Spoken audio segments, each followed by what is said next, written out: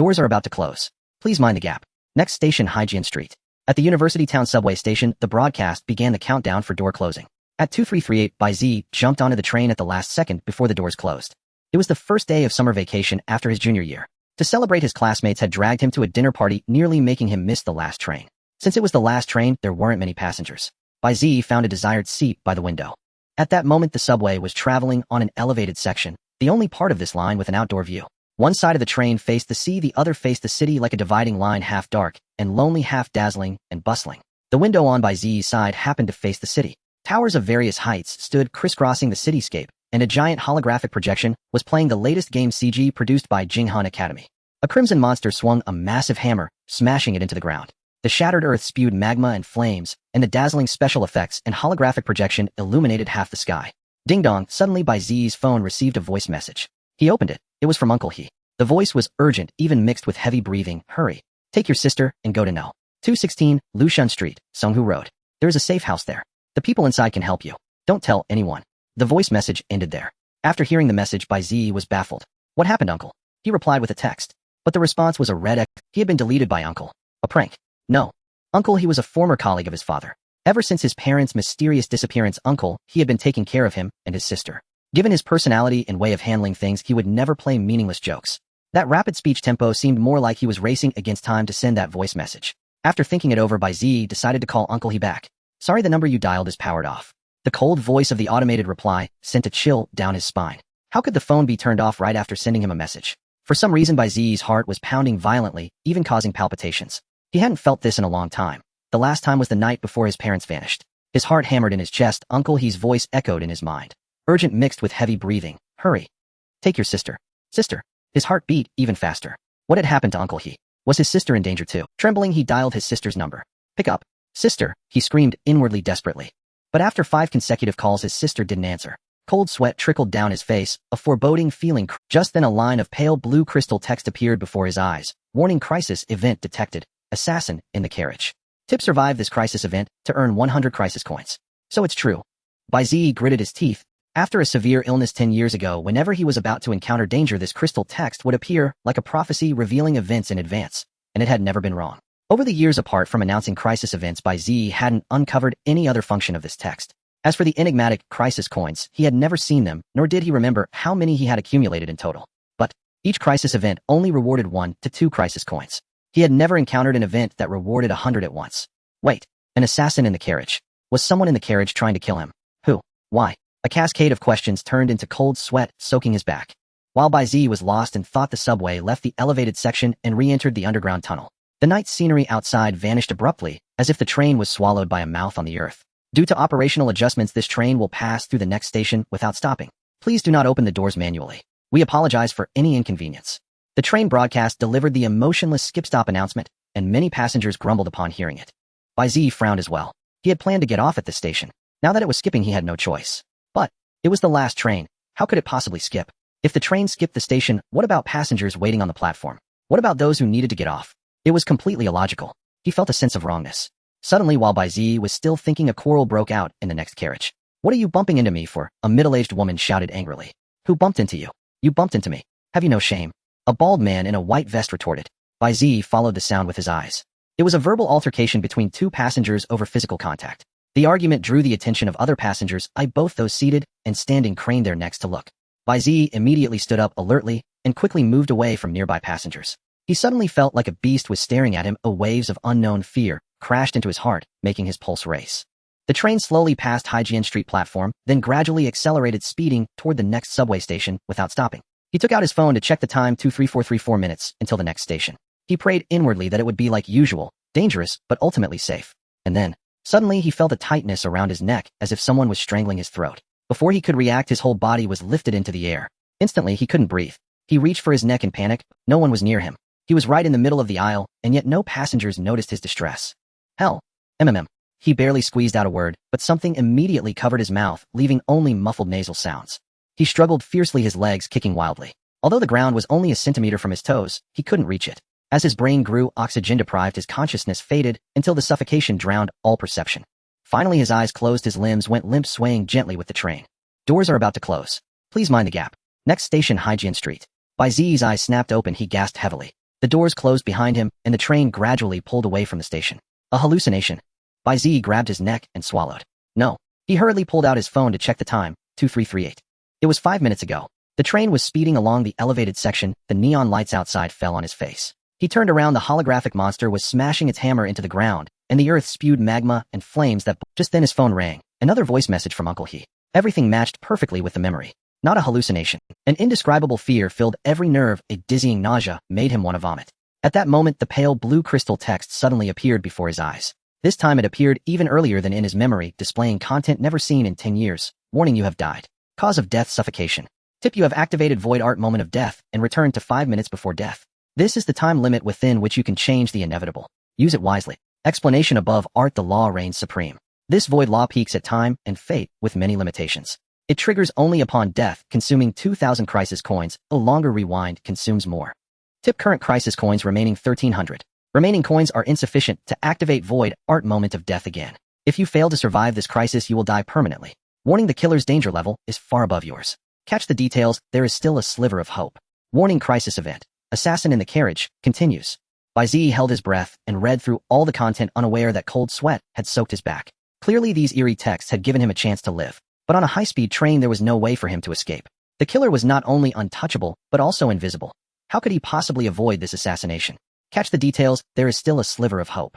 Bai Ziyi analyzed this sentence, took a deep breath, and calmed himself. He only had one chance. There must be some detail he had missed in the previous round, the key to this inescapable trap. Calm down. Although he couldn't see the killer, it was certain the killer wasn't near him right now. Otherwise he would have struck already. At this moment the train left the elevated section and re-entered the tunnel. The driver's announcement arrived as promised, due to operational adjustments. Time was running out. Catch the details, there is still a sliver of hope. Bai Ziyi recalled the crystal text's hint. Details. Suddenly a thought struck him. He opened his phone and looked up the subway passenger emergency guide. Seconds later the quarrel broke out in the next carriage again. What are you bumping into me for? A middle-aged woman shouted angrily. Who bumped into you? You bumped into me. Have you no A bald man in a white vest retorted. All passengers looked at the quarreling pair. However, the corner of Bai Ziyi's eye was drawn to a middle-aged passenger. More precisely, it was that passenger's suitcase that caught his attention. It had been placed by the aisle, but while the train ran smoothly, it slid sideways as if kicked. 2 seconds later, a nearby female passenger's shoulder bag suddenly slipped off. She glanced back, but continued chatting with her friend unconcerned. Then a crumpled piece of paper on the floor was suddenly flattened, leaving a strange footprint on it. These were details he had missed in the previous round due to fear. Now all the details were like puzzle pieces coming together to form an answer. There was something invisible in the carriage closed. The assassin in the carriage. It was coming. Bai Ziyi confirmed its direction, pretended to be calm, and walked toward the rear of the train. The train was about to pass Haijian Street platform. Only one chance, time was almost up. He quickly moved through carriages, finally reaching the tail of the train. Bai Ziyi looked back. One by one, untouched handrails swayed violently, getting closer and closer to him. Oh, I was wondering why you kept walking faster. So you noticed? A demon-like whisper sounded less than an inch, and the breath of death rushed toward him. But still there was nothing visible. This time the assassin decided to strike early, as if provoked by Bai Ziyi's reaction. Suddenly he was pressed against the door by an invisible force. His neck tightened, and his whole body was lifted up. Pain and suffocation followed, breathing became harder and harder. Seeing the train was entering the station, Bai Ziyi suddenly struggled fiercely, reaching his hand toward the door edge. The assassin let out a contemptuous laugh. Don't struggle. They've all been corrected by the Great Ordinance. No one can see here. At that moment Bai Ziyi's hand touched a plastic cover plate on the door. Using all his strength, he pried the cover off and grabbed the rotary switch inside.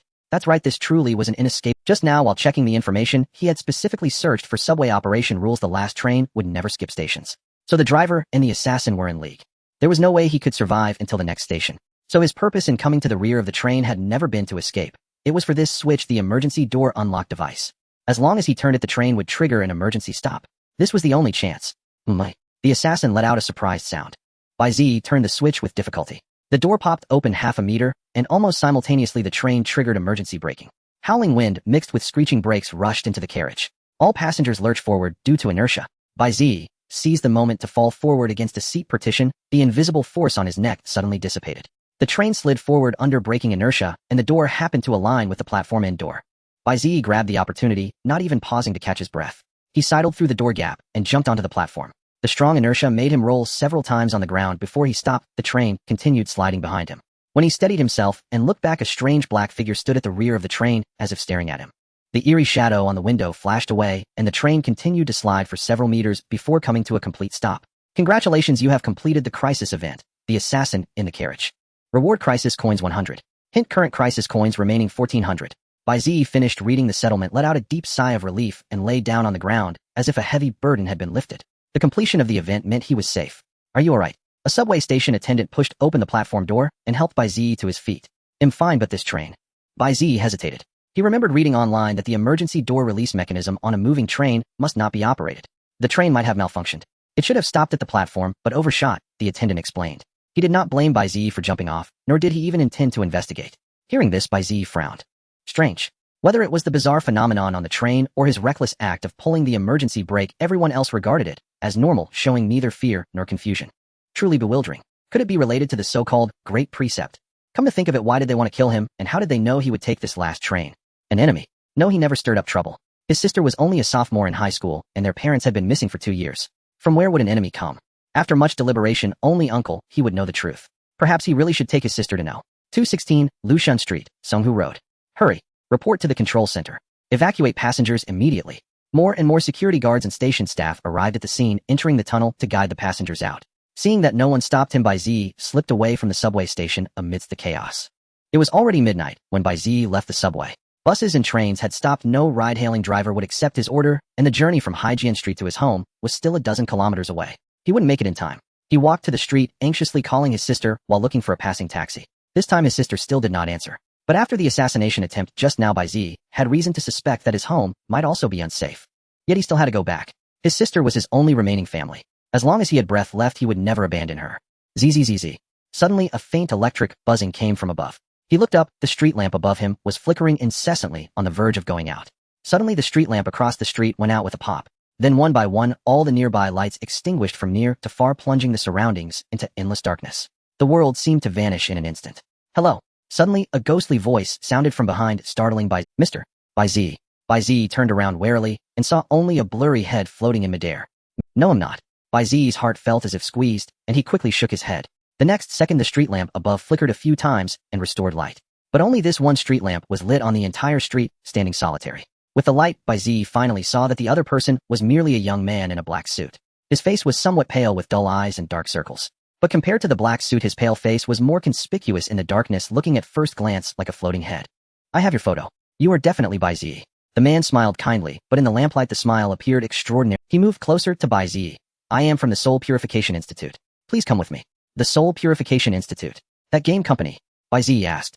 The man in the suit nodded. Yes, but we are not an ordinary game company. Bai Ziyi recalled the game CG and stepped back warily. Sorry, I'm really not Bai Ziyi. You've got the wrong person. Is that so? Isn't this you?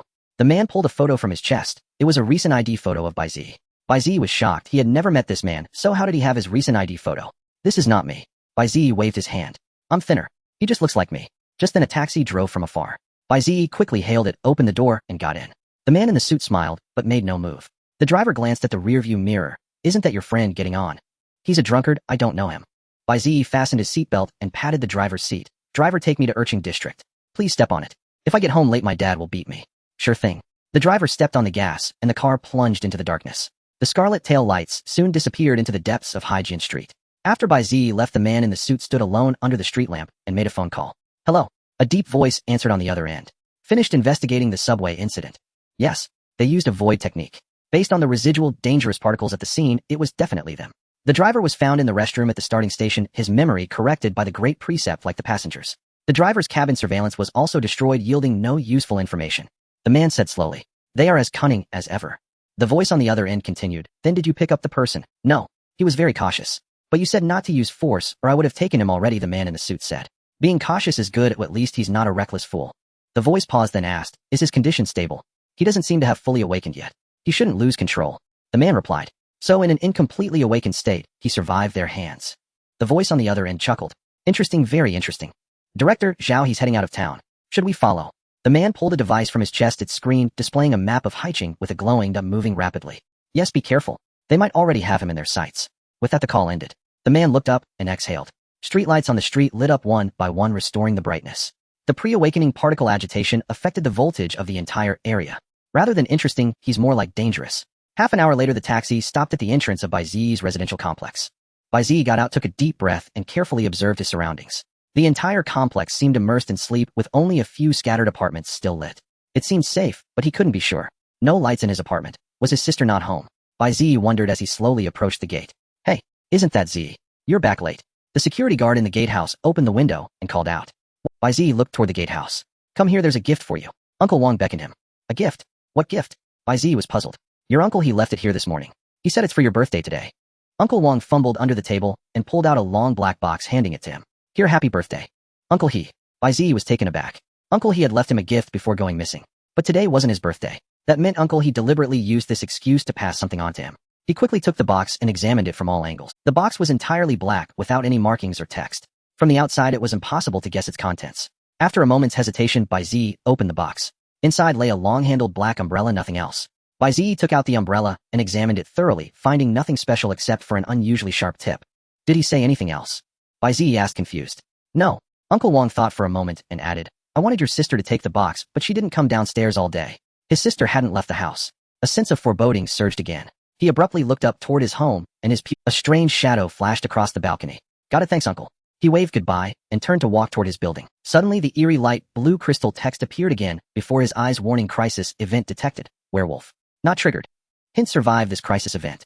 Reward 300 crisis coins. 300. Bai Ziyi's eyes widened. The event that rewarded 100 coins had already killed him once. This time, 300 coins would mean dying 3 times over. No, he didn't have enough crisis coins for another death.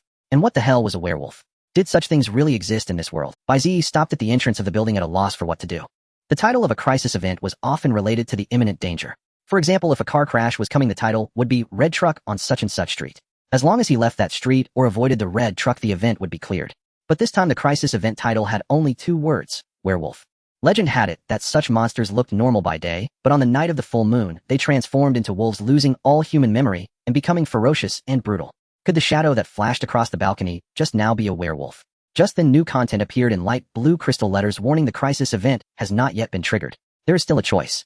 Option 1, flee immediately. Go to No. 216, Lushun Street, Songhu Road. You will be protected and your life will no longer be threatened. Option 2, go upstairs and trigger the crisis event. A slim chance of survival. Bai Ziyi carefully read the new content and fell into deep thought.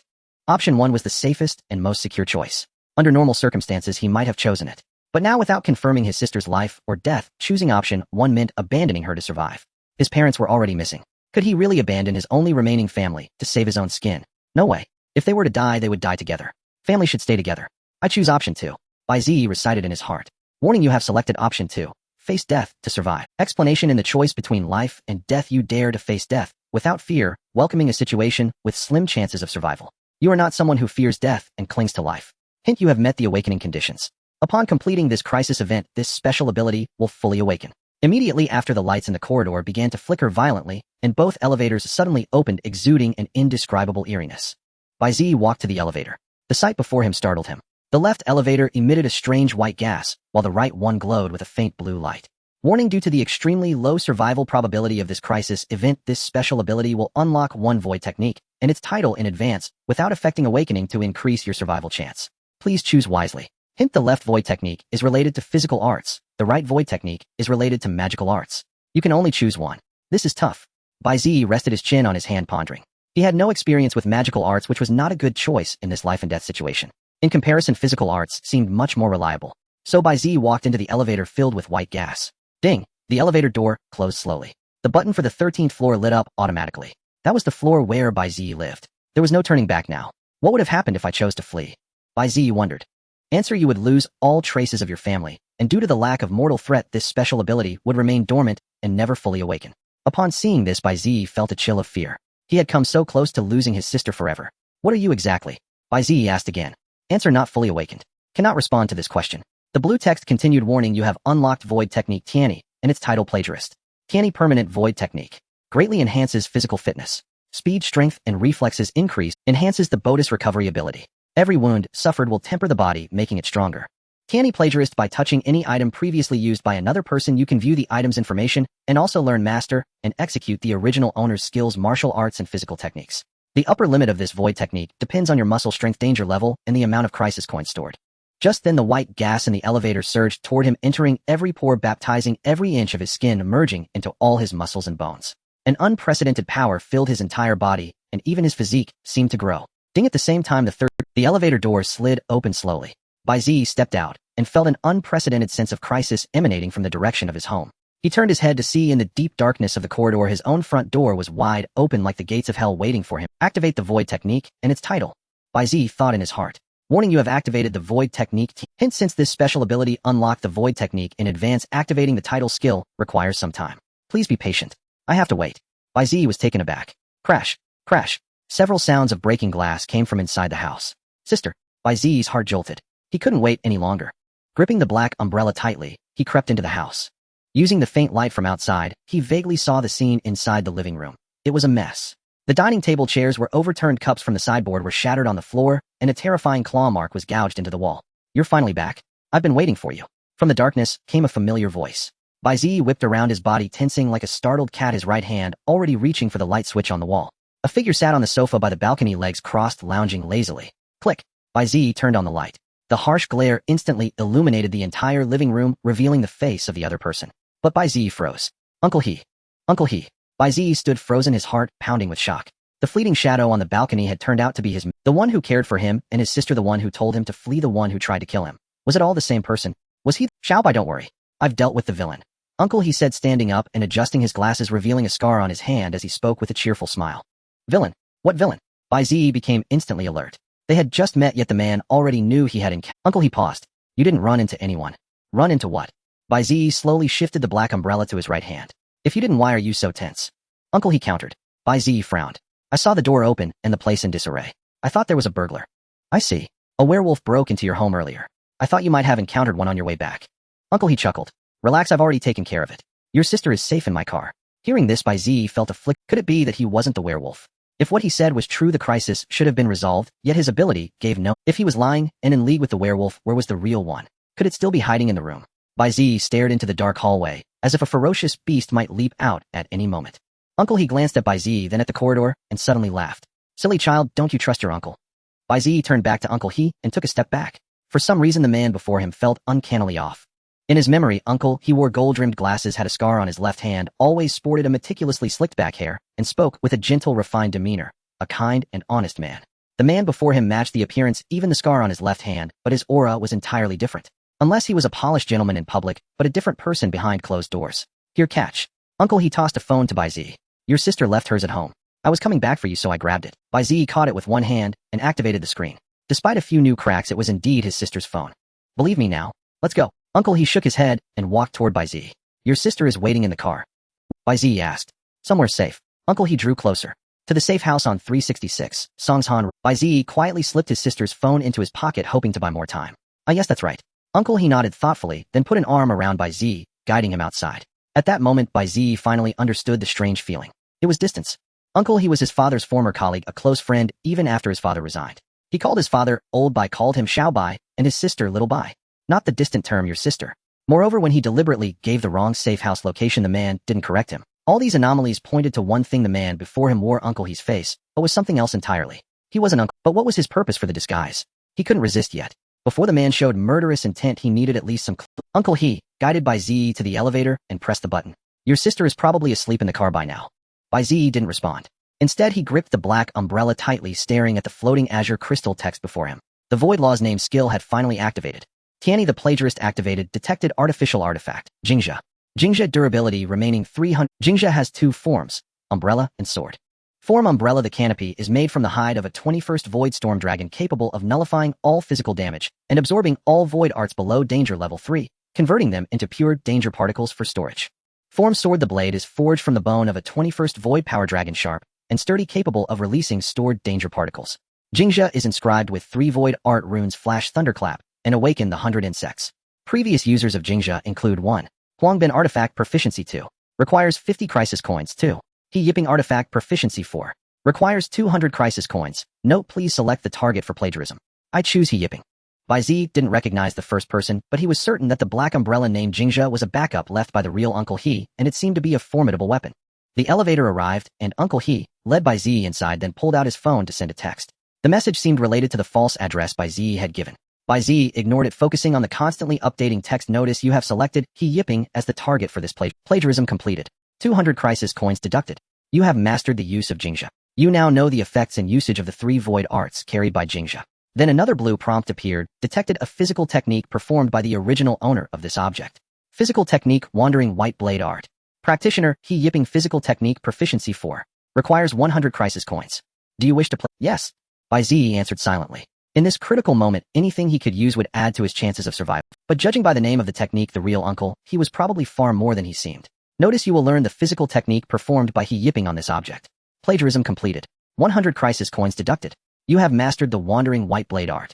As the words faded, intangible particles surged from the black umbrella into Bai Ziyi's mind. Before he could examine them, they scattered through his limbs and bones, vanishing without a trace. Fragments of battle scenes that weren't his own flashed through his mind, both familiar and alien. A dull ache spread through his muscles like the soreness after overexertion, and they trembled uncontrollably. Bai Ziyi looked at the black umbrella again, and a wave of intimacy washed over him. It was no longer a cold black object, but a companion he had fought alongside for years, a partner that had led him through desperate battles and brought him back from the brink. Why are you shaking? Uncle, he noticed Bai Ziyi's trembling and asked. Bai Ziyi stammered. Uncle, I don't know why, but I'm scared. Scared? Uncle, he let out a meaningful laugh. Haha, once you're in the car, you won't be scared anymore. I think so too. Bai Ziyi took a deep breath, suppressing the muscle tremors. His determined eyes seemed to burn with. They reached the basement parking lot on the first underground level. The area was filled with residents' private cars, and under the dim lights the shadows seemed to hide deadly threats. Bai Ziyi walked behind, Uncle he cautiously observing his surroundings. Perhaps because it was late at night, the parking lot was eerily quiet with no other residents around. It seemed there were no other accomplices present either. Your sister is inside. Go reunite with her. Uncle, he stopped in front of a black commercial vehicle, urging him. Suddenly a change occurred. From behind him came a sound like a dragon's roar cutting through the wind, and in an instant a sharp metal tip pierced through his chest. He turned his head with difficulty, only to see Bai Ziyi holding a pitch-black slender sword. The black umbrella had vanished. This was Jing's second form, the sword. Xiao Baiyu. Shock and rage flickered across Uncle He's face, twisting his expression grotesquely. Bai Ziyi pulled the slender sword from Uncle He's chest. He didn't know if the wound would be effective, but he knew this was his own. Uncle He collapsed to the ground, his face full of shock. Xiao Bai, why did you do this? Your sister really is in the car. Stop pretending, monster. Bai Ziyi stepped back, assuming a fighting stance. You shouldn't be dead from a wound like that, Uncle. No, Mr. Werewolf. Uncle He's expression shifted dramatically, then he burst into laughter, all traces of weakness gone. How did you I don't owe you an explanation. Bai Ziyi's muscles were taut as a drawn bow. Uncle He's mouth suddenly split open, and a long snout filled with sharp teeth burst through the skin. At the same time, his body swelled several times over. Gray-black fur and bulging muscles tore through his clothes. His massive frame blocked the light behind him, the wound on his chest healing rapidly, and his enormous shadow loomed over Bai Ziyi. In just 2 breaths, Uncle He had transformed into a werewolf over 2 meters tall. The terrifying pressure made Bai Ziyi feel suffocated. Why don't you cherish life, brat? The werewolf stretched its massive body, eyes wide with fury. You know, as merchandise, you and your sister are different. Even as a corpse, the client will take you. It's just that the price is higher if you're alive. My companions all thought it'd be easier to kill you. I fought for your chance to live, but you didn't appreciate it. Now I've changed my mind. Merchandise should be dead. With that, the werewolf's claws extended, gleaming with deadly sharpness, and swung at Bai Ziyi with blinding speed. Bai Ziyi reacted quickly, flicking his wrist to transform the slender sword back into the black umbrella, opening it just before the claw strike landed. The razor-sharp claws instantly severed the overhead light tubes and tore through nearby car doors. The car alarms blared into the night. But when those claws, which seemed capable of cutting through anything, struck the black umbrella, they only produced a dull thud, like heavy rain falling on an umbrella, harmless. You use Jingzhe to absorb 33 claw strikes. Durability, 33. Jingzhe durability remaining 284. The azure crystal text flashed in and out of view. The werewolf paused, then retracted its claws. Its wolfish mouth opened wide, danger particles gathering on its sharp fangs, gradually forming a massive, ferocious wolf head projection. Void art bite kill. The danger particles converged, the projection solidified, and the wolf head opened its fangs, snapping down on the black umbrella. Boom. At the moment of impact, the violent danger particles erupted, whipping up a fierce gale that scattered shards of glass everywhere. The black umbrella trembled like a candle in the wind, on the verge of collapse. The crystal text flashed frantically. You use Jingzhe to absorb an unknown void art. Durability, 25. Jingzhe durability remaining 259. Jingzhe has stored the danger particles of this void art. Void art rune uses too. One of Jingzhe's traits was its ability to absorb void arts below danger level 3 and convert them into stored danger particles, enabling the activation of its 3 void arts. An artifact. The werewolf realized, lunging at Bai Ziyi. In that instant, Bai Ziyi's mind flooded with images of battles using Jingzhe, memories of He Yipping. Those combat techniques originally belonging to He Yipping were now fully mastered by Bai Ziyi through the Tianyi the Plagiarist.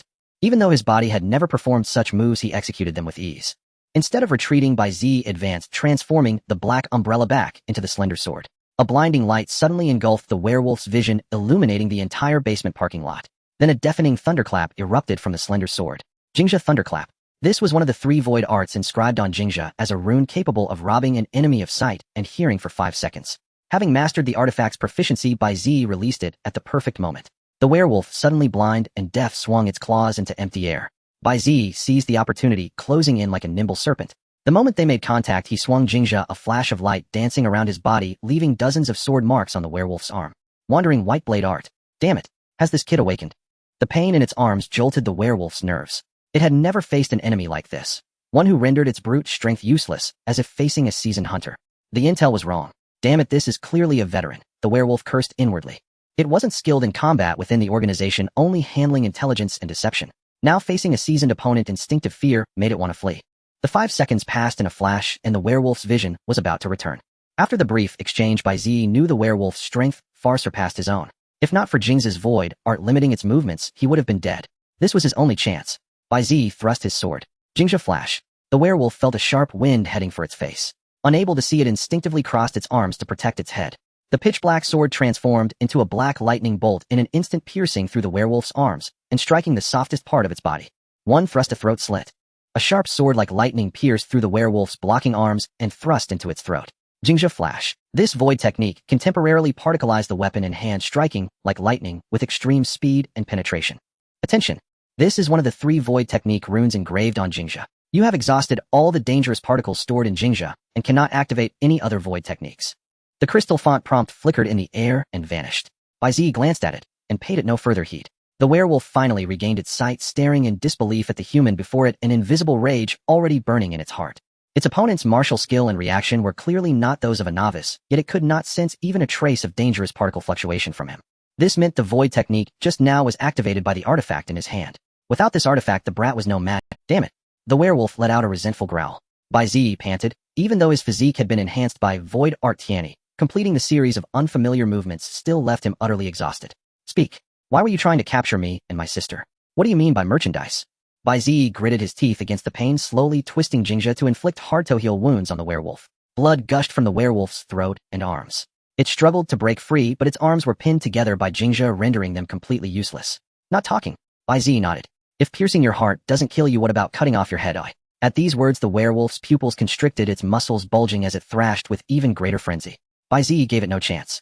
He twisted the sword, severing the werewolf's head along with its arms. The werewolf's body knelt in place as blood sprayed out, splattering onto Bai Ziyi. Its head rolled to Bai Ziyi's feet, letting out a terrifying howl. Damn brat, you're nothing but a whelp wielding a powerful artifact. You have no real skill. Bai Ziyi could not deny it. His void art was not an offensive type. Without Uncle Yi's artifact, he would have died in the very first exchange under the werewolf's claws. He stomped on the wolf's head, raised his sword, and said coldly, "Aren't you going to beg me? Trade some information for your life." The werewolf laughed heartily. "You want to know where your sister is? I won't tell you. Kill me, and my kin will hunt you to the ends of the earth. You should be the one begging." As its words faded, the werewolf's headless body suddenly sprang up and lunged at Bai Ziyi. "Fine, then, see you in hell." Bai Ziyi sidestepped, dodging the flying body, and then drove Jingjia forcefully into its wolf head, ending its. The werewolf's body instantly lost its momentum and collapsed nearby.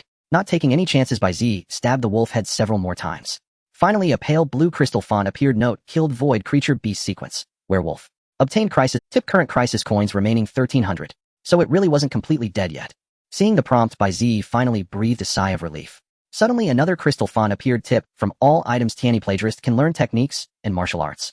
All items. Bai Ziyi pondered for a moment, then walked to the werewolf's corpse, used Jingjia to sever a finger, and sure enough, a series of pale blue crystal fonts appeared. Tianyi plagiarist activated. Detected werewolf limb. Gray wolf SIXS finger. As this item is a biological limb containing a vast amount of information, Tianyi plagiarist will analyze it. Please do not move too far from this item. So body parts count as items too. Bai Ziyi suddenly understood, putting the werewolf's finger into his pocket. Gray Wolf 6, that must be its name, right?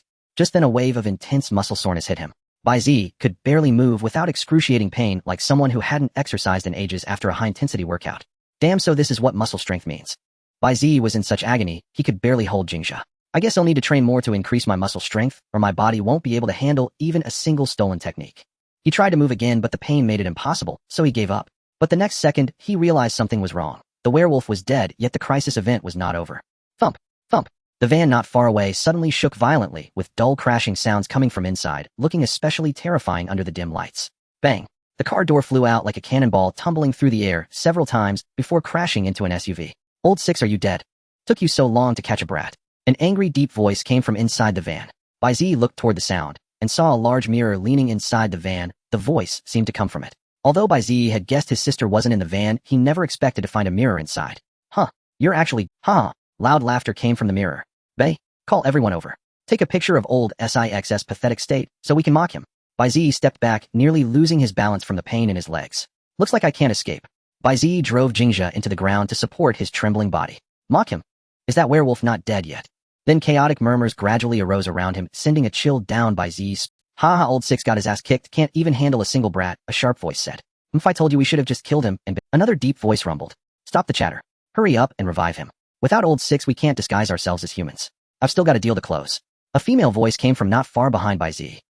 The faint discussions came from all directions. What made his blood run cold was that every voice originated from parked cars or walls, places where there were no people at all. Come. At the command, a nightmarish scene unfolded before his eyes. Every reflective surface rippled like a... One by one werewolves emerged, from car windshields, from the rearview mirrors on walls, even from a puddle of water on the ground, revealing the upper halves of their bodies. They were of varying sizes and hideous in appearance. Even with only half their bodies visible, their bestial cruelty was palpable. The aura they emitted was several times stronger than the werewolf he had just killed. This hellish scene would give anyone nightmares just by looking at it. In the entire underground parking lot, only the mirror inside the van remained still, but Bai Ziyi knew well that an even more terrifying presence lurked within.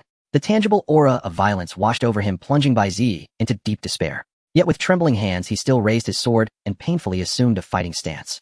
This time there was no coming back, no retreat. Only a fight to the death. Kill. At the low growl, all the werewolves moved. Almost simultaneously, dozens of werewolves released their void techniques. A dazzling array of particle light instantly engulfed Bai Ziyi.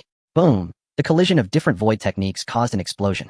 The nearest vehicles were instantly reduced to scrap metal. Flames and heat waves surged outward, and the parking lot was filled with the continuous blaring of car alarms.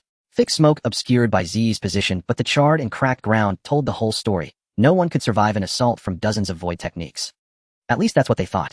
The thick smoke triggered the fire alarm, and the still functioning sprinklers began to operate, sending down a heavy rain on the underground level. After a moment, the fire was finally extinguished by the sprinklers, and the smoke gradually dissipated, revealing the severely dented ground. No! An angry wolf howl came from the mirror inside the van. Where is he? The werewolves then realized that at the site of the void technique bombardment, there wasn't even a single corpse. Quick! Find him! If he escapes, old Six can't be revived. The female werewolf shouted frantically. The werewolves lifted their heads and sniffed hard, trying to catch Bai Ziyi's remaining scent in the air. But after the explosion, the air was filled with the pungent smell of burning, making it impossible to find his trail. That kid had simply vanished from right under their noses. A black BMW M2, its hazard lights flashing, was parked in front of a convenience store. An unopened bottle of water sat in the passenger seat. The next moment, the bottle of water vanished, replaced by a young man in a blood-stained white shirt. Hold on tight. The driver gave a brief warning before flooring the accelerator. The engine roared like a beast, startling nearby residents. The dazzling taillights painted a streak of red across the street before disappearing into the depths of the night.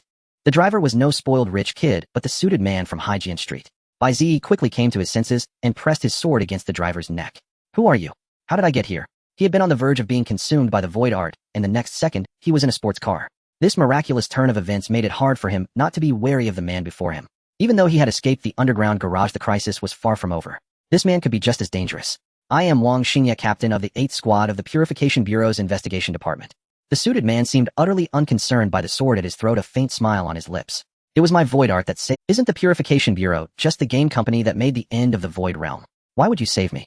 Bai Ziyi, the Purification Bureau isn't a game company, and the end of the void realm isn't a real game. It's all a facade for ordinary people. As for the reason, you'll find out soon enough. Wang Xingye noticed the blood on Bai Ziyi's clothes and looked surprised. That blood on you.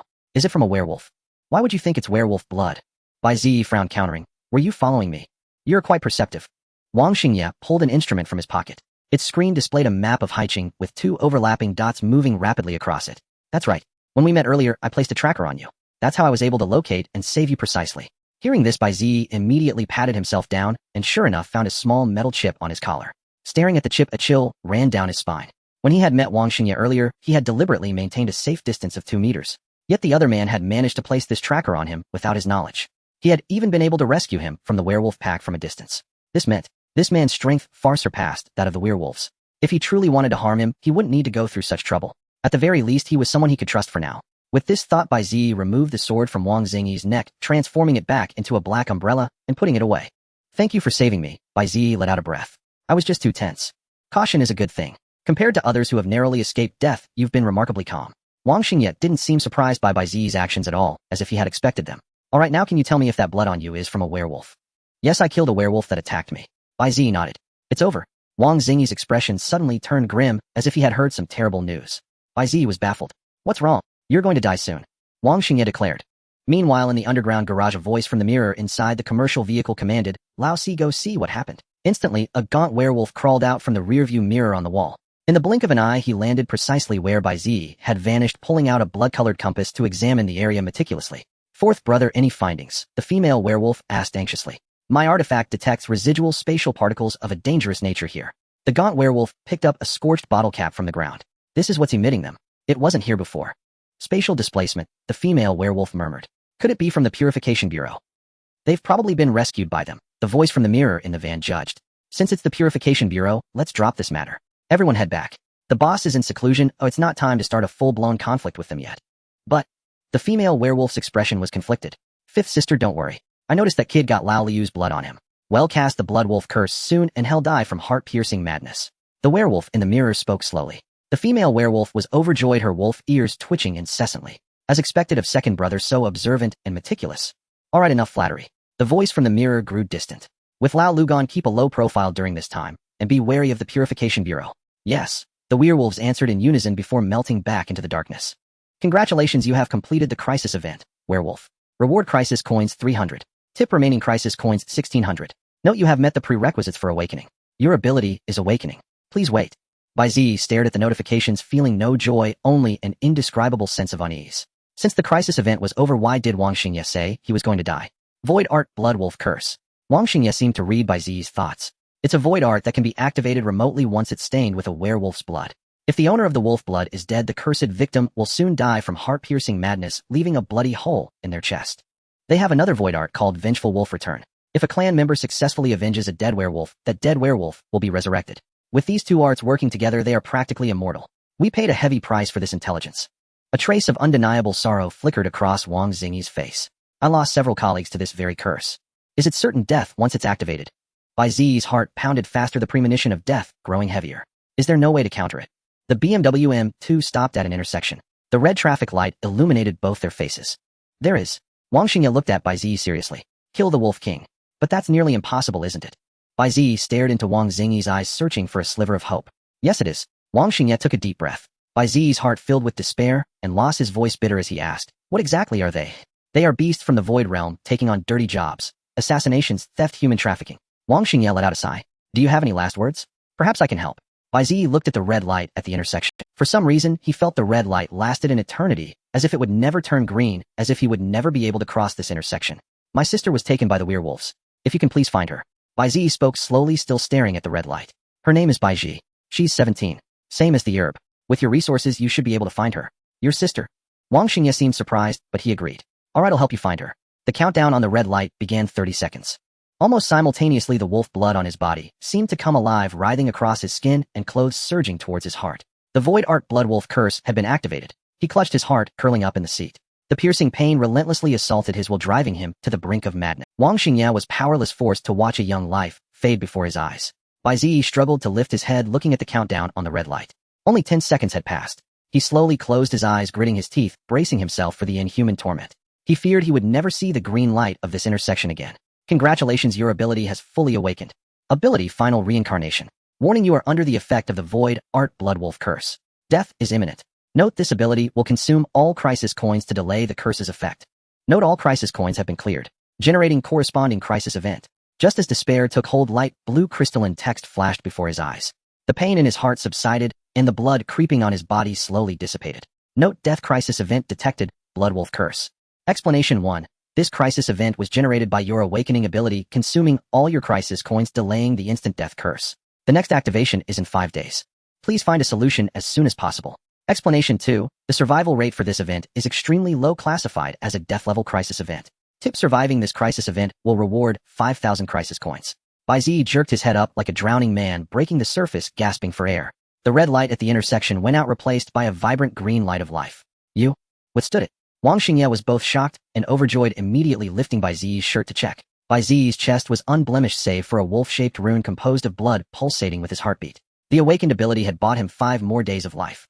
There was still a chance to live. It's green. Let's go. Bai Ziyi panted heavily, but a smile of survival bloomed on his face. Wang Xingye was stunned for a moment, then floored the accelerator. The M2 shot forward like a runaway stallion roaring into the distance. Hold on tight. At 3:55 a.m., within the abandoned Seaheart Brewery on the outskirts of Haicheng, dozens of werewolves each clutched a tuft of fur, encircling a ritual array. The firelight at the center of the array cast their shadows upon the walls, colossal lupin silhouettes dancing eerily in the flames. Strange, why isn't Old Six reviving yet? A gaunt werewolf paced back and forth holding a blood-tinged compass. The Blood Wolf curse has been activated, and we've prepared all the materials for resurrection. Why can't the void art return of the vengeful wolf be triggered? Wolf 5 grew frantic, baring her claws. Fourth brother, think of something. There's only one possibility. Black Wolf 4 put away the compass, his expression complex.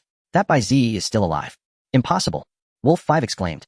The Blood Wolf curse has never failed. It has even killed a level 5 danger-rated awakened. How could a newly awakened young man survive?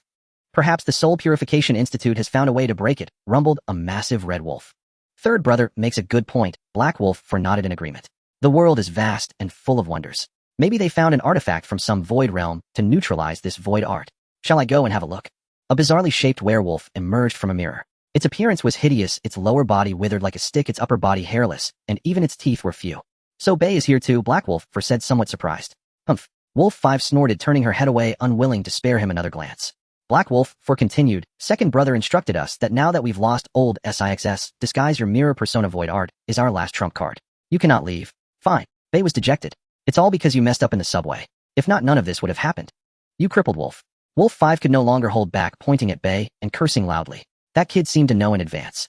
He went straight to the back of the train, twisted some switch, forced an emergency stop, and escaped. Bai lowered his head, shrinking his neck.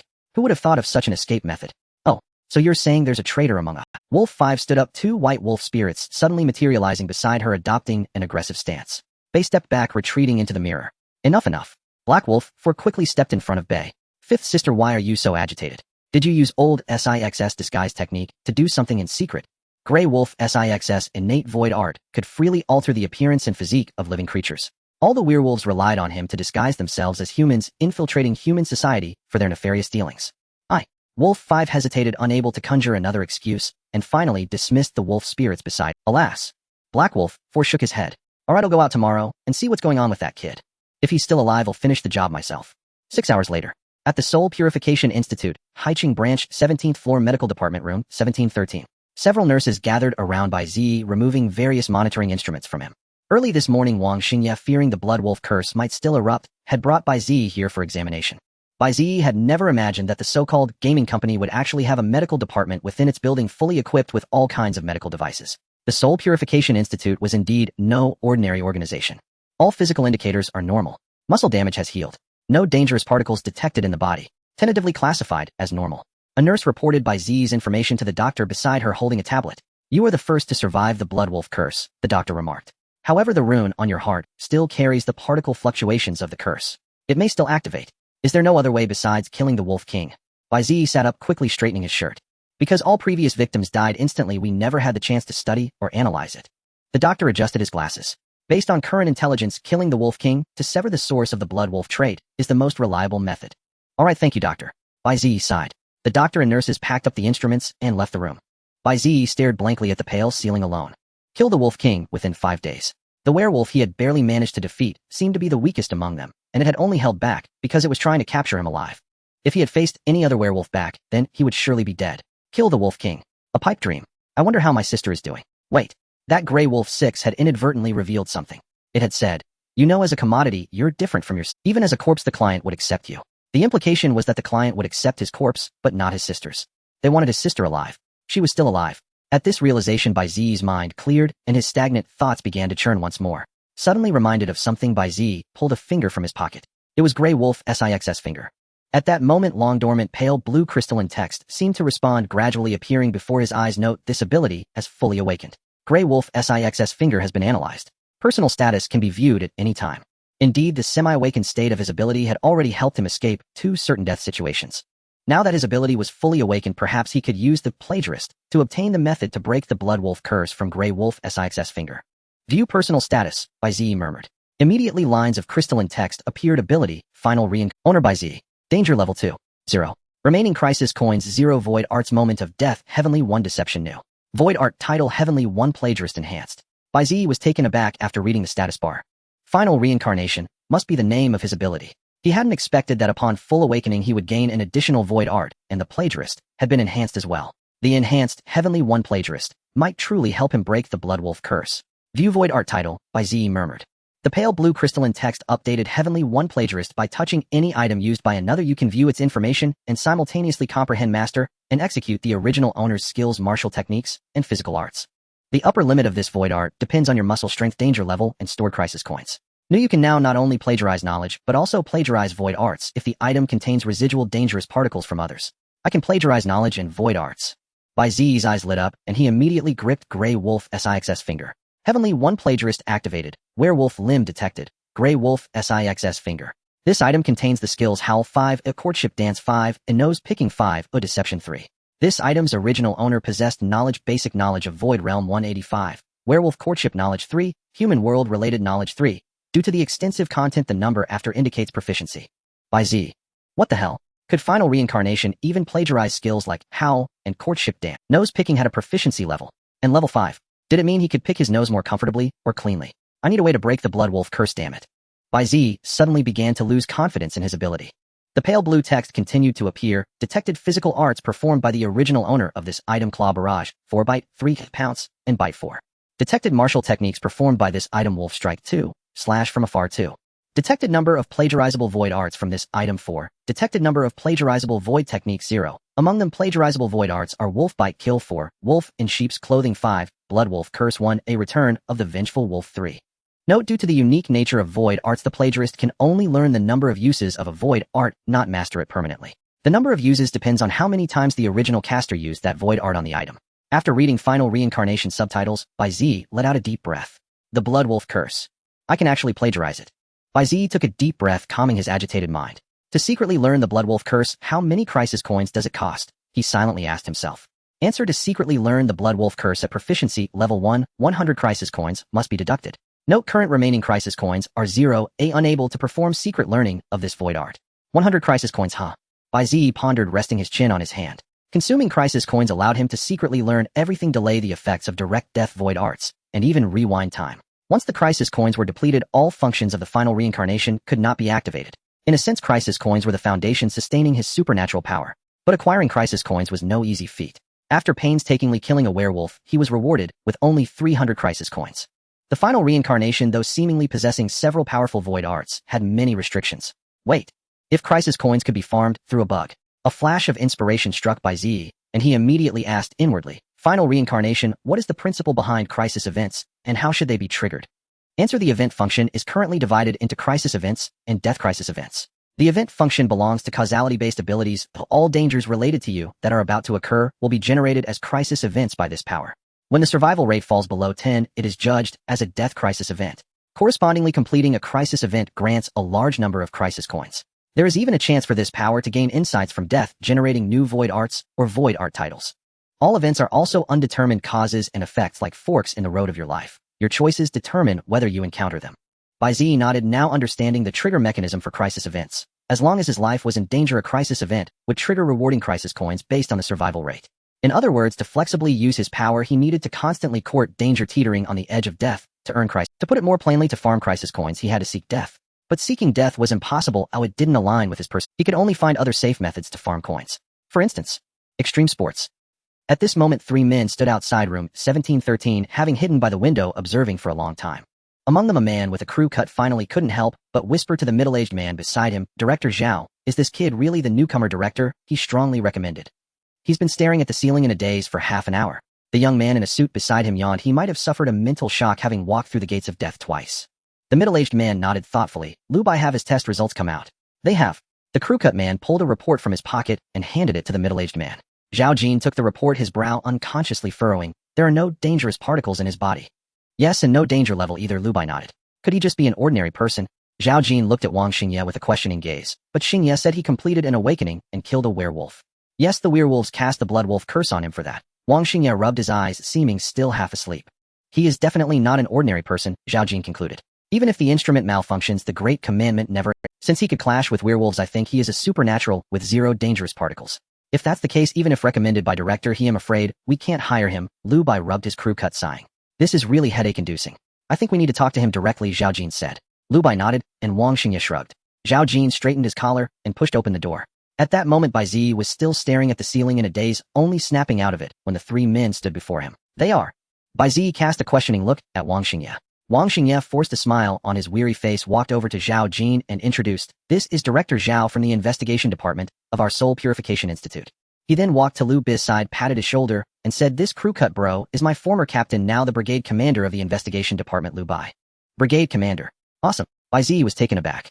Ahem. Lu Bai coughed awkwardly and shot Wang Xingye. "Hello Bai Ziyi." Zhao Jin sat down beside Bai Ziyi and said amiably, "Don't be nervous. We are all colleagues of your Uncle He. He recommended you for an internship at our company, so I sent Wang Xingye to pick you up. Uncle He is from the Soul Purification Institute." Bai Ziyi was startled. He knew He Yipping worked for a game development company, but not its name. "You're saying he sent me to intern at the Soul Purification Institute?" Zhao Jin nodded. "That's right. Where is Uncle He?" Bai Ziyi snapped to attention. It was He Yipping who had warned him of danger last night, yet he was not here now. He. Zhao Jin's eyes flickered with sorrow. Was he also killed by the werewolves? Bai Ziyi's eyes widened. Zhao Jin shook his head. "He died in an assassination." "An assassination?" Bai Ziyi questioned. "Yes, right when Xingye was looking for you at the subway station." Zhao Jin continued. "He died from a knife wound, but the surveillance didn't capture the killer, as if the knife suddenly appeared in his chest. It's the werewolves."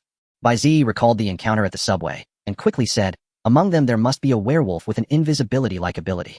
Lu Bai shook his head and interjected, "Calm down. You two were attacked simultaneously. The invisible werewolf was with you on the subway. How could it have appeared at Director He's place at the same time?" Bai Ziyi's mind went blank. After his parents disappeared, He Yipping had always taken care of him and his sister. In his heart he had long regarded He Yipping as family. Now He Yipping's death dealt a devastating blow to his heart, and he could no longer calmly reason about the situation. "Don't worry about He Yipping's matter. We've already begun investigating. If we find any news about the killer, we'll definitely inform you." Zhao Jin patted Bai Ziyi's back, comforting him. "You were recommended by He Yipping, and we know about your ordeal. I'll do my best to help you." "Help me?" Bai Ziyi snapped back to reality. "Can you help me find my little sister?" Zhao Jin was taken aback and looked at the other two. Wang Xingye shrugged, indicating he didn't know either. Instead, Lu Bai spoke up, "Little sister. Cousin or younger cousin?" Bai Ziyi shook his head. "She's my biological sister named Bai Ziyi. She was captured by werewolves last night." The expressions of the three instantly turned strange. "What's wrong? Did she die too?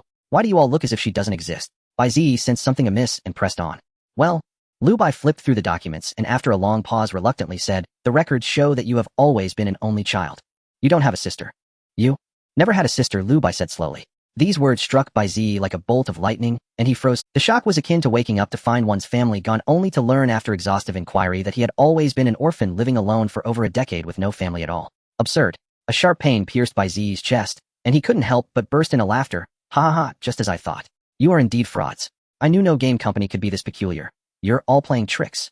Warning, the blood wolf curse is interfering with your mind. Stay calm, or you will go mad and die." Crimson crystal fonts flashed urgently, but Bai Ziyi's consciousness was already compromised, leaving him unable to heed them. "First you lied about Uncle He being dead, and now you claim I have no sister." Bai Ziyi laughed, tears streaming uncontrollably. "Is that even possible? I've lived with my sister for 17 years. And you say she doesn't exist?" "Yes. Even the recommendation letter from Director, he made no mention of a sister." Lu Bai stated bluntly. "Fine. They'll prove it to you."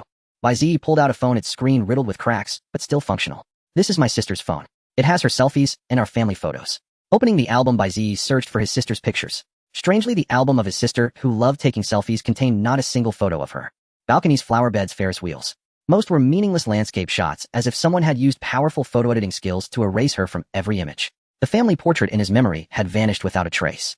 Their joint photos now only showed him alone. Even videos of their outings where she interacted with him depicted him talking to himself with no one else but strangers in the frame.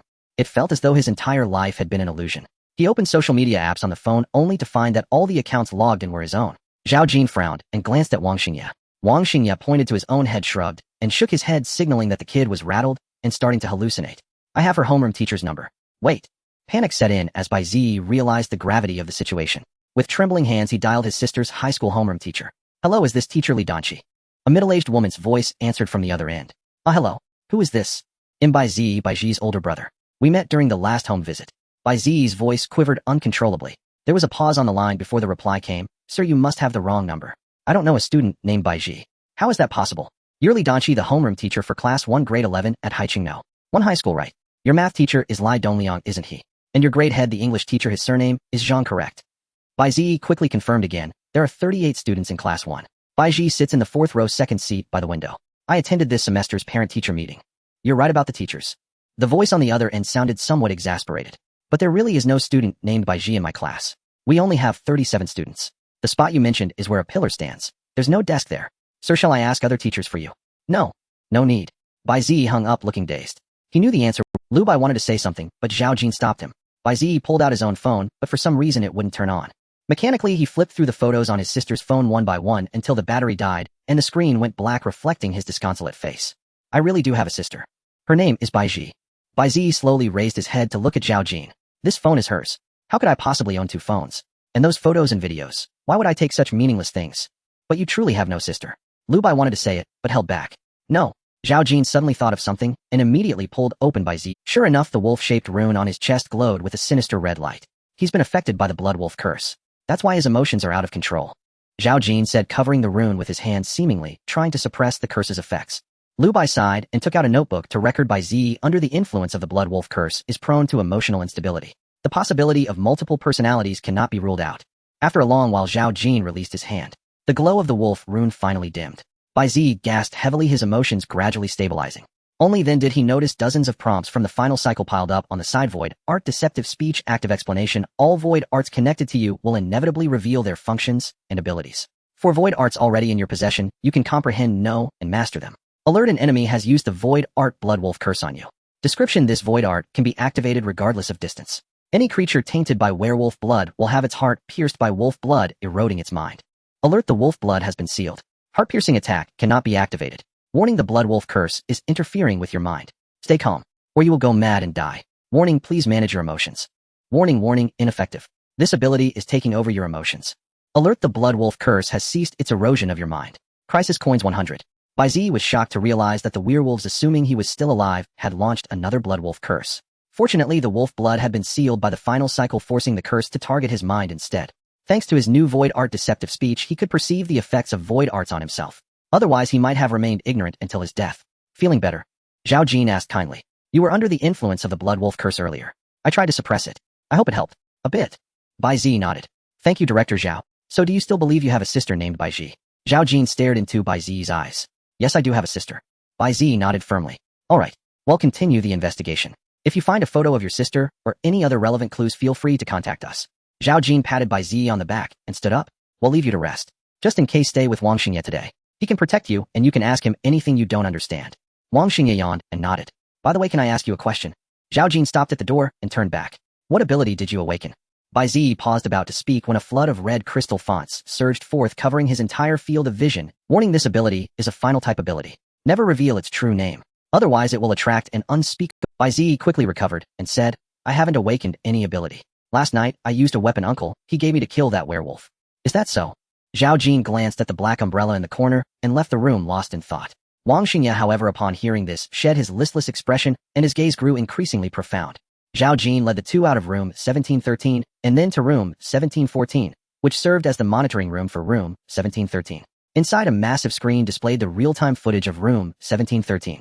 At that moment, Bai Ziyi lay on the bed, his face buried in his hands, his expression obscured from the camera's view. Zhao Jin found a seat, took a deep breath, and asked, What do you make of this?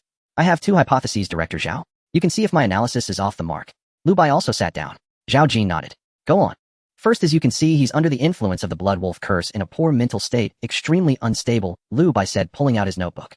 Add to that the shocking news of Director He's demise, and the combined impact has driven him into a state of delirium, uttering nonsense. Second, he may have had multiple personalities or delusional disorder, and the attack paradoxically cured him, but left him confused. This would explain why the photos he showed us all lack his so-called sister.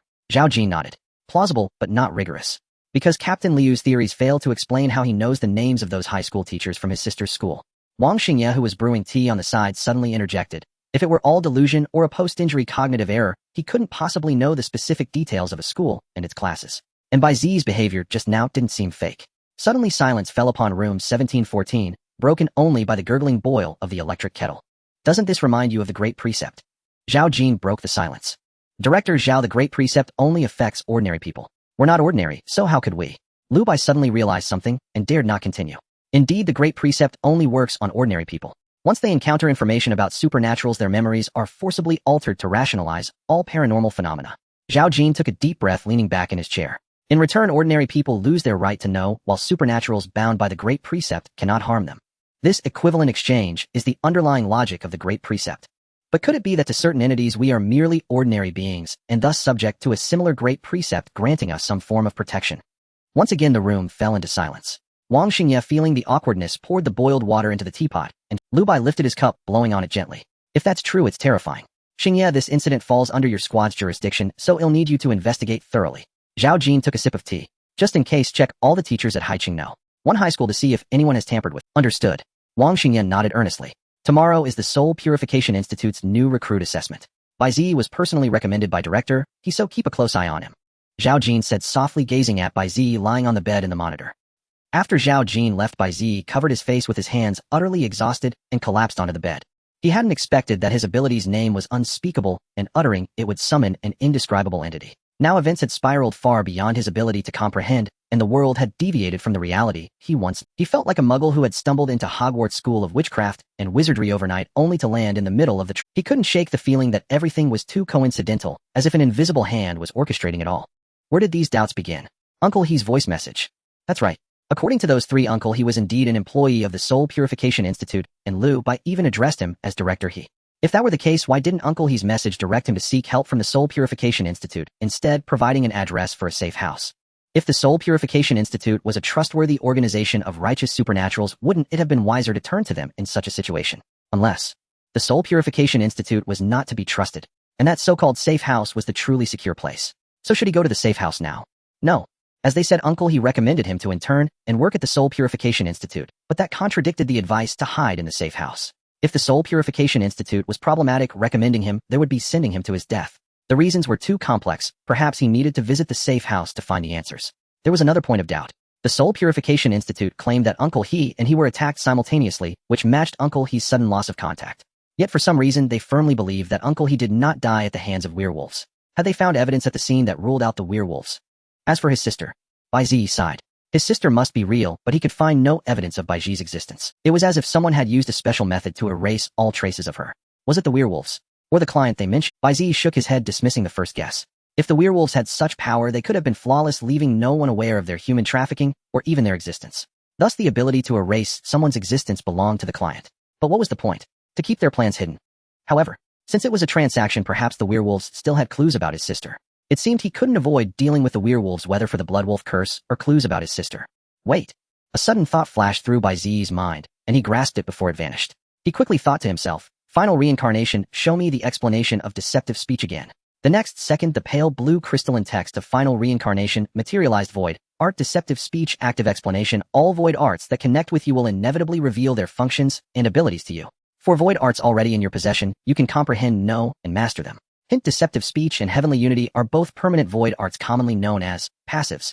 Good. Since deceptive speech is a permanent void art, it should be constantly active, monitoring all void arts that connect with me. Bai Ziyi continued. Then since its activation, has it detected any void arts related to memory alteration or existence erasure? Indeed, this void art could monitor all void arts connected to him. If someone had used a large-scale void art to alter memories or erase existence's final reincarnation, would have a record which could prove his sister's existence. Answer: no related void arts detected. Nothing. Bai Ziyi frowned the reply from final reincarnation, dousing him with cold water. Could it be that the problem is with me after all? The pale blue crystalline text appeared again. Hint: due to your current danger level being too low, void art deceptive speech can only monitor void arts, not void methods. Hint: this ability suggests that you raise your danger level as soon as possible to strengthen the capabilities of void art. Upgrade the danger level. Bai Ziyi was taken aback. He had heard the term danger level repeatedly from nurses and doctors, yet no one had ever explained it to him. Thus he speculated that danger level must refer to the threat posed by an awakened. But wasn't the danger level of every ability determined at the moment of awakening? How do I upgrade it? Bai Ziyi asked. Answer: consume 5,000 crisis coins to upgrade by 0. 5 levels. Bai Ziyi. 5,000 crisis coins. How many dangers and crisis events would he have to endure to earn that much? It might as well be robbery, yet it still helps me upgrade by 0. 5 levels. How wonderful. Suddenly the door was pushed open. Bai Ziyi quickly stopped communicating with the endless cycle. He looked toward the door. The only person entering was Wang Xingye. Lu Bai and Director Zhao were not present. Weren't you just crying and laughing a moment ago? Wang Xingye sat down on the opposite bed and asked curiously, why are you so calm now? Are you really schizophrenic? In the air, crystalline text from the endless cycle immediately appeared.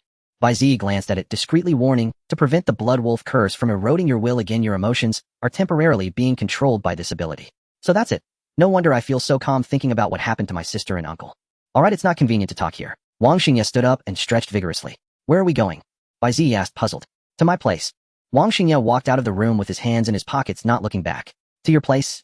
Bai Ziyi was startled, quickly grabbed the black umbrella from the corner, and chased after him. In the corridor, Wang Xingye kept greeting passing nurses, each of whom responded shyly. Bai Ziyi followed behind, and muttered quietly, "Looks like you've been injured a lot. You know every nurse in the medical department." Injured? Wang Xingye glanced back at Bai Ziyi, a proud expression appearing on his disheveled face. "I've never been injured since joining the company. I'm very strong." The last person who said they were strong was Gojo Saveru. Bai Ziyi observed Wang Xingye. "You look frail and lack the aura of a powerhouse. But didn't you witness my strength last night?" Wang Xingye gave an enigmatic smile. "Hey, why do you have to say something so—" Bai Ziyi was startled and nervously looked around as sure enough a few nurses had overheard and were whispering. All right. Wang Xingye led Bai Ziyi into the elevator. Once the doors closed, Wang Xingye turned his back to the surveillance camera and quietly raised a finger to his lips. "Don't speak." Bai Ziyi understood and said nothing more. They remained silent until they reached the underground garage. Along the way, they occasionally encountered some Soul Purification Institute personnel.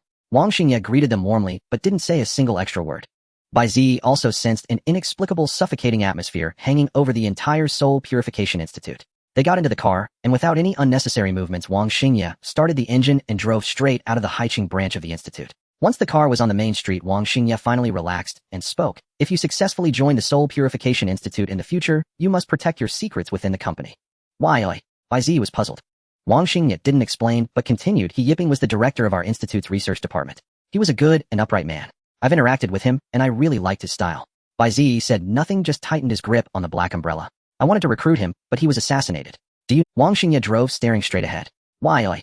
Bai Ziyi asked. "Because he discovered the institute's secret." Wang Xingye enunciated each word, and in turn the institute discovered his secret. "Are you saying the institute is monitoring everyone?" Bai Ziyi's pupils contracted. "Why are you telling me this?" "Because you're the new recruit he recommended. That's why I'm telling." Wang Xingye turned the steering wheel, his disheveled face bearing an unusually resolute gaze. "I trust his judgment, so I trust you." With that, both fell silent. A pink pig with a spinning windmill hung from the air conditioning vent in Wang Ziyi's car. "So you want me to take his place, team up with you, and investigate the institute's secrets, eh?" Bai Ziyi asked. "Exactly," Wang Xingye nodded. "Tomorrow there will be a newcomer screening assessment. If you pass, you'll become a member of the Soul Purification Institute. If you perform well, you can choose the department you want to join. I hope you'll choose the investigation department. Currently, the 8th squad only has me. Of course, before you graduate, your status will be an intern. But I haven't awakened any ability." Bai Ziyi said. "Stop pretending. I didn't expose you back at the company, but I was right beside you when you awakened last night. You think I don't know?" Wang Xingye smiled silently. "I don't care what your ability is. Why you didn't register a danger level or danger particles is none of my concern." His lie exposed, Bai Ziyi scratched his head awkwardly. "But I still have the Bloodwolf curse on me. I don't know when he'll die. Give me 7 days. It'll help you resolve it," Wang Xingye said confidently. "The investigation department is already on the move. I believe we'll soon locate their lair." 7 days. That's far too late. Bai Ziyi sighed. "What? You don't want to intern under me?" Seeing him sigh, Wang Xingye raised an eyebrow. "It's fine. Even if you don't join my squad, as long as you pass the assessment, no matter which department you go to, it'll still help you." Just then, crystalline text from the endless cycle appeared. "Warning, crisis event detected. The laboratory of no return. Hint, surviving this crisis event will reward 1,000 crisis coins. Warning, the crisis event has not yet been triggered. You still have a choice. Option 1, I refuse to participate in tomorrow's newcomer screening assessment. You will not be monitored by the Soul Purification Institute and can head to the investigation safe house. Option 2, accept tomorrow's newcomer screening assessment. You will experience unprecedented bizarre events with a survival rate of 45. Bai Ziyi was momentarily stunned, then immediately asked Wang Xingye, "Is tomorrow's assessment very difficult?" Seeing the green light at the intersection counting down, Wang Xingye floored the accelerator, and the M2 roared through the crossing. "Honestly, I don't think you'll pass this assessment." "Why?" Bai Ziyi was extremely surprised. "No way. Does the Soul Purification Institute require risking your life for recruitment? What are you afraid of death?" Wang Xingye shot him a glance. "The rookie screening assessment takes place within the Void Realm. There's no danger to your life, but it's genuinely challenging." "No danger to life. Then how could a crisis event be triggered? Could there be hidden circumstances behind this? What if I choose not to participate in the assessment?" Bai Ziyi asked tentatively. "Since Uncle He is the director of the research department, with his recommendation, shouldn't I be able to join the Soul Purification Institute smoothly?" "Dream on." Wang Xingye shook his head. The Soul Purification Institute is one of the top paranormal organizations in the world, controlling half of the Federation's economic power. Although it operates under the guise of a gaming company, the employee benefits they announce are all real.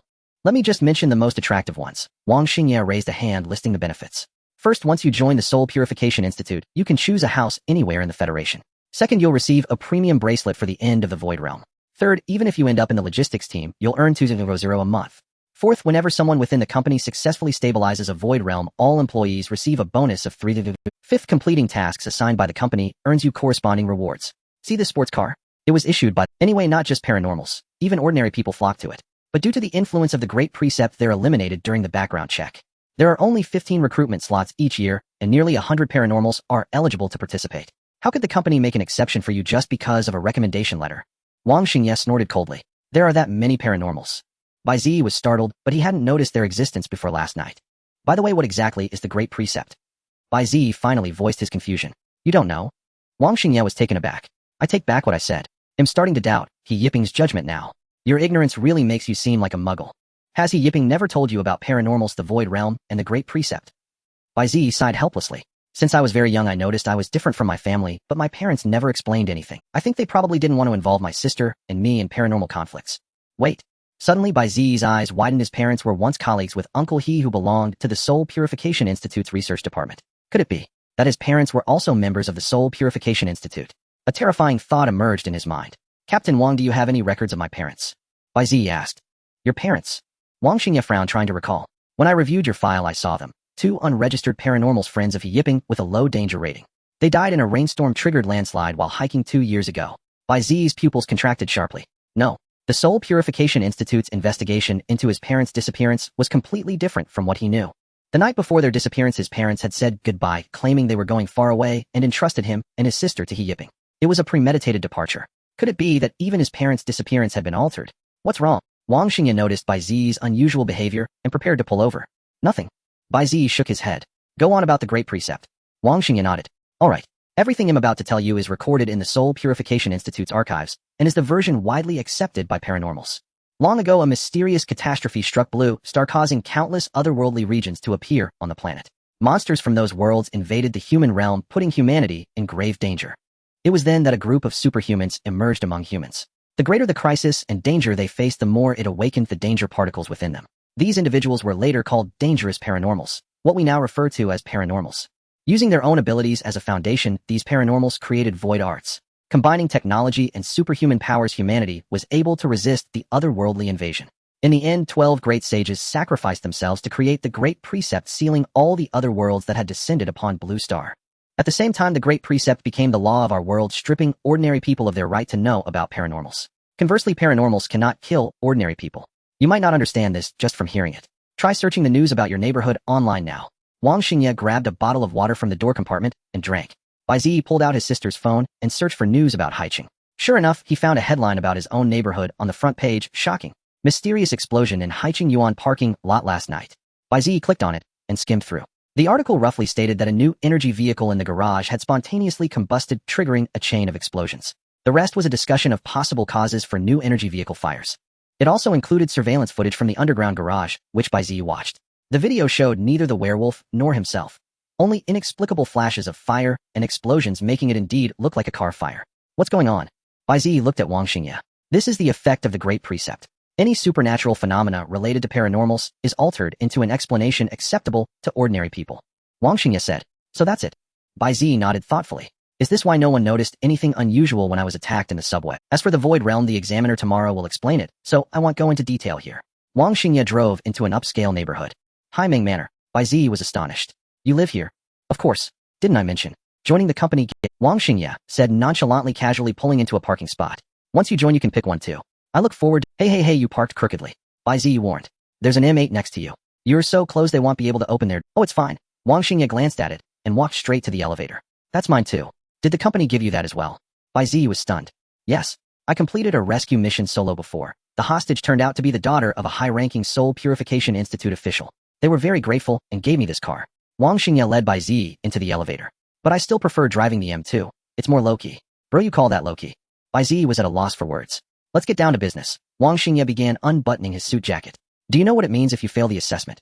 Losing the chance to work with you? Bai Ziyi paused, then shook his head. No, I'll lose everything. Exactly. You're smart. Wang Xingye nodded. Although I'm not sure if the sister you mentioned really exists, if there's any organization most likely to find her, it's definitely the Soul Purification Institute. The Soul Purification Institute may have internal issues, but it's still the largest paranormal organization in the Federation. If you miss this chance to join, finding even a single clue will be like looking for a needle in a haystack. Bai Ziyi nodded. The elevator reached the 33rd floor, and Wang Xingye stepped out without looking back. So I'm going to tell you everything you might encounter in tomorrow's assessment. Fair warning, if you successfully join the Soul Purification Institute, you'll be under permanent surveillance. If you change your mind, take the elevator back down now. Bai Ziyi stepped out of the elevator and followed Wang Xingye. I choose to participate. He said this for Wang Xingye to hear, and also for the endless reincarnation note, you have chosen option 2. You will experience unprecedented eerie events survival rate 45. Explanation, you will venture into the void realm and come into contact with fragments of the truth behind the otherworldly apocalypse. Hint, this will be an experience of unprecedented danger. Completing this crisis event will unlock a new void art title for this ability. Wang Xingye's home was a sprawling 300 square meter flat. Upon entering, an empty living room greeted the eye. The dining area, over 60 square meters, held only a dining table and a few chairs with no decorations on the walls. The open-plan kitchen had only a few utensils, but boasted two 2-meter-tall double-door refrigerators. Yet when Bai Ziyi saw the living room, he was taken aback once more. The 70-square-meter living room contained just a sofa and a table. Behind the sofa stood an enormous wall of figurines, and in the corner was a 1.5-meter-tall model of Luffy's Gear 5th from One Piece.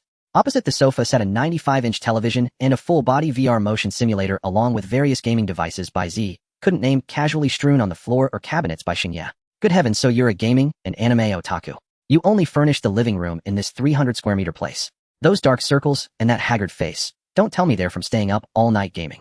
Bai Ziyi ranted internally.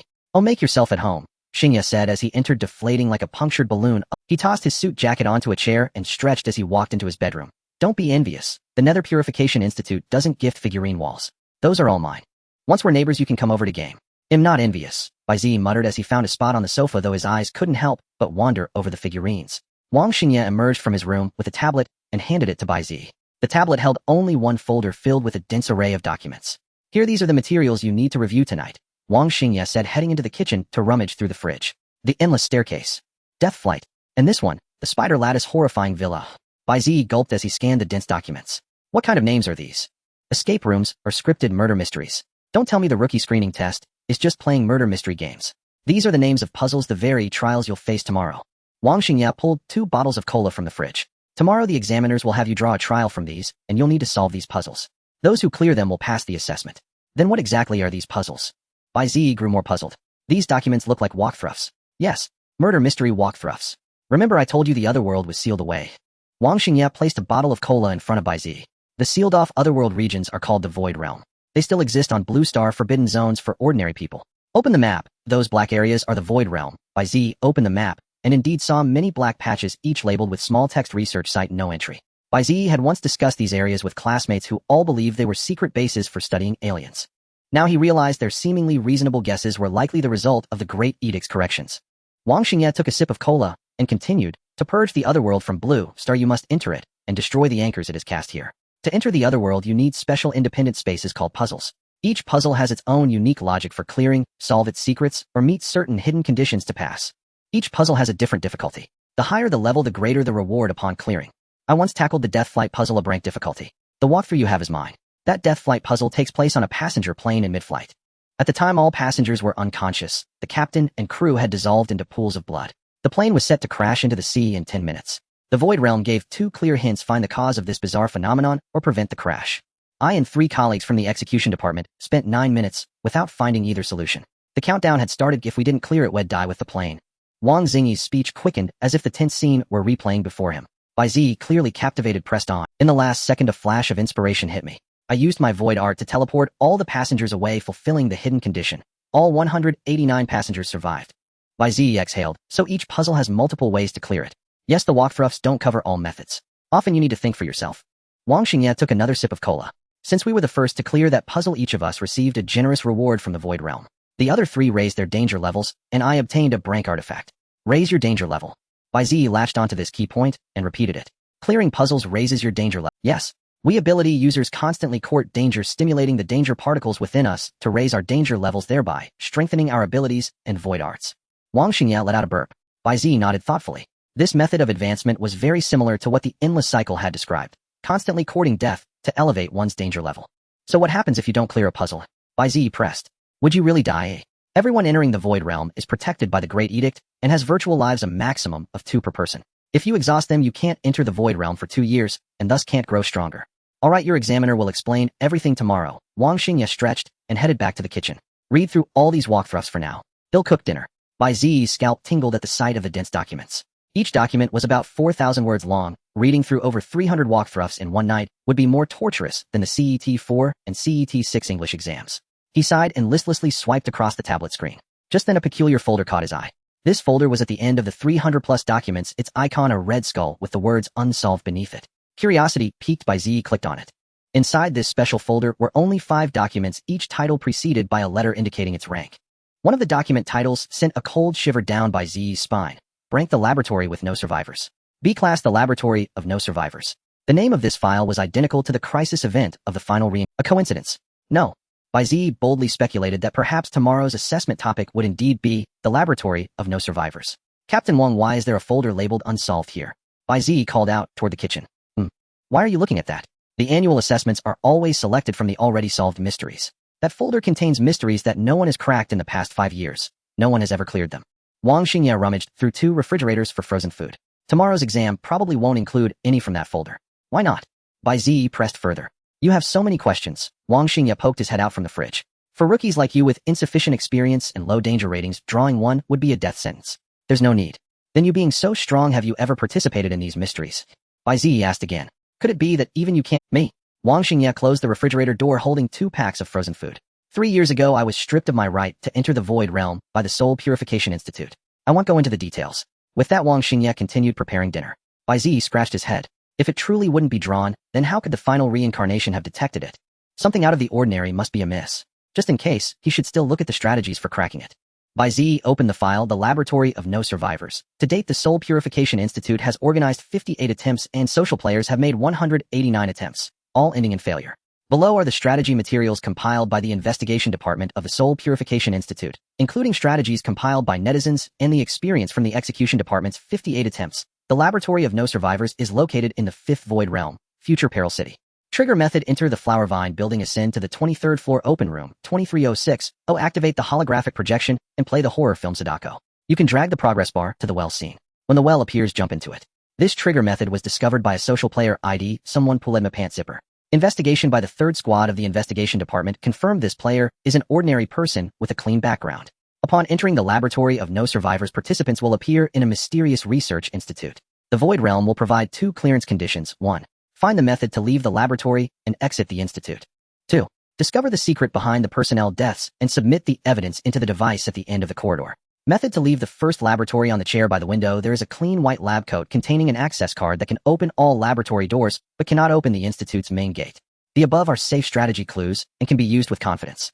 The following are conditions that must not be triggered. Note: after 5 minutes have passed, an unusual noise will come from the ceiling.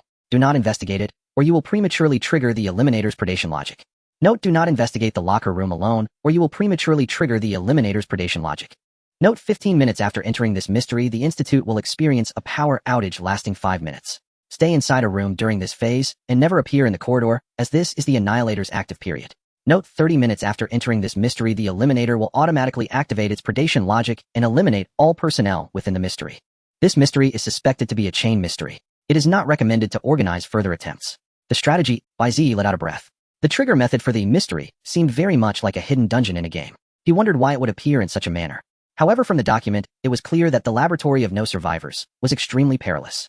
If not cleared within 30 minutes, a certain mechanism would activate, forcibly eliminating them. Bai Ziyi looked up. Wang Xingye had already come out of the kitchen carrying 2 plates of food. Come on, let's eat. My cooking might not be great, so bear with it. Bai Ziyi stared at the 2 steaming plates of spicy crayfish pasta, somewhat speechless. Cooking? All you did was heat up Why are you reading the strategy for an unsolved one? Wang Xingye leaned over to glance at the tablet, his brow furrowing.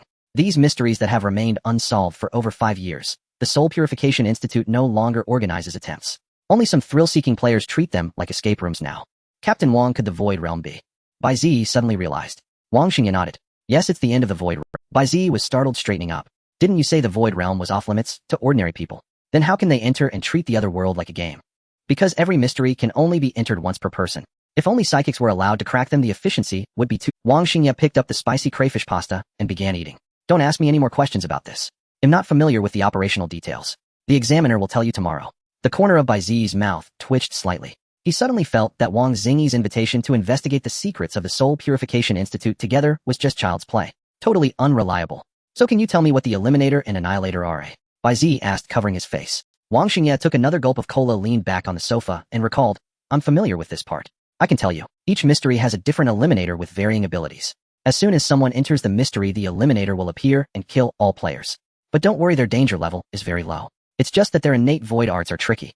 In the previous death flight, the Eliminator was a strange creature hidden in the ventilation panels whose void art was to fire corrosive poison needles. Wang Xingye took another bite of pasta and continued, when the puzzle is solved incorrectly, the Annihilator will descend and kill the players with absolute force. The Annihilator's danger level is the average danger level of all mystery participants +1. Mysteries below class don't have Annihilators, so you don't have to worry. So are they essentially creatures from the Void Realm? Bai Ziyi recalled that when he killed Grey Wolf 6, the final reincarnation had indicated it was a Void Realm creature. Yeah, that's right. The werewolf you encountered last night also came from the Void Realm. Wang Xingye nodded. They appeared 10 years ago. How they managed to escape is still under investigation. Hey, why aren't you eating? Wang Xingye suddenly asked. Bai Ziyi sat upright on the sofa, still appearing somewhat reserved, not touching the cola or the spicy crayfish pasta on the table. Alright, stop looking at those unsolved mysteries for now. Go through the 300+ mysteries with complete strategies and try to— Wang Xingye wiped his mouth, picked up a pair of VR goggles, and put them on. Oh, and after you finish eating, do the dishes for me. Bai Ziyi. This guy is definitely unreliable. Bai Ziyi reached for the spicy crayfish pasta, then suddenly recalled something and called out in his mind, "Final reincarnation, activate Heaven's first plagiarist." Pale blue crystalline text immediately appeared. Heaven's first plagiarist activated. Detected food item. Frozen spicy crayfish pasta. Durability 0 hours, 0 minutes. Expired. No skills, knowledge, physique, martial arts, or void arts detected in this item. No consumption will cause an upset stomach within half an hour. Bai Ziyi then picked up the cola. Heaven's first plagiarist activated. Detected beverage. Federal cola. Durability 2 hours, 11 minutes. Expiring soon. No skills, knowledge, physique, martial arts, or void arts detected in this item. No consumption within the shelf life will not cause negative effects. Bai Ziyi nodded in satisfaction. The ability of his void epithet was quite useful and should come in handy during tomorrow's screening assessment. He opened the cola and drank it contentedly, his eyes unconsciously sizing up Wang Xingye on the sofa. This Wang Xingye had 0 life skills, serving expired pasta to a guest. Totally unreliable. He absolutely must not join his 8th squad. Sure enough, half an hour later, Wang Xingye sprang up from the sofa, tossed aside the VR goggles, clutched his stomach, and rushed toward the bathroom. The Haiqing branch of the Soul Purification Institute has a total of 20 floors, each managed by different squads from various departments of the institute. Among them, floors 2 to 8 are managed by the General Affairs Department, which is mainly responsible for material allocation, personnel management, and professional training in Haiqing. This newcomer screening assessment is fully handled by the General Affairs Department. The assessment will take place in the training room on the 3rd floor, and the on-site supervisor is from the training group of the General Affairs Department. Since I am the only member of the 8th squad of the investigation department, only one floor has been assigned to me, the 13th. In the elevator, Wang Xingye briefed Bai Ziyi on the basic information about the Haiqing branch. Once you pass the assessment, you can come to the 13th floor to find me. He'll give you a gift based on your ranking. Can I use magical tools during the assessment? Bai Ziyi asked, lifting the black umbrella in his hand, not particularly convinced that Wang Xingye could offer anything worthwhile. You can, Wang Xingye said, glancing at the black umbrella. This black umbrella of yours is actually the first man-made magical tool developed by the Soul Purification Institute. I can't believe he yipping gave it to you. However, if you don't pass the assessment and become one of us, the higher-ups might take it back. Wang Xingye patted Bai Ziyi on the back encouragingly. Good luck. 10 years of hard study, chasing dreams, blooming in a single moment to fulfill ambition. Hey, it's not like I'm taking the college entrance exam. Bai Ziyi laughed at Wang Xingye's words and stepped out of the elevator. Outside the elevator lay a spacious corridor lined on both sides with wooden benches. At the end of the corridor stood a heavy, massive metal door engraved with a never-before-seen beast, ferocious and lifelike. Bai Ziyi walked up to the door and knocked politely. Come in. A man's voice came from within the conference hall, soft and gentle, evoking the image of a frail scholar. Bai Ziyi pushed the door open with some effort.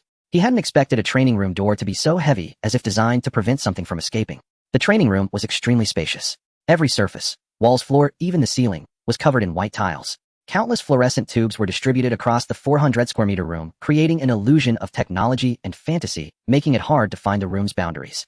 15 black chairs and a black podium were placed in the room, standing out starkly against the pure white surroundings. A group of young people sat on the chairs, obedient and restrained like college students waiting for an interview. Are you Bai Ziyi? The same male voice suddenly sounded beside Bai Ziyi. You're the last one. Please take your seat quickly. Bai Ziyi turned around, but found his view blocked by a muscular chest.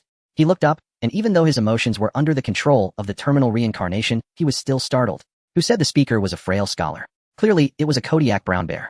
The brown bear adjusted the small glasses on its nose, tucked a stack of documents under its arm, and walked toward the podium with heavy steps. At that moment, Bai Ziyi understood why everyone sat so obediently. Who wouldn't be afraid of a 2.5 meter Kodiak brown bear examiner? Bai Ziyi found an empty seat and sat. He quietly glanced around at the other candidates. They were about his age, their faces filled with undisguised nervousness. Everyone's here. Let me introduce myself first, the brown bear said, placing the documents on the podium. I'm Xiong-san from the training group of the General Affairs Department of the Soul Purification Institute. Today I'm in charge of the newcomer screening assessment in Haiqing. Bai Ziyi's mouth twitched slightly. Xiong-san. Don't tell me you have brothers named Xiongda and Xiong-er? Oh my god. He really is a bear.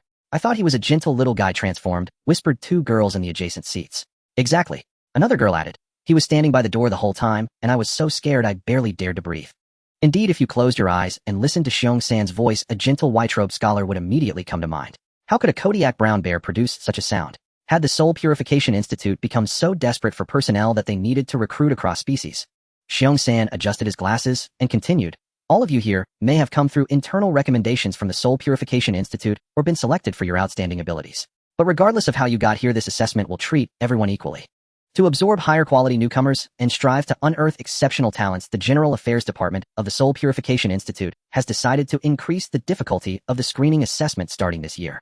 We will no longer use previously solved puzzles for the assessment, but instead adopt puzzles that have remained unsolved in recent years. Xiong-san cleared his throat lightly. Don't worry. This is just to prevent incapable newcomers from relying on walkthroughs to complete the puzzles. I believe none of you here are that kind of person, right? As soon as these words were spoken, the newcomers below erupted into a flurry of hushed discussions. What? No way. My dad made me memorize a ton of walkthroughs these past few days. Isn't that all wasted? My family spent 100,000. So you all had walkthroughs too? Bai Ziyi was stunned, never expecting that everyone had cheated. Xiong-san was also taken aback, clearly not anticipating this situation. His plump bare paw pulled a piece of paper from the stack of documents. Bai Ziyi was startled. Was Xiong-san about to eliminate these exposed individuals right now? So you're all this kind of trash. Those who cry for mommy without a walkthrough go home, drink your milk, and play games. Xiong-san held up an A4 paper and read aloud seriously. Bai Ziyi. So that was a script. Where's your dignity as a brown bear? Your effeminate tone completely fails to convey any anger. Yet for some reason Xiong-san's words had an unexpectedly good effect. The room fell silent instantly. Just as Bai Ziyi was marveling, a pale blue text appeared. Prompt: the enemy has used the void art voice of emotion. Explanation: any creature that hears the sound of this void art will have its emotions forcibly controlled by the caster. Current emotion: calm. Note you have been hit by this void art, but your emotions are under the management of this ability and remain unaffected. So that's it. This was Xiong-san's void art effect. No wonder everyone had calmed down. This assessment adopts a team mechanism with 5 people per group. All candidates can only use the assessment-specific soul purification drive. Those who brought their own drives can hand them over now. Xiong-san tapped the podium and spread his 2 thick bare paws. Almost all the candidates walked to the podium and placed a bracelet-like device on Xiong-san's paw, leaving only Bai Ziyi sitting awkwardly in his seat. Bai Ziyi recognized those bracelets. They were the terminals for the game, End of the Void World, the Soul Purification. Each standard Soul Purification drive cost 200 yuan, while advanced drives cost 500 yuan. To play End of the Void World, developed by the Soul Purification Institute, one had to purchase this terminal. End of the Void World remained immensely popular even after 20 years of release, with old dungeons still thriving despite the constant introduction of new ones. But the drive bracelet was too expensive, and Bai Ziyi had always considered it a capitalist cash grab, having never studied it. However, last night, after learning from Wang Xingye that the essence of End of the Void World was another world, he had gained a new understanding of the Soul Purification Drive. The so-called Soul Purification Drive was actually a portable teleportation device that sent users to the Void Realm. Alright, before we begin grouping, does anyone have questions? Xiong-san raised his bare paw, making a gesture for questions. I do. I have one. Bai Ziyi raised his hand. Oh, what's your question? Xiong-san pushed up the small glasses on his nose, looking like a kindly old bear grandmother. As far as I know, the Void Realm is a sealed-off otherworld within. Why has it now taken on the appearance of a game? Bai Ziyi voiced his doubt. At these words, all the examinees turned to look at him, their faces filled with disbelief. How can this young man be so ignorant? He looks handsome enough, but he seems like a country bumpkin. The girl beside him began whispering again. Another girl with twin ponytails chimed in. Right, he doesn't even have a wristband. He must be a newcomer from the countryside who just awakened as an ability user. How lame. I hope I don't get grouped with him. Xiong-san looked at Bai Ziyi, blinking his eyes. This is basic knowledge. You really don't know. As soon as the words fell, an invisible sound wave radiated from Xiong-san's mouth. Every examinee who heard it was seized by an involuntary terror, and the 2 girls broke out in a cold sweat. Alert: the enemy has used void art voice of emotion on you. Explanation: any living being that hears the sound of this void art will have their emotions forcibly controlled by the caster. The current emotion is fear. Note you have been struck by this void art, but your emotions are managed by this ability system and remain unaffected. Testing me. After reading the prompt from the final cycle, Bai Ziyi smiled at Xiong-san and said, I apologize, Examiner Xiong, but my family elders have been busy with affairs and never explained this knowledge to me. I am genuinely curious though. Could you kindly enlighten me? Oh, unaffected by my void art. Xiong-san felt a flicker of surprise. He had intended to avoid explaining such tedious content by intimidating the questioner with his art, yet it had no effect on this young man. He couldn't even sense any fluctuations of dangerous particles from the boy resisting. Interesting. Xiong-san adjusted the small glasses on his face and said, very well, I'll give you a brief explanation. The other worlds that descended on Blue Star a century ago were all worlds already destroyed by apocalypse or on the brink of it. Those apocalypses desperately sought to invade our world, but fortunately the great powerhouses sealed them away. As for the fact that the Void Realm is a barrier layer over the other worlds, everyone should be clear on that, right? At first the Void Realms within our Federation were not as they are now. Although the other worlds were sealed by the powerhouses, they still existed on Blue Star's land. The cities, mountains, and original creatures that were invaded were all sealed within, unable to enter or leave. The other worlds within the Void Realms remained full of threats, always capable of breaking through the barrier and attacking us. Their existence was like a ticking time bomb.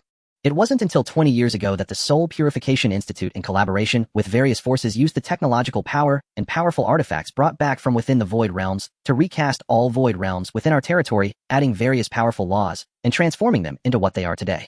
Thus, ability users can freely enter and exit the Void Realms to explore or destroy the anchors hidden within, peeling the other worlds away from Blue Star. However, due to the limited number of ability users and the extreme danger of the other worlds, the Soul Purification Institute enlisted ordinary people under the guise of a game to help us explore the Void Realms.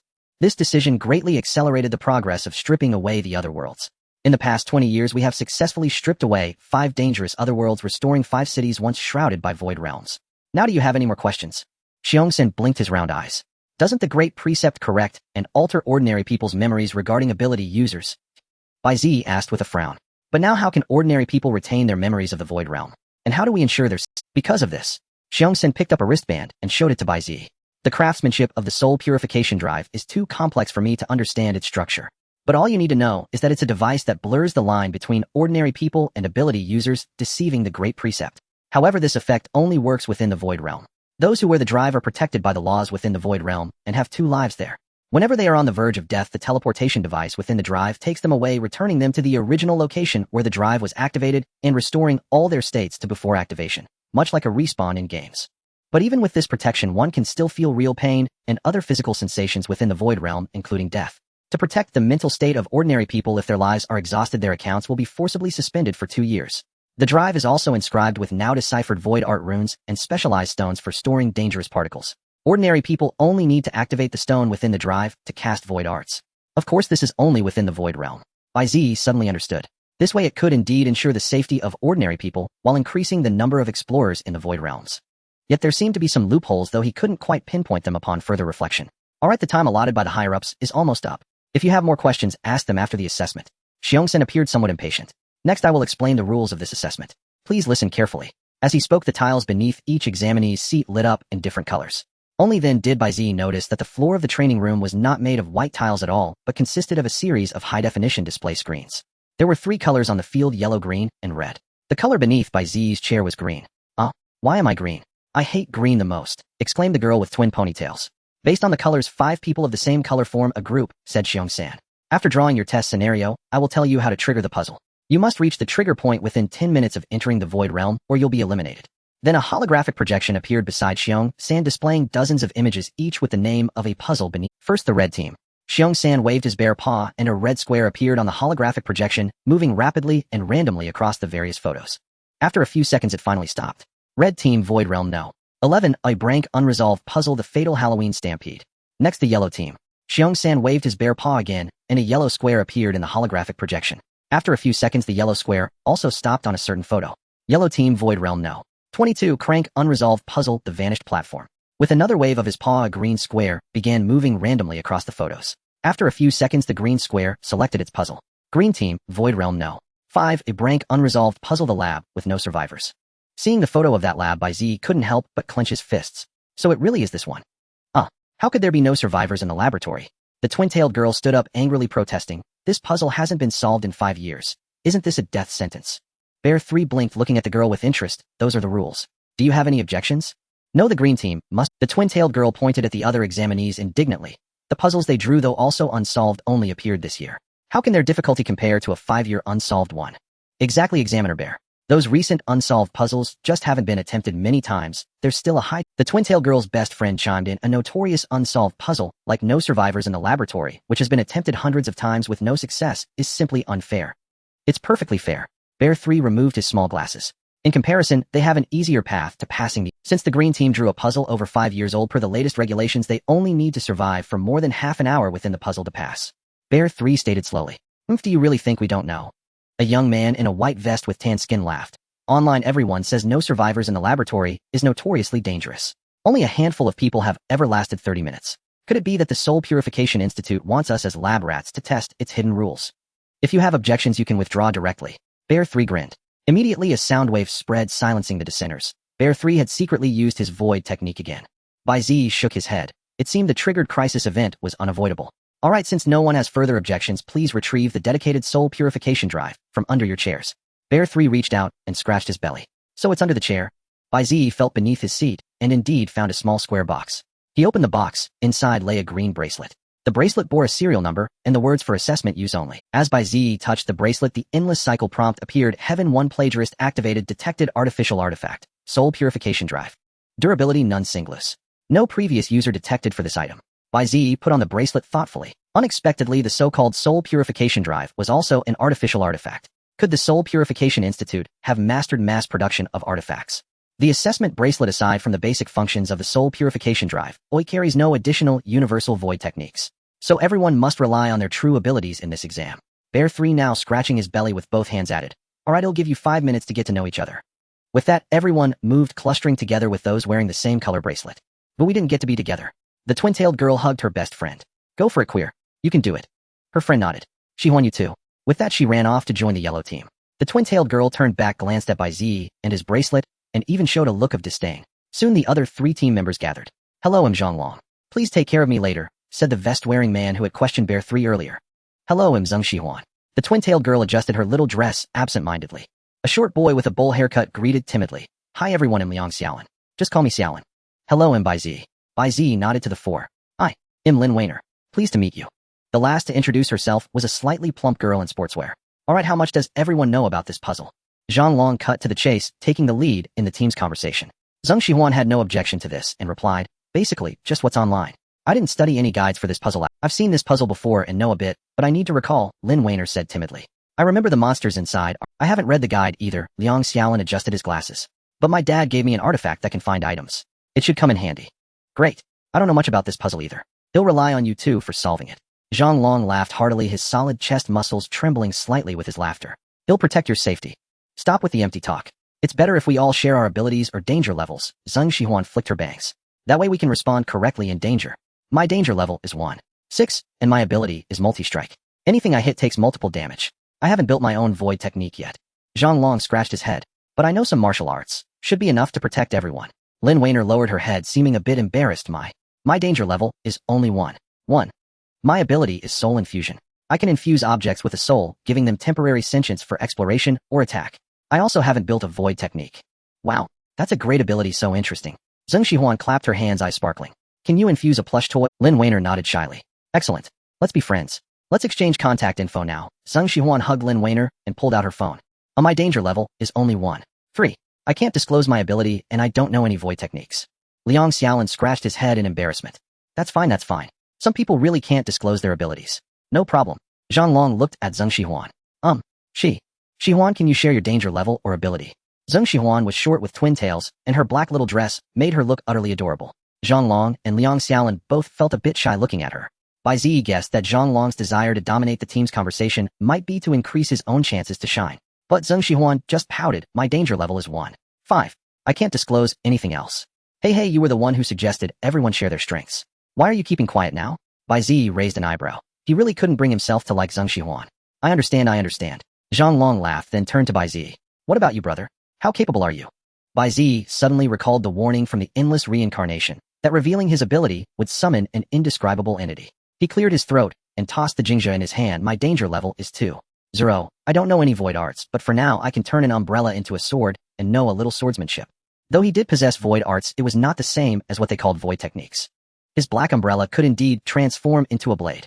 After all, this was only a temporary team. There was no need to reveal his true capabilities. Bai Ziyi spoke nothing but the truth, yet woven together it became a tapestry of deception, and his teammates took it all at face value.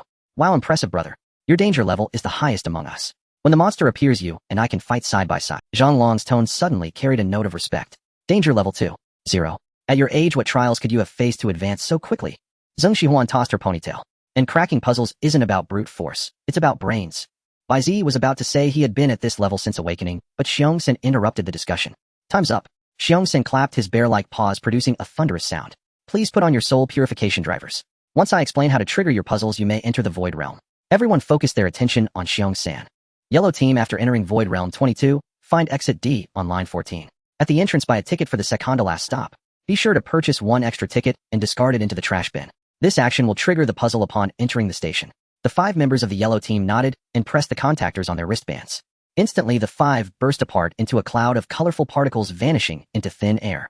Bai Ziyi grew intrigued. He had never used a soul purification driver before and wondered what the jump felt like. Red team, upon entering Void Realm 11, immediately find a bar. Order 5 glasses of Bloody Mary from the bartender, say Happy Halloween, and then drink. This will trigger the Halloween Fatal Stampede incident. The 5 members of the red team nodded, activated their drivers, and vanished. Xiong-san looked at the green team. Green team, after entering Void Realm 5, go to the Huadeng building. Walk to the 23rd floor, open room 2306, turn on the holographic projection, and play the horror film Sadako. When the well appears, jump into it to trigger the puzzle. While that trigger method is terrifying, Zheng Xihuan stepped back and Lin Weiner also showed a frightened expression. Xiong-san raised a paw. Seeing a bear waving its paw brings good luck. Notification: an enemy has used the void art voice of emotion on you. Explanation: current emotions, courage, confidence, excitement. Note you have been hit by this void art, but remain unaffected. As the words fell, the other 4 were instantly filled with confidence. The fear in the 2 young women vanished, and their backs straightened considerably. Bai Ziyi was taken aback. He hadn't expected Xiong-san's void art to amplify positive emotions. No wonder he held the position in the Soul Purification Institute's comprehensive training department.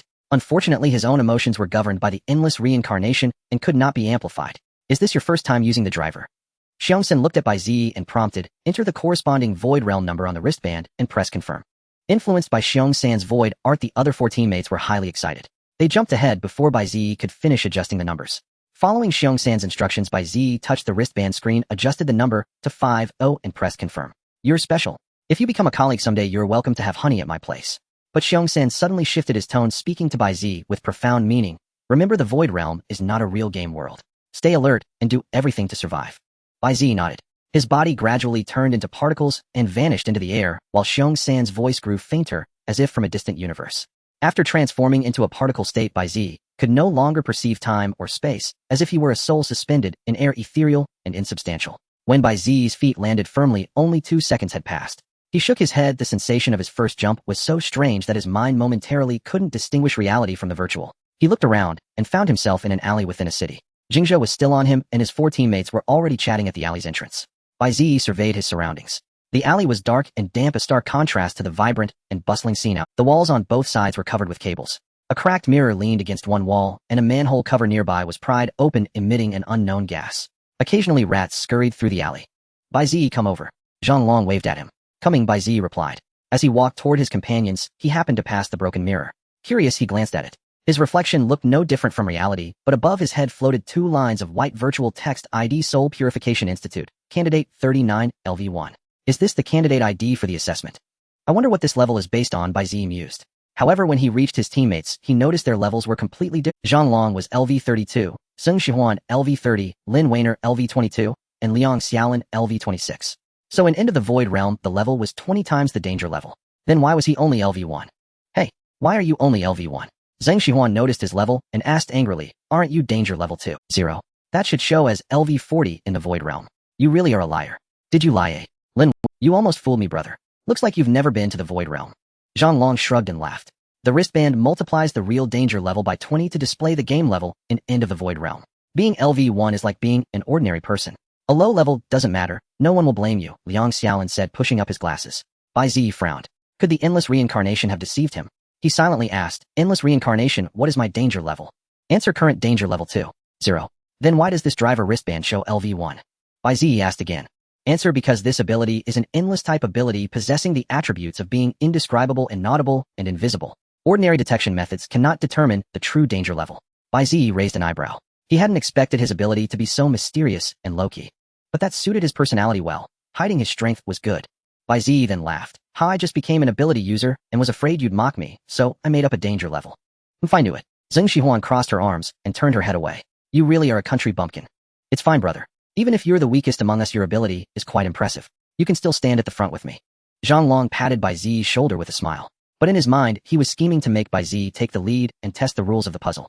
Bai Ziyi naturally caught the subtext and responded with a smile. Good buddy, I'll trust you to watch my back then. Of course. Zhang Long thumped his chest. Then the group walked out of the alley greeted by countless skyscrapers and dazzling neon lights that delivered a powerful visual impact. The streets were bustling with crowds, and the noise surged into their ears like ocean waves. Suddenly, a blinding light flashed overhead. Bai Ziyi looked up and saw an airborne sports car roaring past, disappearing behind two neon-lit buildings. Following close behind was an aerial police car with flashing lights stirring up a gust of wind on the street. The piercing siren echoed through the entire avenue as it hurriedly vanished into the distance. Just then, everyone's soul purification driver wristband vibrated slightly, projecting a screen in front of them. Welcome to the end of the Void Realm. The following is an explanation for the newcomer selection assessment. This is Void Realm 5, Future Crisis City. As you can see, this is a world of highly advanced technology featuring the most sophisticated human body modification techniques, the finest artificial intelligence, and the most powerful mechanical weapons. Everything in this city is tightly controlled by conglomerates. The enforcers are corrupt and incompetent, breeding various evil syndicates. The oppressed are ready to rise up at any moment. The dark syndicates plot rebellion, and the conglomerates hold the power of life and death over this city. This is a city on the brink. The Void Realm introduction is complete. The assessment begins. All candidates please proceed to the designated puzzle trigger points within 10 minutes. Countdown begins. 09590958. Hurry, let's head to the Flower Vine building right now. Zhang Long led the group as they sprinted down the street. I've located the Flower Vine building. Turn right at the next intersection. Liang Xiaolan's wristband projected a three-dimensional map navigation. What? It's that far. Can we make it in 10 minutes? Zheng Xihuan complained, keeping close behind Liang Xiaolan. 0932, 0931, 0930. A countdown hovered above each team member's head, flashing with each passing second, exuding an indescribable sense of urgency. Bai Ziyi, however, couldn't feel this urgency. He observed the futuristic technology and cultural charm of the Fifth Void Realm with keen interest. In Cyber Crisis City, there seemed to be no roads on the ground, of vehicles always traveled through the air. The facades of skyscrapers were covered in neon lights and holographic projections, occasionally showing a giant ballerina dancing in the sky. Though no one wore AR glasses, a mere glance at the goods displayed in shops or stalls instantly triggered floating virtual annotations clearly indicating the product's name, production date, and price. What caught Bai Ziyi's eye was a clothing store. A single look at any garment summoned a projection of a model with a perfect figure showcasing how the clothes would look when worn. The Fifth Void Realm was filled with many young players, all presumably drawn by the sci-fi allure of Cyber Crisis City. The pedestrians on the streets wore bizarre attire and had strikingly novel appearances. Some walked down the street draped in a large red cloak, their head replaced by a surveillance camera glowing with red light. Others retained only a human head, the rest of their body composed of mechanical prosthetics. If not for the player ID, nickname, and level displayed above their heads, he wouldn't have been able to distinguish which were humans and which were NPCs. By the way, is this really another world? Why does it feel like a game? Bai Ziyi suddenly asked. Lin Weiner, who was closest to Bai Ziyi, explained. After the Void Realm was reforged, a new layer of space emerged, which we call the Otherworld projection layer. Its essence is the virtual space of an undestroyed otherworld. The original inhabitants are NPCs restored by the laws. This is the safest place in the Void Realm. Everyone entering the otherworld comes here first. It's somewhat like a town or living area in other games. For ordinary people who don't know, this is an otherworld projection. It's an excellent place to explore and enjoy themselves, Lin Weiner said while running. Strange. Ordinary people don't have dangerous particles in their bodies, so they shouldn't have a danger level. Why do they also have levels above their heads in the Void Realm? Bai Ziyi asked the other teammates. Are all the players here ability users? The other teammates were in a hurry and had no intention of answering such a newbie question. Once again, it was Lin Weiner who patiently explained. Each wristband contains a special technique stone that naturally absorbs dangerous particles from the Void Realm and stores them. The levels you see are actually the danger levels of their wristbands. Whenever they complete corresponding tasks or solve puzzles, the Void Realm grants them experience, thereby increasing their wristband's danger level. Of course, we ability users can directly obtain the experience granted by the Void Realm to raise our own levels. As the girl with the lowest danger level in the team, Lin Weiner felt a sense of kinship with Bai Ziyi and was more than happy to answer. Bai Ziyi nodded. So the Soul Purification Drive grants ordinary people the ability to use void techniques, albeit only within the Void Realm. Exactly, Lin Weiner smiled. The Soul Purification Institute has turned all the void techniques they've analyzed into runes. By activating the wristband, anyone can use them. Unlike in the real world where ability users can only use void techniques they construct themselves. Bai Ziyi suddenly understood, looking at the Jingxia in his hand. The 3 void technique runes on the Jingxia seemed to work on the same principle as the Soul Purification Drive wristband. If that were the case, the combat power of the Soul Purification Institute would be terrifying. Normally, battles between ability users involved adjusting strategies based on each other's abilities and void techniques. But now a water element ability user could pull out a lightning element artificial artifact and unleash over a dozen void techniques that weren't their own. This was simply cheating. No wonder Wang Xingya said the Soul Purification Institute was one of the top ability user organizations. If everyone cheated, what was there to fight? So Grey Wolf 6 hadn't lost to him, but to the Soul Purification Institute's black technology. By the way, Weiner, is every Void Realm like this? Bai Ziyi pointed at the neon skyscrapers around them.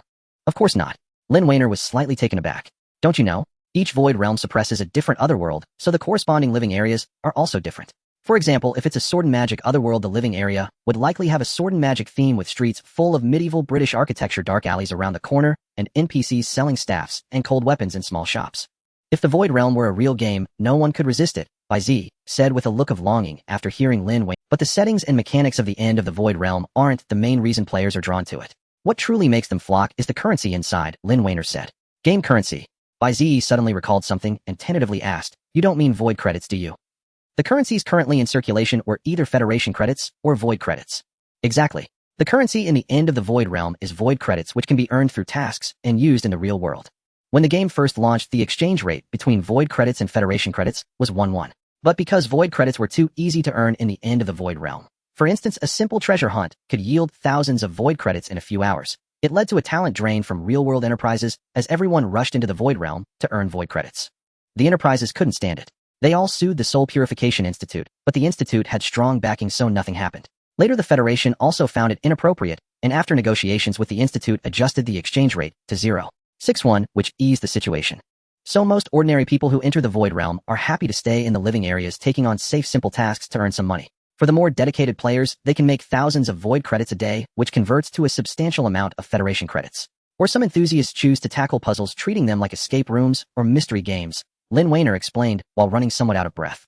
Thank you, Weiner. I appreciate all your explanations, Bai Ziyi said with a smile. When we get out, I'll treat you to a meal. Oh no, it's fine. You are just a newbie, it's normal not to understand. Lin Weiner blushed at Bai Ziyi's invitation. We're here. Zhang Long pointed at the building ahead. Quick, there's less than 4 minutes left. Wait. I can't. Zheng Xihuan leaned over, hands on her knees, gasping. With only 4 minutes left, climbing 23 floors is impossible. Huh, can't we take the elevator? Bai Ziyi asked. Though all 5 had been running, only he had the steadiest breath. The other teammates stared at Bai Ziyi in unison, their expressions as if they couldn't believe he would ask such a foolish question. Have you forgotten? The trigger condition for this puzzle is to walk to the 23rd floor, Zhang Long reminded. To successfully trigger it, we must follow the method Xiong San provided. There's no time left, Zheng Xihuan. He'll carry you up. Zhang Long crouched down, making a gesture to carry someone on his back. Zheng Xihuan bit her lip, reluctant to let Zhang Long touch her. Come on, I have the best stamina here. 4 minutes to the 23rd floor is more than enough, Zhang Long urged. Wouldn't it be a shame to be eliminated just because we couldn't reach the trigger point? All right. Zheng Xihuan seemed to make a difficult decision and climbed onto Zhang Long's back. Zhang Long smiled slightly, hooked his arms under her slender legs, and effortlessly lifted her up. What about Weiner? Zheng Xihuan pointed at Lin Weiner. Maybe you should carry Weiner instead. Zhang Long was taken aback. No way, I'm not carrying that little chubby girl. Bai Ziyi, you carry Weiner up. Zhang Long commanded. She's been answering all your questions this whole time, don't you owe her? With that, Zhang Long ran toward the stairwell, without looking back, carrying Zheng Xihuan on his back. The frail Liang Xiaolin glanced at the retreating Zhang Long, then at Bai Ziyi, and sighed. I can't make it either. It looks like all 3 of us will be eliminated by this rule. No need to carry me. Lin Weiner walked toward the stairs. If I can't make it, it means I'm not fit for the Soul Purification Institute. Being eliminated would be deserved. No, there's still a chance. Bai Ziyi shook his head. There's something wrong with the trigger condition Xiong San gave for the puzzle. Liang Xiaolin looked puzzled. How is that possible? This is a screening test. The examiners wouldn't set us up. Lin Weiner stopped and turned to look at Bai Ziyi. As I recall, all the puzzle guides are collected by the Soul Purification Institute from various sources, right? Bai Ziyi asked. That's true, Liang Xiaolin nodded. But what does that have to do with anything? Since the guides are pieced together from different people's attempts, there are bound to be some inaccuracies. Bai Ziyi walked to the elevator and pressed the up button. Yesterday, I happened to read the trigger conditions for this puzzle. There was one detail that Examiner Xiong didn't mention.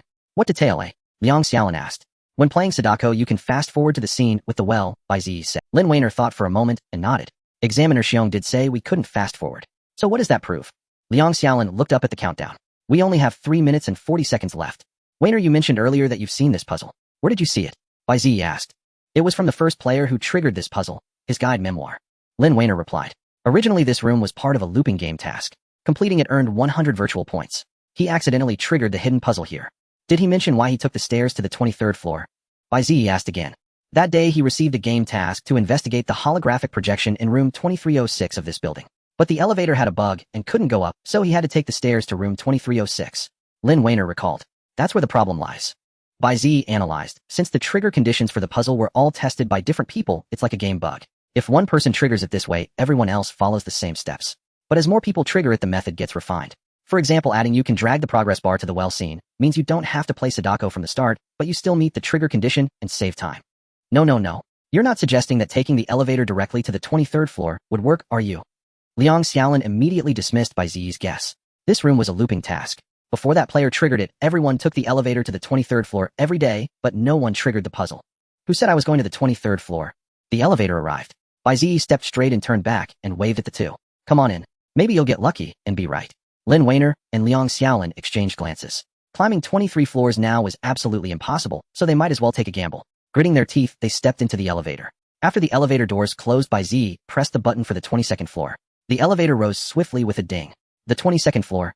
Liang Xiaolin looked at Bai Ziyi in confusion. Exactly. What we're doing now is refining the condition walk to the 23rd floor. Bai Ziyi smiled slightly. We just need to enter from the fire escape entrance on the 23rd floor. So that's it. Lin Weiner suddenly understood. You mean the real trigger condition is entering the 23rd floor through the stairwell entrance? Maybe there's an even more precise method, but we don't have time now. We'll have to take a gamble. Bai Ziyi nodded. Soon the elevator reached the 22nd floor. Bai Ziyi led the two into the adjacent fire escape, where they could faintly hear the sound of Zhang Long climbing the stairs below. Bai Ziyi and his group entered the 23rd floor through the fire escape door and arrived in front of room 2306. Sure enough, the countdown above their heads stopped ticking and turned into a green complete. Amazing, Bai Ziyi. You actually guessed it right. Liang Xiaolin excitedly patted Bai Ziyi on the back. I was just lucky, Bai Ziyi said with a smile as he opened the door to room 2306. Maybe discovering this shortcut was part of the test. Indeed. Forcing candidates to get here from the starting point within 10 minutes without the elevator would be nearly impossible. Lin Weiner nodded in agreement. Maybe the Soul Purification Institute already knew the real trigger condition and deliberately tested us. Liang Xiaolin wiped the sweat from his forehead. I wonder if Zhang Long and the others can make it. Don't worry, we still have 2 minutes. Let's turn on the holographic projection and find the well scene first. With that, Bai Ziyi walked into the room. Huff. Huff. Zhang Long, exhausted, pushed open the fire escape door. Made it. Still 1 minute left. Behind him, Zheng Xihuan leaned against the doorframe, gasping for breath. Her white stockings were worn through, and she carried her small leather shoes in her hand. It turned out that when Zhang Long carried Zheng Xihuan to the 13th floor, his stamina gave out. He climbed slower and slower, but refused to put her down. Zheng Xihuan could easily guess his intentions. After much persuasion, she finally convinced Zhang Long to let her down. In the end, the two of them climbed the last 10 floors together within 1 minute. Thank you, Zhang Long. If you hadn't carried me for half the climb, I never would have made it. Zheng Xihuan expressed her gratitude to Zhang Long. It was nothing at all. Zhang Long waved his hand. Too bad the others were eliminated. We'll have to solve the puzzle on our own. The two staggered to the door of room 2306. When there were just 10 seconds left, the countdown above their heads stopped and turned into complete. Zhang Long pushed open the door to room 2306, but was so startled, he nearly lost his footing. Zheng Xihuan peeked out from behind him and almost screamed. Inside the room, the three people were sitting on the bed playing Sadako on the holographic projection. At that moment, Sadako was standing right next to Bai Ziyi, her long black hair draped over his face, creating a chilling scene. You? How did you get up here? Zhang Long stammered, his voice hoarse. We took the elevator, of course. Bai Ziyi smiled at the two of them. Here, have some water first. The food in the Void Realm is actually edible. Bai Ziyi handed Zhang Long and Zheng Xihuan bottles of mineral water from the room. It should have cost void points, but it seems the Soul Purification Institute has already covered it. Of course it's edible. It's all products of manifested laws. Zhang Long, his throat parched, grabbed the water and gulped it down. Why didn't you call us when you took the elevator? Zheng Xihuan was still catching her breath. I did say it, but you two ran too fast. My level is too low, I couldn't catch up at all. Bai Ziyi shrugged. Zheng Xihuan pursed her lips, momentarily speechless, and could only lower her head. Indeed, at that time she had decided to abandon her teammates without considering any other options, as she couldn't blame them. Alright. Once you've rested enough, let's trigger the puzzle. Bai Ziyi pointed at the Sadako beside them, and said with a wry smile, Miss Sadako has been frozen here for quite a while. Zhang Long's face tightened as he stared at Bai Ziyi. Since you didn't expend any energy once we enter the puzzle, if we encounter danger, I hope you'll contribute more. No problem, Bai Ziyi smiled. For the team. Zheng Xihuan put her small leather shoes back on and tapped her toes. I'm ready. We can set off. The five of them gathered around the holographic projection of the well from Sadako and leaped in. The next second, all five vanished from room 2603. The holographic projection of Sadako beside them suddenly crackled, deactivating its pause effect on its own, and slowly turned its gaze toward the well where the five had disappeared. Soul Purification Institute General Affairs Department Conference Hall. At the center of the hall lay a nearly 100-square-meter conference table with a holographic projection seated at every chair. Suspended above the table was an omnidirectional particle light screen displaying streams of information from the Void Realm that scrolled and shifted continuously. Yangqing Blue Team has triggered the puzzle. Assessment bonus not completed. Haiqing Yellow Team has triggered the puzzle. Assessment bonus not completed. Huaqing Yellow Team failed to reach the trigger point within the time limit. All eliminated. Fuqing Green Team, 2 members failed to reach the trigger point within the time limit. 2 eliminated. Assessment bonus not completed. Haiqing Green Team has triggered the puzzle. 3 members completed the assessment bonus. Oh, a newcomer from Haiqing actually completed the hidden assessment. In the conference hall, a holographic projection, resembling a noblewoman, exclaimed in surprise, "This is the first time since the assessment reform this year." Haicheng, who is proctoring on site? Another holographic projection asked. It seems to be Xiong-san. A projection dressed in black said, "Isn't this year's test too difficult? They're using unsolved puzzles for the assessment." A young man with blue hair rested his chin on his hand. "I wonder what the leadership is thinking. I find it quite absurd. Isn't it, because they think too many useless people came in previous years? There were also some spies from other companies mixed in." A reform was indeed necessary, a young woman in a cheongsam said lazily. "Come, let me see their test." The noblewoman extended her finger and tapped in the air. Soon the central light screen displayed a scene. It was a video recording of Bai Ziyi and his team in future Crisis City. The fifth Void Realm. The Vine Tower building. Someone exclaimed, "Isn't this the laboratory of no survivors? It's about to be classified as an unsolvable level puzzle." No way. How can this be? This puzzle has remained unsolved for over 5 years. All the holographic projections in the room began to converse, as if this matter was utterly unbelievable. The noblewoman frowned, her expression instantly turning serious. Who put this kind of test in? Weren't we only supposed to use puzzles unsolved within 2 years? How can newcomers crack a puzzle of this difficulty? For a moment no one answered her question. The noblewoman replayed the video of Bai Ziyi and his team before they entered the puzzle and felt a pang of regret. What a pity. This young man has a sharp mind, yet he drew such a puzzle. Where is the training team? Who put it in? Lady Thorn. It was me who entered it into the assessment system. From a corner a chubby man with a crew cut explained, but I entered it according to the list for the new assessment rules. I was also puzzled that the higher-ups set such a difficult test. You entered it according to the list. Lady Thorn's brows were tightly knit, her expression somewhat odd. I personally reviewed the list and did not see this puzzle. At these words those who understood also wore strange expressions. Someone had secretly tampered with the assessment puzzle list. Send me the full recording of the Haicheng Green team. I will supervise it personally. Lady Thorn tapped the table. Once they enter the puzzle, the surveillance feed is unavailable. Only the real-time data from the soul purification drive is accessible. Should I send that to you as well? The crewcut man asked. Nonsense. Lady Thorn cursed angrily, then with a crackle, she shut off her holographic projection and vanished from the conference table. Fifth Void Realm puzzle space. Bai Ziyi opened his eyes and found himself lying on the floor surrounded by overturned chairs with a sparking broken-down mainframe nearby. He shook his head, trying hard to recall what had just happened. Seconds ago, he and his teammates had jumped into the dry well of Sada. The dry well, originally just a holographic projection, seemed to extend infinitely downward. The genuine sensation of weightlessness made him feel as if he were falling from a building. The next moment he opened his eyes, he was lying on the ground. Yes, he must have triggered the puzzle and entered its independent space, the laboratory of no survivors. Attention, genuine falling sensation detected. Crisis coins 20. Hint, current crisis coins remaining 120. Attention, detected a flaw in the laws of the Void Realm. Analyzing. The text prompt of the final reincarnation slowly emerged. That falling sensation just now also increases crisis coins. Bai Ziyi was taken aback. And what is this flaw in the laws? The final reincarnation fell silent, offering no response. Bai Ziyi frowned. It seemed the situation was somewhat dire. He sat up from the floor and looked around once more. The scene before him was indeed a laboratory, but even more chaotic. His wristband vibrated slightly, and a light screen popped up. Level puzzle laboratory of no survivors. Complete the following conditions to clear the puzzle. 1. Find a way to leave the laboratory and exit the research institute. 2. Discover the secret of the personnel's deaths and place the evidence into the instrument at the end of the corridor. Bai Ziyi nodded. These clearing conditions were exactly the same as the guide provided by Wang Xingye. According to the guide, the keycard to leave the current laboratory should be hidden in the white coat near the window. Should he go get it now? No. Bai Ziyi shook his head and got up from the floor. The guide didn't describe much about the initial laboratory, yet the puzzle's title was named after the laboratory. Perhaps the key answer to clearing the puzzle lay right here. He looked around and found this was a laboratory about the size of a basket. The lab housed 6 experiment tables, each cluttered with analyzers whose names Bai Ziyi didn't know. Some documents were scattered on the floor, bearing messy footprints, as if left behind in the lab personnel's panic. The lab had only one metal door with a card reader beside it. To leave the lab, one had to exit through this door. Opposite the door was a massive floor-to-ceiling window. Outside, heavy rain was falling with occasional flashes of lightning. On the other 2 walls hung 2 white boards cluttered with pinned documents. Bai Ziyi's gaze sharpened as he suddenly noticed a bloody handprint on one of the white boards.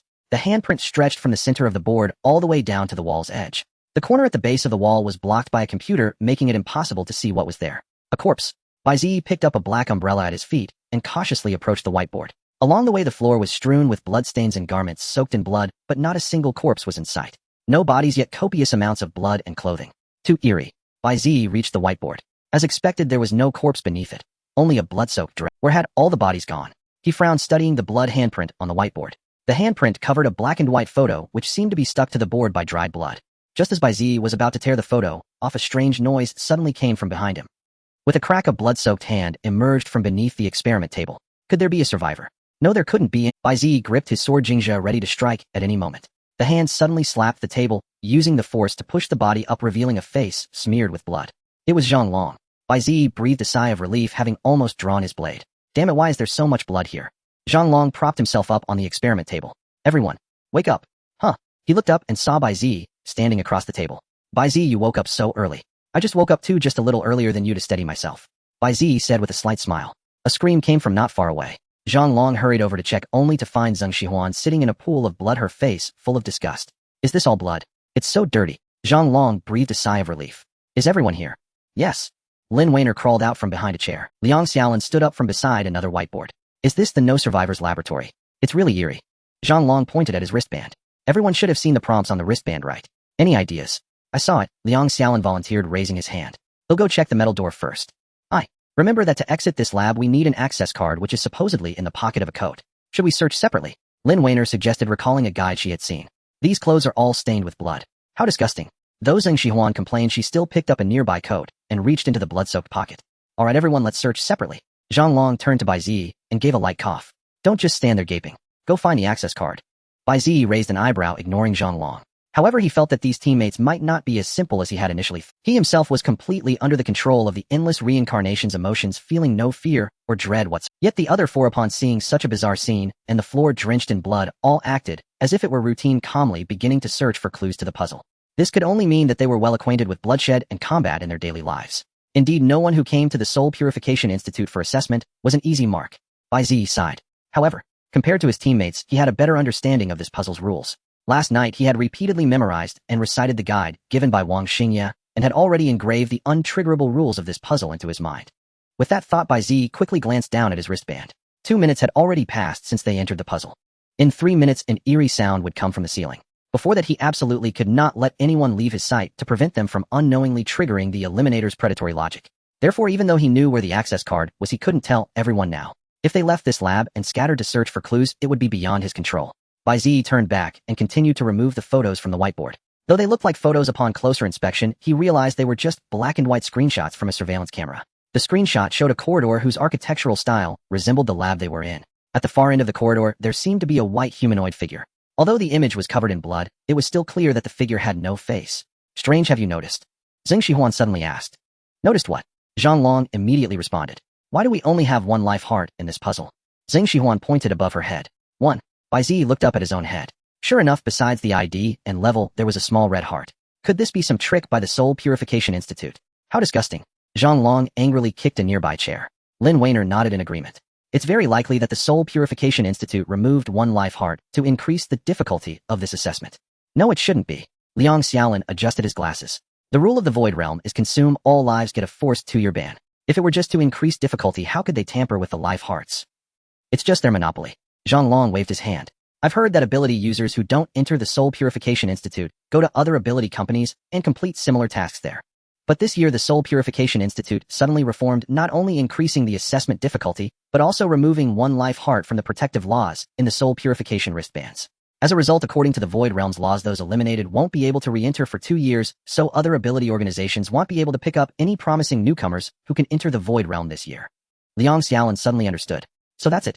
I was wondering why the difficulty increased so much this year. It's all for monopoly. It seems the Soul Purification Institute no longer wants to share the Void Realm with other ability organizations. The Void Realm has developed to its current state because the Soul Purification Institute has been managing it.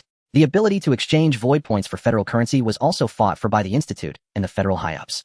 Now that the Void Realm holds such significant economic benefits, every ability organization wants a piece of the pie, and the Soul Purification Institute certainly won't give it. But since it's come to this, there's nothing we can do. Let's just focus on solving the puzzle. Liang Xiaolin shrugged and continued searching for the access card. Meanwhile, at the Soul Purification Institute's General Affairs Department. Damn it. Who the hell modified the assessment rules? Lady Thorne angrily threw the pen holder off her desk. Her male secretary immediately ran out, picked up the pen holder, and placed it back on her desk. Lady Thorne pressed her forehead. Quick, contact the head of the investigation department, Zhao Jin. Yes, ma'am. The male secretary immediately pulled out his phone and dialed a number. Hello. Zhao Jin's voice answered on the other end. What can I do for you, Lady Thorne? Lady Thorne took the phone. Hello, old Zhao? Someone has modified the rules for the newcomer screening assessment. What? Zhao Jin was taken aback. Are you sure you're not mistaken? Didn't your department reform and set many new assessment standards this year? Yes, but someone modified the rules just hours before the assessment. Lady Thorn held her forehead with one hand while holding the phone with the other. I just logged into the system and found that all examinees this year only have one life heart in the Void Realm. If that's the case, according to the Void Realm's laws, newcomers who exhaust their life hearts won't be able to enter the Void Realm for 2 years. Lady Thorn shook her head. This way, anyone unaware will definitely think it's a monopoly by the Soul Purification Institute. Can you see the modification logs? Zhao Jin asked. There are modification records, but no access ID. Lady Thorn said. That's too bizarre, isn't it? Zhao Jin was also clueless. Why would someone do this? Could it be a corporate spy from another ability organization? There are too many problems with this assessment. I suspect it's more than just a corporate spy from another ability organization. Lady Thorn's eyes darkened. This is likely part of a much larger conspiracy. For minutes had elapsed. Bai Ziyi moved to the window with an air of nonchalance, feigning a search of that area. The other teammates, seeing someone already at the window, refrained from approaching. There were plenty of bloodstains and white lab coats by the window, but only one clean coat hung on a chair. According to Wang Xingyi's guide, an access card was hidden inside that very coat. Bai Ziyi crouched beside the chair using the lab bench to conceal his body, ensuring no one would notice him retrieving the— Better keep it on me for now. Bai Ziyi slipped his hand into the pocket of the white lab coat. His expression darkened as he pulled out a pen instead. Where was the access card? Bai Ziyi searched again, even shaking the coat vigorously, but nothing else fell out.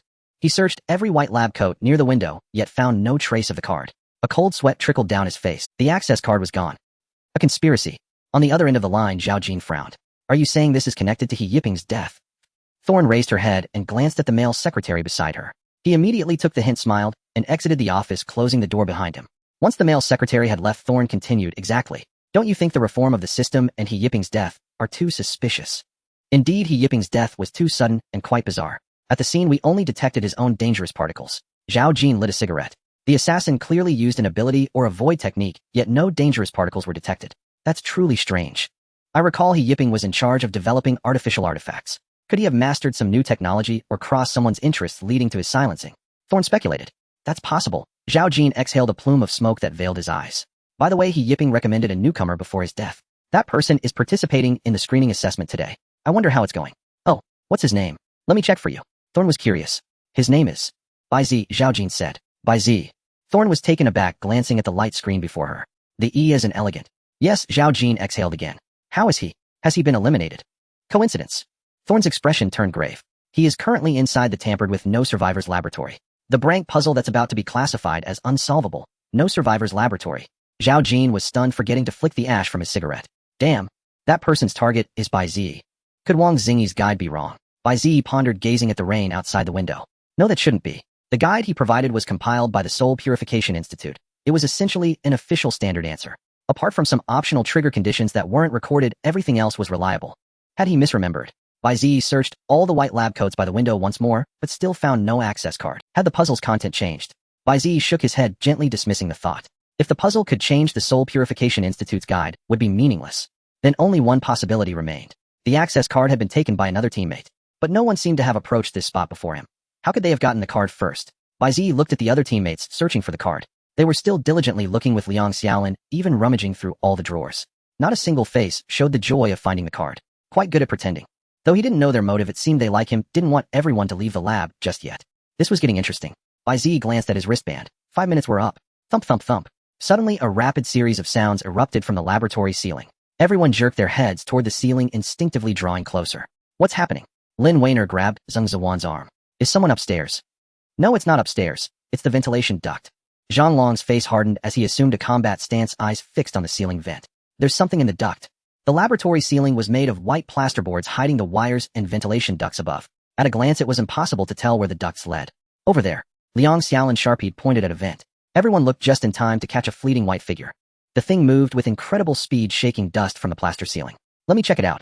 Zhang Long took a deep breath, leaped, and landed on a lab bench. Bold and confident, Zhang Long punched the vent grate off before anyone could react.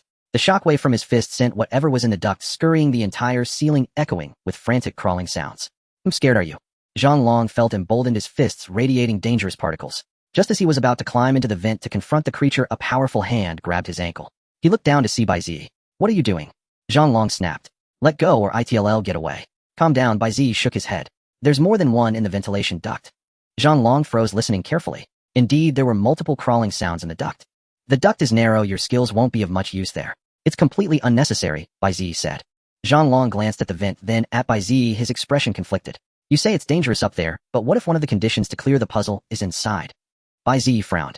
The guide stated that the anomaly in the ceiling was not to be investigated. Zhang was determined to court disaster.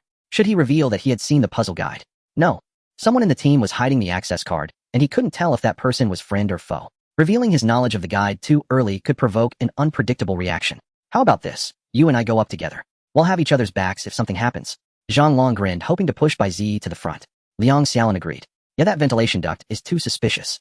The strange noise might be a clue pointing us to something. Bai Ziyi looked at Liang Xiaolin, the corner of his mouth twitching. Come on, this was clearly a trap. How could he even rationalize it? By the way, Wainer, in the memoir guide you read, how did the first person to enter this puzzle handle that sound? Bai Ziyi asked. He wanted to climb up and check too, but he was alone and didn't dare to. Lin Wainer said. See, we still need to go up and have a look, Liang Xiaolin shrugged. Come on up. Zhang Liang urged. Bai Ziyi sighed. At this point he had no choice but to use that method. In this puzzle, whoever probes the ceiling will immediately trigger the predator's hunting logic. As of now, it remains unknown what creature serves as the puzzle's predator, nor what illusory arts it possesses. Venturing recklessly into the ventilation duct without any intelligence on the opponent is indeed unwise. Yet all 4 teammates yearned to explore it. I could only find a way to dissuade them. Bai Ziyi reached into his pocket for the fountain pen. Indeed, after he had removed the photo from the whiteboard earlier, he had kept a close watch on the area near the window. None of his teammates had gone there to search for the access card. No one had approached that white coat, yet the access card had vanished. And in the spot where the card should have been a fountain pen was discovered instead. This was exactly like the situation when Wang Xingye had saved him. Therefore, someone must have activated an illusory art akin to spatial displacement. Terminus Reincarnation activate Heavenly One Plagiarist. Bai Ziyi murmured inwardly, then grasped the fountain pen. The pale blue text of Terminus Reincarnation immediately appeared. Heavenly One Plagiarist activated. Detected a void world item, black fountain pen.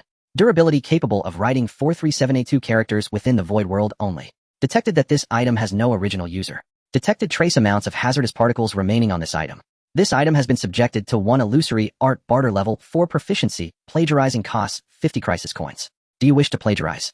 Bai Ziyi smiled knowingly. The opponent had indeed used an illusory art to take the access card. Yet why did Terminus Reincarnation claim the item had no original owner? Terminus Reincarnation, since the opponent used an illusory art on the pin, why doesn't it belong to its user? Bai Ziyi asked in his mind. Answer: the opponent's illusory art acted directly on the item, which does not meet the conditions for becoming its user. Very well, plagiarize this illusory art. Bai Ziyi murmured.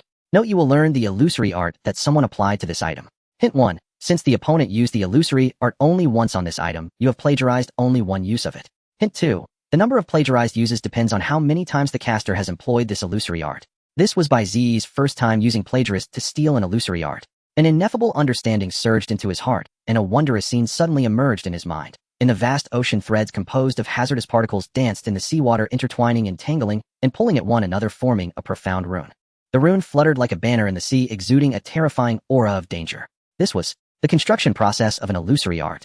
The illusory art extracted from the black fountain pen revealed its structure and effect. Note: plagiarization complete. Deducted 40 crisis coins. Immediately after, another of his own illusory law deceptive words activating. Explanation: all illusory arts connected to you will inevitably recount their functions and abilities to you. For illusory arts already in your possession, you can understand, know, and master them. Note: you have mastered an exclusive illusory art of a certain ability. Wandering merchant barter: activate this illusory art to exchange an item in hand for the desired object within a 10-meter radius, provided the 2 items are of similar value. Wandering merchant. That must be that person's ability. Bai Ziyi understood tacitly and silently finished reading Terminus Reincarnation's prompts. It seemed that plagiarist still had its limitations. The illusory arts plagiarized thus far could not be used permanently. Their usage depended on how many times the target had employed them. If the target had used barter 100 times, then he could also cast that illusory art 100 times. Though it sounded convoluted, without such constraints his ability might never have given rise to such a formidable illusory. However, illusory law deceptive words had already revealed the construction process of this illusory art to him. Perhaps in the future, he could follow the same construction steps to turn this plagiarized illusory art into his own. Come on up, Zhang Long urged. The plagiarization process had occurred in an instant. Bai Ziyi sighed. Now he had no choice but to use this method to dissuade them. He hoped the guide he had glimpsed last night was inaccurate. He climbed onto the lab table and stood beside Zhang Long. Zhang Long straightened his back and noticed that Bai Ziyi was half a head taller than him. You're quite tall. Want me to lift you up? No need. Bai Ziyi shook his head. He'll check alone. Zhang Long raised an eyebrow. Fine, your call. Bai Ziyi extended his hands, feeling along the edges of the vent, as if searching. Hey, what are you doing? Zhang Long frowned and asked. Aren't you supposed to go up and investigate? I'm testing the waters first. If there's danger, I won't go up. If I touch something. Bai Ziyi's expression suddenly changed, and he fell silent. Zhang Long was startled too, raising his fists in readiness. Look what I found. Bai Ziyi abruptly withdrew his hands, revealing an access card resting in his palm. It's an access card, Liang Xiaolin exclaimed. Bai Ziyi glanced discreetly at Terminus Reincarnation's prompt. Note you have used Wandering Merchant Barter.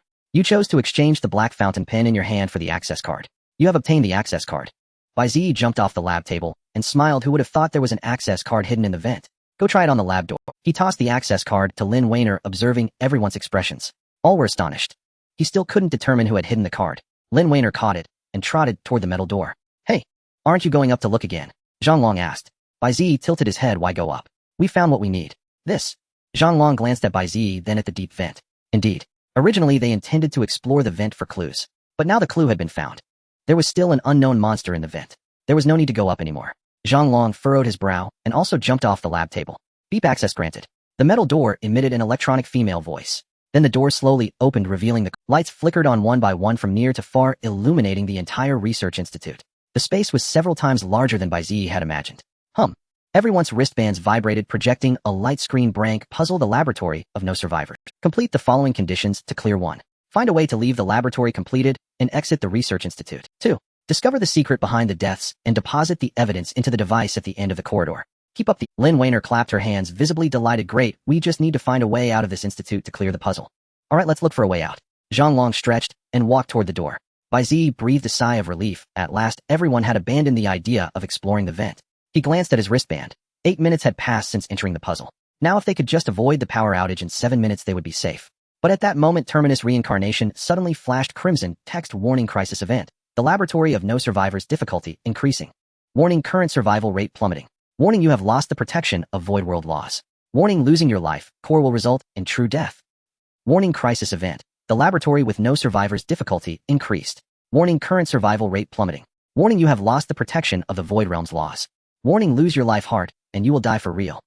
Staring at the series of warnings, Bai Ziyi stood frozen in place. Terminal Reincarnation, what's going on?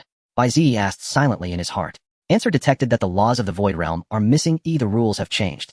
What rules have been altered that even the entire protection mechanism is affected? Bai Ziyi inquired with confusion. Answer: the protective rules of the void realm have changed. When only one life heart remains, the void realm's laws can no longer shield you. At that point, death is real death. What?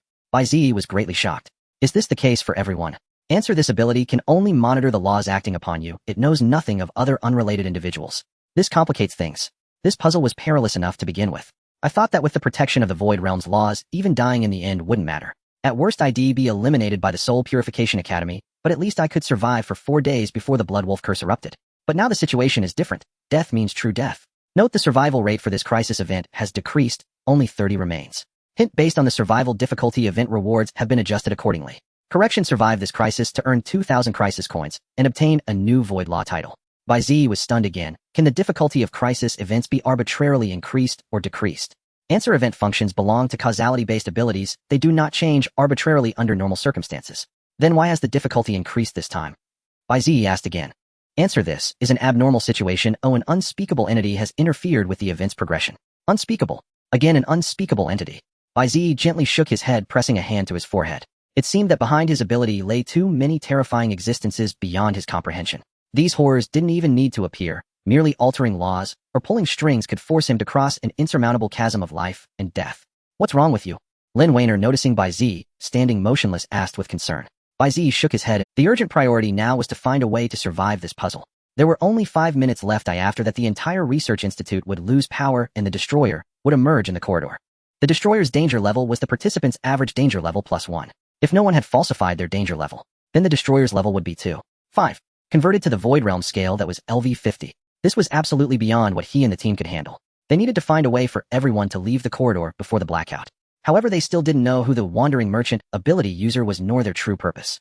If that person intended to prevent everyone from passing the assessment, exposing his knowledge of the puzzle's rules would make him, that would only worsen the situation. Was it her? Bai Ziyi stole a glance at Lin Weiner beside him.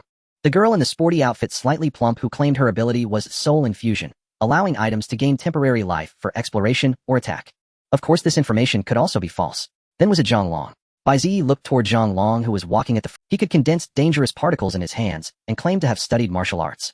Everything matched, and he seemed the most honest in the team. But who knew what was going on in his head? He kept bumping into untouchable rules, so he needed careful observation. Bai Ziyi then looked at Liang Xiaolin and Zheng Xiwan. Neither of them had disclosed their abilities, making them the most suspicious in the team. Judging by Zheng Xiaolin's attire, her ability was likely not combat-oriented, so she could indeed be the wandering merchant ability user. Liang Xiaolin, with his watermelon-shaped head and small glasses, certainly had the look of a cunning merchant's son. By the way, didn't he have a tool for finding items? Why hadn't he used it earlier? Or perhaps, because the key card was already obtained, it was no longer needed. Truly suspicious. The group arrived at a fork in the corridor, hesitating as they looked at the passages on both sides. This place is so huge, where do we even look for clues? Zheng Shihuan complained. Lin Weiner pointed to a paper on the wall. There's a floor plan here. Maybe we can use it as a reference. Everyone immediately gathered before the floor plan to examine it. The entire Research Institute's corridor was shaped like a T. The laboratory they had been in was at the base of the T, while the other two ends led to the Institute's main entrance and the meeting room. The Institute had few rooms. Only 7, including the previous laboratory, the meeting room, director's office, restroom, changing room, material storage, and archive room. Among them, the changing room that must not be investigated alone was near the main entrance. Strange, the Soul Purification Drive wristband said there was an instrument at the end of the corridor. Why isn't it marked on the floor plan? Liang Xiaolin suddenly asked. Never mind that, Zheng Shihuan said, adjusting her small dress. Now that condition 1 is half complete. As long as we find a way to leave the Institute, we pass. By the way, Liang Xiaolin, don't you have a tool for finding items? Why haven't you used it all this time? Bai Ziyi asked, standing behind Liang Xiaolin. Yeah, you. Zhang Long slapped his forehead, recalling this. If you'd used it back in the lab, we wouldn't have had to search so hard. That's because Liang Xiaolin pulled out a compass that was spinning continuously from his pocket. I used it as soon as I entered the puzzle, but it seems to be affected by some law, spinning in circles. Bai Ziyi looked at the compass with curiosity. May I see it? Sure. Liang Xiaolin handed it to him. A good opportunity. Bai Ziyi took the compass, and the Soul Purification Drive wristband immediately vibrated slightly, projecting a red light screen. The holder of this tool is still alive. It cannot be stored in the Soul Purification Drive wristband. Bai Ziyi was taken aback. What is this? In the Void Realm, all tools and Void Realm products can be stored in the Soul Purification Drive wristband, just like a backpack in a game, Lin Weiner explained immediately. As long as the item's owner is still alive, even if someone else picks it up, it can't be stored in the wristband. Conversely, if the owner is killed while using an item, the items they were using will drop like loot for others to claim. Bai Ziyi nodded, observing the compass in his hand, while silently addressing Terminal Reincarnation in his heart. Terminal Reincarnation, activate Tianyi the Plagiarist. Tianyi the Plagiarist activated, detected Kraid tool, item-seeking compass. This was an excellent opportunity. If you refuse to reveal your ability, then I shall uncover it myself. Terminal Reincarnation activate. Heavenly One, the Plagiarist. Pale blue crystalline text materialized before him. Heavenly One, the Plagiarist activated. Kraid artifact detected. Compass of Seeking. Compass of Seeking, remaining durability, 578 uses. Compass of Seeking, speak the object of your search to this artifact, and it shall guide you in the right direction. Note, this artifact is in a state of chaos disrupted by a higher grade artifact of its kind. Detecting past users of the Compass of Seeking as follows. First Liang Sun artifact, proficiency 5. Requires 100 crisis coins. Second Liang Xiaolin artifact, proficiency 3, requires 60 crisis coins. There are 8 users in total. Please select the target for plagiarism. Bai Ziyi skipped over the remaining skills, martial techniques, and physical arts, directly checking the detected abilities and void arts. Detecting residual dangerous particles on this item. This item has been imbued with 3 void arts. They are: first, Liang Sun Soul Grasping Claw 4 requires 300 crisis coins. Second, Liang Sun Soul Chaining Lock 3 requires 300 crisis coins. Third, Liang Xiaolin Kiss of Deep Affection 4 requires 20 crisis coins. Kiss of Deep Affection. Bai Ziyi, what the hell? Your father's void arts sound incredibly powerful.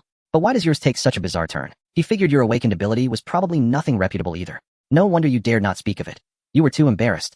Bai Ziyi felt a wave of disgust and immediately returned the Compass of Seeking to Liang Xiaolin. Why do you look so terrible? Liang Xiaolin tilted her head, wearing a puzzled expression. Enough of this. Bai Ziyi covered his face and said, your artifact seems to have been disrupted by a more advanced one. It's useless here. I see. Liang Xiaolin tucked the Compass of Seeking back into her pocket. Bai Ziyi sighed. It seemed the only suspects left were Lin Weiner and Zheng Shihuan. With only 2 minutes left until the blackout, there was no time left to test Zheng Shihuan. There are still 6 rooms left unexplored, but we don't have enough time to search them all together, Zheng Shihuan suddenly said. I suggest we split up and each check a room for clues on how to leave.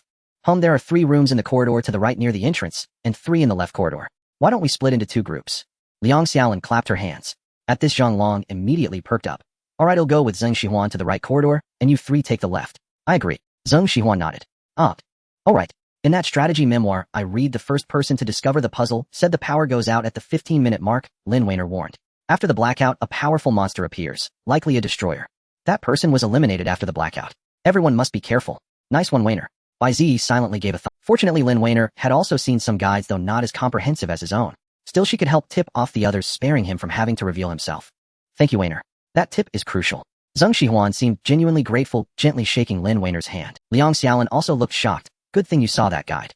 Otherwise, would likely be wiped out after the blackout. Oh, come on. Lin Weiner looked embarrassed. but I don't know what happens next. Bai Ziyi quickly chimed in to assist. Since a terrifying destroyer is coming, I suggest we all hide in the rooms during the blackout to avoid elimination. Hearing this, Zhang Long objected. That's not necessarily right. What if we're attacked precisely because we're in the rooms? Well, Bai Ziyi was too exhausted to argue. Let this fool be eliminated if he must. Also, the destroyer's danger level is our average level +1. Let me calculate. Zhang Long began counting aloud in front of everyone. Bai Ziyi's danger level is negligible. Mine is 1. 6. Zheng Xihuan is 1. 5. A Lin Weiner is 1. 1. Liang Xiaolin is 1. 3. So the destroyer's danger level is 2. 1. Converted to the Void Realms level, that's LV 42. Not bad. We might stand a chance if we work together. We have Bai Ziyi to thank for lowering the average. Zhang Long patted Bai Ziyi's shoulder sarcastically. Bro, being low level isn't entirely useless. Bai Ziyi's eyelids drooped as he looked away, no longer in the mood to argue. If the Void Realm truly considered his danger level negligible, that might actually be a good thing. Let's go. Time is running out. Zheng Xihuan urged, then jogged ahead into the right corridor. Hey, wait for me. Zhang Long quickly followed. Bai Ziyi headed to the left corridor with the remaining 2. Thus, the 5-person team split into 2 groups for exploration. The left corridor had 3 rooms: the meeting room, the break room, and the changing room. Among them, the changing room could not be investigated alone as it would prematurely trigger the Purger's predatory logic. At this point, less than a minute remained until the blackout. Should we each take a room? Liang Xiaolin asked. 1 person per room is the fastest. Bai Ziyi pushed open the meeting room door. But the meeting room is too big, 2 people should search it together. Alright, I'll search the break room. Liang Xiaolin pushed open its door. Once you're done, we'll go to the changing room together. Great. Bai Ziyi nodded. If anything happens, I'll have Weiner use her ability to contact you. Protect yourself during the... Liang Xiaolin nodded and entered the break room. Bai Ziyi breathed a sigh of relief. This way he avoided the situation of investigating the changing room alone while also testing Lin Weiner's ability. Everything was going according to plan. The 2 entered the meeting room and Bai Ziyi turned on the lights first. Bai Ziyi noticed there was also a massive floor-to-ceiling window in the meeting room. Outside, the rain poured endlessly with occasional flashes of lightning. The floor of the meeting room was covered in blood with several pieces of clothing soaked in it. The scene of the meeting paired with the lightning flashes was utterly terrifying. Lin Weiner hid behind Bai Ziyi and whispered, "Thank you, Bai Ziyi. If you hadn't come with me to the meeting room, I'd never dare to search for clues here alone. Oh, it's nothing. We're the weakest too, so we look out for each other." As he spoke, Bai Ziyi surveyed the meeting room. Clang. A lightning bolt flashed, and all the lights in the research institute went out. Ah! Lin Weiner screamed in fright. Calm down. It's just part of the puzzle's plot. Bai Ziyi remained unfazed and tapped his soul purification drive, emitting a powerful beam of light. The drive has a flashlight function. Turn yours on too. Ah, okay. Lin Weiner fumbled with her wristband. Where's this function? Suddenly, Bai Ziyi lunged forward, covered her mouth, and pressed a finger to his lips. A lightning flash illuminated her terrified face. Shoo. Bai Ziyi stared warily at the meeting room door. There's something outside the door. Shoo. Bai Ziyi clamped his hand tightly over Lin Weiner's mouth, preventing her from making the slightest sound. He raised a finger, tapping it to his own lips, then pointed towards the crack of the door, whispering, "There's something outside." A bolt of lightning sliced through the curtain of rain, illuminating Lin Weiner's terrified face. She nodded vigorously, signaling she would stay quiet. Only then did Bai Ziyi release her mouth. Lin Weiner lowered her head, her gaze slowly drifting towards the gap in the door. After they entered, Bai Ziyi had closed the meeting room door. Now the crack of the door revealed an eerie green light from the corridor, like the lighting for a ghost's entrance in a horror film. It was the emergency light in the hallway. A dark silhouette moved slowly past the door crack as if it had been eavesdropping just moments before. Then heavy footsteps resounded from outside, each step mingled with the clinking of chains. Listening closely, every step was accompanied by the sound of something being dragged. Lin Weiner mouthed something to Bai Ziyi without making a sound. But Bai Ziyi could read her lips. She said, "The destroyer." Bai Ziyi nodded. Indeed, according to the guide records, after the blackout was the destroyer's active time and the corridor was its domain. But he hadn't expected the destroyer to appear directly outside the meeting room door. Outside, the heavy footsteps and the sound of dragging gradually faded away as if the destroyer had moved on. Seeing the destroyer retreat, Bai Ziyi finally breathed a sigh of relief. Although the destroyer's activity range was the corridor, who knew if it would be drawn by sounds from a room and break in? After all, the strategies collected by the Soul Purification Institute were all recorded by participants based on their own experiences of being eliminated. Those so-called inviolable rules might also lack rigor. Caution was paramount. Alright, let's see if there are any clues here. Bai Ziyi's wristband cast a light as he looked around the meeting. In the center of the room stood a blood-stained conference table cluttered with papers, all soaked in blood and illegible. Facing the conference table was a podium equipped with an old-fashioned projector. Its screen also splattered with blood. It seemed that when the tragedy struck, the entire research institute was still operating normally, but a sudden unforeseen incident left no survivors. Everyone was dead, yet only their clothes remained, not their bodies. Could it be they encountered some massive void technique that turned everyone into a pool of blood? If that were the case, it would fit the current scene. However, for the past 5 years, both the Soul Purification Institute and ordinary players had attempted to solve this mystery hundreds of times. Compared to himself, those participants had far richer experience in solving puzzles. How could no one have thought of this? Bai Ziyi shook his head. The answer couldn't be that simple, or this mystery would have been solved long ago. Hey, look at this. Is it a mechanism? Lin Weiner called out softly. Bai Ziyi turned to see her standing before a bookshelf. There are 2 books here that can't be taken off individually, but pushing them together seems to trigger some sort of switch. Lin Weiner pointed to the 2 books on the shelf. Want to try it? Bai Ziyi walked over to Lin Weiner and pushed hard against the bookshelf. It didn't budge. Upon closer inspection, part of the shelf was embedded in the wall. The books on the shelf were all identical, titled Human Body Science and Genetic Mutation, except the 2 serving as the switch had sequential numbers on them. This mechanism was never mentioned in any guide. It didn't belong to the untouchable category, nor was it a clue helpful for. In other words, this mechanism couldn't be judged safe or not based on any guide. Weiner does every participant who has attempted the puzzle upload their experiences or insights to the Soul Purification Institute's official website? Bai Ziyi suddenly asked. They probably all do. As long as it's a genuine and effective clue with a known function, you get 5,000 void points equivalent to 3,000 federal credits. No one would turn down money, right? Lin Weiner said with a smile. Even if we don't pass the assessment, the access card you found in the vent or this mechanism on the bookshelf could earn us a substantial reward. Bai Ziyi nodded. So if someone knew a rule but didn't upload it to the Soul Purification Institute for the reward, the Institute would never know about these puzzle-solving clues. Thus, the strategies collected by the Soul Purification Institute were not only lacking in rigor, but also incomplete. Press it. Bai Ziyi stood beside Lin Weiner and unfurled his black umbrella. Lin Weiner took a deep breath and pushed the 2 books in. Click. As the books slid in, a crisp sound of mechanical engagement came from behind the bookshelf, as if some switch had been activated. Boom. With a deep muffled sound, the floor of the meeting room suddenly trembled. It seemed something had been opened. Bai Ziyi immediately scanned the meeting room, the beam of light from his wristband sweeping across it like a clock hand, but he saw no change. It appeared that the switch on the bookshelf was connected to something outside the room. Look, what's that? Lin Weiner pointed above the conference table. Bai Ziyi quickly shone his wristband towards the table and saw a piece of paper drifting slowly down from the air. He was quick-witted, reaching out with 2 fingers to catch the photo. It might have been hidden on the lampshade and shaken loose by the switch. Lin Weiner immediately helped Bai Ziyi with the light. With the wristband's illumination, they both saw the content on the paper. Bai Ziyi was stunned. It was a group photo of the research institute. Though it was a group photo, the researchers' facial features were completely indistinguishable. Bai Ziyi roughly counted. There were 98 researchers in total, each wearing their own clothes with uniform white lab coats over them. At the bottom of the photo were the words, "Group photo of the 5th batch of resident researchers." Did the staff at this institute change frequently? Lin Weiner wondered. Bai Ziyi turned the photo over, and on the back were several large characters written in fresh blood. It has always been hiding among us. What did that mean? What was it? Bai Ziyi suddenly remembered something and pulled out the surveillance screenshot from the earlier laboratory. The screenshot showed a corridor and deep within it a faceless white figure. Hey, where did you get that paper? Lin Weiner was very surprised. The bloodstain on it looks like a bloody handprint. It was on the whiteboard in the lab where we first appeared. Bai Ziyi carefully compared the 2 photos. I brought it along just— This corridor looks so familiar, Lin Weiner said. Bai Ziyi nodded. Judging by the decoration style in this screenshot, it should be from this research institute, so it feels familiar. No, I mean we passed through here just now. Lin Weiner pointed to the location of the faceless creature in the photo. See the wall near it? Aren't there 2 doors facing each other? Bai Ziyi looked closely. Indeed, there were 2 doors on the walls beside the faceless creature. Earlier in the dim lab, isn't that the changing room and the break room outside? Lin Weiner said. This surveillance footage is from the corridor right outside. Liang Xiaolin immediately regretted entering the lounge alone. It was a mistake to explore this room by himself. Neither his ability nor his void art was suited for combat. Encountering a cleanser or destroyer would likely mean his ability was named Lover, and the void art he constructed was Kiss of Love. Upon activating the art during a kiss, the recipient would become his lover completely under his manipulation. He had already ensnared 2 female ability users with this art, but the Soul Purification Institute's newcomer screening assessment forbade bringing assistance. He had to participate alone. For safety's sake, he thought he should find another person to use his void art on, adding another lover to protect him. Should it be Lin Weiner or Zheng Xihuan? Lin Weiner might seem a bit plump, but from his experience there was likely a decent figure under that tracksuit. Zheng Xihuan was slender and her fashion sense appealed to him, though her temper was a bit sharp. Maybe he should kiss Zhang Long instead. He really needed a strong ally. Liang Xiaolin mused as he rummaged through the lounge's cabinets. Suddenly a flash of lightning struck and the lounge's lights buzzed out with a fizz. Damn, is 15 minutes up? Liang Xiaolin jumped in fright. After a few breaths, heavy footsteps echoed from outside the door, each step mingled with the clinking of chains and a faint dragging sound.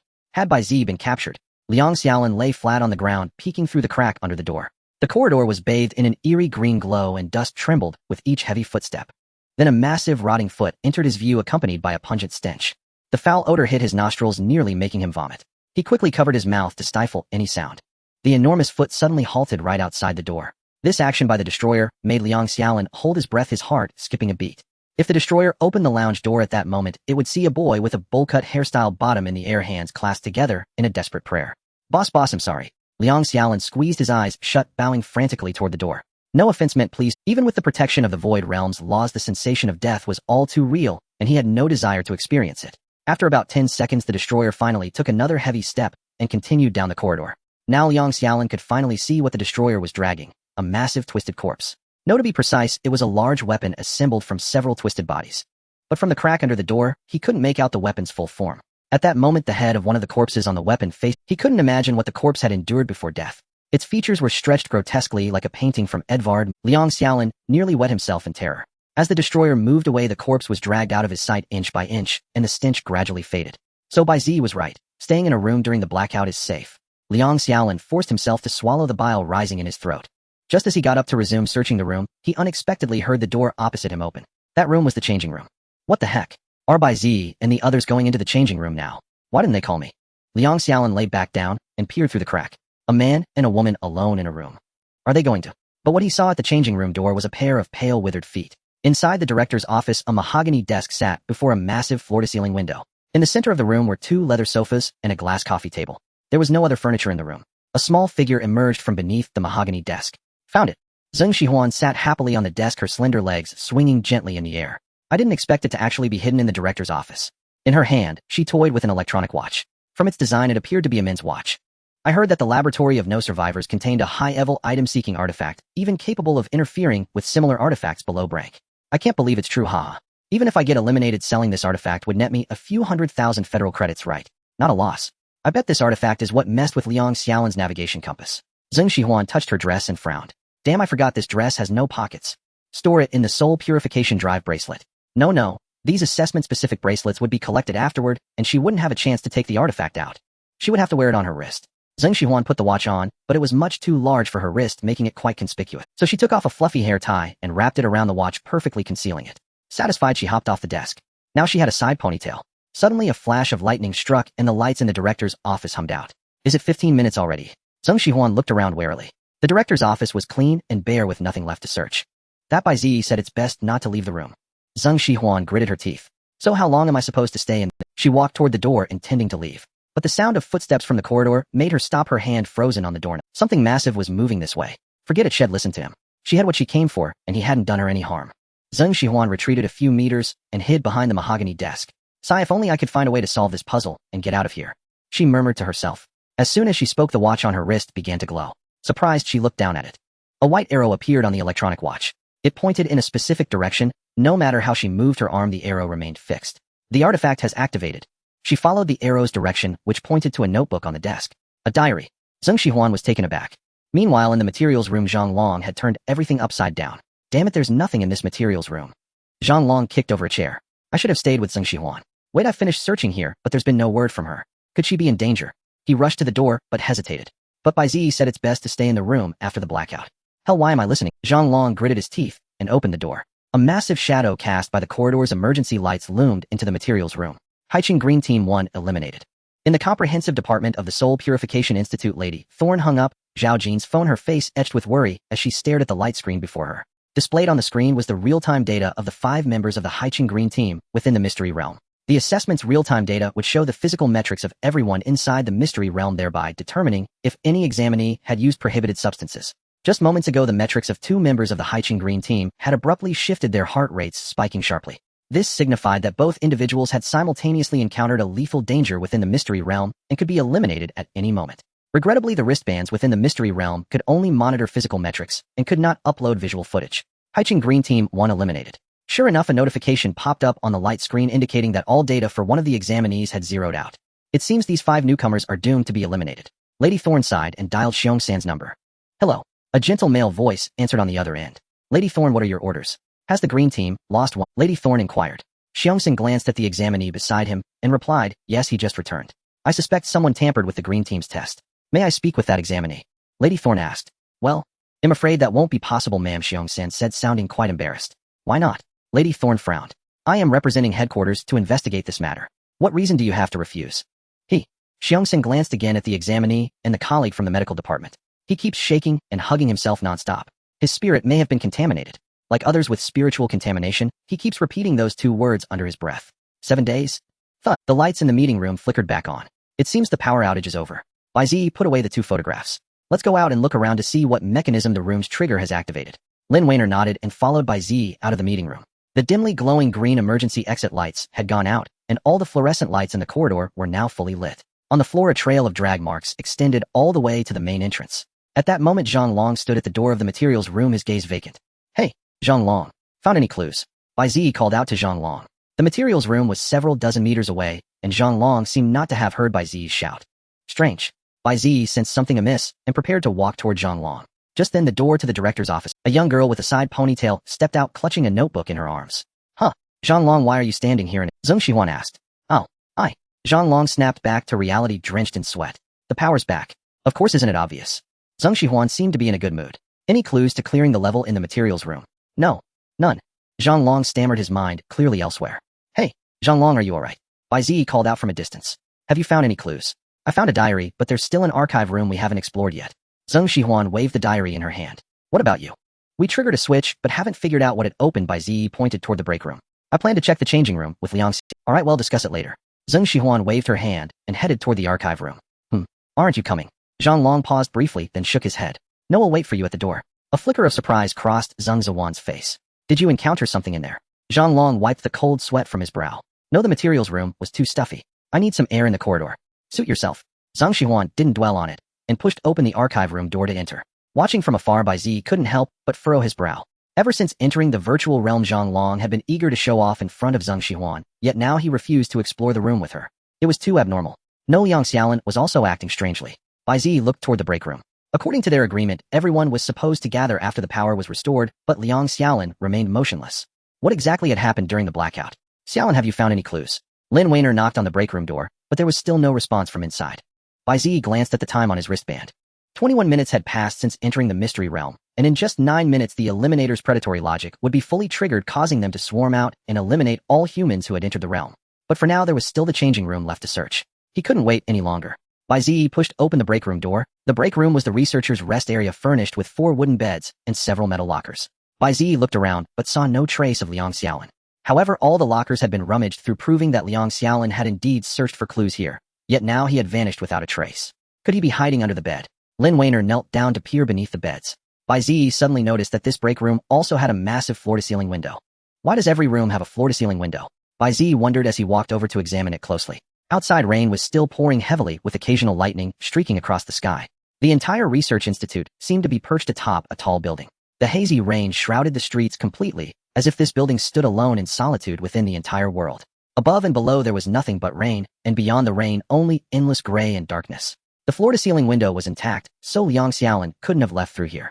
Hey, is this a staircase? Lin Wainer pointed under one of the beds.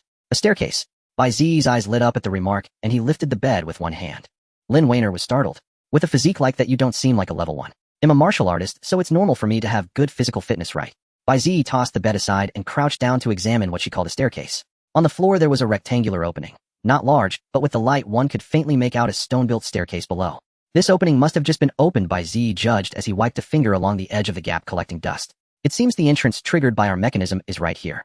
But this opening is so small Liang Xiaolin couldn't have squeezed through, could he? Lin Wainer's face was full of confusion. Bai Ziyi nodded. Still, there might be clues to clearing the level hidden down there.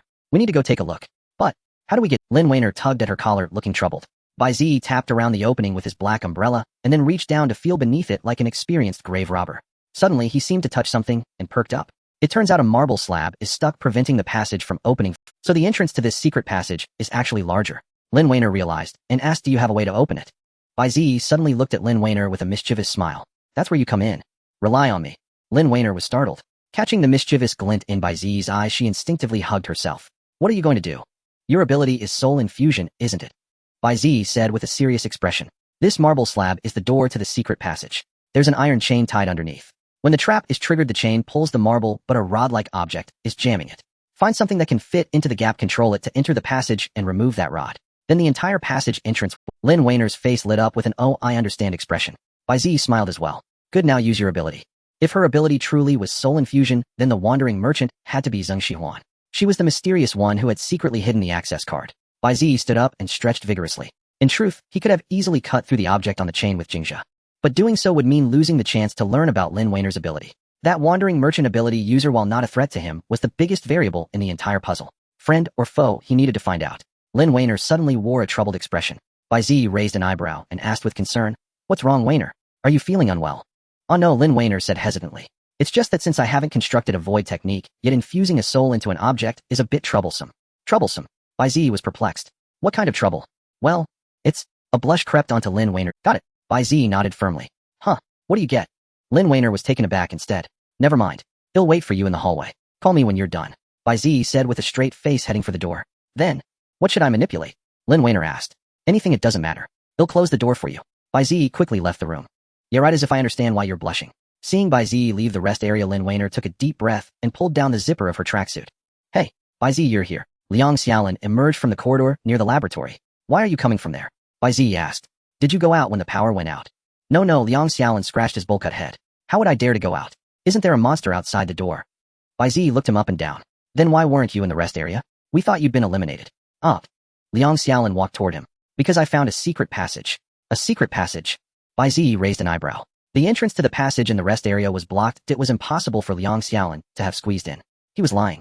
"What did you find in the passage?" Bai Ziyi asked. "Nothing much, just a long corridor that leads to the lab." Liang Xiaolin pointed toward the lab. "See, I just came out of there." "All right. Are you sure you didn't find anything else?" Bai Ziyi pressed again. "Really? I was about to ask you what you found." Liang Xiaolin looked around. Bai Ziyi shook his head, exposing his lie. "The entrance to the secret passage is sealed. You absolutely could not have entered it." As he spoke, he gripped the hilt of Jingjia. "Ah, busted." Liang Xiaolin corrected himself with a grin. "Actually, I followed that destroyer to the laboratory." "Oh, the destroyer didn't notice you?" Bai Ziyi asked skeptically. "No. After it passed my door, I quietly opened it. It didn't even look back." Liang Xiaolin narrated with great emotion. "I thought this destroyer only appears after a blackout. Maybe it has some behavioral logic or hides clues. So I decided to follow it. And then, hey, guess what?" Liang Xiaolin suddenly stopped. "What?" Bai Ziyi raised an eyebrow, taking the cue. It was too slow. By the time it reached the lab door, the Institute's power came back on. Liang Xiaolin clapped his hands. The lights came on, and it vanished. Bai Ziyi frowned. He didn't believe Liang Xiaolin's fabricated story at all. He just felt the other was hiding something, and seemed to have changed in temperament. But then, was this his true personality? Someone who could construct a deep kiss void technique was indeed a bit twisted. Liang Xiaolin suddenly pointed to the changing room nearby. "Should we go in there first?" Bai Ziyi shook his head. "Wait a moment." "Bai Ziyi, I'm done." Lin Weiner's voice came from the rest area. Bai Ziyi entered the rest area and saw Lin Weiner adjusting her tracksuit. He roughly guessed why she had been embarrassed. Without a void technique, this ability could only be activated by removing her clothes. Suddenly, a small pillow wobbled up from beside Lin Weiner. Though it had no facial features, it exuded a joyful... The little pillow hopped over to Bai Ziyi, chirping, "Gi, he." Bai Ziyi crouched down and patted the pillow while secretly activating his void art in his mind. Heavens, one plagiarist activated spiritual object detected. Pillow Girl. Pillow Girl remaining durability. Pillow Girl, a derivative of the soul infusion ability, possessing a degree of sentience. Extremely fragile as it was directly born from the ability. Trace amounts of hazardous particles detected on the object. No void technique detected on the object. No original user detected on the object. Bai Ziyi nodded. It seemed the wandering merchant ability user could only be Zheng Shihuan. Lin Weiner was GIE called the Pillow Girl. She now has a basic intelligence and can help you. Lin Weiner said, panting. "What's wrong?" Bai Ziyi asked with genuine concern. "Nothing. Using the ability without a void technique consumes a lot of hazardous particles in the body." Lin Weiner gasped, her chest heaving heavily. "My danger level is too low. Using it once nearly drained all my hazardous particles. I need to rest." "It's okay. Liang Xiaolin is back. Wait here with him." Bai Ziyi paused, then reiterated, "Don't leave under any circumstances." Lin Weiner nodded and nudged the Pillow Girl. "Go on, help this big brother." The Pillow Girl nodded and hopped onto Bai Ziyi's hand. GIE, she sounds so cloying. Bai Ziyi thought to himself as he silently sent the Pillow Girl into the secret passage. The Pillow Girl bounced over to the iron chain, straining with its two hands to grab the rod, pulling with all its might. GIE, Bai Ziyi, you could tell it was really trying hard. "Good," it yelled. Clang. Finally something was pulled out and fell inside the passage. The marble slab on the floor was yanked open, revealing the complete staircase of the secret passage. GIE. The Pillow Girl happily jumped back onto Bai Ziyi's hand, waving its arms as if to take credit. Bai Ziyi turned back and gave Lin Weiner a thumbs up. "They'll be back soon. You can have it, scout ahead. Please be careful." Worry was etched on Lin Weiner's face. With that, the Pillow Girl hopped down the stairs, transforming into a square pillow and tumbling noisily into the passage. Bai Ziyi nodded. Jingjia transformed into a slender sword form, hovering protectively in front of him as he followed the Pillow Girl into the secret passage. After Bai Ziyi left, Liang Xiaolin helped Lin Weiner to the bed and said excitedly, "Hey sis, wanna come with me to the changing? Zhang Long, could you come in and help me?" Zheng Shihuan pointed at a cardboard box on the cabinet nearby. "It's too high up." Indeed, Zheng Shihuan was only 1.6 meters tall. Asking her to retrieve items from the cabinet in the archive room was truly a challenge. Yet Zhang Long remained unmoved in the corridor, his head slightly lowered as if lost in thought. Seeing this, Zhang Shihuan hopped on the spot, her skirt fluttering slightly to show that even jumping wouldn't let her reach the box. Surely he would come to help me now. Zhang Shihuan looked at Zhang Long again. He still had his head down, occasionally showing an excited expression, while cold sweat kept beading on his forehead. Zhang Zihuan's brows furrowed immediately. What's this? Wasn't he trying to curry favor before? Now he's making such a disgusting face. Who do you think you are? If it weren't for my good mood today, I wouldn't bother with you. Zhang Shihuan grumbled, inwardly abandoning the box on the cabinet to search for other clues. However, she failed to notice that Zhang Long in the corridor was trembling uncontrollably. Meanwhile, in the secret passage, Jie, the pillow girl cheerfully called out to Bai Ziyi ahead. Is that so? We've reached the end. Though the pillow girl couldn't speak, Bai Ziyi could understand her calls. This staircase is quite long. Bai Ziyi looked back at the light from the rest room at the entrance was no longer visible. In the darkness, Bai Ziyi shone his wristband around, finding himself still in a narrow passage with no end in sight. It seemed they hadn't reached the secret passage's terminus. This was an unmarked passage in the strategy guide, perhaps never visited by anyone. It might hold clues to solve the puzzle, but it could also conceal dangers that were not to be triggered. Should he retreat and reconsider? Jie, the pillow girl pointed at a white object on the ground. Bai Ziyi immediately shone his wristband on it. Is this a bone? Was that what was jamming the chain earlier? Bai Ziyi asked. The pillow girl nodded her head and mimed a to-go for motion. I pulled it out. Bai Ziyi stepped forward and picked up the bone. Canny plagiarist activated, detected remains of a void realm human. Kai Jia's humerus. Durability 1 can be used for 1 attack. No residual hazardous particles detected on this item. This item has been subjected to 1 void, art none. Detected knowledge and skills from this item: human anatomy 4, a genetic mutation 4, a spectrometer use 4, electron microscope use 5, alien biology 2. Basic knowledge of the superintelligent world 5, intermediate knowledge of the superintelligent world 4, a history of the superintelligent world 4. Plagiarize. The endless cycle frantically stacked messages instantly filling Bai Ziyi's vision. No. Bai Ziyi quickly shook his head. The endless cycle shuddered before withdrawing all the information from his sight. Only when his vision cleared did Bai Ziyi breathe a sigh of relief. I knew biological limbs or remains carried a lot of information, Bai Ziyi said, rubbing his eyes. But this researcher's data is overwhelming you. It felt like my eyes were about to burst. Is this the power of knowledge? How terrifying. Bai Ziyi looked at the humerus again, sensing something amiss. The humerus. This was a bone from the arm, meaning the researcher named Kai Jia had jammed his arm into the mechanism's chain before dying. His purpose must have been to prevent something from getting out, or in. Since the humerus remained, where was the rest of his body? There was no skeletal remains, no clothes, nor bloodstains at the entrance. That meant he had severed his arm and escaped elsewhere. Bai Ziyi shone his wristband into the depths of the passage. The answer must lie at the end of the secret passage. Let's go, pillow girl. Scout ahead, Bai Ziyi said with a smile to the pillow spirit. Jie. The pillow girl made a received gesture and hopped deeper into the corridor. Bai Ziyi thought about discarding the humerus, but felt it was too hasty. Thus he used Jingjia to chip off a bone fragment from the humerus, pocketed it, and then followed. Meanwhile, damn it, the entire archive room is filled with blank paper. Zhang Shihuan stormed out of the archive room fuming. Zhang Long still stood nearby, pensive, occasionally flashing an eerie smile. Hey, what's wrong with you? Zhang Shihuan sensed something off, scrutinizing him. You've been sweating and making weird smiles since a while. Huh? Zhang Long jolted, quickly composing himself. No, nothing. Just feeling a bit unwell. Is that so? Zhang Shihuan eyed him suspiciously. Unwell? And smiling so disgustingly. This Zhang Long was probably up to something. She'd need to be wary. Zhang Long suggested. Let's go find Bai Ziyi and regroup. Alright, it is time to reconvene. Zhang Shihuan hugged her notebook and walked ahead cautiously. Zhang Long lagged behind, sneaking a glance at his wristband. Sensing his gaze, the wristband lit up with several screens. You have triggered the destroyer's predation logic. Due to the restoration of power in the Research Institute, the destroyer has temporarily ceased its hunt for you. You have received a hidden quest, the scapegoat's handprint. You must find a scapegoat and touch them within 35 minutes of the This scapegoat will replace you as the destroyer's prey. Upon completion of the predation, you will receive a mystical artifact. If you fail to complete the hidden quest in time, you will still be preyed upon by the destroyer. Note, during this period you cannot enter any room, otherwise you will be directly preyed upon by the destroyer. This is your reward for being the first to escape the destroyer's predation in this puzzle. This message comes from the destroyer of this puzzle, the corpse executioner. Zhang Long swallowed hard. Earlier, in the last second before the power outage ended, he had triggered the destroyer's predation logic. He thought he was doomed, but then the Research Institute's power was restored and the destroyer dissipated. Subsequently, the soul-cleansing wristband gave him this prompt. He had heard before that in the Void Realms puzzles, strange and eerie hidden quests would sometimes trigger pitting companions, but he never imagined it would happen to him. How marvelous. Though it was a hidden quest, it granted him the power of a one-hit kill. The puzzle had been running for 25 minutes. He had 10 minutes left. He just needed to choose a teammate as the scapegoat to earn a mystical artifact. As for the scapegoat, no one was more suitable than that person, Zhang Long thought. Zhang Shihuan reached the changing room door and knocked. Lin Wainer, Liang Xiaolan, Bai Ziyi, are you in there? No one answered from the changing room. Strange. Zhang Shihuan hesitated about pushing the door open, but the more she wanted to enter, the stronger her unease grew. Just then the door to the rest room behind her opened.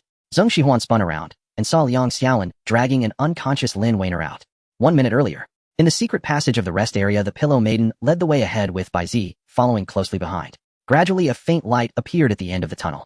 Finally here, Bai Ziyi's spirits lifted as he strode briskly toward the light. Gie, the Pillow Maiden chirped in front of a metal door. No way, there's a door here. Bai Ziyi felt a pang of frustration. Where am I supposed to find a key now? The metal door looked extremely sturdy, and the dim yellow light on the wall added an aura of impregnable solidity. Bai Ziyi guessed that even activating the void technique on the Jingzhi device wouldn't be able to destroy it. Gie. The Pillow Maiden pointed at a wall, let out a full-bodied cry, and then with a bang transformed back into an ordinary small. Has the ability's time run out? Bai Ziyi picked up the pillow and gently stroked it. He could no longer sense any trace of Lin Weiner's dangerous particle fluctuations. Thank you for your hard work, Pillow Maiden. Leave the rest to me. Bai Ziyi looked toward where the Pillow Maiden had pointed and noticed in the shadow of the light a keypad lock. No key needed. That made things easier. Bai Ziyi pulled the fragment of the humerus bone from his pocket and activated the void technique. Heavens, one plagiarist activated detected a void realm human relic. Kaijia's humerus fragment. Durability 0, already shattered. No residual dangerous particles detected on this item. This item has been subjected to 1 void technique, none. Detected knowledge and skills on this item: human anatomy 4, a genetic mutation 4, a spectrometer usage 4, electron microscope usage 5, alien biology 2. In the end of reincarnation, does it possess knowledge related to the keypad lock? Bai Ziyi asked, covering his eyes. Answer: relevant knowledge detected and filtered. Plagiarize. Bai Ziyi declared decisively. You have successfully plagiarized the relevant knowledge. 5 crisis coins have been deducted. A moment later, the dense text before Bai Ziyi's eyes vanished, leaving only a string of numbers. 846, 213, 7900. Bai Ziyi quickly entered the code. Beep. Immediately after, the entire secret passage shook violently. Dust rained down from the walls, and the narrow tunnel was instantly shrouded in acrid smoke. The tremors grew more intense, as if the passage were about to collapse. After several breaths, the metal door slowly retracted into the wall, revealing the room inside, and the shaking gradually subsided. As the metal door opened, the lights in the room flickered on one by one, unveiling a long-sealed scene. The interior was vast and empty, as if carved into a mountain cave. What met the eye were rows of enormous cultivation pods, emitting an emerald glow under the light. Beneath each pod was an instrument seemingly monitoring real-time data. At the center of the room lay a massive, grotesque limb, its form unlike any creature on Blue Star. Near the entrance was a glass room filled with monitors displaying surveillance feeds from the facility. It seemed this was the true laboratory. Bai Ziyi, covering his nose, walked into the glass room, but stepped on something hard. He jumped back abruptly, only to find a dried corpse lying on the floor. The body was missing its right arm, its face twisted in terror, as if it had witnessed something horrifying before death. Bai Ziyi kicked the corpse and activated the void technique. Detected a void realm human remains, Kaijia's body. Bai Ziyi glanced at the beginning, confirmed the identity, and immediately stopped the technique. So this corpse was indeed Kaijia. But why was his the only intact body left in the entire facility? Bai Ziyi scanned the lab and noticed that each cultivation pod had been damaged to varying degrees, with half the liquid drained and the contents within were missing. You weren't studying alien life forms, were you? Bai Ziyi muttered to himself, staring at the bizarre limb in the center of the room. He recalled the knowledge displayed by the plagiarist, which included terms like alien biology and ultra-intelligent world. Could it be that in this ultra-intelligent world, humans had already captured an alien creature and were studying it in this? The direction of the story seemed to be getting absurd. Bai Ziyi shook his head, best to find a way out first. Suddenly his gaze fixed on the surveillance screens. At that moment, all the surveillance cameras in the facility were operational, with one pointed at the corridor outside the rest area. On the monitor, the other 4 members of the team had gathered. Lin Weiner lay in Liang Xiaolin's arms, while Liang Xiaolin seemed to be chatting with the other 2. Bai Ziyi pulled the surveillance screenshot from his pocket and compared it with the live feed. The camera angle was identical. Just as I thought, this screenshot is of the corridor outside the rest area. He put the screenshot away. So that bizarre creature was active nearby. Suddenly, Bai Ziyi noticed a red flashing prompt in the lower left corner of the monitor. Abnormal incident recording. He quickly moved the mouse and clicked on the prompt. A new surveillance feed popped up. It was footage from during the blackout. Looks like this surveillance device switches to emergency power during a blackout to continue recording and backs up the data separately. Bai Ziyi switched feeds to find the camera outside the meeting room, then dragged the progress bar to play back what happened during the blackout. At the start of the video, the feed flickered incessantly. Suddenly, a massive figure appeared on the corridor, without warning, its bloated body crawling with writhing black worms like a rotting corpse freshly crawled from a grave. Rusty iron chains as thick as a thigh were wrapped around its hands, and it dragged something with its swollen fingers as it moved slowly down the corridor. This was the destroyer of the current puzzle. Even through the monitor, Bai Ziyi could feel its deadly oppressive aura. If the puzzle was solved incorrectly, or its predatory logic triggered, it would descend into the puzzle and annihilate all participants with absolute force. Once the destroyer left the camera's range, the flickering stopped and the feed returned to normal. Bai Ziyi frowned and switched to the camera outside the rest area. Even after the destroyer left the frame, he still couldn't make it. It seems that when the destroyer appears, it emits a strong magnetic field around its body. Or perhaps it's the dangerous particles that prevents the image from being clear. Bai Ziyi muttered to himself. Just as Bai Ziyi was about to switch to the next feed, he noticed that the door to the changing room suddenly opened. He held his breath, staring intently at the footage. A withered, pallid humanoid creature stepped out. What was striking was that its face had no features. It was the monster from the surveillance screenshot. Had it been hiding in the changing room all along? If he and Lin Weiner had chosen the changing room before the blackout, would they have run straight into it? At this thought, Bai Ziyi gasped. Then the creature gently stroked its face, and features began to form on its featureless face. 2 seconds later, it had transformed into Lin Weiner's likeness, perfectly replicating her figure and physique. The only difference from the real Lin Weiner was the absence of her conservative sportswear.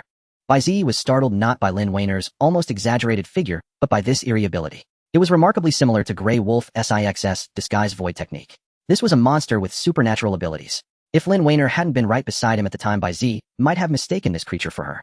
Then Lin Weiner opened the rest area door and sauntered in seductively. After a few more seconds, it dragged an unconscious Liang Xiaolin out of the room. By then it had reverted to its own form, its featureless face looking around in all directions. Finally, it looked at the camera. The feed flickered and both it and Liang Xiaolin vanished around the corner of the corridor.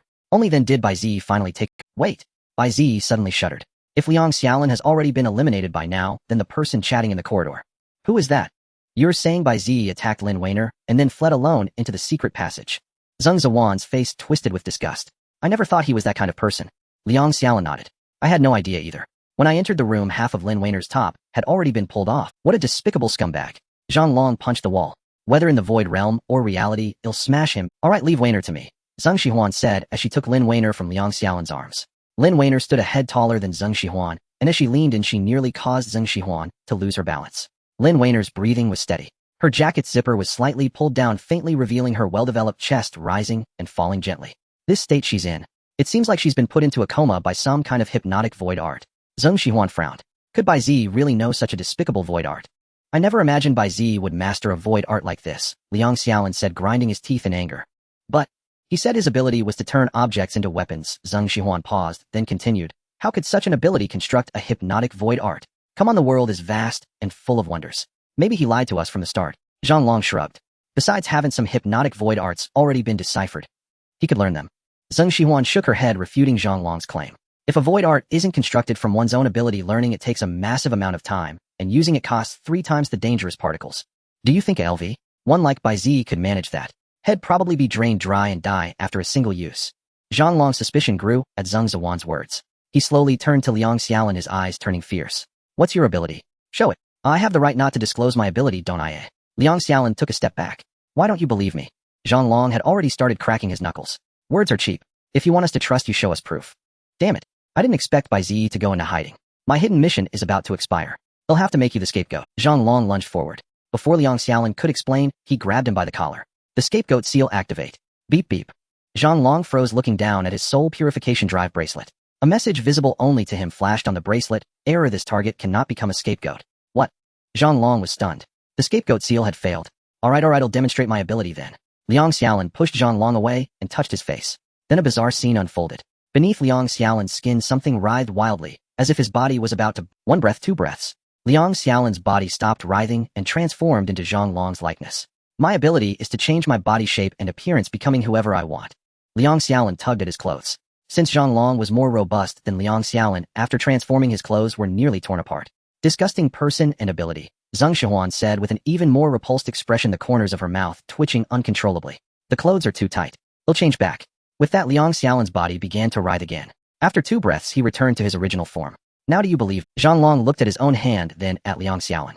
Fine, I'll trust you this once. That's more like it. Liang Xiaolin smiled. I guess Bai Ziyi will come back. As soon as he shows his face, we'll kill him and eliminate him. A person like that is a blight on the team. In the underground laboratory, Bai Ziyi was still unaware that his teammates above had become his enemies. I suspect the Liang Xiaolin up there is no longer human. He continued playing the footage from after the power outage. Zhang Long's behavior was also very abnormal. Let's see what happened to him during the blackout. The video continued. Bai Ziyi switched through several feeds and finally found the surveillance footage of the corridor between the director's office and the materials room. The destroyer slowly walked into the surveillance range, and the image began to flicker again. Bai Ziyi rubbed his eyes and kept staring at the screen.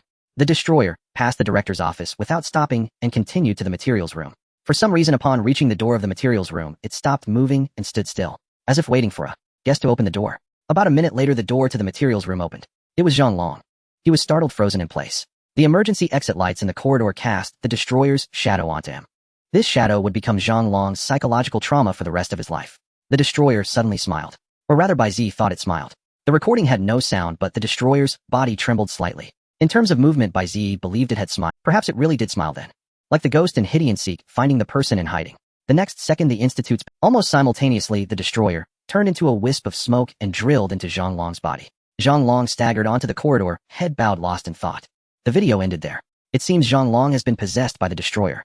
Bai Ziyi mused as he turned off the blackout. If it was possession, what was the destroyer's intention? Suddenly a sentence echoed in Bai Ziyi's mind. It has been hiding among us all along. So that's what it meant. The Soul Purification Institute had organized 58 attempts to conquer this puzzle, and social players had made 189 attempts, all of which had failed. The longest survival record in the puzzle was 30 minutes. In the end, they were all eliminated by a horde of eliminators. Everyone believed that the reason No Survivor's laboratory was so difficult to conquer was because its untouchable rules were too perilous. With fragmented clues and complex clearing conditions, it was impossible to finish within 30 minutes. But in reality, even knowing all the untouchable rules wouldn't make it easy to clear. Because you never knew that your teammates had already become traitors. A team of 5, with 2 traitors. No wonder it was impossible to clear. Let alone ordinary players who entered the puzzle without any hints. They'd probably spend the entire half hour wandering the... So should he go up now and expose their identities as traitors? No. The 2 traitors had already met. If he showed his face, they might join forces to kill him.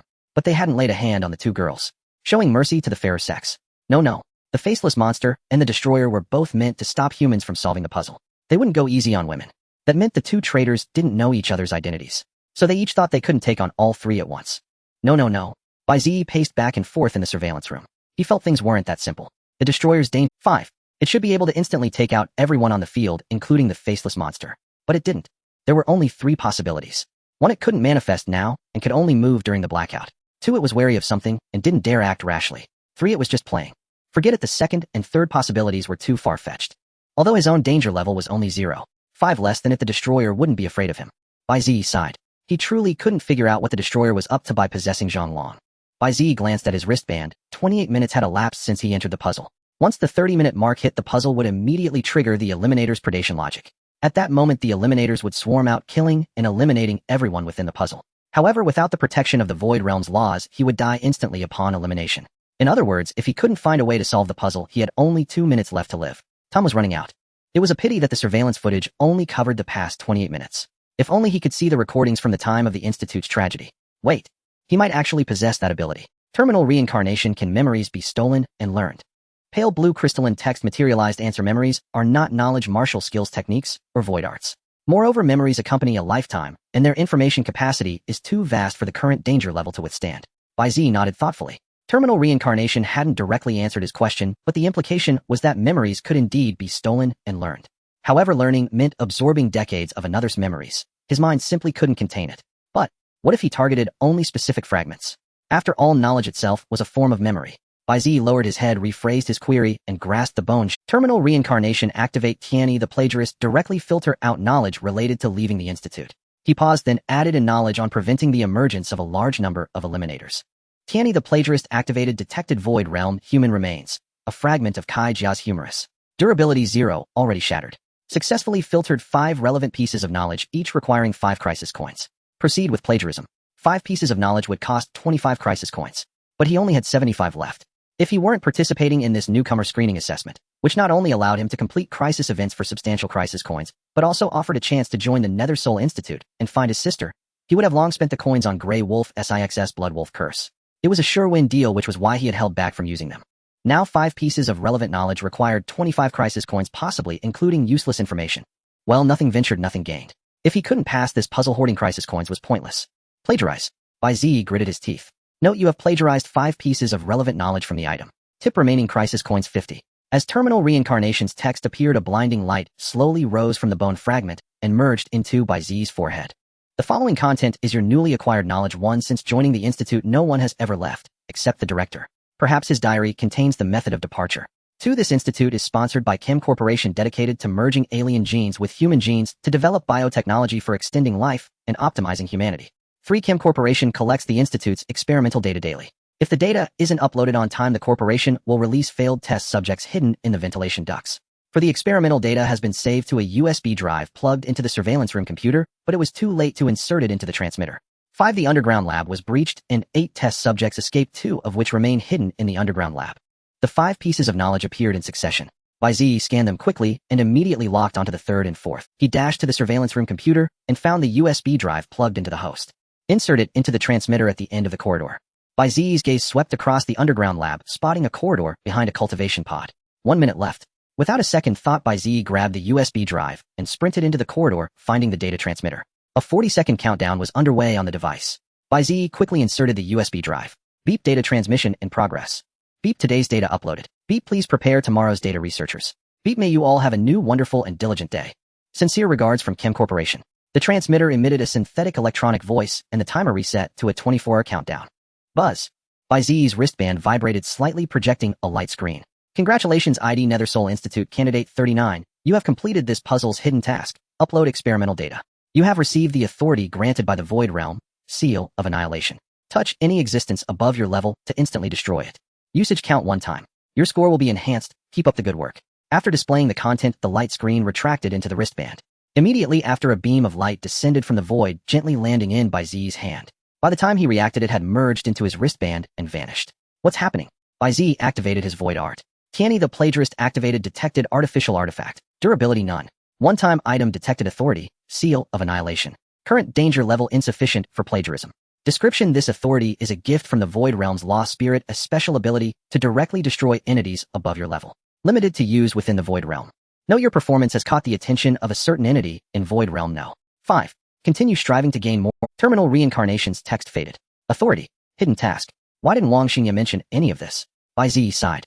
At least it's bought me some time. If I can escape this puzzle, I must ask Wang Xingye more about the Void. Returning to the surveillance room, Bai Ziyi saw the dried corpse's terrified, twisted expression. A sense of foreboding surged within him, and he immediately assumed a defensive stance, scanning his surroundings warily. Right. He had asked Terminal Reincarnation to filter for eliminators, but the knowledge it returned was about test subjects. In other words, the so-called test subjects were the puzzle's eliminators. This dried corpse had once tried to prevent the tragedy, but due to an unknown incident in the Institute, the data wasn't uploaded on time, leading to a massacre by a horde of test subjects. Kai Jia had used his severed arm to jam a mechanism blocking the test subjects upstairs to buy himself time. Yet after saving the data to the USB drive, he must have seen something terrifying and failed to upload it. A terrifying, as if sensing Bai Ziyi's confusion, Terminal Reincarnation flashed a knowledge point. The underground lab was breached. 8 test subjects escaped, 2 of which remain hidden in the underground lab. Damn it. Kai Jia had encountered the other 2 test subjects. In that instant, 2 heavy thuds echoed from within the underground research facility. 2 dull thuds suddenly echoed. Bai Ziyi traced the sound with his gaze, only to catch a fleeting glimpse of 2 enormous figures vanishing among the rows of cultivation pods. So these are the experimental subjects classified as eliminators. Bai Ziyi remained on high alert, holding his sword horizontally before his chest. His last battle had been 2 days prior, a life-and-death struggle against Grey Wolf 6. Now faced with the prospect of fighting unknown experimental subjects, he couldn't help but feel a twinge of nervousness. Fortunately, the endless cycle had been continuously managing his emotions, preventing them from spiraling into an abnormal state. Yet he possessed only the martial techniques and combat experience he had surreptitiously learned. He had no illusory techniques to launch an attack. How could he possibly engage these experimental subjects? Although he knew that void arts were superior to illusory techniques, they were abilities on the level of laws and mysteries, utterly useless against an enemy, like an experimental subject. It was a pity that Jingzhen needed to absorb dangerous particles first before it could unleash illusory techniques. If only he could directly use the illusory technique runes on Jingzhen. Wait. Over the past 2 days, although he could sense the faint dangerous auras and particle fluctuations emanating from others, he had never felt such a sensation within himself. Did he truly possess dangerous particles? Endless cycle, why can I never sense these so-called dangerous particles within my... Bai Ziyi suddenly inquired. Reply: as this ability is a finality type ability, your dangerous particle content has been converted into a null value. Bai Ziyi asked further, what does null value mean? Reply: nullification of dangerous particles refers to a state where the particle content cannot be observed, existing yet unverifiable, residing in a superposition of presence and absence. Wait, this explanation sounds oddly familiar. Bai Ziyi paused, then continued. Actually, in my understanding, dangerous particles are like mana or energy in a game, and using illusory techniques requires consuming a certain amount of them. If my dangerous particles are perpetually in a state of presence and absence, can I still use illusory techniques? Reply: yes. Regardless of how many dangerous particles an illusory technique requires to activate, as long as it is a mastered illusory technique or martial skill, this ability can sustain its use even if released infinitely. Once learned, permanently free. Bai Ziyi's eyes lit up, his heart brimming with joy, as if he had glimpsed the dawn of light amidst the darkness. This meant he could also infuse dangerous particles into Jingxia, thereby activating the illusory techniques inscribed upon it. With a mere thought from Bai Ziyi, the endless cycle responded, instantly channeling the dangerous particles within his body into Jingxia. At the same moment, the underground laboratory erupted with a blinding red light. Before Bai Ziyi could react, he was in. The endless cycle's notifications cascaded forth. Notification: the enemy has used illusory technique, fearful radiance on you. Explanation: any creature bathed in the fearful radiance will experience terrifying hallucinations until they die of fright. Caution: you have been struck by this illusory technique, but your emotions are managed by this ability and remain unaffected. The red light gradually dissipated, and Bai Ziyi stood unharmed in place. Damn it, these sound and light type illusory techniques are too fast, they're impossible to guard against effectively.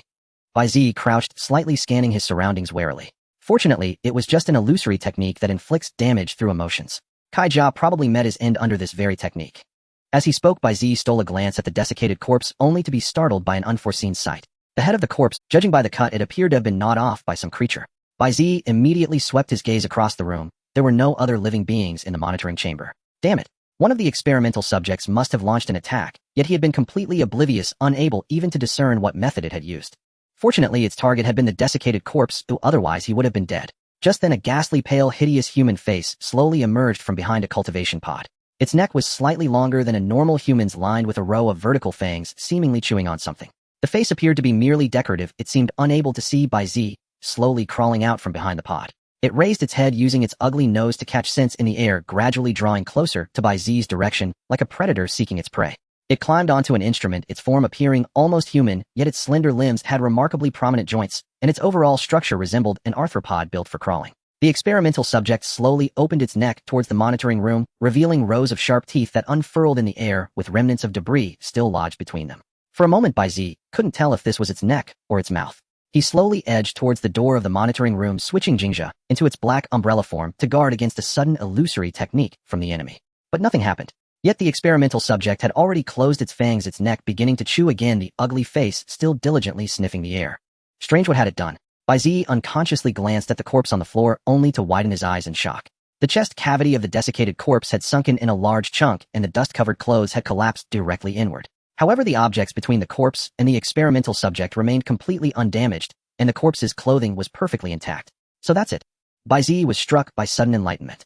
No wonder the deceased's body had vanished while their clothes remained unharmed.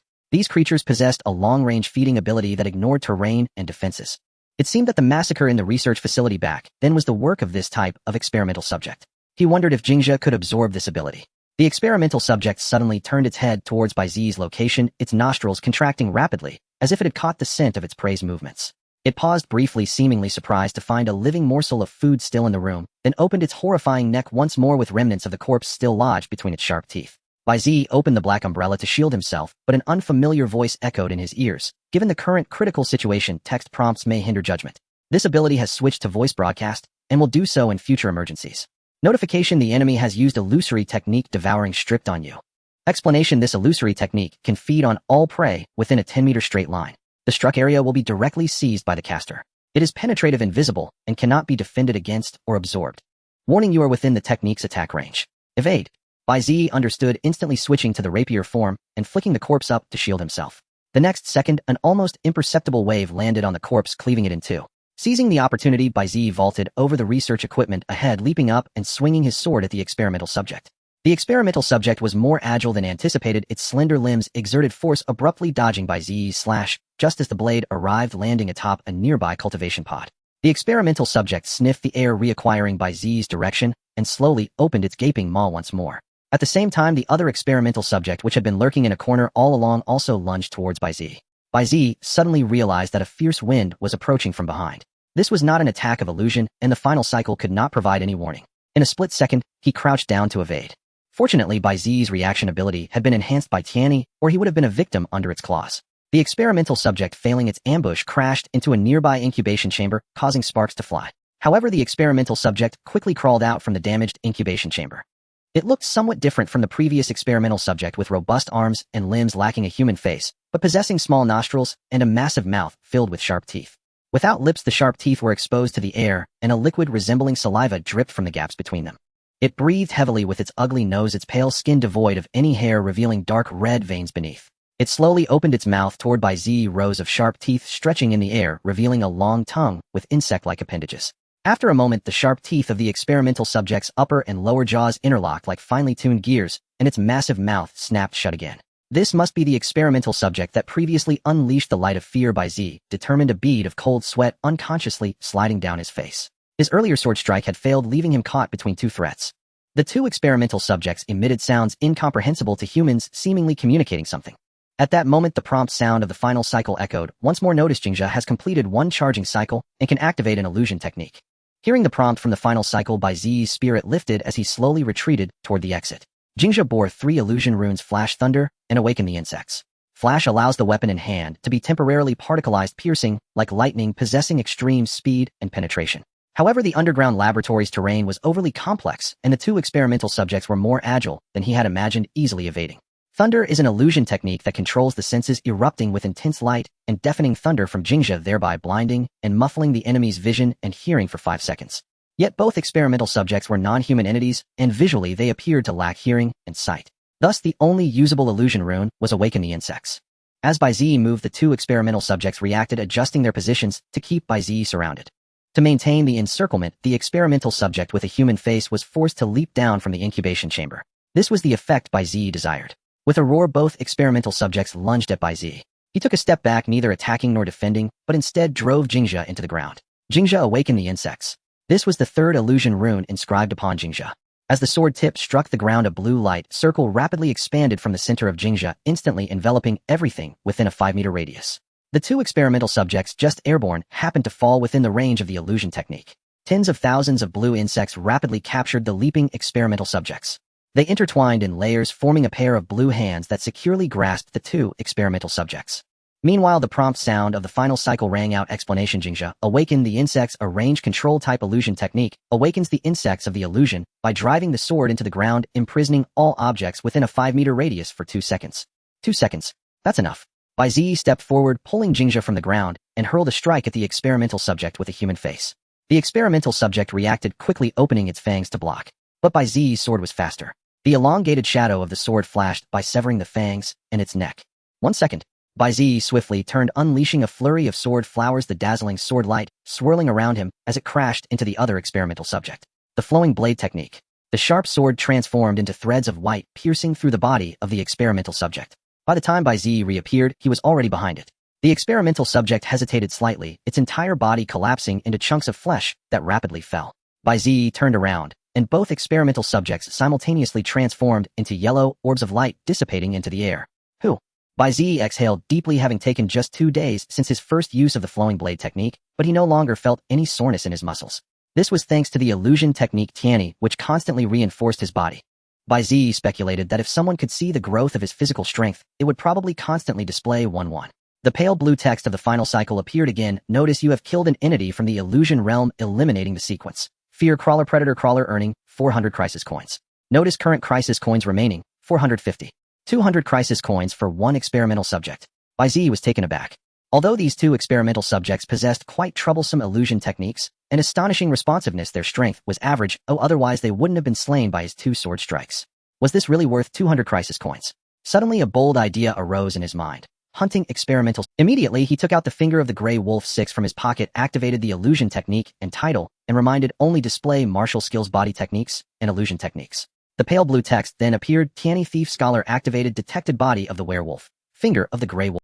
Detected body techniques previously executed by the original owner of the item: claw 4, bite 3, pounce 4, wolf, fist 1, wolf palm 1. Detected martial skills previously executed by the item: wolf assault 2, air/2. Detected illusion techniques available for theft from this item: wolf bite, kill 4, wolf in sheep's clothing 5, blood wolf, curse 1, vengeful wolf returns 3. Bai Ziyi finished reading the displayed content and nodded in satisfaction. There were 2 unknown strength traders upstairs. When they met again, there would inevitably be a hard battle, and relying solely on his current techniques and illusion runes might not suffice. But now that he had 450 crisis coins, the situation was different. He could learn the martial skills or illusion techniques of the Grey Wolf 6 to bolster his trump card. Bai Ziyi's mind moved, and the final cycle immediately sensed it, providing a prompt notice. Both Wolf Bite Kill and Vengeful Wolf Returns of the Grey Wolf 6 require Werewolf Bloodline to activate. Bai Ziyi frowned. A Wolf Bite Kill was the illusion technique he desired. He vaguely remembered that this illusion technique had immense destructive power, consuming 25 durability points of Jingja with a single strike. However, it required a Werewolf Bloodline to activate, making the theft a waste. Bai Ziyi looked at the body techniques of the Grey Wolf 6 and shook his head. Bite techniques, and the like. Even if I were a werewolf, I wouldn't have such sharp teeth. Ultimately, his gaze settled on two martial skills: wolf assault and air slash. Inside the research institute, Zhang Long stared nervously at the timer on his wristband. 33 minutes had already passed since they entered the puzzle. Strange, are we breaking a record? Zheng Xihuan also looked at the timer on her wristband. Wasn't it said that no one could survive beyond 30 minutes? She glanced around once more. All the lights were steadily aglow, there were no strange noises from the ventilation ducts, and the entire institute was silent without any sign of impending danger. Yes, strange. Liang Xiaolin furrowed his brow as if this was something incomprehensible. Could it be that Bai Ziyi isn't dead? What did you say? Zhang Long approached, hearing his muttering. What about Bai Ziyi? Didn't you say he would come back? Liang Xiaolin's brow relaxed. Forget it. Since the Eliminator hasn't shown up to take us out, and Bai Ziyi hasn't returned, let's just continue solving the puzzle. Sigh. Haven't we been discussing this for a while already? Zheng Xihuan sighed, showing some impatience. I told you. I need to stay here and take care of Weiner. Leave the clue searching to you two. Two grown men dawdling here. You've been standing around for 5 whole minutes. As she spoke, Zheng Xihuan rolled her eyes. Liang Xiaolin then turned to Zhang Long, complaining. Brother Long, why are you so dead set against going into the changing room with me to find clues? The girls are making fun of us. We're getting roasted by the ladies. Zhang Long looked embarrassed. He glanced at Zheng Xihuan, then at Liang Xiaolin, at a loss for words. It's just. Watching Zhang Long's conflicted expression, Liang Xiaolin felt a secret glee. Come on, human. Show some manly courage. Come into the changing room with me. As soon as you enter the changing room with me, you will immediately trigger the untouchable rule, and the Eliminator hidden inside will tear you apart. That way, by eliminating Zhang Long, the strongest in the team, the 2 remaining girls would be no threat. As for that Bai Ziyi, with him alone, he wouldn't be able to solve the puzzle either. No, I can't go into the changing room. Zhang Long declared firmly. Huh. Liang Xiaolin was taken aback. If we go into the changing room and Bai Ziyi comes back, what if he tries something with the girls? Zhang Long said, pointing at the 2 girls behind him. I'm going to wait here for him. You? Liang Xiaolin was rendered speechless and could only nod. Seeing Liang Xiaolin nod, Zhang Long breathed a sigh of relief in his heart. No way. He couldn't enter any room until he found a scapegoat, or else the destroyer would descend immediately. Thinking this, Zhang Long sneaked a glance at his soul purifying drive wristband. The soul purifying drive wristband sensed his gaze and projected a light screen only he could see. You have received a hidden quest, the scapegoat's handprint. Before the puzzle reaches 35 minutes, find a scapegoat and touch them. This scapegoat will be preyed upon by the destroyer in your place. Upon completion, you shall receive an artifact. Otherwise, you will still be preyed upon by the destroyer. Note, during this period, you must not enter any room, or you will be preyed upon by the destroyer. Time remaining 1 minute and 12 seconds. Cold sweat beaded on Zhang Long's face. He swallowed hard, looking at Zheng Xihuan and the unconscious Lin Weiner in her arms. 1 minute left. Bai Ziyi wasn't coming out, he couldn't enter a room, and Liang Xiaolin couldn't become the scapegoat. There were no other choices left. Let this Lin Weiner be the scapegoat. With this thought, Zhang Long steeled his resolve and walked towards Lin Weiner. Zheng Xihuan immediately sensed something off about Zhang Long's behavior and backed away, holding Lin Weiner. I just remembered I have a void art that can awaken the sleeping. Let me try. Zhang Long said, reaching for Lin Weiner. Get away. Zheng Xihuan, filled with disgust, shoved his hand aside. Congratulations, you have completed the hidden quest. A prompt echoed in Zhang Long's mind. Damn it.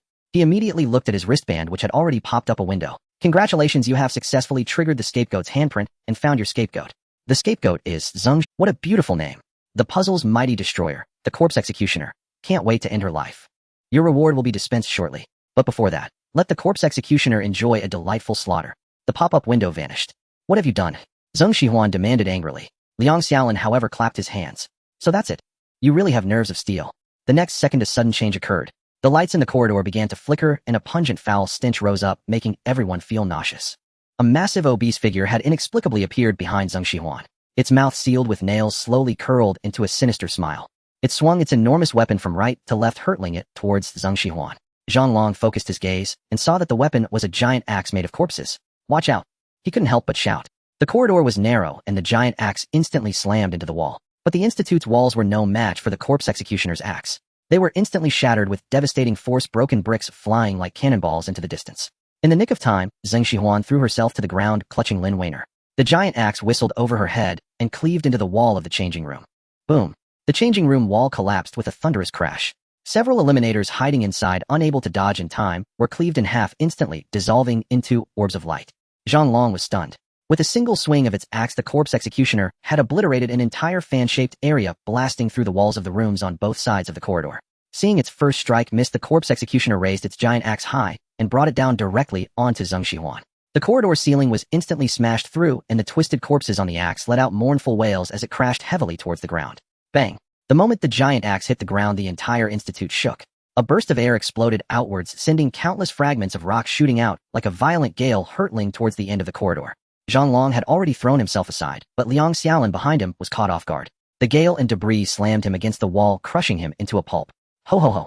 The corpse executioner suddenly let out a laugh, its obese body trembling, as writhing maggot-like creatures jiggled along with its mirth. As the thick smoke cleared, a half-meter-deep crater was revealed where the axe had landed, with the surrounding marble floor completely so terrifying. So this is the eliminator of a brank puzzle. Zhonglong, who was hiding to the side, was shaken to his core. He had only seen it once during the blackout, but he never imagined that the destroyer he had summoned would be such a horrifying entity. Above the corpse executioner's head, a small string of red text was clearly displayed, LV50. Zhonglong had never participated in a puzzle above crank. As for the destroyer of puzzles, he had only heard of it, never imagining it to be such a terrifying existence. The crucial point, it actually had a level of 50. Meanwhile, his own level in the Void Realm was merely 32. This meant its danger level far surpassed his own.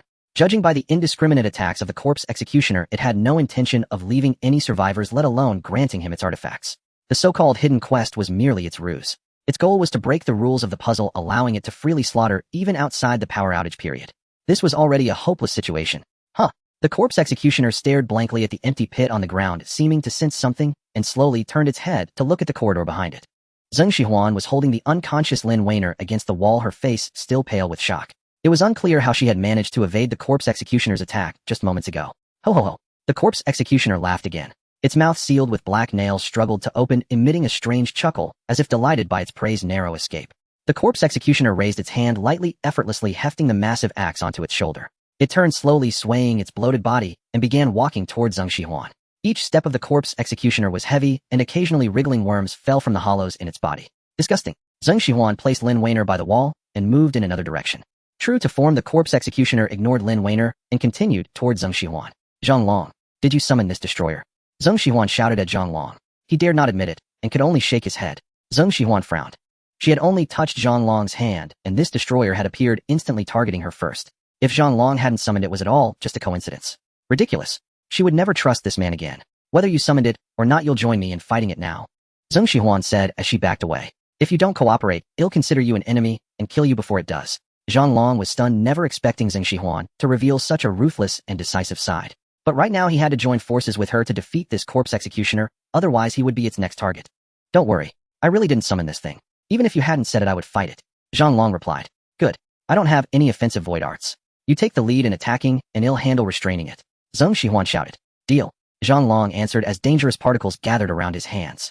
Before they could prepare, the corpse executioner roared and swung its giant axe horizontally at Zheng Xihuan. Zheng Xihuan leaned back, dodging the axe. The blade swept past her face, instantly demolishing another wall of the corridor. The corpse executioner seemed prepared, immediately reaching for her with its other hand, which emanated a corrosive aura. Zheng Xihuan flicked her wrists, sending out several golden chains. With a sharp tug, she slid swiftly across the floor, slipping away from under the corpse executioner's feet. The corpse executioner's hand grabbed empty air, striking the floor. Ho ho ho. It slowly straightened up, letting out another eerie laugh, as if it had never been so amused. Having escaped, Zheng Xihuan looked back to see black-purple smoke rising from the floor, marked by a giant handprint. Careful. It seems to be using some kind of martial technique. Its left hand is corrosive. Zheng Xihuan returned to Lin Weiner's side and said, we don't know what its void art is yet. Stay alert. By the way, what were those golden chains? Zhonglong asked. That's my ability. Mind your own business. Zheng Xihuan glanced at Zhonglong. I'll use my ability to try and immobilize it. You take the chance to attack its head. Zhonglong nodded. All right. Zheng Xihuan released her chains, which moved as if alive, wrapping around the unconscious Lin Weiner and lifting her onto a clean bed in the rest area. Careful, it's coming. Zhonglong warned. The corpse executioner gripped its axe with both hands, took a step forward, and a surge of pitch-black, dangerous particles enveloped the giant blade. A void art. Zhonglong's expression changed. In the next second, the axe swung through the air. A dark purple light erupted, streaking toward them like a crescent moon. Zhonglong leaped up, grabbing a steel beam exposed from the damaged ceiling, and vaulted over the void art. Zheng Xihuan ducked low to evade the crescent. Before they could catch their breath, the corpse executioner suddenly appeared before Zheng Xihuan, swinging its axe down at her head. So fast. Still in a crouched position, Zheng Xihuan had no time to dodge. The axe rapidly enlarged in her vision. Just as she was about to be struck, the corpse executioner halted abruptly. It paused, noticing 4 golden chains wrapped around its axe, their other ends embedded in the ceiling. Nice work. Zhonglong praised, seizing the opportunity to leap from behind the corpse executioner, landing on its martial technique, blazing chain fist.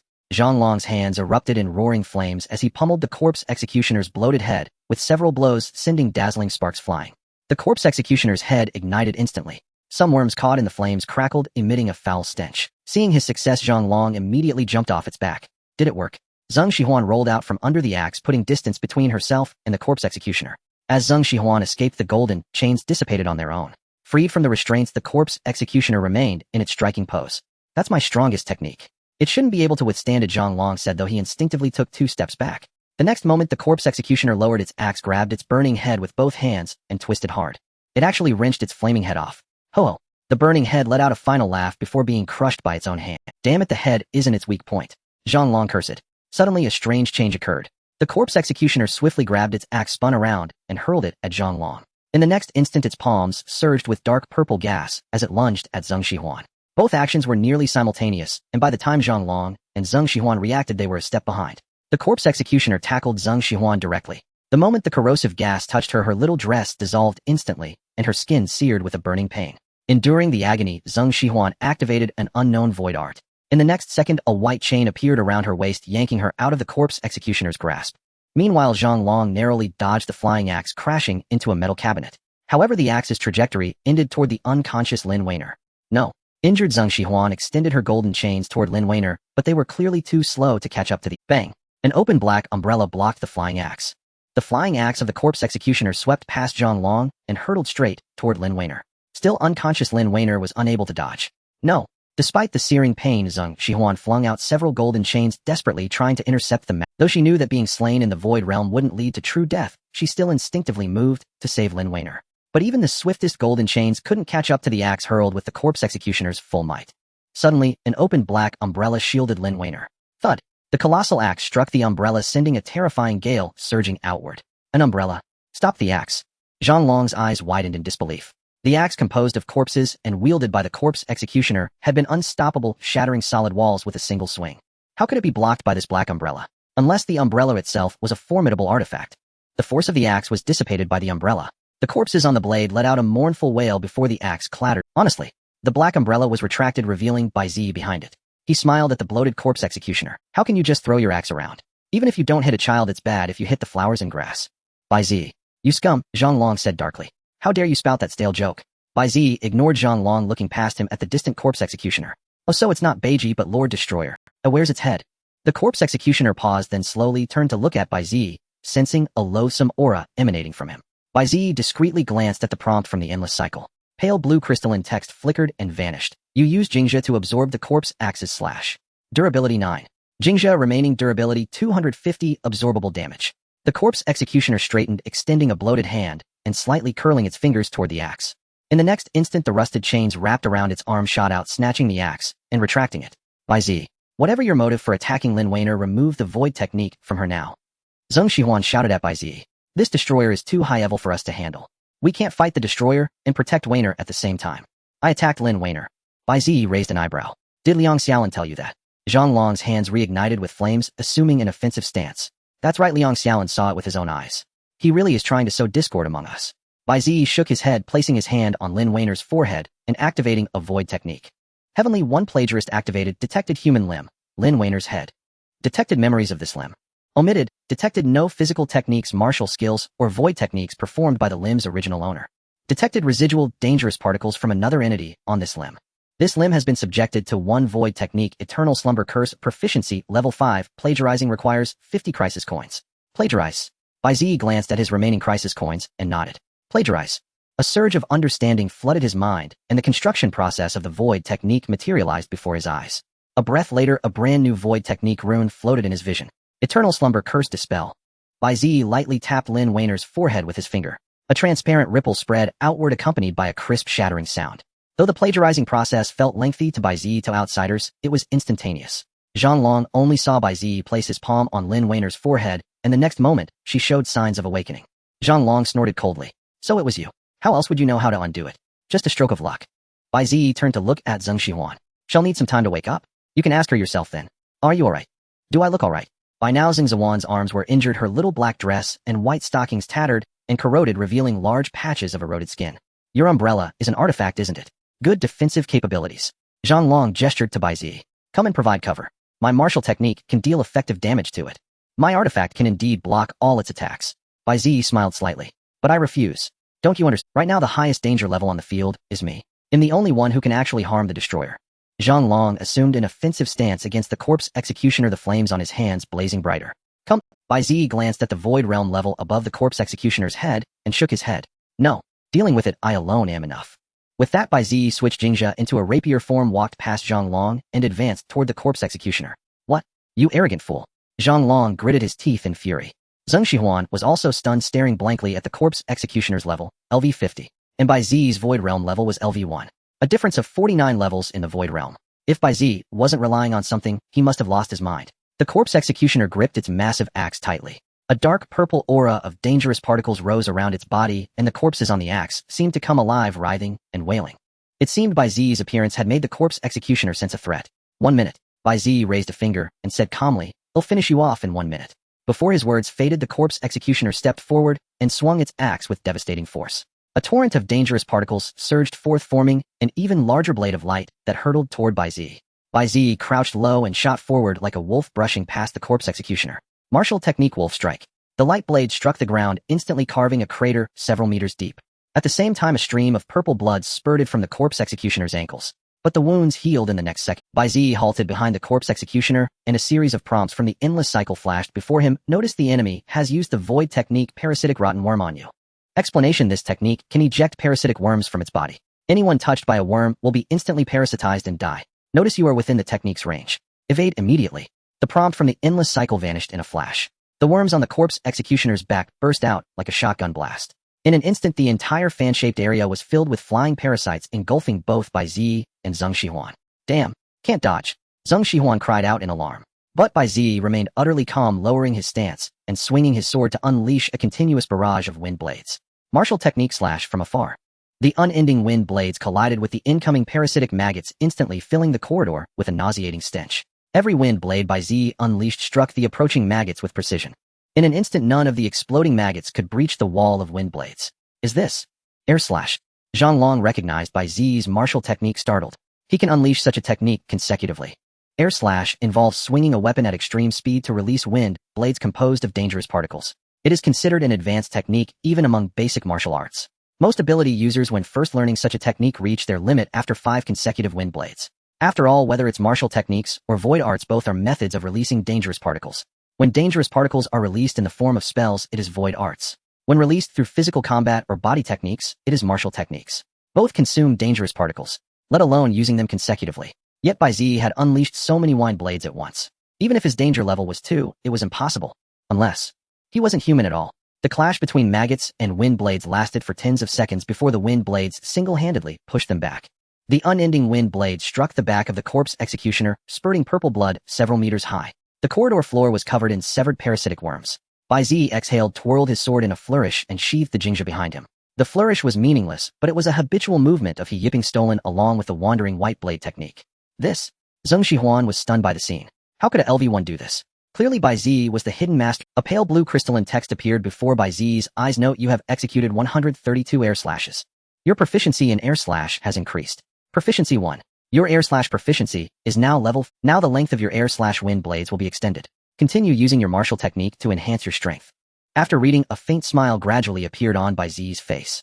He hadn't expected that a stolen technique could increase in proficiency through use. No wonder it had become faster and more exhilarating with each slash. The wound on the corpse executioner's back healed visibly within the few seconds of everyone's astonishment. Ordinary martial techniques couldn't harm it either, but its maggots seemed depleted, leaving its body riddled with holes, its bloated form visibly thinner, and its aura diminished.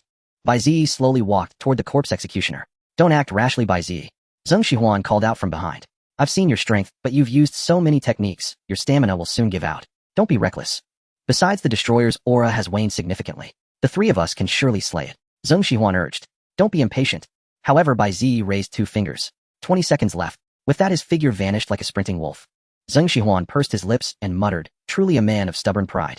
Sensing the incoming killing intent, the corpse executioner abandoned its giant axe and swung its hands, hurling dozens of purple heads. Note: the enemy has used void art corrosive heads on you. Explanation: this void art releases corrosive soul heads. A contact will instantly erode the soul. Warning: you are within the void art's range. Evade immediately. Pale blue text flashed continuously. Yet Bai Ziyi moved as swiftly as a hunting wolf. He bit the Jingxia with his mouth, using all 4 limbs to traverse the ruined corridor, rebounding off collapsed walls and damaged ceilings. Martial technique wolf assault. This werewolf technique temporarily enhanced neural reflexes relying on beastly instincts to dodge attacks. Stolen by Bai Ziyi, he barely managed it with all 4 limbs. But as he dodged more, his limbs grew more coordinated and his speed increased. Gradually, the corpse executioner could no longer track Bai Ziyi's movements. The corpse executioner finally lost patience, plunging its bloated hands into its own heart. The Endless Cycle's text turned crimson. Note: the enemy has used void art self-destruct poison on all present. Explanation: this void art creates a massive explosion with a 50-meter radius, releasing unabsorbable corrosive toxins. The corpse executioner's ultimate void art. Warning: evasion is no longer possible. It's going to self-destruct. Zhang Long, who had been watching from the sidelines hoping to see Bai Ziyi falter, now panicked at the sight of the impending explosion. Just then Bai Ziyi appeared behind the corpse executioner. 5 seconds left. This distance should be enough. Bai Ziyi, still biting the Jingzhe, reached out and touched the corpse executioner. I wanted to conserve it, but it seems impossible. Activate. Authority Mark of Annihilation. The Endless Cycle immediately displayed a prompt note: you have used Authority Mark of Annihilation on the corpse executioner. Explanation: this authority, granted by the Void Realm's Law Spirit, is a special ability of the Void Realm that can directly destroy entities of a higher level than you. Only usable within the Void Realm. Hint: the corpse executioner's danger level is 2.5 higher than yours, and it is within the Void Realm. All conditions are met. You have successfully activated the Authority Mark of Annihilation. The Void Realm's law force will annihilate what you touch. In an instant, blinding light burst from Bai Ziyi's hands. Boom. The corpse executioner's body cracked inch by inch, and an even more dazzling golden light erupted from the fissures, instantly engulfing the entire research institute. What's happening? What's happening? Zhang Long, unable to open his eyes from the intense light, cried out in terror. Note: you have slain the Void Creature Annihilation Sequence Corpse Executioner. Crisis coins 500. Hint: current crisis coins remaining 600. The pale blue crystalline text of the Endless Cycle slowly emerged amidst the golden light. As the intense light faded, the devastated Research Institute corridor showed no trace of the corpse executioner, not even the worm carcasses on the ground. Is this real? Zheng Shihuan opened his eyes, looking around in disbelief. If not for the giant axe made of corpses still embedded in the corridor's center, she would have thought it an illusion. Bai Ziyi also breathed a sigh of relief, noticing that the strange, dangerous particles in his soul-purifying drive bracelet had vanished. It seemed the authority granted by the Void Spirit was indeed one-time use. He looked at the giant axe in the corridor's center, raising an eyebrow. Since the corpse executioner was destroyed, why was the axe still there? Could it be an artifact? With that thought, Bai Ziyi reached for the axe. Heavenly One Plagiarist activated. Gazing at the giant axe left by the corpse executioner, Bai Ziyi couldn't resist reaching out his hand toward it. Heavenly One Plagiarist activated. Great artifact detected. Corpse executioner's axe. Warning: you have triggered the residual void art left by the corpse executioner, soul chasing death. Explanation: this is a triggered void art that activates only when the corpse executioner perishes and someone touches the giant axe. Effect: the souls trapped within the axe will drag the one who touches it into the abyss, soothing their tormented spirits and allowing the caster to be reborn. Warning: the souls are coming. Immediately, a mournful wail emanated from the giant axe. By the time Bai Ziyi realized what was happening, he was already frozen in place. The corpses on the axe suddenly came to life, twisting their withered bodies and struggling to crawl out of the blade. Bai Ziyi's heart jolted with shock. He hadn't expected the corpse executioner to have a trick like reanimating the dead. Final Reincarnation immediately plagiarized this void art. Final Reincarnation instantly displayed a prompt. Notice: to plagiarize the void art soul chasing death, once you need to consume 300 crisis coins. Proceed with plagiarism. 300 it is. Stop wasting time. Plagiarize. Bai Ziyi roared inwardly. Meanwhile, all the twisted corpses had crawled off the corpse executioner's axe, scrambling over each other to climb onto Bai Ziyi's body. Bai Ziyi's vision blurred, the surroundings began to spin and twist, and the world turned into a bizarre abstract painting. Plagiarism complete. Suddenly a surge of enlightenment flooded his mind. Without pausing to savor it, Bai Ziyi immediately activated it. Soul-chasing death dispel. The densely packed corpses clinging to Bai Ziyi suddenly froze. They exchanged bewildered glances as if finding it unbelievable. You're messing with me, kid. One corpse suddenly spoke. Then all the corpses crumbled into ashes. The void art was undone. Bai Ziyi leaned on his knees, gasping heavily. He hadn't anticipated the corpse executioner being so treacherous, deliberately self-destructing and then reanimating. By now its authority had been exhausted and no one on the field could stop it. Fortunately, he had been the one to touch the axe first. Anyone else would have fallen for the trap. He looked up at the giant axe and was astonished to find it had somehow shrunk to a normal size. The corpses on the axe had vanished, replaced by a black skeleton.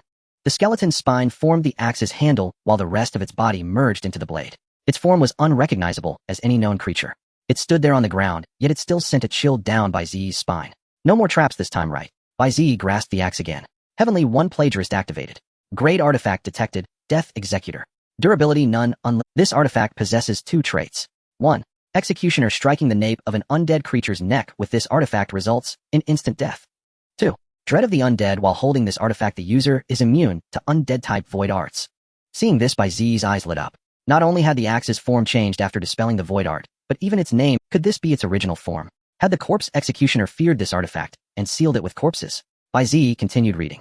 Detected previous user of Death Executor Corpse Executioner. Artifact Proficiency 5 requires 500 crisis coins. This item possesses a technique Unpleasant Laughter 3. Knowledge from the original owner rules of the No Survivors Lab 5, Corpse Worm Rearing Method 3. Detected physical techniques used by the original owner Cleaving Axe 4, a Heavy Strike Axe 4. Detected martial skills used with this item Corrosive Hand 4, Heavy Throw Axe 3. Detected plagiarizable void arts 4. Detected plagiarizable void techniques 0. Plagiarizable void arts include Corrosive Moon Slash 4, Self-Destruct Poison 4, Parasitic Corpse Worm 2, Soul Chasing Death 2. Bai Ziyi scanned through the information displayed by Final Reincarnation and shook his head helplessly. Except for the Soul Chasing Death, he had just plagiarized all the other content from the Corpse Executioner required over 500 crisis coins. With only 300 left, he couldn't afford to learn any of it, especially the No Survivors Lab rules. If he could plagiarize that, he might clear the trial without even thinking. Are you alright? Zheng Shihuan limped toward him. Did you dispel that void art just now, eh? Those souls mistook me for someone else and dissipated on their own, Bai Ziyi said, glancing at her before pulling out the Death Executor. Bai Ziyi, is that an artifact in your hand? Zhang Long ran over from a distance. Can I take a look? These people sure perk up at the sight of an artifact. Bai Ziyi tapped his soul-purifying drive bracelet and stored the Death Executor inside. Sorry, what did you say? Damn it, are you playing dumb, or what? Zhang Long's face hardened.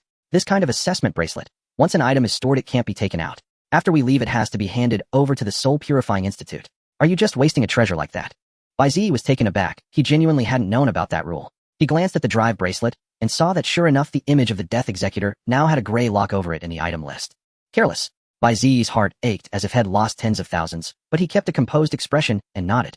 Exactly, I'm handing it over to the Soul Purifying Institute. And you're not getting a look. You?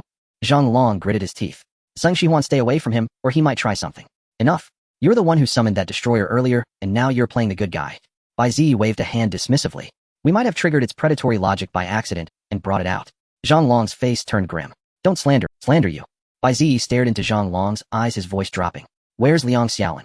He was crushed into a pulp by that destroyer. Zhang Long pointed at the wall behind him. Really? Then who is that?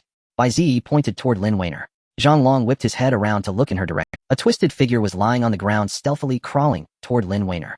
Zhang Long squinted, and his pupil. That figure was unmistakably Liang Xiaolin, the one supposedly crushed into pulp by the destroyer. Crushed into pulp? His body hadn't fully recovered, most of his limbs were still in a mushy state, forcing him to move using only his arms. Sensing the eyes on him, Liang Xiaolin quickly formed hand seals. Notice detected, the target is casting a summoning-type void art. Before Final Reincarnation's prompt faded, Bai Ziyi had already moved. He transformed into a wolf-like shadow, appearing before Liang Xiaolin in the blink of an eye. With 2 swift sword strokes, he severed both arms and legs. Arg! Damn it! Liang Xiaolin screamed, writhing wildly on the ground. Bai Ziyi, you! Zhang Long was stunned. How dare you do this in front of us? Calm down, Zhang Long. Bai Ziyi cut him off, pointing at the severed limbs. Take a good look. Is that a human body? At that moment, Liang Xiaolin's severed limbs had transformed into a pool of milky white flesh writhing on the ground. This? Zheng Shihuan was also taken aback. Isn't he Liang Xiaolin? That's right, the real Liang Xiaolin was eliminated 20 minutes ago. Bai Ziyi kicked away the squirming limbs to prevent them from reattaching. This creature has been among us, fabricating lies to sow discord and turn us against each other. No, he used some bizarre illusion technique to turn me into this. The man, reduced to a human stump, snarled viciously. Don't let him fool you. He's the real monster. Exactly, there's no such thing as a level 1 esper with a seemingly bottomless reserve of hazardous particles capable of using martial techniques without exhaustion, Zhang Long chimed in. He even reduced the level 50 destroyer to nothing but dust. You were gone for so long. Who knows if you've been replaced? Maybe you staged that whole act with the destroyer to earn our trust. Zheng Shihuan found herself unable to discern truth from falsehood. Yet when the corrupted executioner had unleashed its illusion technique, Bai Ziyi had shielded her without letting a single worm touch her. Deep down, she felt Bai Ziyi wasn't evil, but she couldn't refute Liang Xiaolin's testimony, so she bit her lip and remained. Bai Ziyi furrowed his brow. He had assumed that once the destroyer left Zhang Long's body, Zhang would no longer be a traitor. But now he was siding with the fake Liang Xiaolin to slander him. It seemed things were more complicated than he thought. Quick, Zhang Long. Zheng Shihuan. Attack now, Liang Xiaolin urged. He's just exhausted a large amount of hazardous particles. This is the best chance to subdue him. MMPH. Bai Ziyi kicked Liang Xiaolin square in the mouth. He showed no mercy to monsters. Shut up.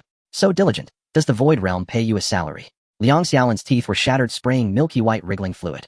Such ruthlessness. You're definitely not human. Zhang Long roared, flames blazing in his hands, ready to strike. Wait. A weak voice stopped him. Zhang Long turned to see Lin Weiner, who had been unconscious, now sitting up. Weiner. You're awake. Zheng Xihuan joyfully opened her arms and rushed to her. Lin Weiner embraced Zheng Xihuan, her heart aching at the sight of her injuries. Thank you for protecting me all this time. Though I was under the illusion technique, I could still feel your warm presence, even in my coma. Weiner, you have no idea what we just went through. That destroyer was terrifying.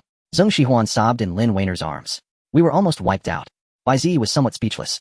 He hadn't expected that this usually brave and tough girl would show her vulnerable side only in front of another woman. By the way, was it him who used the illusion technique on you? Zheng Xihuan, tears in her eyes, pointed at Bai Ziyi. Lin Weiner shook her head. It wasn't Bai Ziyi. It was Liang Xiaolin. After Bai Ziyi went down the secret passage, he tried to drag me to the changing room. But Bai Ziyi had told us not to leave the lounge, so I refused. Then his expression suddenly changed and he turned into a faceless creature that cast the illusion on me, Lin Weiner recalled. So that's how it is. We wronged you. I'm sorry. Zheng Xihuan apologized sincerely to Bai Ziyi, inwardly relieved she hadn't chosen the wrong side. Zhang Long's face flushed red. He gritted his teeth and dispersed the flames in his hands. Sorry, it seems it was all a Bai Ziyi nodded at Zheng Xihuan, but ignored Zhang Long. Instead, he used his sword to lift Liang Xiaolin's body. Come on, race your chance to defend yourself. Bai Ziyi smiled. By then Liang Xiaolin's mouth had healed. He sneered coldly. You know the eternal sleep curse too. You're no good. Before he could finish, Bai Ziyi punched his mouth again, shattering it. I give you a chance to defend yourself, and you actually do. Liang Xiaolin was dumbfounded, his eyes showing grievance. I'm tired. I give up. Just finish me off. I know nothing I say will be believed. Anyone else have questions? Bai Ziyi glanced at the other teammates. No. Lin Weiner and Zheng Xihuan shook their heads. Zhang Long remained silent, lost in thought. All right. Bai Ziyi nodded. Liang Xiaolin closed his eyes, facing death with calm composure. Bai Ziyi was about to act when he recalled how the corrupted executioner had nearly killed him with a sneak attack. This time he remained cautious and secretly activated his void technique. Heavenly One plagiarist activated detected limb of a void realm creature, torso of a faceless one. This item possesses the skill acting 2. Knowledge possessed by the original owner of this item. Rules of the laboratory of no survivors 5. Warning. All hazardous particles in this item are depleted. No related martial techniques or void techniques can be plagiarized. Warning. This item has used its own life as a sacrifice to activate a summoning type void technique. Once this item loses its life, a certain powerful entity will descend directly. What a cunning move. Head held something back. Bai Ziyi snorted coldly. Forget it. I won't kill you. They'll just let you watch us clear the stage. Liang Xiaolin was stunned, then said urgently, what's wrong? You coward. Come on, kill me. Bai Ziyi punched him and Zheng Xihuan was startled. What's wrong? Why not kill it? Bai Ziyi picked up a piece of rubble and stuffed it into Liang Xiaolin's mouth before replying. I just discovered that its body contains a summoning type void technique. If it dies, it will summon a terrifying entity. That's why it was so eager for us to end its life. The two women nodded in vague understanding. Don't worry. I already know how to clear the stage. The key lies in the diary you found. Bai Ziyi's gaze swept over Zheng Xihuan. Where's your diary? Zheng Xihuan's little black dress had been corroded by the corrupted executioner, barely covering her body, with no visible place to hide a diary. I hid it before the fight with the destroyer. Zheng Xihuan moved her fingers slightly, and a golden chain extended from the void, retrieving a diary from beneath a collapsed wall. She handed it to Bai Ziyi. I've read this diary too. I didn't find anything special about it. Bai Ziyi stared at the golden chain, lost in thought, and asked softly, this chain is your ability? Zheng Xihuan nodded. Yes, it's my ability. But I'm sorry, I'd rather not reveal its name or capabilities. I understand. Bai Ziyi nodded thoughtfully. Strange. The form of this ability didn't resemble that of a wandering merchant at all. If she wasn't the Esper with the wandering merchant ability, then who was the mysterious person who hid the access card and hindered everyone from solving the puzzle? Madame Thorn, here is the member information of the Haiching Green team you requested. The male secretary handed a tablet to Madame Thorn. Madam, it's been 40 minutes. Haven't they come out yet? Madame Thorn took the tablet and shook her head. I didn't expect them to endure over 30 minutes in this enigma either. The male secretary asked softly. Madam, since this enigma was discovered 5 years ago, haven't any outstanding members of the investigation department attempted to conquer it? You've been by my side since joining the Soul Purification Institute, so it's normal you wouldn't know. Madame Thorn put on a pair of delicate gold-rimmed glasses. Enigmas of rank or below are forbidden for psychics with a danger level of 5 or above. Otherwise, the destroyer that emerges would break through its shackles and permanently annihilate that enigma. Over these 5 years, aside from newcomers, all elites below level 5 have attempted that enigma. Most were eliminated by the flood of eliminators at the 30-minute mark. The male secretary asked again. Then this enigma should no longer serve any purpose. Madame Thorn sighed. To destroy the anchor attached to Blue Star by the other world, one must enter that world. Only by clearing an enigma of rank or above can one enter the other world. Each person can enter each enigma. The reason we've been collecting enigma guides is to enable more psychics to safely pass through enigmas, enter the other world, and destroy the anchors within. The male secretary nodded. Understood. Enigmas of rank or above are the gates to the other world, and complete enigma guides are the keys. With a guide, psychics can retain most of their strength, enter the other world, and destroy the anchors. Exactly. Madame Thorn adjusted her gold-rimmed glasses. Cleared enigmas above rank are scarce. If they truly crack no survivors in the lab and bring back a guide, it would open a new passage to the fifth otherworld. Thus, psychics can use this guide to infiltrate the fifth otherworld again and strive to destroy their anchors. Understood. Thank you for your guidance, madam. The male secretary bowed slightly. Madam, I'll brew you a cup of hot tea. Madam Thorne nodded, and the secretary left the office. How peculiar. Madam Thorne leafed through the profiles of the five, her expression growing heavier.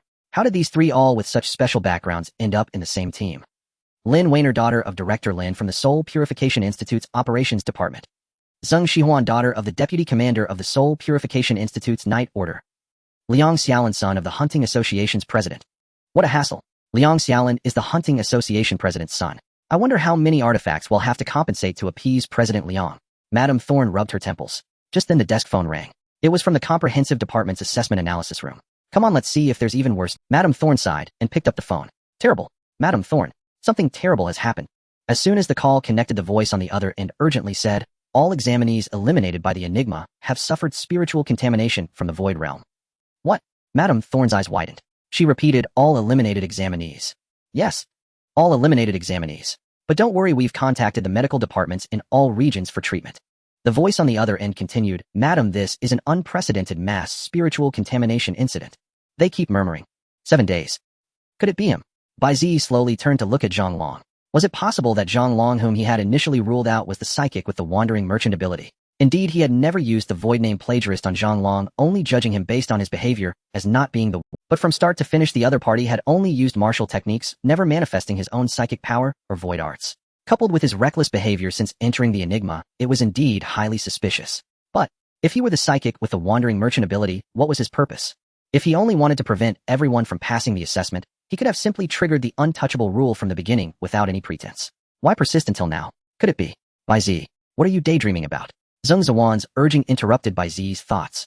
Didn't you say the key to clearing this enigma lies in this diary? Hurry up. Right. Bai Ziyi snapped back to reality and took the diary from Zheng Xihuan. Let me first see what the diary says. Bai Ziyi opened the diary. The first page held a group photo of the research institute.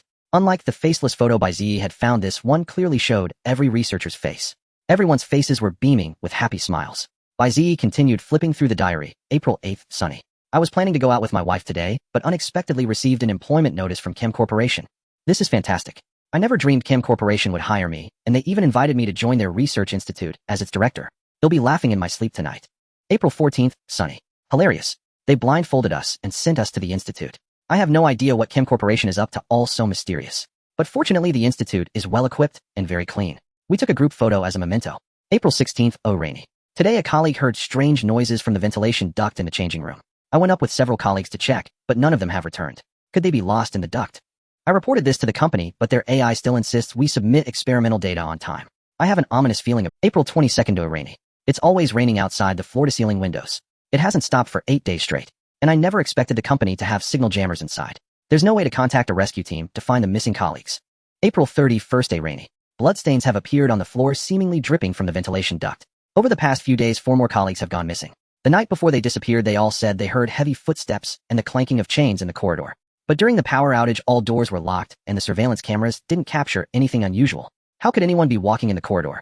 May 3rd, rainy. The floor-to-ceiling windows are glowing. May 7th, oh rainy. Colleagues say blood keeps dripping from the ceiling. They dare not stay in the institute anymore and have submitted requests to the company. However, those who submitted the requests undergo a complete personality change the next day, forgetting everything they said yesterday. And that damn company AI keeps threatening us to upload experimental data on time or else. May 9th, rainy. I really truly miss the outside world. Last night, I heard the sound of chains. Curious, I stood by the door to eavesdrop, and the door opened by itself. At the doorway stood a grotesquely obese figure.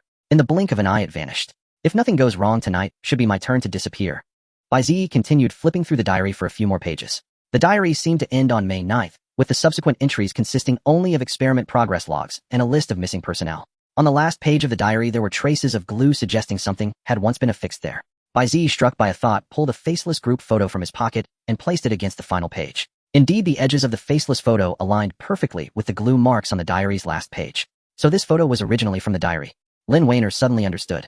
You finished reading the diary, and there's no clue at all. Zheng Xihuan shrugged. I suspect this director's literary skills were limited. The diary is poorly written with many awkward sentences.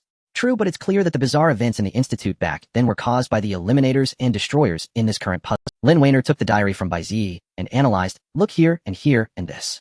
They all point to that. The eliminators were hiding in the ventilation ducts. The researchers who entered those ducts were devoured by them. We just don't know why they haven't come down to attack us now. And the sound of chains after the blackout. That was definitely the destroyer, right? It seems the corrupted executioner has two hunting logics. First, it attacks anyone in the corridors during a— Zheng Shihuan said, stealing a glance at Zhang Long. The second logic is that anyone it actively finds will be taken away the following night. But since we don't have a concept of the following day the destroyer appears directly, Lin Weiner sighed, so this director never left the institute in the end. Hearing this, Bai Ziyi's heart clenched. No. According to the clue he had covertly learned from that researcher, the director had left the institute, not gone missing. That meant the researcher knew the director had used some method to leave the institute and had written it in the diary. But others hadn't had time to study the diary before tragedy struck. Yet, from the diary, there was no clear answer on how to leave. Speaking of which, why didn't the director write in the diary every day? Is something missing? Lin Weiner suddenly asked. Let me see. Bai Ziyi took the notebook back from Lin Weiner and carefully examined the binding between each page. He found no evidence of torn pages. Hey, why are you making such a fuss? Maybe he was just lazy. Not everyone writes in a diary every day. Zheng Shihuan undid her last side ponytail and tied it into a high ponytail. I don't write in my diary every day either. Bai Ziyi stared at the dates on each page, feeling a strange familiarity. Could it be? Terminus cycle, show me the password we use to unlock the underground lab's iron door. Bai Ziyi asked internally. Answer 846-213-7900. Bai Ziyi rephrased his question to Terminus cycle. I was rushing to solve the password earlier and didn't note its origin. Terminus cycle, display the relevant content from when you covertly learned the password. Complete covert learning content. The password for the Underground Institute was set by the director. Every researcher had to memorize it. The password was 8462. Stop, that's enough. Bai Ziyi nodded. Things were just as he had suspected. Why are you nodding? Zheng Shihuan was startled. Bai Ziyi scratched his head. I just realized the dates in the diary are very similar to the password for the underground lab. Zheng Shihuan was shocked. You went to the underground lab. Did you find any clues there? Let's talk about the lab after we get out. Bai Ziyi flipped through the diary, pointing at the last digit of each date. The password for the underground lab is 846-213-7900. The last digit of each date in this diary when strung together matches the password. Indeed. Zheng Shihuan nodded, but what does that mean? The password was set by the director, Bai Ziyi hinted. So what? Zheng Shihuan was still confused. Maybe he was just hinting at the lab door's password. You bypassed the diary and learned it from elsewhere. That doesn't prove anything. You're right, Bai Ziyi agreed. By the way, have you ever played escape room games? Yes, the two women nodded. Zhang Long remained. So in an escape room, if you get a string of numbers in a diary, what would you do? Bai Ziyi asked again. ID. Check if there's a connection between them. Lin Weiner answered first. You mean this diary is a codebook? Correct answer. Bai Ziyi snapped his fingers. So let's use standard puzzle-solving methods and reread the diary. Read it by connecting the sequence numbers. Zheng Shihuan rubbed her hands excitedly. Let me try. So we take the 8th character from the first day's entry, which is exit, the 4th character from the second day, which is mouth, the 6th character from the third day, which is in, and connect them all. The answer is, the exit is inside the floor-to-ceiling window. Zheng Zihuan's mind cleared. That must be the answer. But Bai Ziyi wore a helpless smile. The problem is every room in this institute has floor-to-ceiling windows. We don't know which one is the exit. And if the answer were that simple, people would have tried smashing the windows long ago in the past 5 years. Zheng Shihuan picked up a stone and hurled it at the window in the break room. The stone struck the window, sending out ripples, but the glass remained unscathed. See, the window can't be broken. Lin Weiner sighed. Buzz. Suddenly, everyone's wristbands vibrated incessantly. A light screen materialized before each of them. Congratulations. You have solved the diary's mystery. The laws of the Void Realm have lifted the boundary protection for you. You now have one single chance to find the correct exit and destroy its disguise. If you choose wrong, it will be deemed a failure, and all members will be eliminated. The message faded, and the light screen went dark. A cold sweat trickled down Zheng Zihuan's face. This must be the final puzzle. But we only have one chance. Lin Weiner added. Simple. Bai Ziyi turned to the entry for May 3rd. Of all the entries, this one is the shortest and simplest. The window that glows after the lights are off is the exit. Since the director, after being chosen by the destroyer, could leave the institute unnoticed the next day, only the director's office could allow that. So, I believe the exit is the floor-to-ceiling window in the director's office. Bai Ziyi smiled. Great. Let's turn off the lights in the director's office and see if the window glows. If it does, that's definitely the exit. Zheng Shihuan jumped up excitedly. Wonderful. Let's go, Zhang Long. Lin Weiner waved at Zhang Long. Sorry, everyone. Unbeknownst to them, Zhang Long was already standing beside Liang Xiaolin, his hands ablaze with scorching flames. None of you are allowed to clear this puzzle. Blame Bai Ziyi. Hurry. Kill me now. Liang Xiaolin screamed in a near-crazed frenzy, urging Zhang. Zhang Long raised his hand and shattered Liang Xiaolin's skull. Warning, an unknown summoning void art has completed its sacrificial ritual. Summoning triggered. Warning, the A-rank puzzle destroyer from a certain void realm is being summoned. A-rank puzzle destroyer. At that moment, the entire research institute trembled, as if sensing an impending crisis. The experimental subjects hidden in the ventilation ducts fled in a frenzy. The text of the endless cycle turned a menacing red, flashing wildly warning, an unknown summoning void art has completed its sacrifice. The summoning has been triggered. Warning, an 11 enigma, the destroyer from a certain void realm, is being summoned. The destroyer of an 11 enigma. Bai Ziyi's expression instantly turned grave. The destroyer of a level enigma had already ravaged half the institute. Common void arts and martial skills failed to inflict meaningful damage, and it was barely subdued with all-out effort. Now an 11 enigma's destroyer was coming. How could this be fought? Note, as the summoned destroyer hails from a different void realm, it still requires time to breach the barriers of void realm laws. Its arrival is 3 minutes away. Countdown begins 0258, 0257, 0256. Less than 3 minutes. Still time. That monster's summoning void art has been triggered. A terrifying creature might be summoned soon. Bai Ziyi whispered to Lin Weiner and Zheng Shihuan. We have only one chance and no time to verify the exit's authenticity. Both of you go straight to the director's office and take the gamble. I told you none of you will pass this assessment. Zhang Long hurled a blade of fire which streaked toward the floor-to-ceiling window of the lounge. Damn it. He wants to be eliminated with us. Zheng Shihuan exclaimed in shock.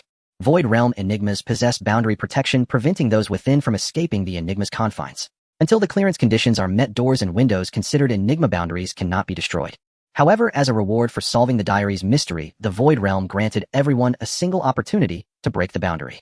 Now the Institute's exit lay hidden behind one of the floor-to-ceiling windows. Destroying a window meant choosing that exit.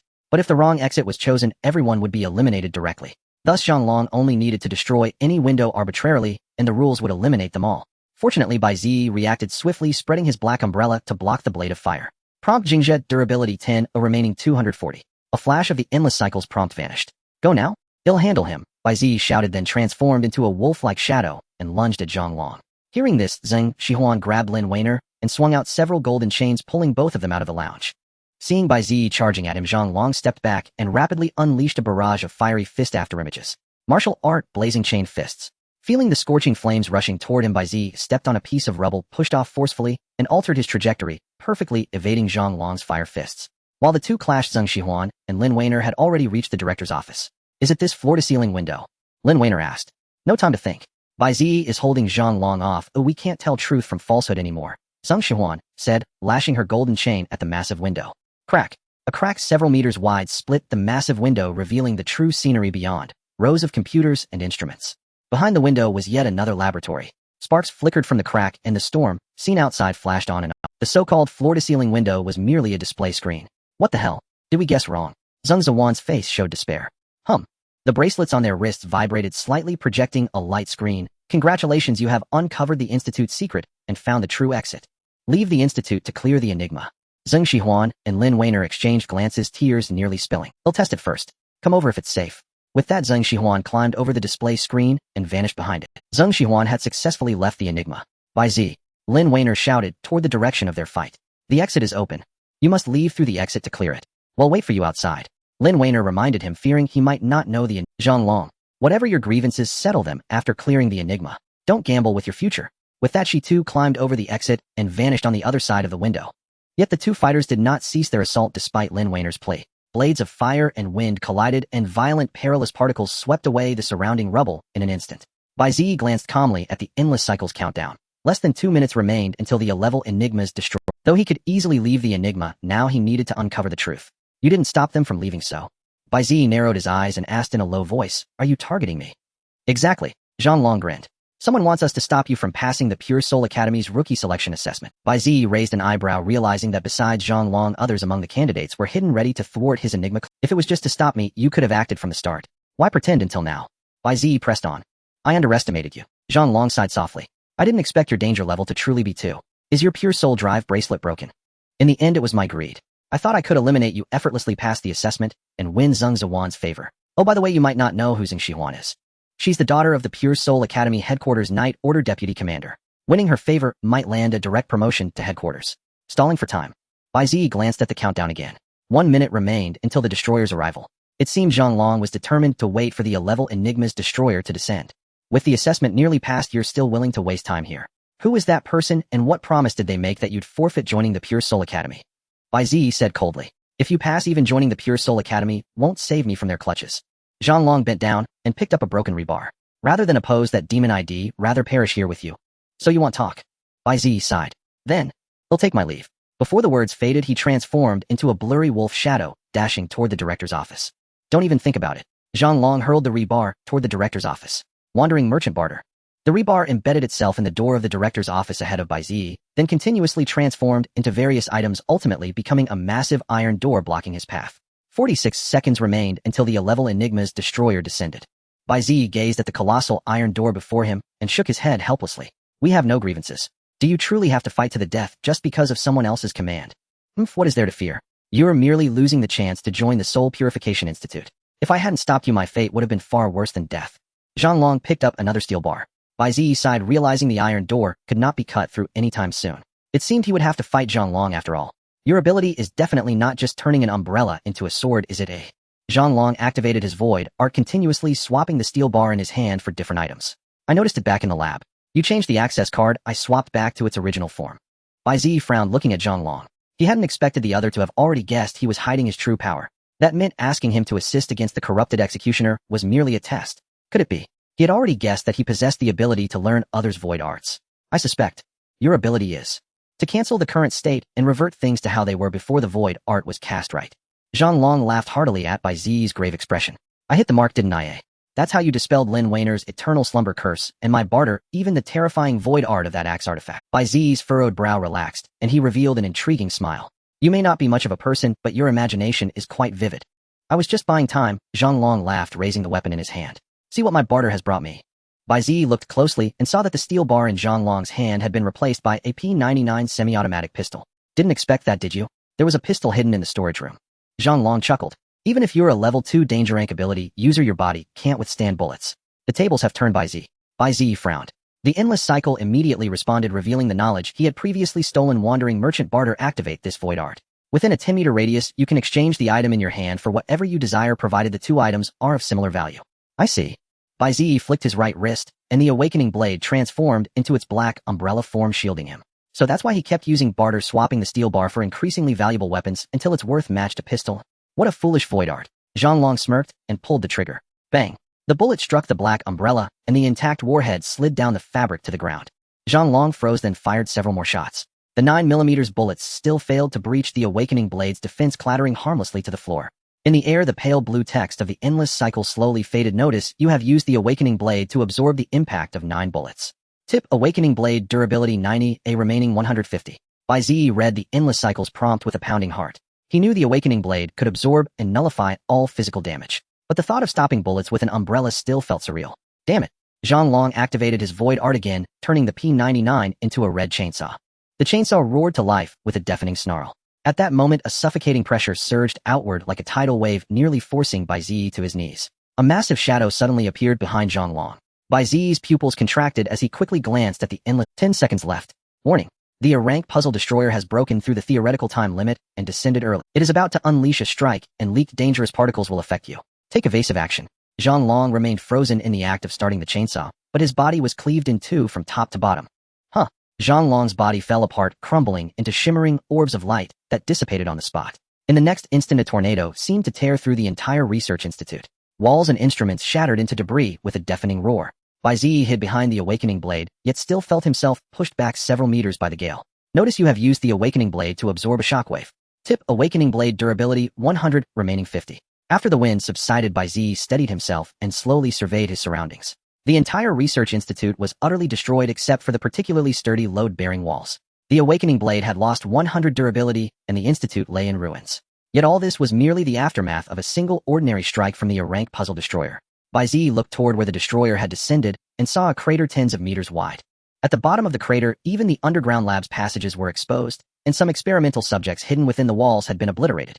Bai Ziyi slowly raised his gaze and made out the massive shadow. It was a 5-meter muscular centaur with bull horn. Above its head, a string of crimson numbers sent a chill down Bai Ziyi's spine. LV-100. This was a danger level 5 destroyer.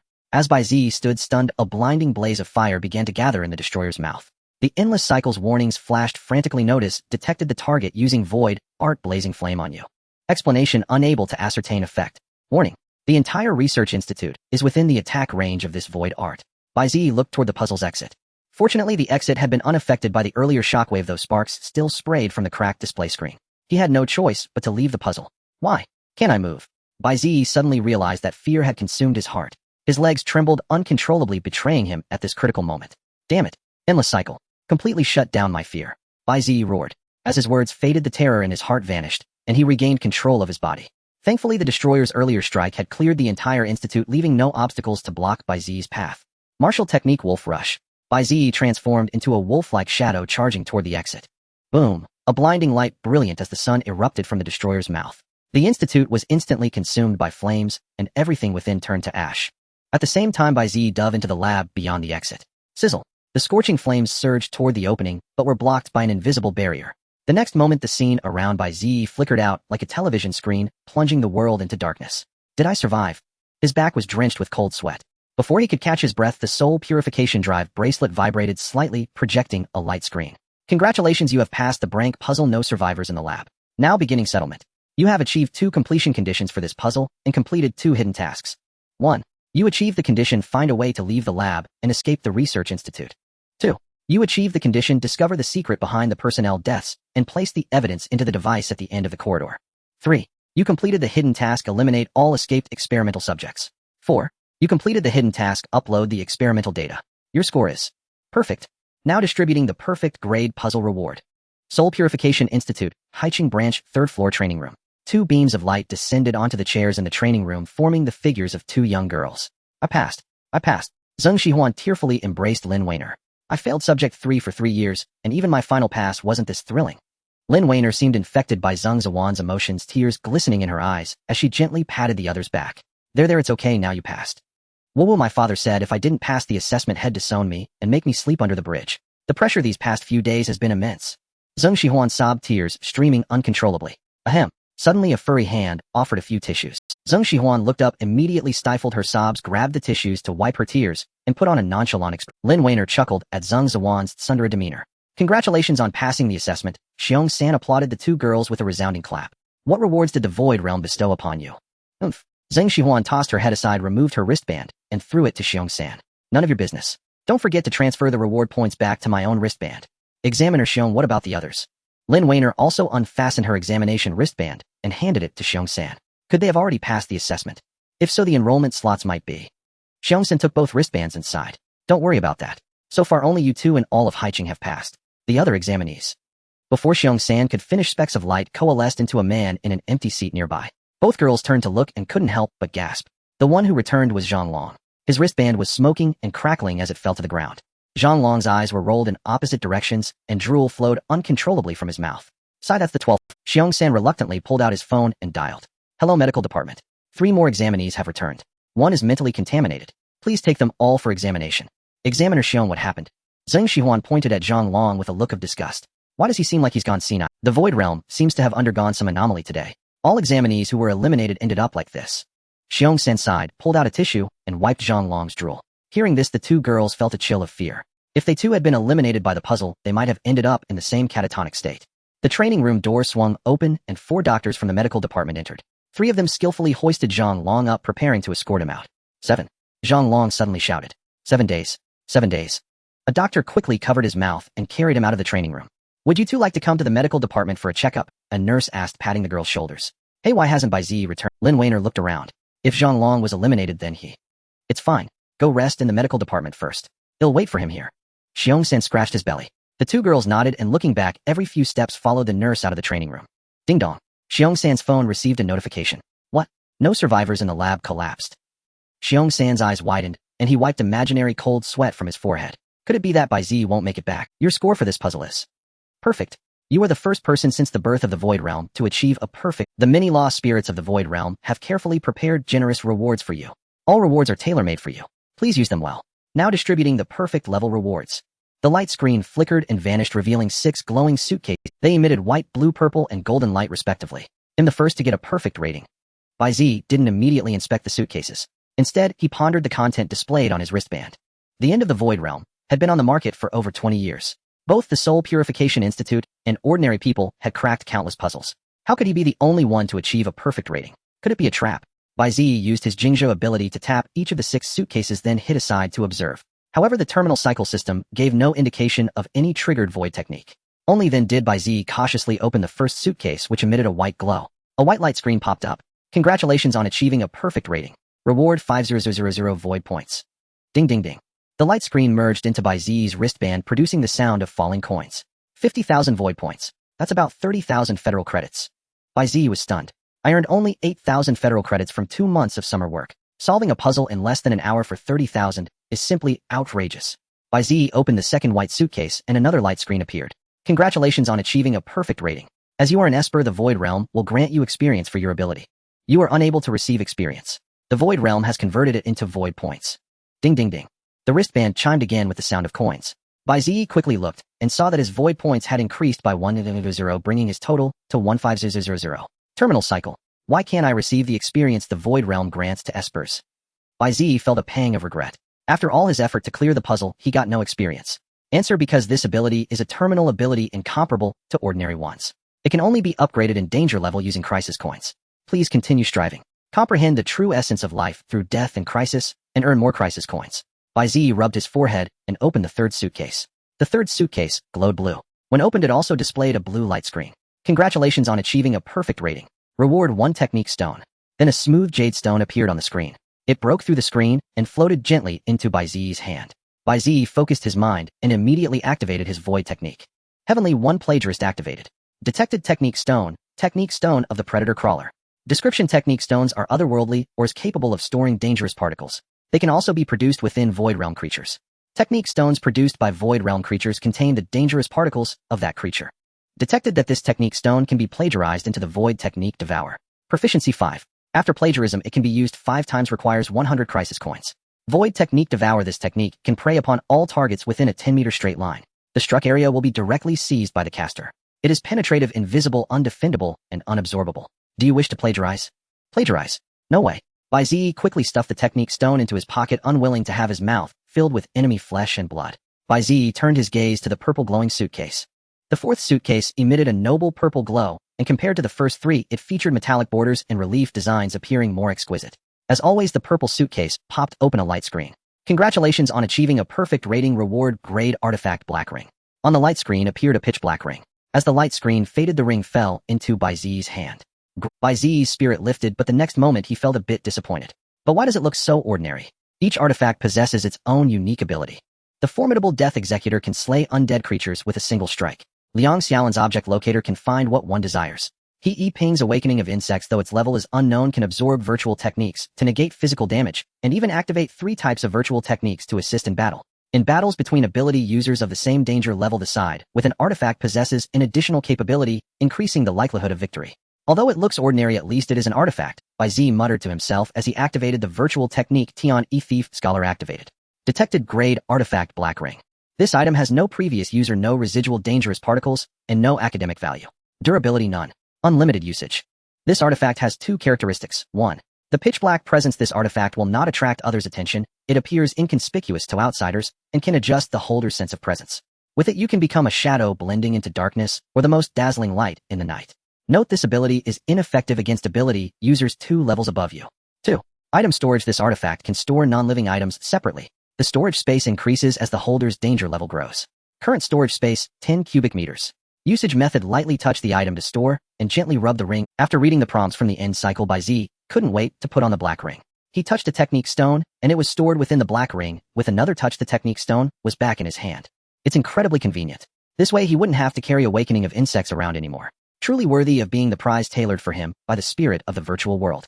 However, if he didn't possess the title of Thief Scholar, it would probably take him some time to discover the abilities of the black ring. Bai Ziyi looked at the remaining 2 suitcases radiating golden light. Since the purple light suitcase opened a grade artifact, then this golden suitcase must be in a grade or higher artifact. Bai Ziyi eagerly opened one of the golden suitcases.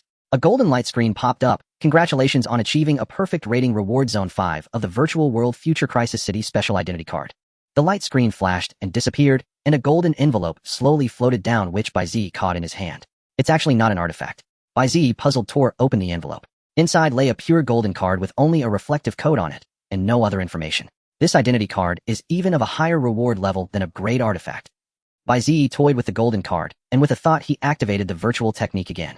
Tian E Thief Scholar activated. Detected virtual world item Future Crisis City Special Identity Card. This item has no previous user, no residual dangerous particles, and no academic value. Durability 1. Can only be used once. Note: this is a prize jointly awarded to you by the spirit of the law of Zone 5 of the virtual world and the world consciousness of the alternate world. Upon use, you will obtain a special identity for Zone 5 of the Virtual World Future Crisis City, allowing further exploration of the apocalypse mysteries of the alternate world superintelligent world. This is a request from the world consciousness and the spirit of the law to you, as well as a mission given to you. If you refuse, they will forever prohibit you from stepping into any virtual world. Conversely, if you assist them, the rewards will be even greater. Make sure to seize this opportunity to hitch a ride. The last line was added by the end cycle itself. Goodness. It turns out he was being targeted by the spirit of the virtual world and the world consciousness of the alternate world. No wonder when granting powers, the end cycle hinted that he should perform well. But so many powerful ability users are not chosen, and he is merely a newcomer entering the virtual world for the first time.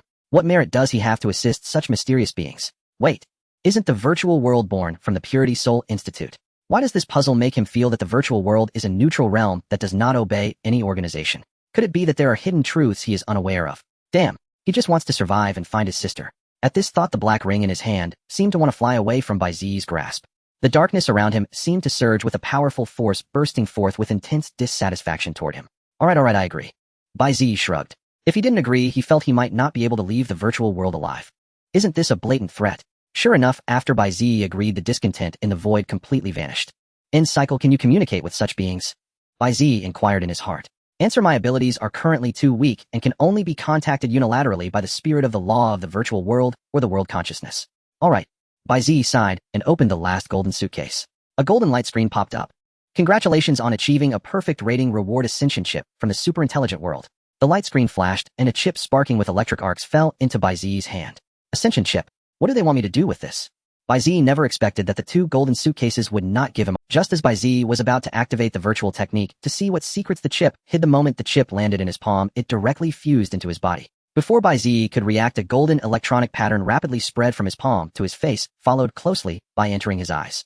In the next second, countless electronic patterns fused into his visual nerve within Bai Ziyi's eyeball, enveloping the entire pupil with lines glowing in golden light. The entire process took but an instant. End cycle. Bai Ziyi shouted. With this shout, a simple electronic operation page appeared in Bai Ziyi's vision, and some function icons from the end cycle. A faint blue electronic font slowly emerged. Notice you have absorbed the ascension chip from the superintelligent world. This is a product of the technology of the superintelligent world. Ordinary people implanting the chip will gain abilities. Ability users implanting the chip can enhance their capabilities. This is the power of technology. Join the glorious evolution. Mechanical ascension. Mechanical ascension. The crystalline script of the final reincarnation transformed into an electronic font flickering with pale blue arcs of lightning, casting these words into the air. Has the ascension chip merged with me? Bai Ziyi exclaimed in astonishment, touching his face as occasional sparks of electricity coursed through his eyes. This ability has been enhanced by the ascension chip. Though its danger level remains unchanged, it has gained the following new capability. 1. Mnemonic archive. The ascension chip has expanded your brain capacity while reinforcing this ability. It now grants you an eidetic memory, allowing you to recall anything you have seen at any time. 2.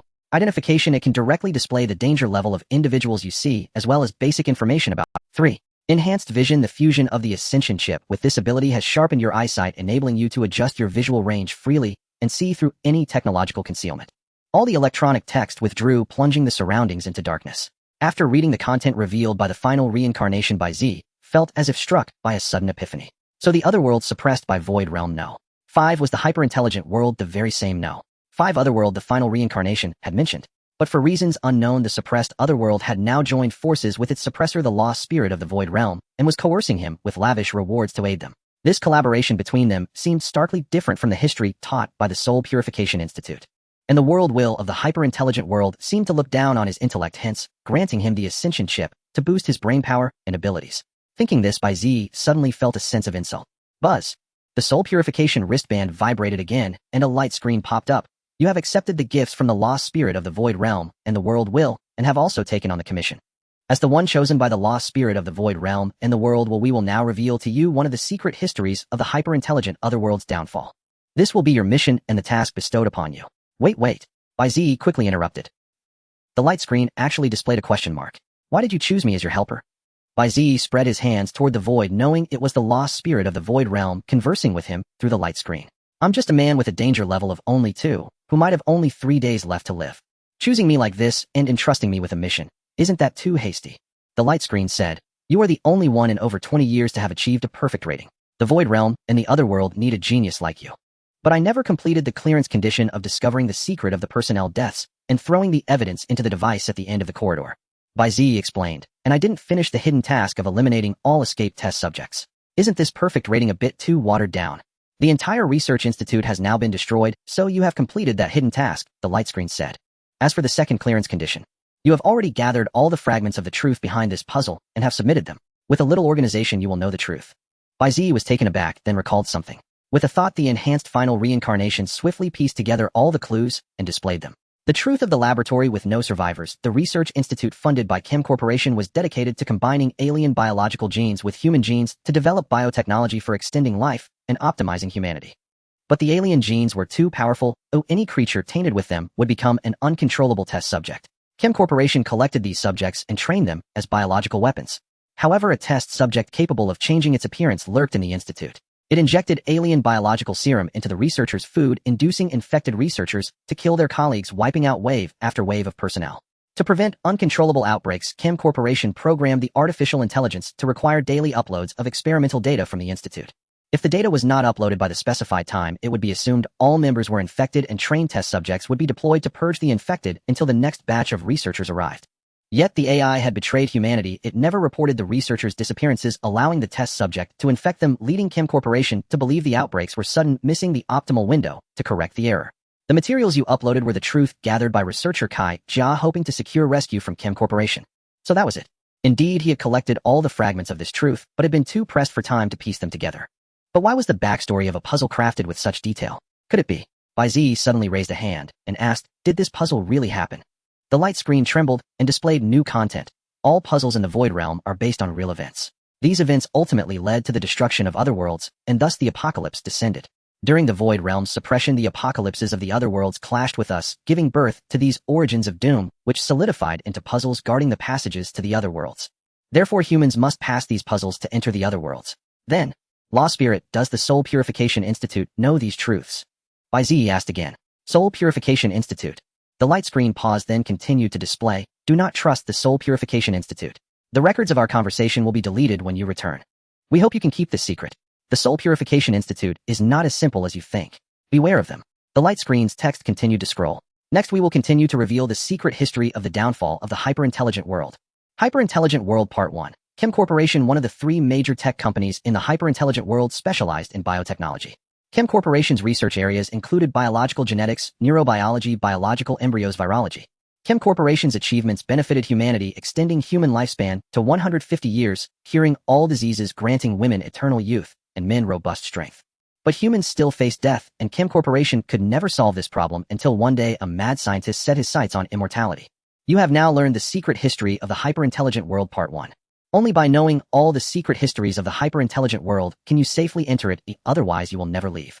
The mission we entrust to you is eliminate the apocalypse and save the hyper-intelligent world.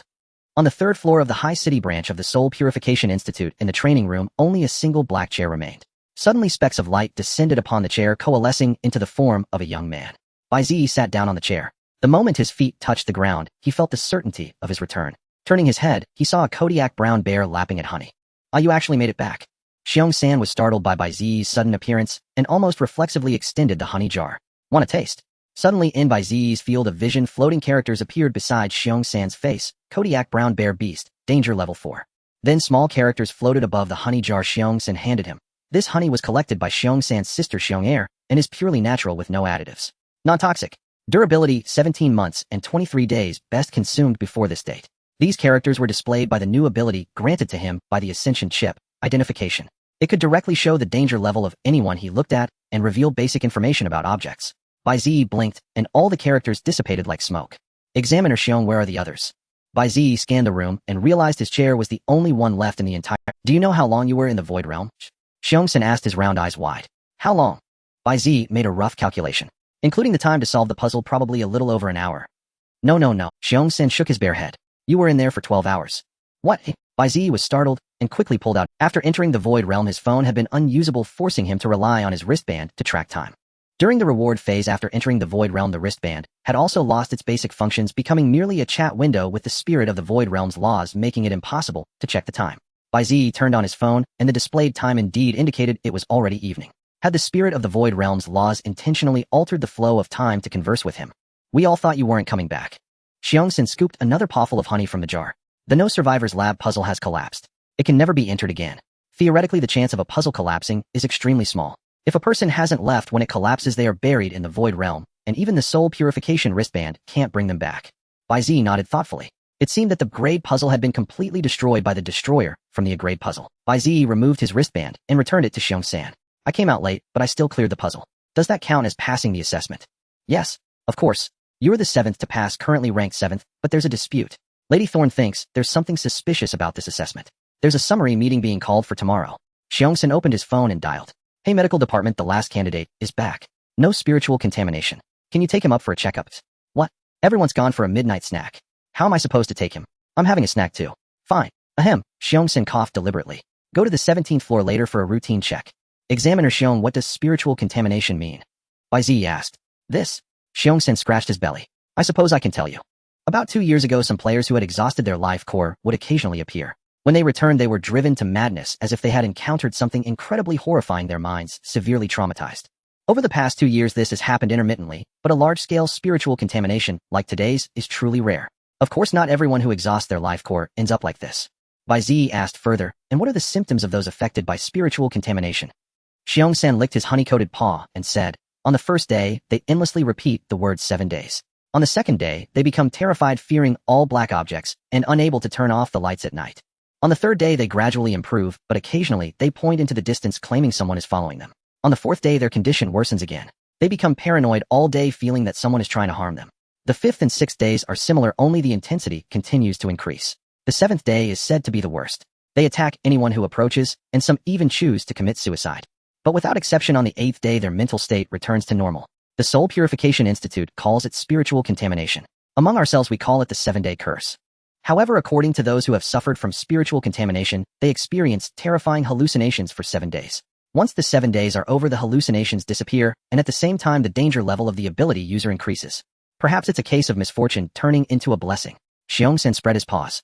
Here in High City today, aside from those 2 girls, you're the only one who's fine. Bai Ziyi stroked his chin in thought. A blessing in disguise.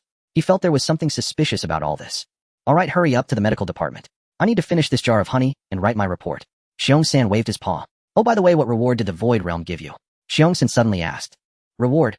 Bai Ziyi thought for a moment, then scratched his head. It seems it just gave me a lot of void points, nothing else. Xiong-san didn't seem surprised by this answer. But for some reason, Bai Ziyi felt an unfathomable depth in Xiong-san's. When Bai Ziyi arrived at the medical department on the 17th floor, he saw several nurses pushing Zhang Long, who had been sedated, into a ward.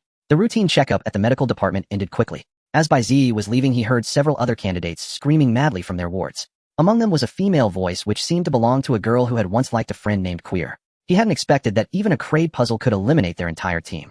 In the High City assessment, out of 15 candidates, only 3 remained mentally sound. The situation was too bizarre.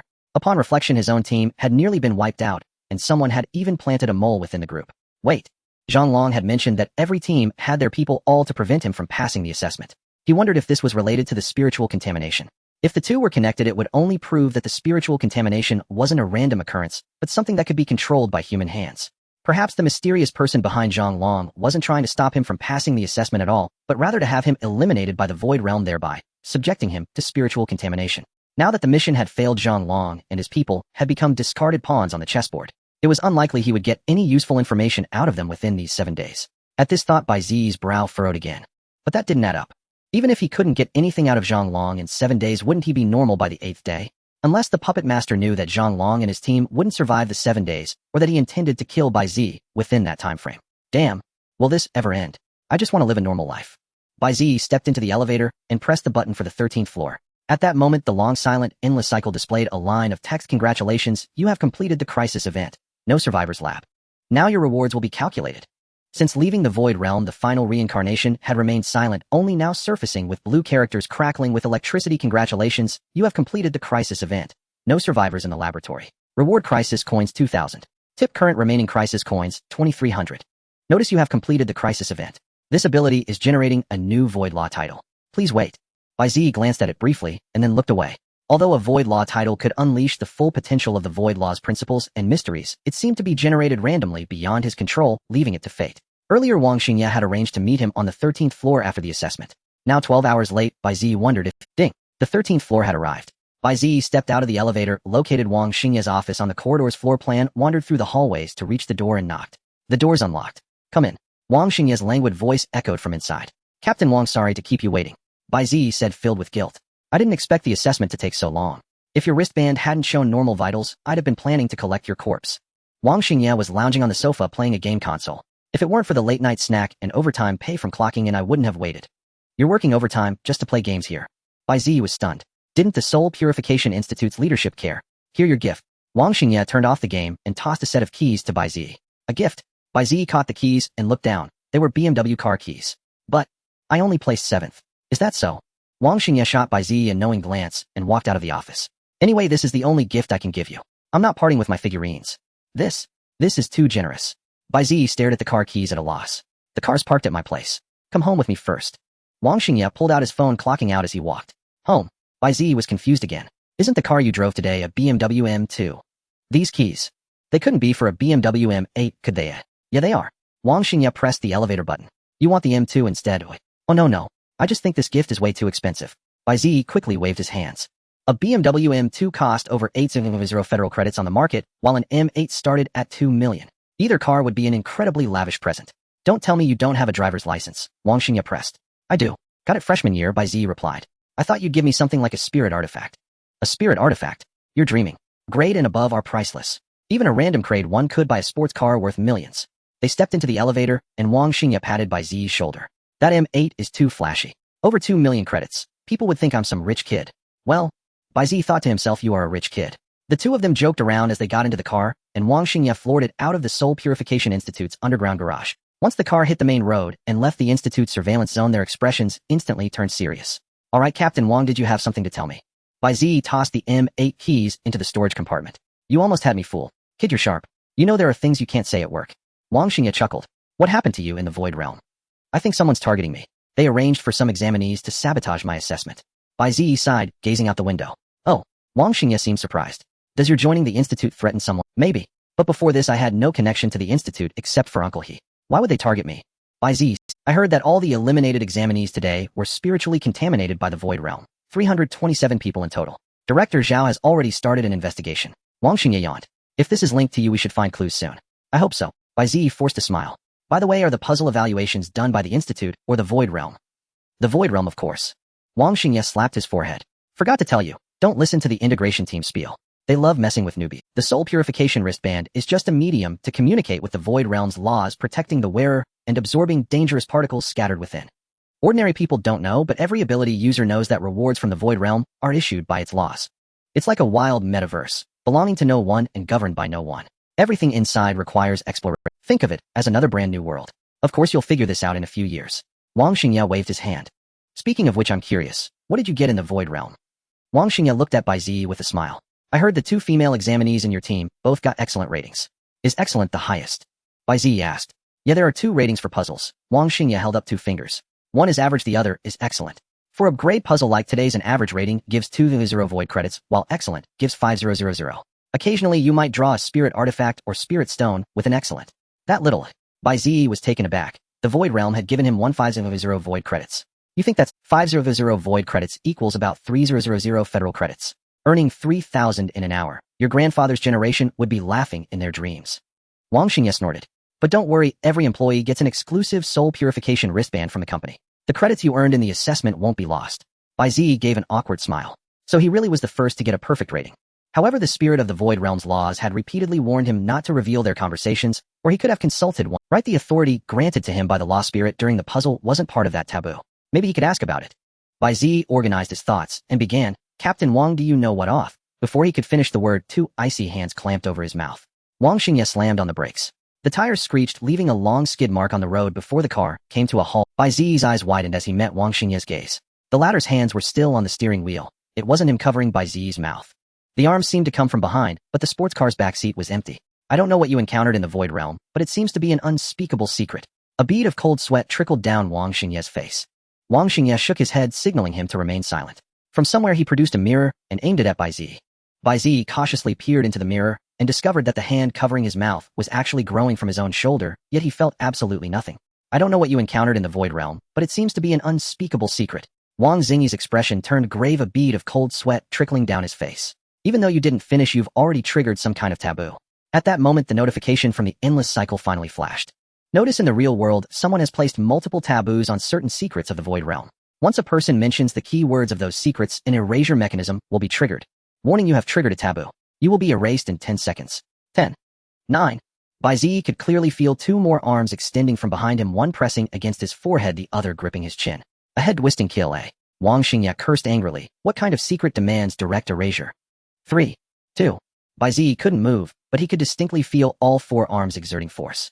He closed his eyes. 1. Displayed the endless cycle. At the same time, Wang Xingye raised two fingers. The next second, the four arms spun in the air and fell onto the seat. Whooshed. Bai Ziyi opened his eyes, regaining control of his body. He looked at the arms on the seat and exclaimed in amazement, "You cut them off." Had the taboo triggered by the unspeakable secret been broken so easily by him? What else could I do? Wang Xingye dispersed the void art in his hand. Notice the first taboo has been broken. The second taboo has been triggered. Damn it. Wang Xingye seemed to sense it too, cursed and floored the accelerator. This is a multi-layered taboo. Hold tight.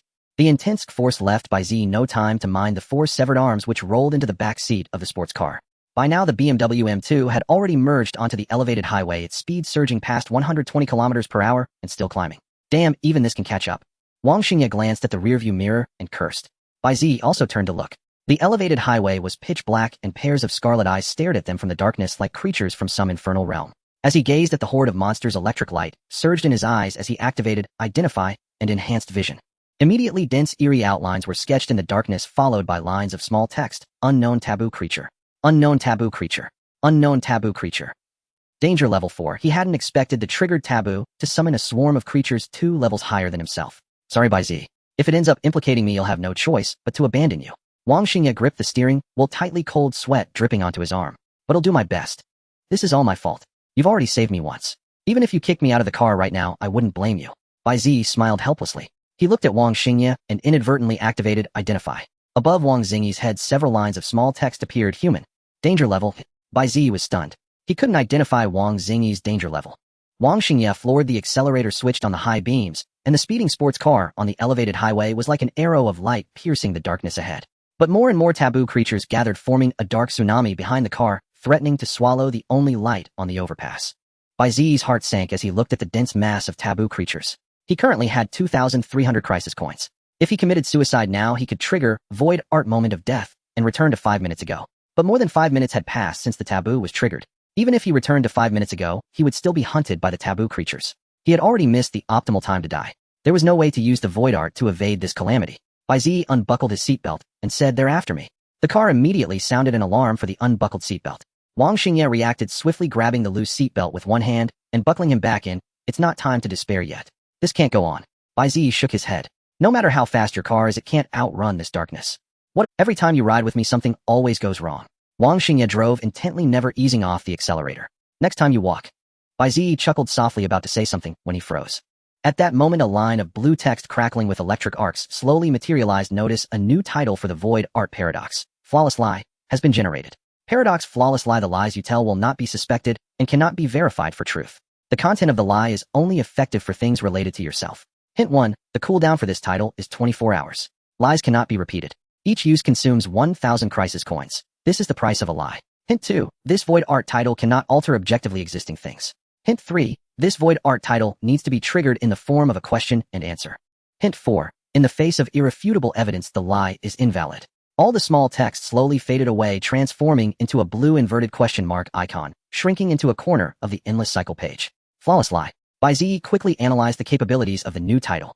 Based on the description from the endless cycle, this title's ability was somewhat similar to turning lies into truth, but it couldn't actually make lies change reality. It merely masked the lie with an unidentifiable mask of truth. In that case, as long as there was no irrefutable evidence, the lie of this title could never be exposed. Perhaps he could use it to counter the taboo. He just didn't know whose priority was higher, his Void Art title or the taboo. But for now, he had to try anything, even if it was. Bai Ziyi organized his thoughts and asked, "Captain Wang, what exactly is the unspeakable secret that triggers such a taboo?" Wang Xingye was taken aback. "Your mouth was covered. How am I supposed to know what secret you spoke? Don't use a rhetorical question, use an interrogative one," Bai Ziyi said urgently. Wang Xingye didn't understand the situation, but he still asked, "What unspeakable secret did you actually speak?" Bai Ziyi immediately replied, "I never said any secret at all." A line of text crackling with electric arcs appeared rapidly. Paradox: Flawless Lie activated. You spoke a flawless lie. That's right, your mouth was covered at the time. You never had a chance to say any secret. And there is no evidence that you spoke a secret. Taboo invalid. Revoke. Wang Xingye was dazed for a moment. What? So you didn't say anything? Then what were they? As his words faded, all the taboo creatures paused. Indeed, no one here had spoken any secret. A taboo creature that had leaped up about to land on the car roof let out a sharp cry and dissipated into the air. Then all the taboo creatures receded like a tide, vanishing back into the darkness. The scene behind the car was no longer a pitch-black void. The distant high-rises once again shone with warm lights as if everything had been nothing but an illusion. Only the damaged streetlights and the potholed road bore witness to their presence. Strange, where are those forbidden creatures? Wang Xingye could no longer see the dark beings that had been relentlessly pursuing them in the rearview mirror, only the city nightscape with its twinkling lights. What forbidden creatures? Even though sweat had soaked through his back, Bai Ziyi pretended to be nonchalant. We haven't triggered any taboos, so why would there be forbidden creatures? True. Wang Xingye frowned. They must have mistaken us for someone else. Influenced by Bai Ziyi's false title, Wang Xingye also believed the forbidden creatures had misjudged. Click. A flash of light burst across the overpass. Damn it. Wang Xingye was horrified. I got caught speed. Bai Ziyi glanced at the speedometer. Wang Ziyi's car had already surged to 200 kilometers per hour, a clear violation. This speeding was caused by the forbidden creatures. I hope the great precepts will be lenient and not revoke my driver's license. Wang Xingye muttered a prayer as he eased off the accelerator. Bai Ziyi secretly glanced at the information that popped up from the endless cycle notice. You have successfully activated deceitful speech, flawless lie, deceiving a certain taboo. You are safe. Tip 1. The false title flawless lie has entered cooldown. 1,000 crisis coins deducted. Remaining 1,300 crisis coins. Tip 2. The forbidden creatures have ceased their pursuit. You have narrowly escaped death. 800 crisis coins awarded. Remaining 2,100 crisis coins. Tip 3. This lie has been disabled. Please be an honest child. Thankfully, the narrow escape from death also granted crisis coin rewards, meaning the net loss was only 200 crisis coins. It was a pity that the activation conditions for this ability were too harsh, otherwise it could truly be considered a divine skill. Bai Ziyi looked out the window with lingering fear. A fall into a pit, a gain in wit. From now on, he would have to think twice about matters concerning the Void Realm, lest he trigger a taboo and speak and act with caution. About half an hour later, the two returned to Wang Ziyi's upscale residential complex. Since you've passed the assessment, go back to school tomorrow and bring the internship tripartite agreement for stamping. Wang Xingye picked his nose. You can take a break then. Bai Ziyi looked troubled. But we're already on summer break. The counselor or class advisor probably isn't at school. How could that be? Isn't your university town hosting a large club event? Wang Xingye looked at Bai Ziyi. I heard this year's theme for your university town is esports. This morning, a lot of students came to the Soul Purification Institute to seek sponsorship for a competition in End of the Void Realm. Your counselor will probably work a few more days. The school is starting those troublesome activities again. Bai Ziyi sighed, a look of annoyance crossing his face. But if I leave your protection, won't I be easy prey for the werewolves? Barring any unexpected events, the werewolves shouldn't come knocking again. Wang Xingye stretched in the car, massaging his right leg that had been on the accelerator. They've lost Grey Wolf SIX's disguise technique, so they can no longer blend in with humans. They have no way to get close to you. But there's a creature called Bai among them that seems to allow all werewolves to enter and exit from any reflective surface. Bai Ziyi recalled that nightmare-like scene. What if they use that ability to get close to me? Wang Xingye shook his head in denial. This Bai's ability is indeed troublesome, but it's also their only trump card. If something happens to it, all the werewolves will be directly exposed to the Soul Purification Institute. The Wolf King won't allow that to happen. Alright, but let me warn you, if I die, Grey Wolf 6 will be resurrected, and the werewolves will regain their disguise, hiding among— Bai Ziyi was still uneasy. Then it will be hard for you to find the werewolves. Wang Xingye looked at Bai Ziyi's worried expression and suddenly couldn't help but laugh. Alright, I'll tell you. After the debriefing meeting tomorrow morning, the Soul Purification Institute will immediately assign you to various teams. Your team leader will come to pick you up. It's very safe. Bai Ziyi unbuckled his seatbelt and got out of the car. Assignments. Wasn't it said that those with higher rankings could choose? Only 7 of you passed the assessment this batch. I guess that system has been cancelled. Wang Xingye got out of the car and walked toward the elevator. If you're assigned to the investigation department, you'll definitely be on my team. The entire investigation department is shorthanded under my command. If you're assigned to the weapons department, no, I can already imagine how those lunatics would welcome you. If you're assigned to the research department, those guys are too serious. I don't think you'd last there. Don't even think about the medical department. It's mostly young ladies and the work is easy, but they only accept healing-type psychics. Wang Xingye seemed to recall someone and wore a lecherous expression. Healing type. He could use his plagiarist ability to cancel out some negative void arts. He wondered if that would qualify him for them. It wasn't that he cared about getting into the medical department, he mainly wanted to learn the Soul Purification Institute's medical techniques. It definitely wasn't to be colleagues with pretty young ladies. If it's the executive department, that's a bit troublesome. The people in the executive department like to test newcomers. If you don't perform well, they'll despise you. Wang Xingye continued, of course you could also join the general department. You just stay in the office, no combat required. The young ladies in the general department are also nice. If I'm in the office, does that mean I don't have to enter the Void Realm? Bai Ziyi asked. Of course. But if you want to improve your strength, the investigation department and the executive department are your best choices. Wang Xingye stepped into the elevator. Besides, the quality of young ladies in our 2 departments is also good, though relatively fewer. Hey, why does it feel like you're introducing me to girls? Bai Ziyi was a bit exasperated.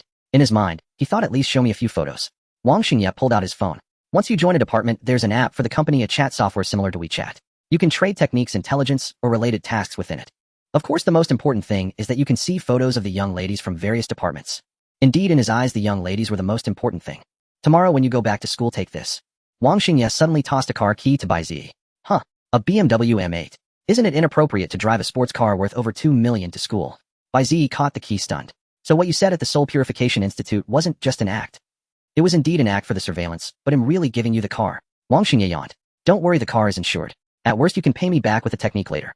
This car is known as the suit-wearing thug among sports cars, with a roaring exhaust, superior performance, and a 0 to 100 km/h acceleration in 3 seconds. The engine's roar is like a fierce lion. Wang Xingye was full of praise for the sports car. Is this why you like wearing suits? Bai Ziyi teased. You want to be a suit-wearing thug too? Not really. Wearing a suit is part of my work ethic. Wang Xingye laughed. Since you've joined the world's top-tier psychic organization, you naturally can't let the Soul Purification Institute lose face. You need to have some presence in front of your classmates. Oh, by the way, kid, is there a girl you like? Wang Xingye winked at Bai Ziyi. I think no girl could refuse to go for a drive. The next day, in the conference hall of the Soul Purification Institute headquarters, Madame Thorn, dressed in a black rose-patterned cheapao and adorned with a purple butterfly hairpin, was sipping black tea at the conference table. Her male secretary was organizing documents beside her. It's time. Let's begin, Madame Thorn said, putting on her gold-rimmed glasses. Yes, madam, the secretary said with a slight bow, pressing a button on the table. The 100-square-meter meeting room suddenly darkened, and beams of light descended onto each empty seat, with figures materializing within the beams. In addition to the comprehensive department's assessment and analysis office, the holographic online meeting was attended by directors and team leaders from various departments of the Soul Purification Institute. Naturally, Wang Xingye and Liu Bai from the investigation department were also present. Simultaneously, a small light screen appeared before each seat, displaying the summary list of this year's newcomer screening assessment. The list contained a total of 334 individuals, with those eliminated marked in red. Only the first row of 7 names appeared in white. Tisk, are this year's newcomers really this poor? A burly man shook his head. Only 7 left, how do we allocate them? Madame Thorn shot the burly man a glare, and he immediately fell silent. This meeting, I represent the headquarters in discussions with all of you. Madame Thorn took a sip of black tea and said, a total of 334 individuals participated in this assessment. Among them, 17 failed to reach the mystery trigger point within the stipulated time, 24 were eliminated in level mysteries, 138 in clevel mysteries, and 165 in level mysteries. Setting down her teacup, Madame Thorn paused and said, a total of 7 superpowered individuals passed the assessment with a pass rate of 2/10. Among them, 3 passed clevel mysteries. 4 passed level mysteries. In this assessment, all mysteries used were unsolved with no complete guides available. The results are authentic and valid. Indeed, after the reform using unsolved mysteries to test newcomers has caused the pass rate to plummet, a department. 3 newcomers passed the 5-year unsolved no survivors laboratory. Isn't that incredible? A team leader exclaimed. When I entered that mystery back then, I was trapped in the laboratory for half an hour, eventually eliminated by swarms of eliminators. A female team leader from the medical department said helplessly, alas, among the 7 candidates, not a single one is a medical superpower. We are severely understaffed. Oomph. Madame Thorn let out a cold snort, her voice cutting through the noisy whispers like a blade, instantly silencing. Madame Thorn continued, the list of candidates who passed is by Ziyi, Qinfei, Lin Weiner, Wang, Chongqing Xia, Qiu Zhongxing, and Zheng Xihuan. Among them, the top scorer is Bai Ziyi, second is Zhongxing, and third is Zheng Xihuan. Upon hearing the rankings announced by Madame Thorn, Wang Xingye raised an eyebrow. Wait, Madame Thorn. A team leader with glasses raised his hand. In yesterday's assessment rankings, Zhongxing was first. That student named Bai Ziyi came out last, so he should be 7th. Exactly, he spent 12 hours in the Void Realm. Letting him pass the assessment is already generous enough. Another gray-haired team leader said, Madam, you can't manipulate the results just to groom a favored newcomer, can you? The Zhong family has been a long-term partner of ours, and Zhongxing is the 3rd young master. This isn't appropriate, is it? Several people chimed in agreement. Seeing this, Liu Bai secretly messaged Wang Xingye, the show is about to begin. What's up? Wang Xingye yawned. Don't you know? Zhongxing is the genius of the Zhong family, a long-term partner of the Soul Purification Institute, constantly supplying talent. Many here are the family's eyes and ears, bold and arrogant, Liu Bai said. Oh, that superpower clan. Wang Xingye picked his nose. I wonder what secret method they use to produce so many powerful superhumans. Exactly. The first place prize is 2 artificial artifacts, second place only 1. They definitely want to secure first place for their young master. A gleeful expression of gossip spread across Liu Bai's face. I wonder how Bai Ziyi jumped from 7th to 1st. This is going to be interesting. Madame Thorn removed her gold-rimmed glasses, her expression stern. I understand your doubts given that Bai Ziyi leaped from last, but this ranking is determined by the assessment rules, absolutely fair and just. Oh, the gray-haired team leader chuckled. Madam, I don't see any rule there that allows the last place candidate to rise to first. Then according to the assessment rules, if candidates clear mysteries of the same level, how are their rankings determined? Madam, the gray-haired team leader replied confidently, first rank them based on their mystery evaluation. If the evaluations are the same, the candidate with the shorter completion time ranks higher. Madam Thorn nodded correct. Therefore Bai Ziyi is first. Huh. Madam Thorn, are you mistaken? Zhong Xing's mystery evaluation is excellent. Even if Bai Ziyi's is also excellent, the ranking should be based on their completion times. The gray-haired team leader laughed loudly. Bai Ziyi took 12 hours, how could he be first? But his evaluation is higher than Zhong Xing's. Madam Thorn stated bluntly. A higher evaluation than Zhong Xing. How is that possible? Is there an evaluation higher than excellent? The gray-haired team leader questioned skeptically. Indeed, this is a major discovery from this assessment. Bai Ziyi's mystery evaluation is higher than excellent. Madam Thorn said in a deep voice, it's a perfect evaluation that has never appeared before. What? The revelation shocked everyone. A research department leader was so startled, he fell out of the holographic projection range. In over 20 years, no mystery had ever yielded a perfect evaluation. The shock was comparable to discovering extraterrestrial life on the moon.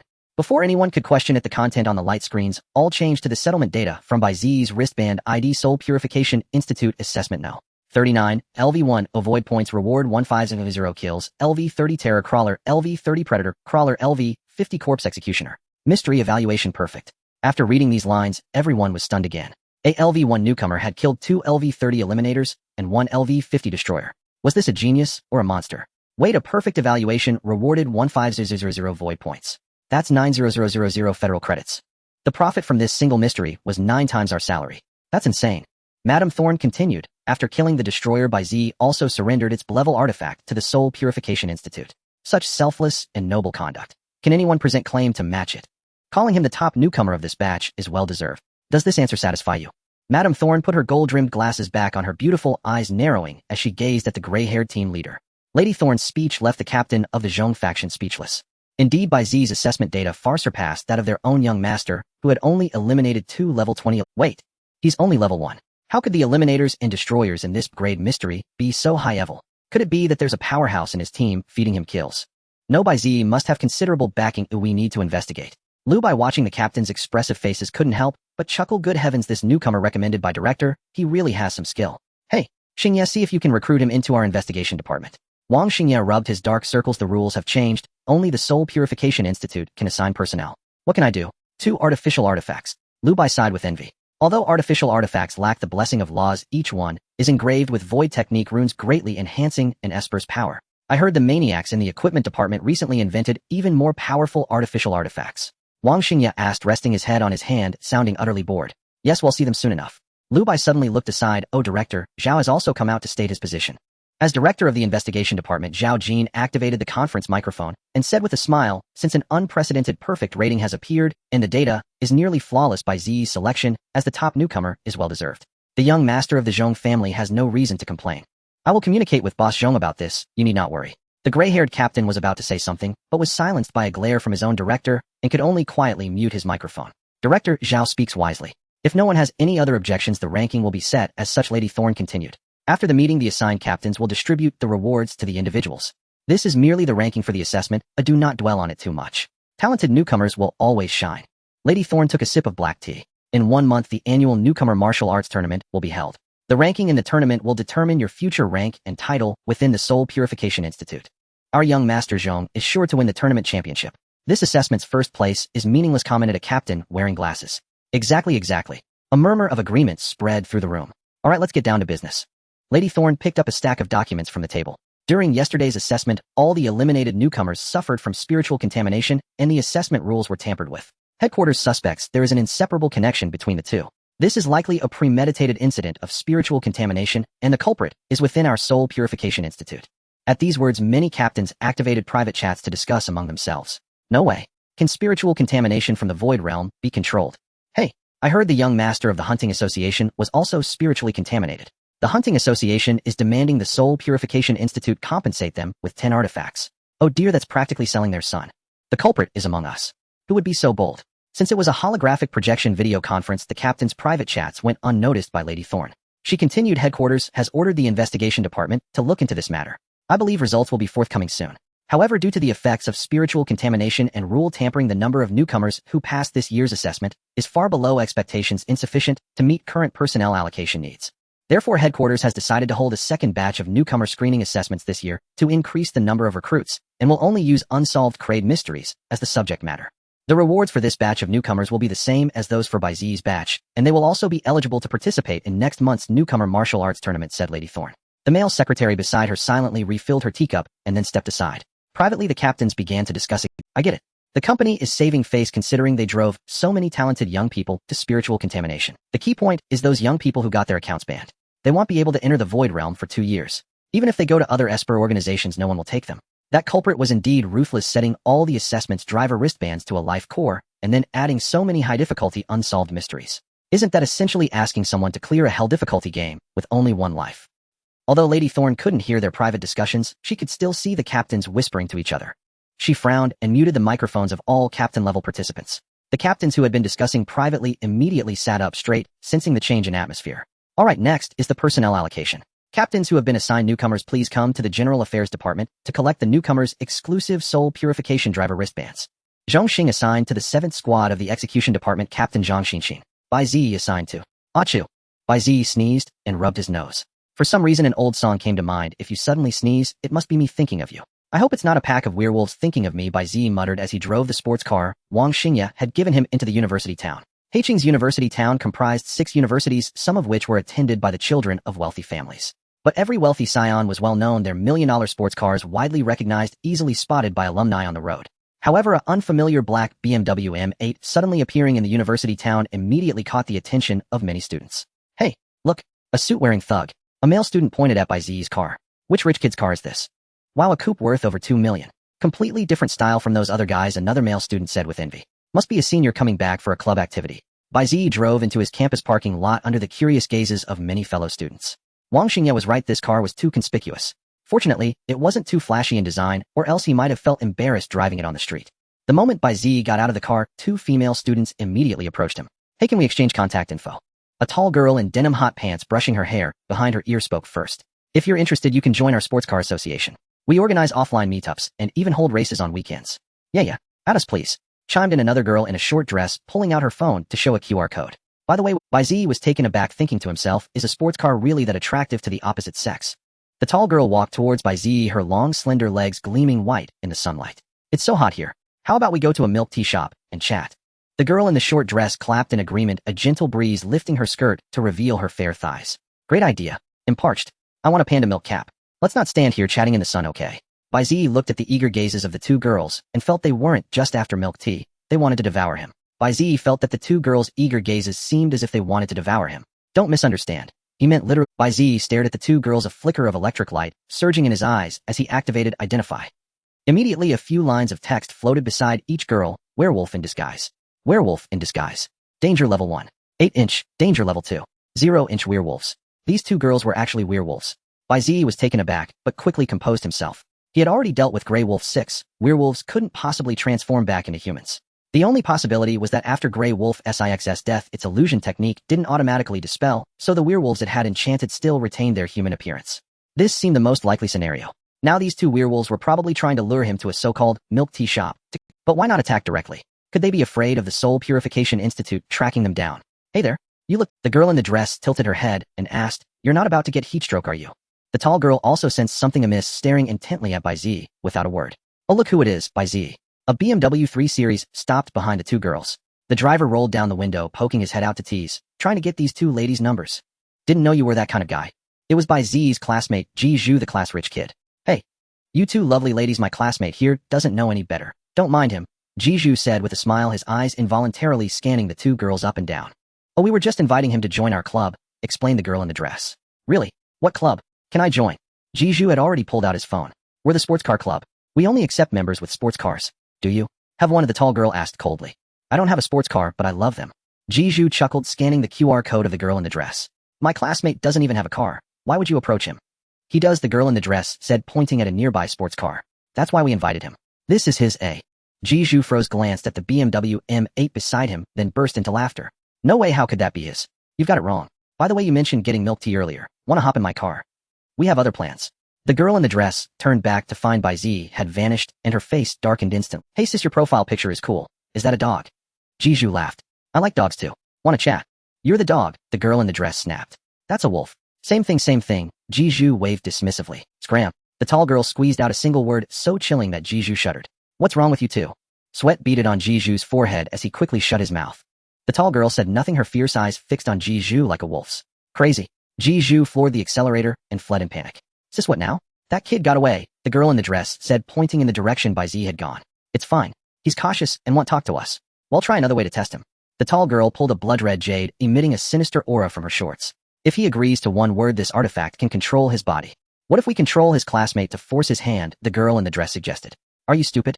The great prohibition forbids us from harming ordinary people. The tall girl tapped the other's head. If heavenly punishment descends, neither of us can withstand it. Fine, fine, the girl in the dress said. But why did fourth brother go to such trouble summoning all the werewolves still in human form? For an ability user with no danger level, wouldn't a single blood wolf curse do the trick? Fourth brother has already cast the blood wolf curse 5 times, and it didn't affect him at all. That's why he sent us to deal with him. The tall girl continued, but be extremely careful. This kid is also being watched by the Soul Purification Institute. Don't expose yourself without certainty. Got it, sis, the girl in the dress replied with a grin. Meanwhile, Bai Ziyi had melted into the crowd walking along the university town streets. The university town was plastered with promotional posters for the esports club, the words, "Into the Void Realm," standing out most prominently. A live stream stage had been set up in the central square for the event. This was a tradition of Haicheng University Town. At the end of each semester, clubs from every school would take turns hosting a grand club festival. The club in charge would seize the opportunity to shine, filming videos and taking photos to recruit new members for the next semester. Long ago, the most popular clubs were the anime clubs from each school. When all the anime clubs gathered for the club festival, it was like a massive anime convention with handsome guys and beautiful girls strolling the campus in cosplay. New students waking up to see Luffy Kitching and Togamaru Kurumi walking the streets might think they had time traveled. But this year, the anime club's dominance was shaken by the esports club. Giant screens were erected everywhere to broadcast competitions, and even the central square's live stage used holographic projections. Bai Ziyi walked down the street keeping Identify active at all times. Dense streams of simple information floated above everyone's heads. He had to admit this ability, granted by the Ascension chip, was incredibly convenient. In just a few minutes of walking, Bai Ziyi spotted 3 werewolves hidden in the crowd along with over a dozen ability users. It was understandable that ability users were concealed within the school. Thanks to the protection of the Great Prohibition, those who wished to remain low-key could live like ordinary people. But the werewolves disguised as humans were definitely after him. They just didn't dare to act directly, restrained by the Soul Purification Institute. Fortunately, they didn't know he had already seen through their disguises, allowing him to avoid them from a distance and cleverly sidestep their ambushes. Still, this showed how much the werewolves valued Grey Wolf SIX's illusion technique. Otherwise, they wouldn't have risked exposure by gathering so many of their kind. Luckily, these werewolves' danger levels weren't high. Except for the tall girl had encountered earlier, none exceeded level 2. His top priority was to get the tripartite internship agreement from his academic advisor and then leave the university town. Without that agreement, even if he passed the assessment, the Soul Purification Institute wouldn't recognize his internship there, and all his previous efforts would be wasted. When Bai Ziyi finally reached the academic advisor's office building, he activated Identify and froze. Inside the entire building, a full 5 werewolves were lying in ambush. Bai Ziyi poked his head out from beneath the shade of a tree, carefully observing the teaching building. The counselor's office was on the 4th floor. To obtain the tripartite internship agreement, he had to go up there. Bai Ziyi opened his phone and dialed the counselor's number. After a long wait, the call connected. Hello. Teacher Zhou, I'm downstairs now. Is it convenient for me to come and get the agreement? Teacher Zhou whispered, I'm in a meeting. The tripartite agreement is on my desk. Go and get it yourself. But I twisted my ankle playing basketball yesterday, so it's a bit inconvenient.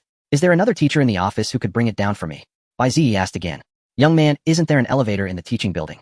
Just take it up. The other teachers are all in the meeting together. Teacher Zhou whispered. Bai Ziyi was about to say something when the voice of a school leader came through on the other end. Xiao Zhou, finish your business after the meeting. All right. Teacher Zhou said awkwardly to the school leader. Well, go get it yourself. If you really can't find a classmate. Teacher Zhou finished speaking and hung up. Bai Ziyi side looked back at the teaching building and activated Identification and Enhanced Sight. Individual figures were outlined by Identification.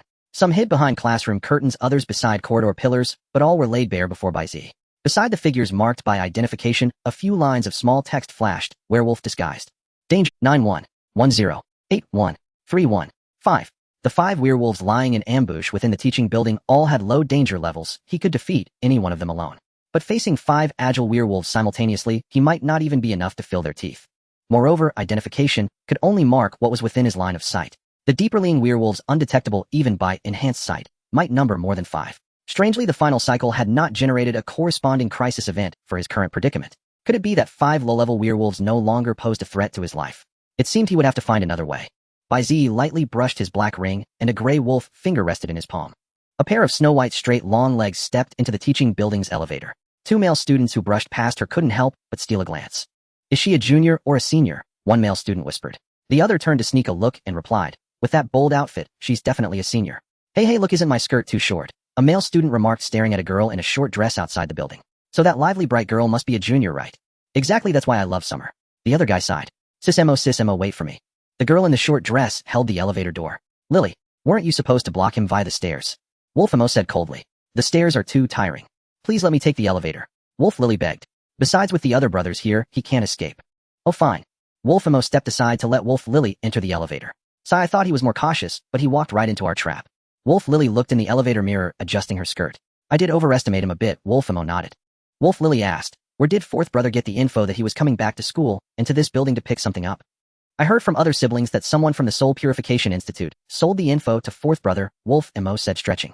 Her cool top revealed her slender waist and vline. I've long heard that the Soul Purification Institute is ruthless to its own, but I didn't expect they'd sell out even an intern like him. Wolf Lily clenched her fist. Remember, once we use phantom arts, our disguise will break. Don't reveal our identity unless absolutely necessary. Got it, Sis Mo, Wolf Lily nodded. The elevator doors opened and two men immediately approached them. Sis Mo, Sis Lee, the target appeared outside the building 5 minutes ago, then jumped in from the first floor meeting room balcony and vanished. Wolf Mo frowned. You knew he jumped in from the meeting room, and you still lost him. The two brothers stationed on the first floor went to intercept him immediately. One man in white lowered his head, but they were both taken down by him without any warning. Without warning. Were they still in human form when they died? Wolf Mo was taken aback. Yes, one was killed by a sharp object through the throat, the other had half his head sliced off. By the time we arrived, only the bodies remained. The man in black said the bodies have been disposed of with techniques. That's not right. How could Bai Ziyi kill strangers on sight, without hesitation? Wolf Mo pondered for a moment, then said in a low voice, spread the word the target may have the ability to see through disguises. Stay alert, and don't approach him easily. Yes, Sis Mo. The man in black nodded and withdrew. Has anyone entered that office? Wolf Mo asked again. Yes, 3 men and 2 women went in earlier. All students, no sign of the target, the man in white said. They haven't. All right, pull the ambush from the 4th floor and wait on other levels, Wolf Mo said, heading toward the counselor's office. Well, wait for him in the office. Understood. The man in white vanished from the corridor. Wolf Mo opened the office door only to collide with a male student coming out. Ouch, sorry. Huh. The other person froze, then grinned. What a coincidence, beauties. You. Wolf Lily immediately recognized him as Jiju, the one from the parking lot. What are you doing here? I'm looking for the Jiju sized them up. What are you sports car club members doing here? You don't look like you're from our department. Wolf Mo frowned at once. Did you see Bai Ziyi in the teaching building just now, eh? No way. You're still looking for him. Did he cast a spell on you? Jiju paused, then laughed. He's probably at the snack street by now. His favorite is the grilled rice from there. Wolf Mo entered the office. A few students were using computers, occasionally sneaking glances at them, but there was no sign of. So my lovely classmates, won't you come have a drink with me? Jiju winked at the 2 werewolves again. Get lost before we get angry. Wolf Lily made a punching gesture at Jiju. All right. Jiju heard. He never learns. Wolf Lily snorted, looking in the direction Jiju had gone. Wolf Mo walked around the office. The remaining students, intimidated by her powerful aura, quickly left. Good. Once Bai Ziyi comes in and speaks, we'll strike, Wolf Mo said. I can't wait to tear his guts out. Wolf Lily covered her mouth with a laugh, her fingertips extending sharp wolf claws. Strange. Wolf Mo sniffed her collar. That guy just now, why did he smell of Bai Ziyi? Jiju walked out of the teaching building, went straight into a public restroom, and quickly slipped into a stall. The moment the door closed, the surface of his clothes began to crack and peel like shedding skin. He grabbed his hair and yanked it off, stripping away the layer of skin like removing a garment. The illusory art wolf in sheep's clothing dispelled. When the outer skin was fully torn away, Jiju transformed not only in appearance, but also in clothing and physique, becoming Bai Ziyi. Bai Ziyi exhaled, crumpled the skin in his hand into a ball of light, and gently crushed it. He looked toward the void beside him, where a line of sparkling arcing text slowly materialized, displaying the previous records. Heavens, 1 plagiarist activated. You have plagiarized Grey Wolf SIXS illusory art wolf in sheep's clothing, proficiency level 5. Grey Wolf 6 has used this illusory art 133 times in his current life. You consumed 1,500 crisis coins to plagiarize this illusory art. Usable times 133. You killed void creatures, beast sequence. Werewolves X2, gaining 340 crisis coins. Remaining crisis coins 940. Deceptive words activated. All illusory arts connected to you will inevitably narrate their functions and abilities to you. For illusory arts already in your possession, you can understand, know, and master them. You have mastered Grey Wolf SIXS innate illusory art. Wolf in sheep's clothing. Activating this illusory art creates an outer skin that allows you to disguise yourself or others based on a remembered creature, perfectly replicating voice, physique, and demeanor. You have chosen to disguise as the human Jiju.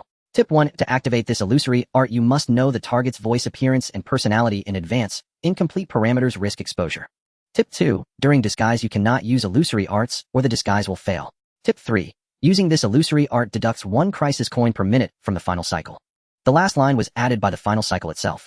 Having been disguised for 10 minutes, the final cycle had already deducted 10 crisis coins, and Bai Ziyi felt it was somewhat price gouging. Analyzing the tips, Bai Ziyi guessed that Grey Wolf 6 had likely slipped up because he didn't know Uncle He's personality. Fortunately, the Ascension chip had enhanced his brain capacity, granting the final cycle a photographic memory, allowing him to perfectly replicate all parameters of the memory target for disguise. If not for that, he would have been exposed just now. In that sense, although Grey Wolf 6's illusory art was a bit expensive, it was tailor-made for him. Unfortunately, the nature of illusory arts was too unique. The plagiarist ability could not permanently acquire them. With this thought, Bai Ziyi asked inwardly, "Final cycle, is there any way to permanently retain plagiarized illusory?" The final cycle responded immediately, and blue arcing text appeared in the air. Answer: elevate your danger level to evolve the title skill to the illusory law tier. Or memorize and master the construction process of the illusory art, turning it into your own knowledge. Bai Ziyi nodded. So the plagiarist still had room for improvement, and other illusory law titles could also evolve into illusory. In other words, though he lacked illusory arts, he could plagiarize them from others and turn them into his own. No, how could a scholar's act be called plagiarism? This was plagiar-learning. He lightly wiped the black ring, and the tripartite internship agreement appeared in his hand. Bai Ziyi suddenly felt like an international thief possessing a powerful disguise technique and portable storage space, able to stealthily steal treasures from enemy camps. Now all the werewolves lurking in the university town had been lured to the teaching building, allowing him to drive away from the town without restraint.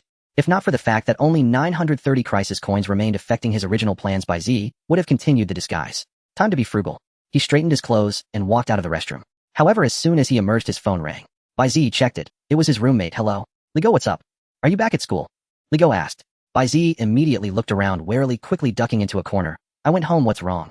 As he spoke, he activated Identify, but found no one nearby. He had never told his roommate he planned to return today. During lunch earlier, a young lady came looking for you, really pretty, said she was your cousin. Ligo said with a laugh, the sounds of the other 2 roommates' banter in the background. "My cousin?" Bai Ziyi thought back. "I don't have a cousin, you must have mistaken someone." Ligo was startled. "No way, your cousin was very generous. Since you weren't there, she gave each of us a soul-purifying drive bracelet." "What? 1 each?" Bai Ziyi was shocked. "What's going on? Don't get it wrong. Each of those bracelets costs 2,000 federal credits. And I don't have a cousin, just a younger sister. Return the bracelets to her immediately." "Come on, ID, believe you have a cousin before a sister," Ligo said, keyboard clacking in the background. "She even recited your ID number. How can you not know her? What cousin would prove knowing me by reciting my ID number? Have you guys installed the anti-fraud apps? Where's your common sense?" Bai Ziyi was stunned by his roommate's lack of fraud awareness. "Sorry, she offered too much." Ligo covered his face. Bai Ziyi took a deep breath and asked calmly, "Was she accompanied by a girl in a fitted dress?" "A fitted dress?" Ligo paused. "No, just her alone." "Then was she wearing denim shorts and a crop top, showing her belly button when she raised her arms?" Bai Ziyi pressed on. "Hey, where are you getting such detailed descriptions? That sounds like a hot girl." Ligo joked. "Your cousin was dressed very properly. Strange it wasn't those 2. Could there be other werewolves in the campus targeting his roommates?" "So what was she wearing?" Bai Ziyi asked. Ligo recalled. "She had on a suit, a pencil skirt, high heels. Oh, and the most important thing. Tell me." "I'm listening." Bai Ziyi focused intently, afraid to miss any detail. "She was wearing black stockings," Ligo said, followed by near hysterical howls from the roommates. "Well, black stockings. That was indeed crucial. No. Is that your focus? ZZ. Does your sister have a boyfriend? Is she open to a younger man?" Another roommate snatched the phone to ask. "Hey, could she be your girlfriend?" Ligo added. Bai Ziyi's tension instantly evaporated, annoyed by his roommates. He sighed deeply. "Besides giving you the bracelets, did she say or do anything else?" "Oh, she did say something odd. I didn't think much of it at the time, but now that you mention it, I remember," Ligo said. "She said has the test begun?"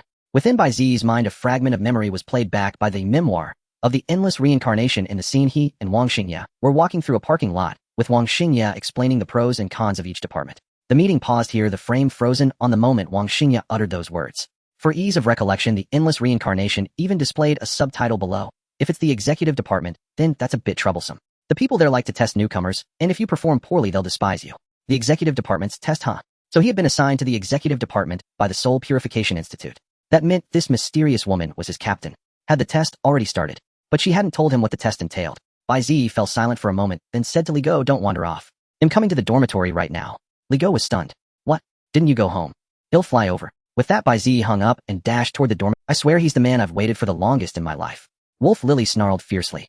She had been lurking behind the door for 20 minutes, her arms sore and legs aching, yet she hadn't even caught a whiff of Bai Ziyi. Wolf Mo dialed the werewolf guards on other floors and asked, "Have you searched all the rooms?" "Searched thoroughly, no sign of the target," the werewolf on the phone replied. "It's as if he vanished into thin air." Wolf Mo hung up and stood. "What's wrong, Sister Mo?" Still no news of Bai Ziyi. Wolf Lily asked. Wolf Imo shook her head. Strange. Could it be he's not coming for his things? Call forth brother, and have him use the bodies of those two brothers to cast a blood wolf curse, Wolf Lily suggested. Fourth brother has no disguise, and can only move at night. By the time the bodies reach him, Bai Ziyi will probably have fled. Wolf Imo flipped through the documents on the desk, and suddenly let out a surprised sound. Say, could it be that kid, just now? Oh, that's possible. Wolf Lily caught on. That kid helped Bai Ziyi take the stuff away, so Bai Ziyi doesn't need to come up at all. Damn it. Wolf Imo gritted her teeth. We should have tied him up. As long as I didn't hurt him, the great precept wouldn't punish me. It's okay, Sister Imo. Caution is the parent of safety. Last time you kidnapped the subway driver and broke his skin, you were already punished by the great precept. Wolf Lily consoled her, walking to her side. Though your cultivation dropped a bit, you survived after all. So let's do this. Leave two brothers to watch around here, and the rest come with me to the snack street. With that, Wolf Imo strode out of the office. Sure thing, Sister Imo. Wolf Lily followed. Bang. The dormitory door was shoved open with force, startling the roommates inside. Whoa, Z, did you really fly back? That fast? Ligo was fiddling with the soul purification drive bracelet and nearly dropped it in shock. Bai Ziyi looked around, but didn't see the other two roommates. Where are they? They went to the snack street. Ligo said, want me to ask them to bring you a milk tea? No need, Bai Ziyi frowned. It's the holidays, why are you all still in the dorm? Don't you go home? The university town is hosting club activities. Everyone wants to watch the competition before leaving. Ligo continued examining the soul purification drive in his hand. I called you the day before yesterday to come back and watch the match, but you didn't answer. The day before yesterday. Bai Ziyi returned to his bedside. My phone was broken the day before yesterday. After the battle with the sixth gray wolf, Bai Ziyi's phone had been destroyed by the hazardous particles emitted. Now he used a special phone from the Soul Purification Institute immune to such particles. What about Black Silk? Bai Ziyi asked. Didn't she leave any contact info with you? No. Oh, you mentioning Black Silk gets me excited. Ligo immediately dragged his chair over to Bai Ziyi. Come on, let me see your cousin's moments. There's no such thing as moments. Bai Ziyi shot Ligo a glance. Seriously, I don't even know her. Later give me the bracelets, and he'll find a way to return them. That's not right. We've already registered our IDs. Once a bracelet is activated, it can't be returned. Ligo quickly clutched the bracelet to his chest, afraid Bai Ziyi would snatch it. You guys. Bai Ziyi was both helpless and angry. A2 is a yuan bracelet. She dares to give, and you dare to take. What if there's some scheme? We checked it out. This bracelet is legit. It's real. Ligo slipped the bracelet onto his wrist. That's not what I mean. I'm saying. Bai Ziyi was about to explain when he noticed an exquisite gift box on his cabinet. The relief on the box was unmistakably the emblem of the Soul Purification Institute. Whose is this? Bai Ziyi pointed at the box. Huh. Ligo was also taken aback. When did that get placed there? Bai Ziyi took down the box and found a sticky note on its side. Congratulations, Bai Ziyi, on passing the assessment. This is your exclusive Soul Purification Drive bracelet. Please wear it at all times. Ligo leaned in. Hey, did you take the Soul Purification Institute's assessment and get accepted? Oi. This. Bai Ziyi quickly crumpled the note into a ball. Oh my god. We've got a big shot in our dorm. Ligo was utterly astounded, even pulling out his phone to post on Moments. You have to treat us tonight. The best barbecue in the university town. Though the Soul Purification Institute was merely an organization of superhumans in the eyes of ordinary people, it was one of the world's top 3 gaming corporations. In their view, the institute was backed by the Federation, held economic and financial power, offered ordinary employees nearly $1 million in annual salary, and assigned luxurious homes upon entry. Joining the institute meant reaching the pinnacle of life. Anyone plucked from the Soul Purification Institute was a top-tier catch in the marriage market. Even a bald, pot-bellied man would have people clamoring to have his children. Thus, Ligo's reaction was not an exaggeration, it was quite restrained. Bai Ziyi immediately grabbed Ligo's phone. Calm down. Don't mess around. I haven't even started yet. Spreading rumors could get me fired. Phew. I'm calm. Ligo rushed into the bathroom to splash his face. Am I dreaming? Or are you in a dream? No, Bai Ziyi shook his head. Don't worry, we'll share the good fortune. I won't forget you guys. Ligo poured a basin of cold water and dunked his head in to cool down. Bai Ziyi sighed and opened the gift box. Inside lay a white Soul Purification Drive bracelet, its surface etched with golden runes that faintly emanated ripples of hazardous particles. As soon as Bai Ziyi took out the bracelet, blue arc-wreathed text materialized in the air, warning: a chain of crisis events detected, Death Valley Battle Royale Executive Department test, and pseudo-human extermination. Hint 1. Triggering any one of these crisis events will simultaneously activate the other 2 with no possibility. Hint 2. The 3 crisis events are interlinked and inseparable. Failure in one will trigger a chain reaction leading to total defeat. Proceed with caution. Bai Ziyi stared at the Purification Drive wristband on his hand, lost in thought. It was only after touching the wristband that the endless reincarnation detected the crisis events. In other words, the 3 crisis events were all connected to this wristband. Their titles were Death Valley Battle Royale, the Execution Department's test, and Annihilate the Pseudo-Humans. Bai Ziyi had no clue what Death Valley or pseudo-humans were. Yet he was certain that both events were inextricably linked to the Execution Department's test. Upon reflection, since the endless reincarnation had flagged them as crises, the Execution Department's test was likely far more perilous than Wang Xingya had suggested. To be safe, he must not trigger this chain of crises lightly. Bai Ziyi closed the box containing the purification drive wristband. Thump. The dormitory door swung open again as his two roommates returned from the snack street. Hey, you're back. The first one said, carrying 2 bags of takeout, his expression somewhat odd. Bai Ziyi frowned and asked, "What's wrong, Zhang Qianjun? You look like you've seen a ghost." "We practically did," Zhang Qianjun replied. "Huang Dihao and I saw people on the snack street, holding your photo looking for me." Bai Ziyi was startled. "They said you've been missing for a long time, and to contact them if we saw you."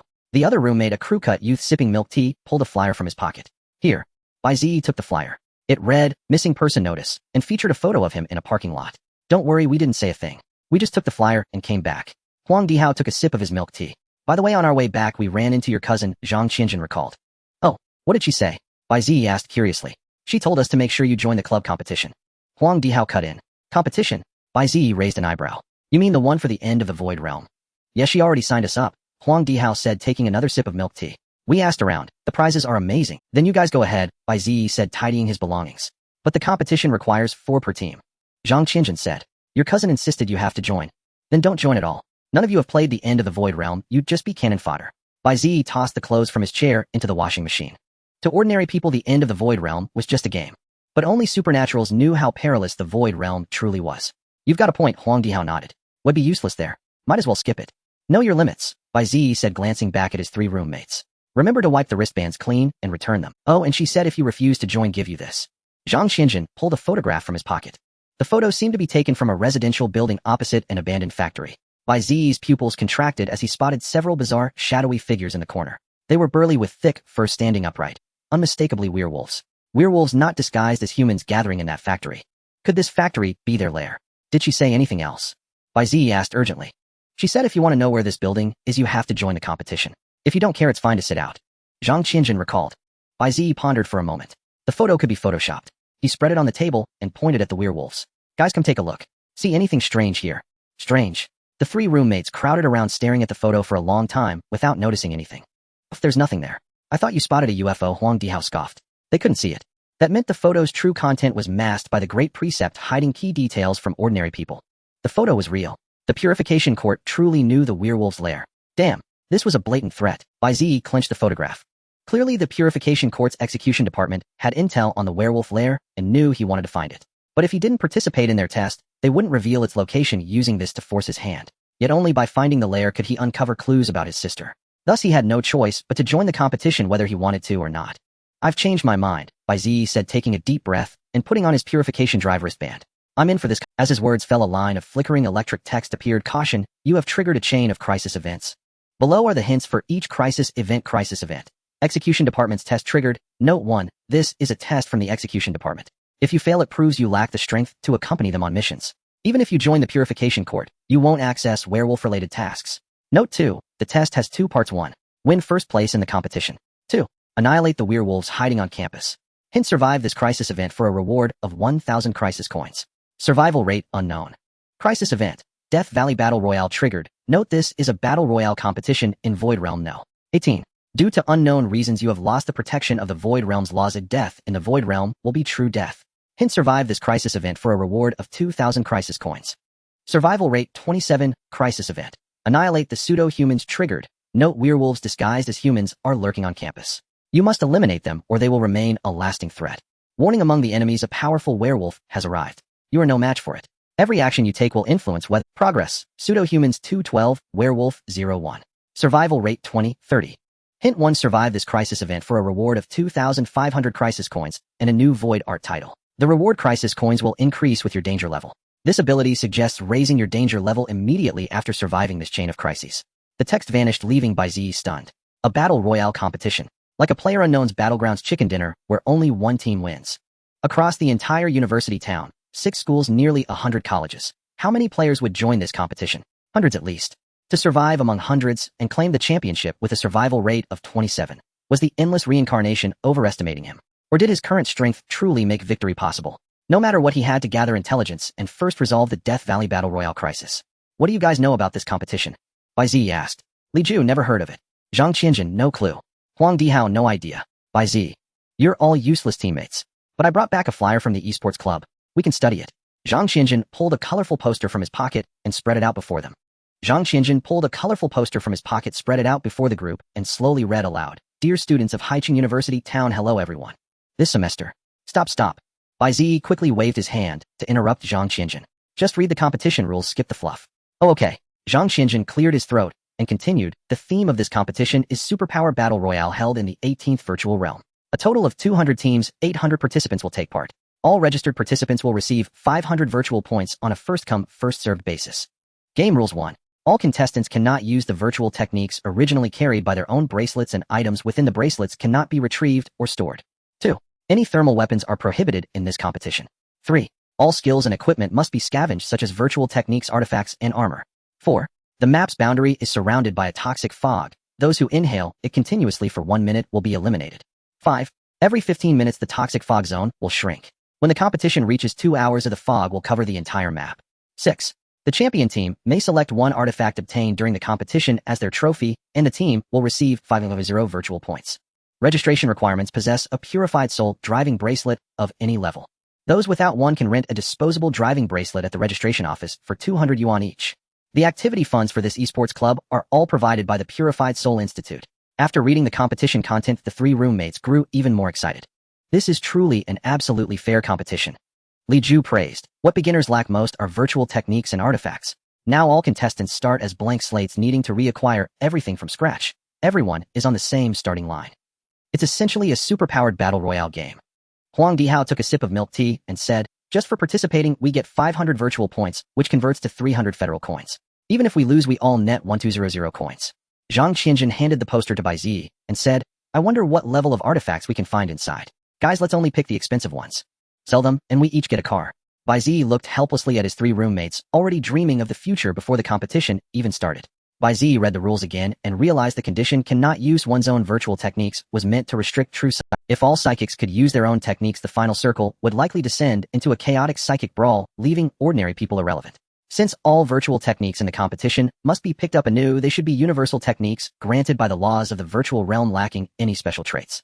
As for artifacts, it's unlikely that extremely rare or high-level ones would appear, otherwise everyone would flock to the 18th virtual realm to mine riches, leaving other realms neglected. Of course, these were just guesses. To be safe, thorough knowledge of the 18th virtual realm was essential. Li Ju, look up the 18th virtual realm online and see what makes it different from others. Bai Ziyi said. As you command, dorm leader.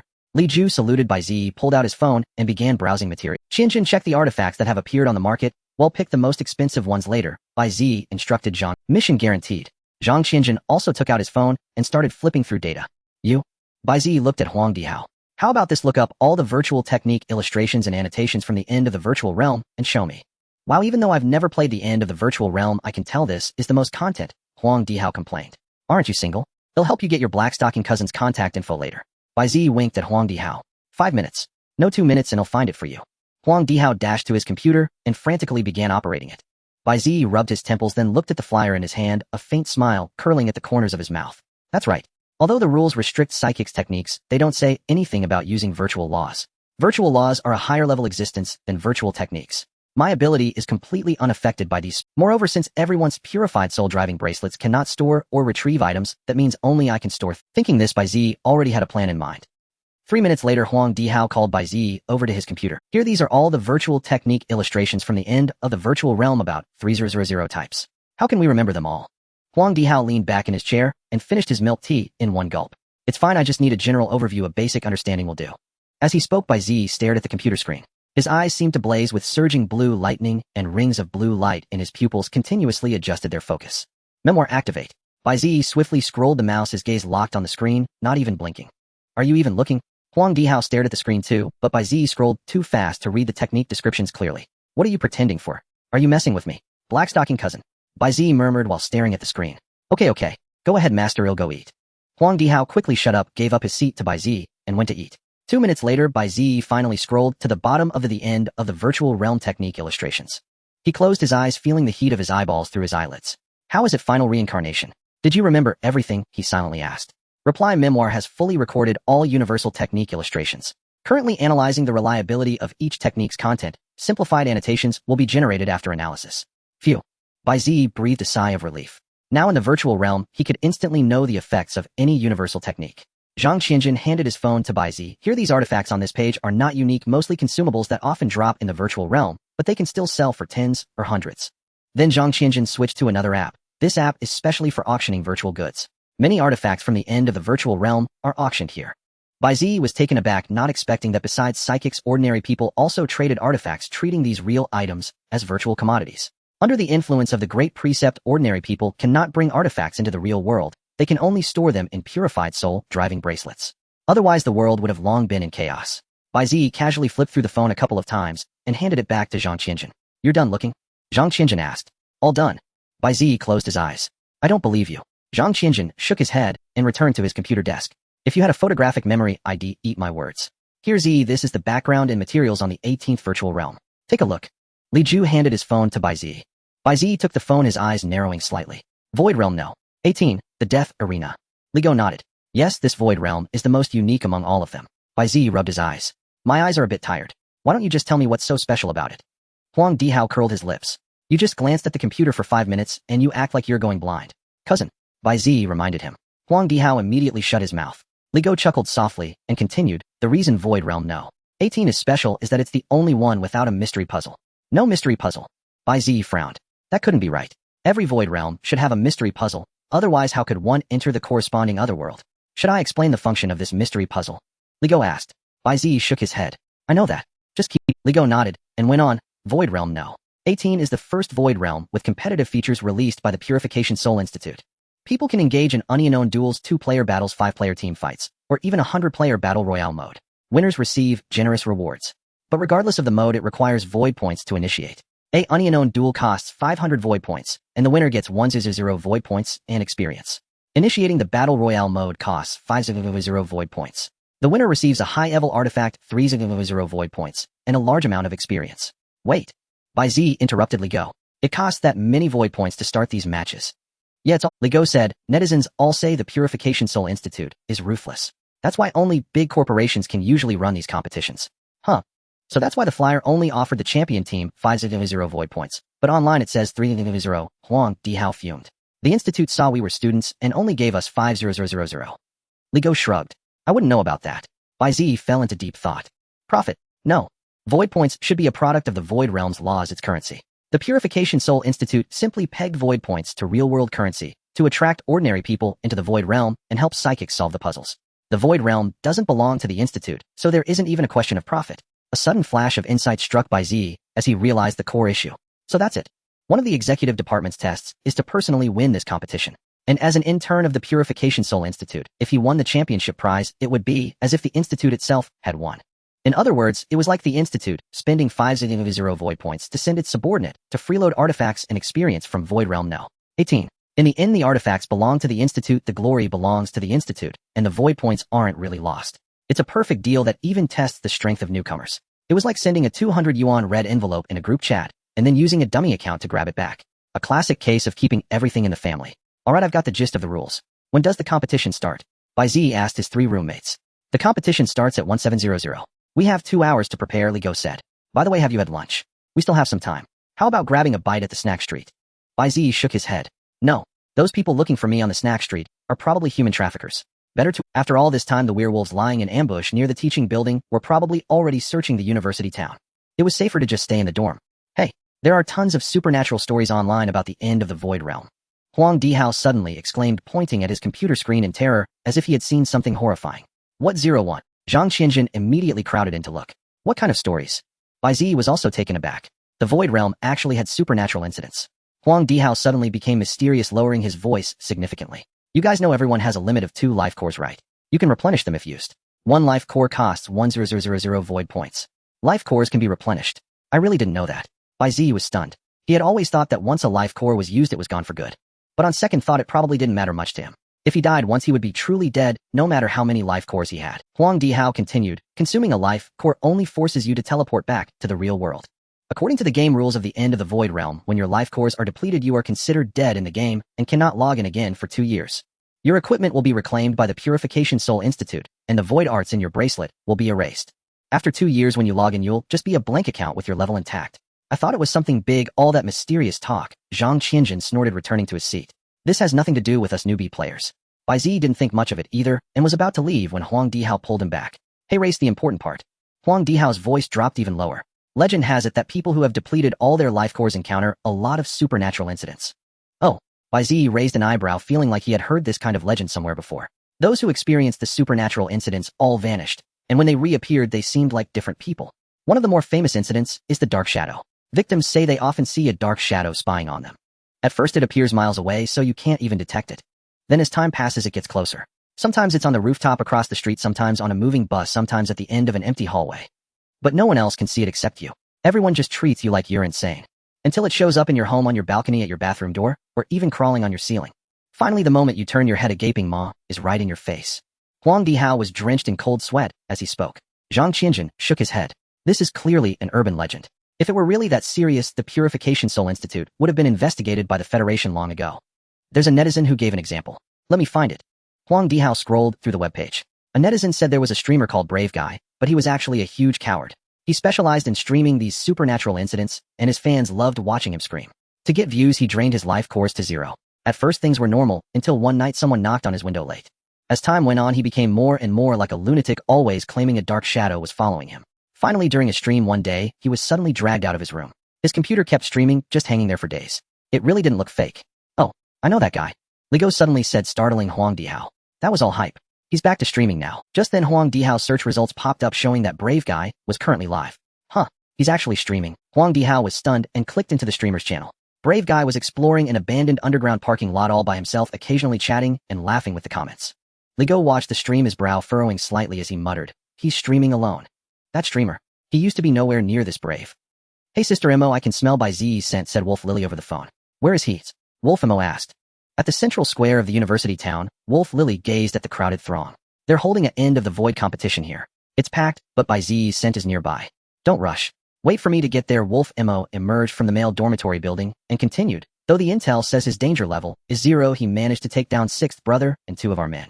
That means his ability is formidable. He might have tricks we don't know about. The dorm matron saw Wolf Mo leaving the building and was about to scold her, but 2 burly men immediately pressed her. Which college's student council are you from? So overbearing and tyrannical. The matron couldn't help but say, I'm going to file a complaint against you.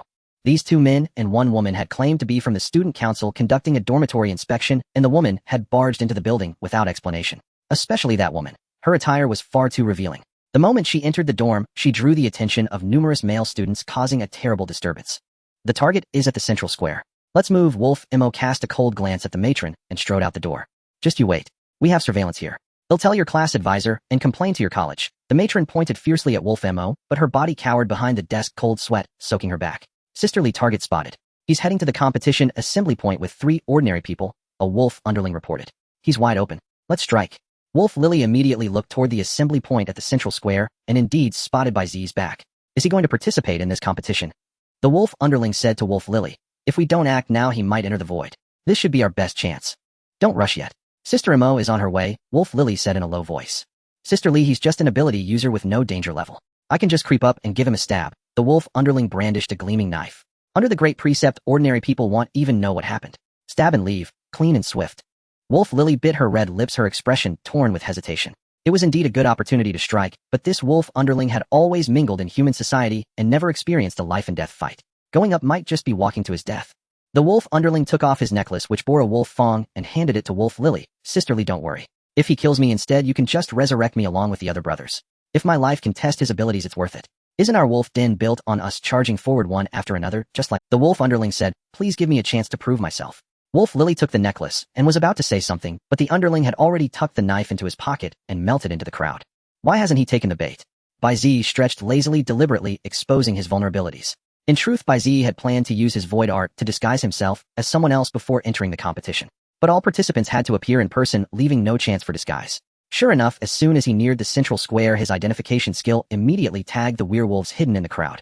Fortunately, there weren't many of them, and they didn't dare to act directly. Just now, however, a werewolf with a danger level of 0.5 had slipped into the crowd and was tailing him. Bai Ziyi judged it to be a young, inexperienced werewolf. Its killing intent was so strong that he could sense it even without using his abilities. Bai Ziyi glanced at the progress bar floating in the air. Pseudo-humans 212, werewolves 01. Pseudo-humans referred to werewolves in disguise. In the entire university town, 12 werewolves were hidden among humans. He had already dealt with 2 in the teaching building earlier, and now another was coming to assassinate him. How could he let it escape so easily? Come on, come on. I'm full of openings, an easy target. Bai Ziyi shouted in his mind.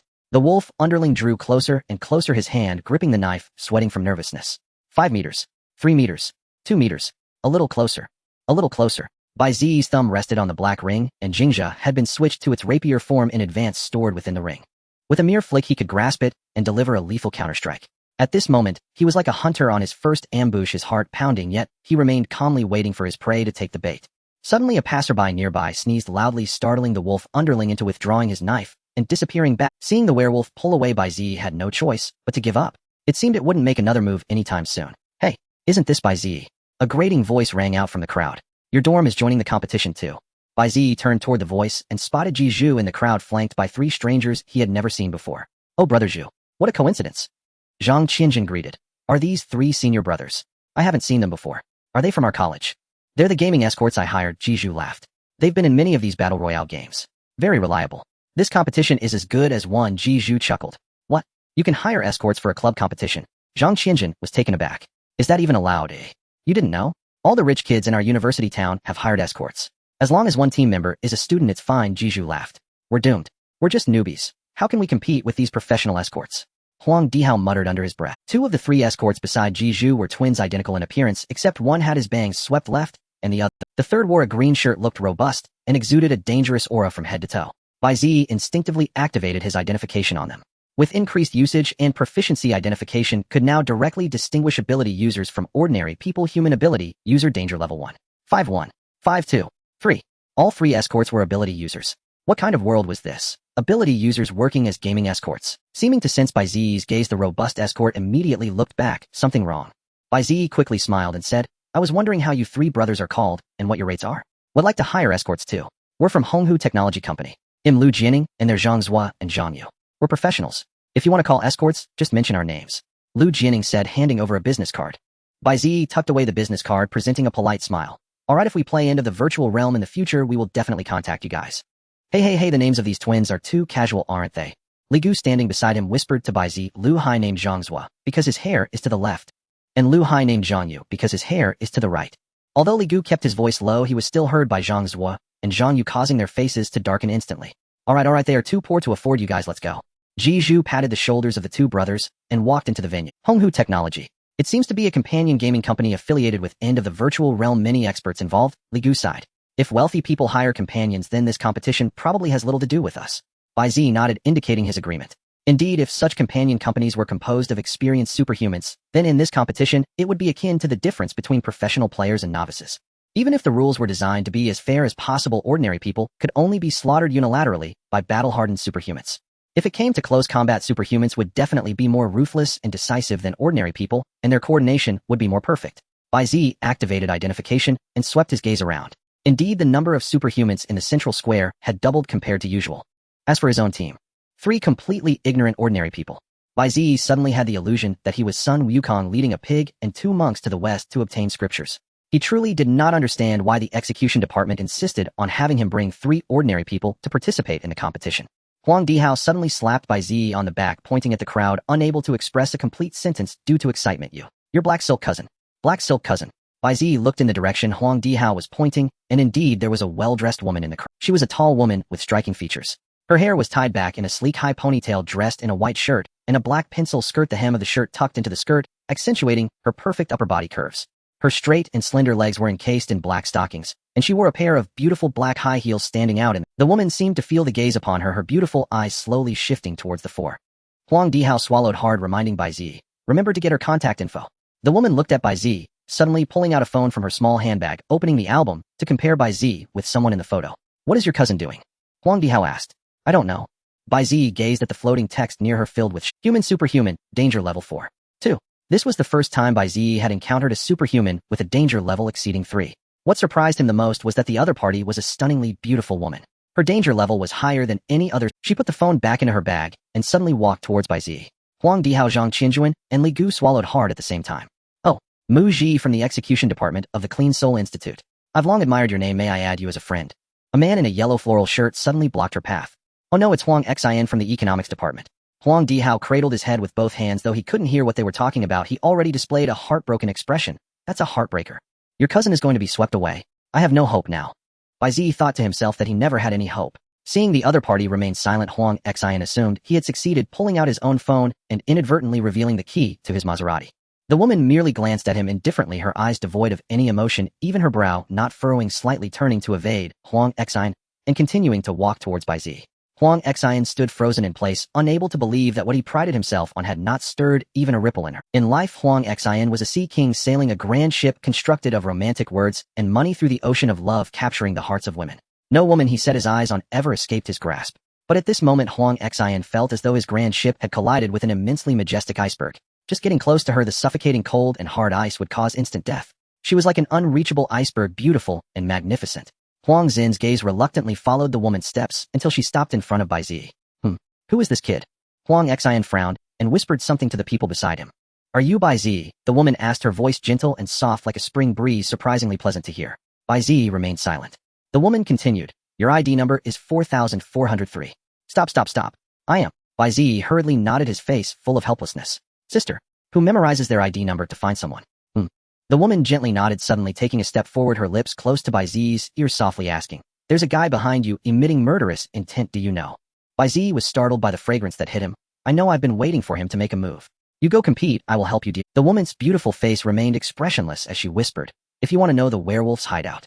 After saying this, she brushed past Bai Ziyi and blended into the crowd, her lingering fragrance still in the air. Hey, is she really not your cousin? Huang Dihao found it unbelievable. It seemed like she was about to kiss you just now. Zhang Qianjuan immediately chimed in. Could she be a girlfriend? Bai Ziyi took a deep breath and said, would you believe me if I said she is my supervisor for my internship? I believe you are. Huang Dihao gritted his teeth, his face filled with envy and jealousy. Oh no, Ziyi.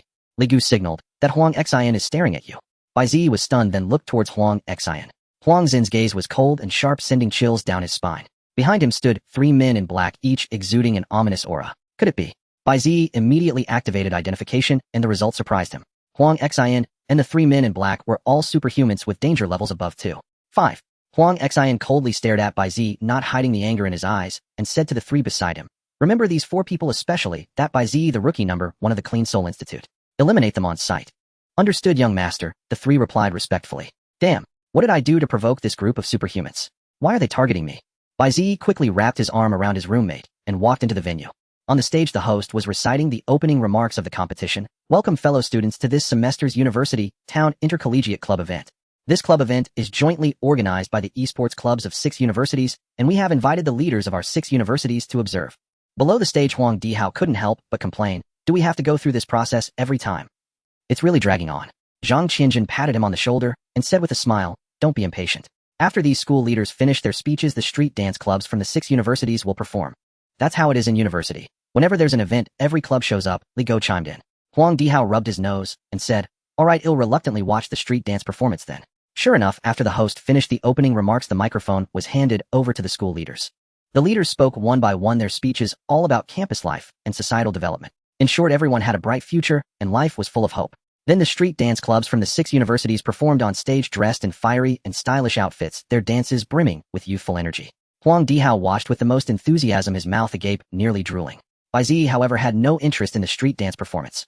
He kept using his identification ability to scan the entire venue, observing the participants. In the entire venue, aside from the volunteer corps and student union members managing order on the periphery, there were 200 contestants, among whom 40 were supernaturals, accounting for 1/5 of the participants. Among them, the most dangerous supernatural had a threat level of 2.9 and was hidden within Huang Xin's team. The 3 supernaturals beside him all addressed Huang Xian as young master.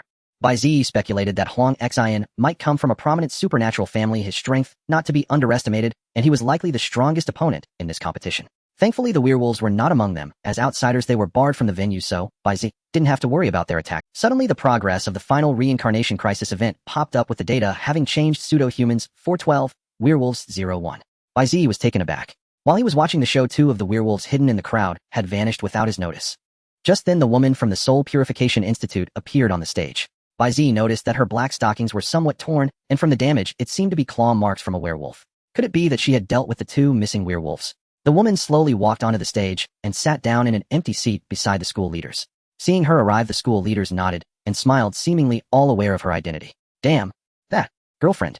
No. Female boss of yours is a representative from the Soul Purification Institute.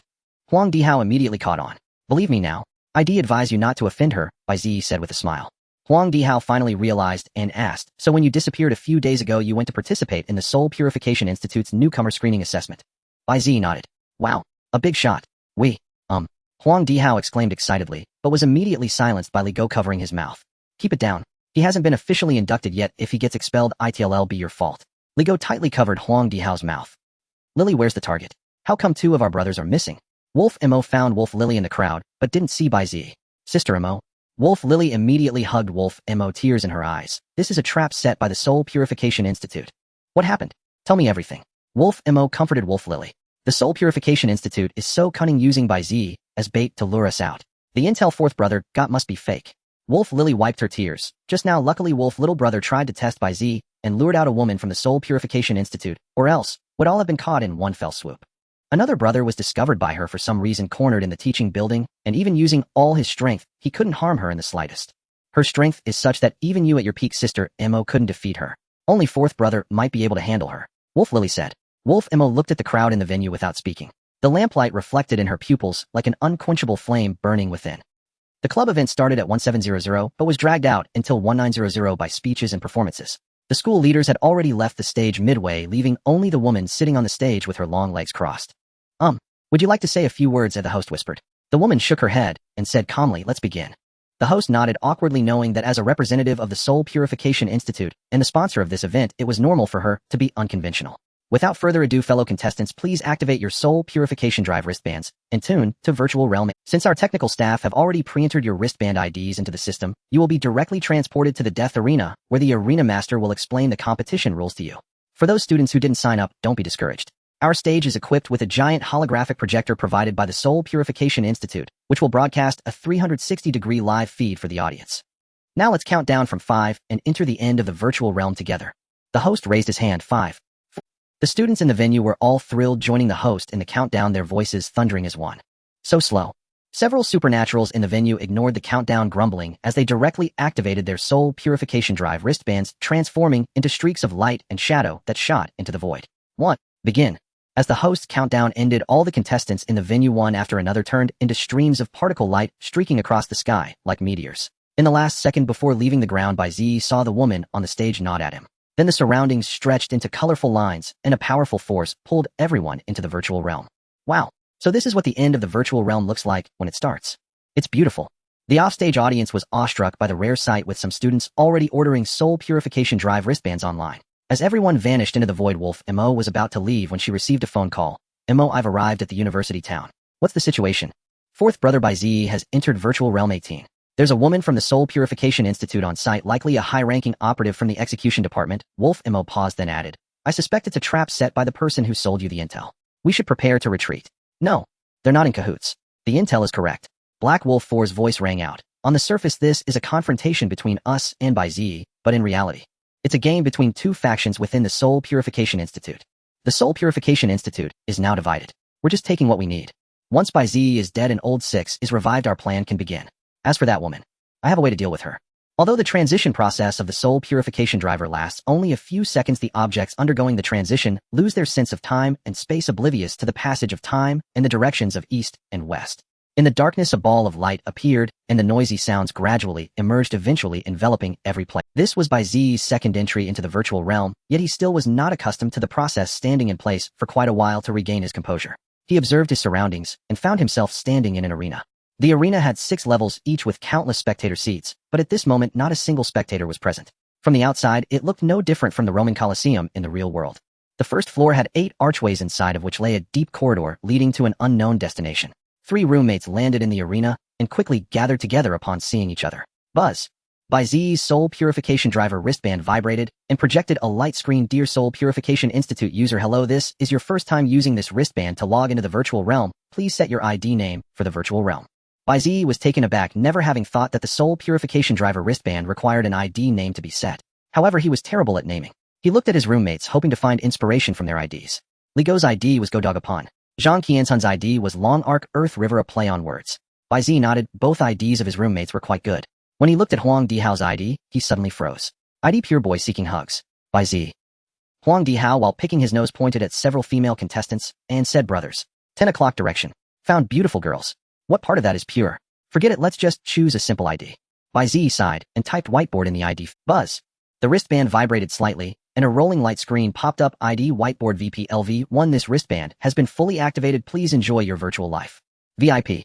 Behind his ID, there was unexpectedly a colorful VIP icon flashing. What was this flashy icon? He had never purchased any VIP status. Bai Ziyi immediately looked around, not finding any player with a VIP icon behind their ID. Only the IDs of the ability users displayed a special icon. Ligo immediately came over and said, "Z, all employees of the Soul Purification Institute, who are staff members of the virtual realm, have VIP wristbands. If it bothers you, you can just turn it off in the settings." Bai Ziyi looked at the gazes gradually attracted from nearby and immediately turned off the icon display. After all, to ordinary people, the employees of the Soul Purification Institute equate to the designers of the game, which might inadvertently fill up the hatred value. By the way, why do those people's IDs display special? Bai Ziyi asked. Oh, they are special players who can unleash virtual skills that ordinary wristbands cannot unlock. It is said that obtaining such accounts is quite difficult. Ligo replied.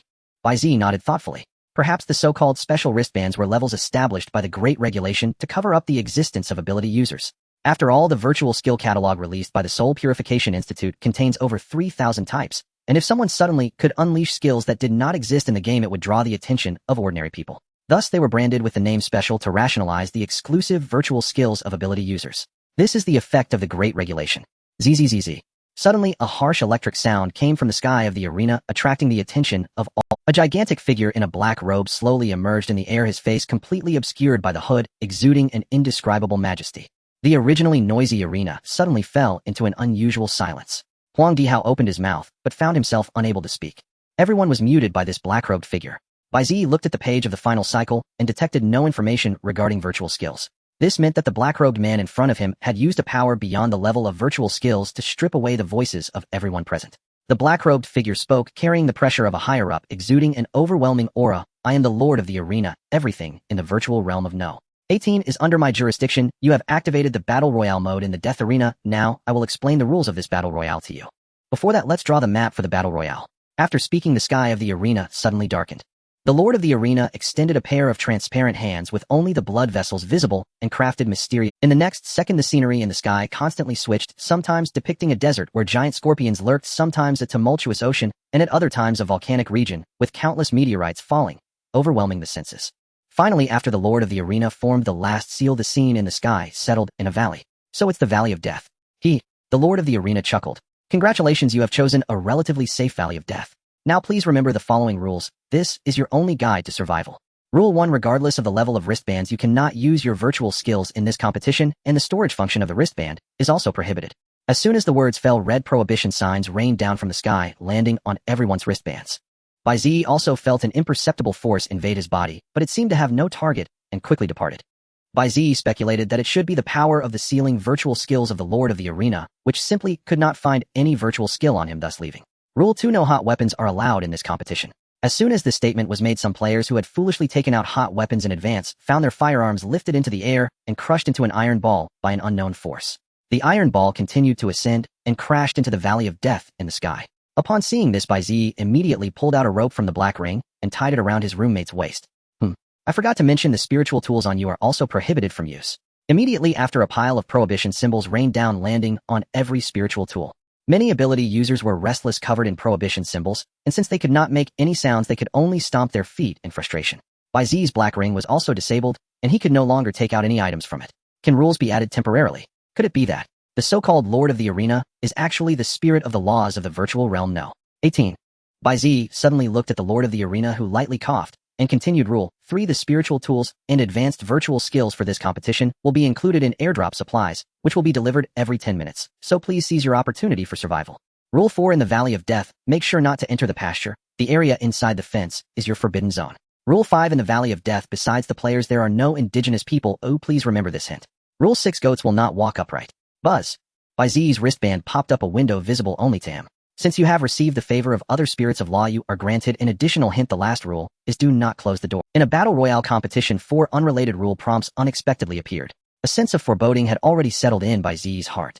Perhaps this battle royale is far more complex than a mere chicken dinner game. The master of the arena continued. In this competition, regardless of the number of kills, only the last surviving team will be deemed victorious. Do any of the participants have questions? The superpowered individuals whose abilities were restricted expressed their dissatisfaction to the master of the arena with gestures, yet not a sound escaped their lips.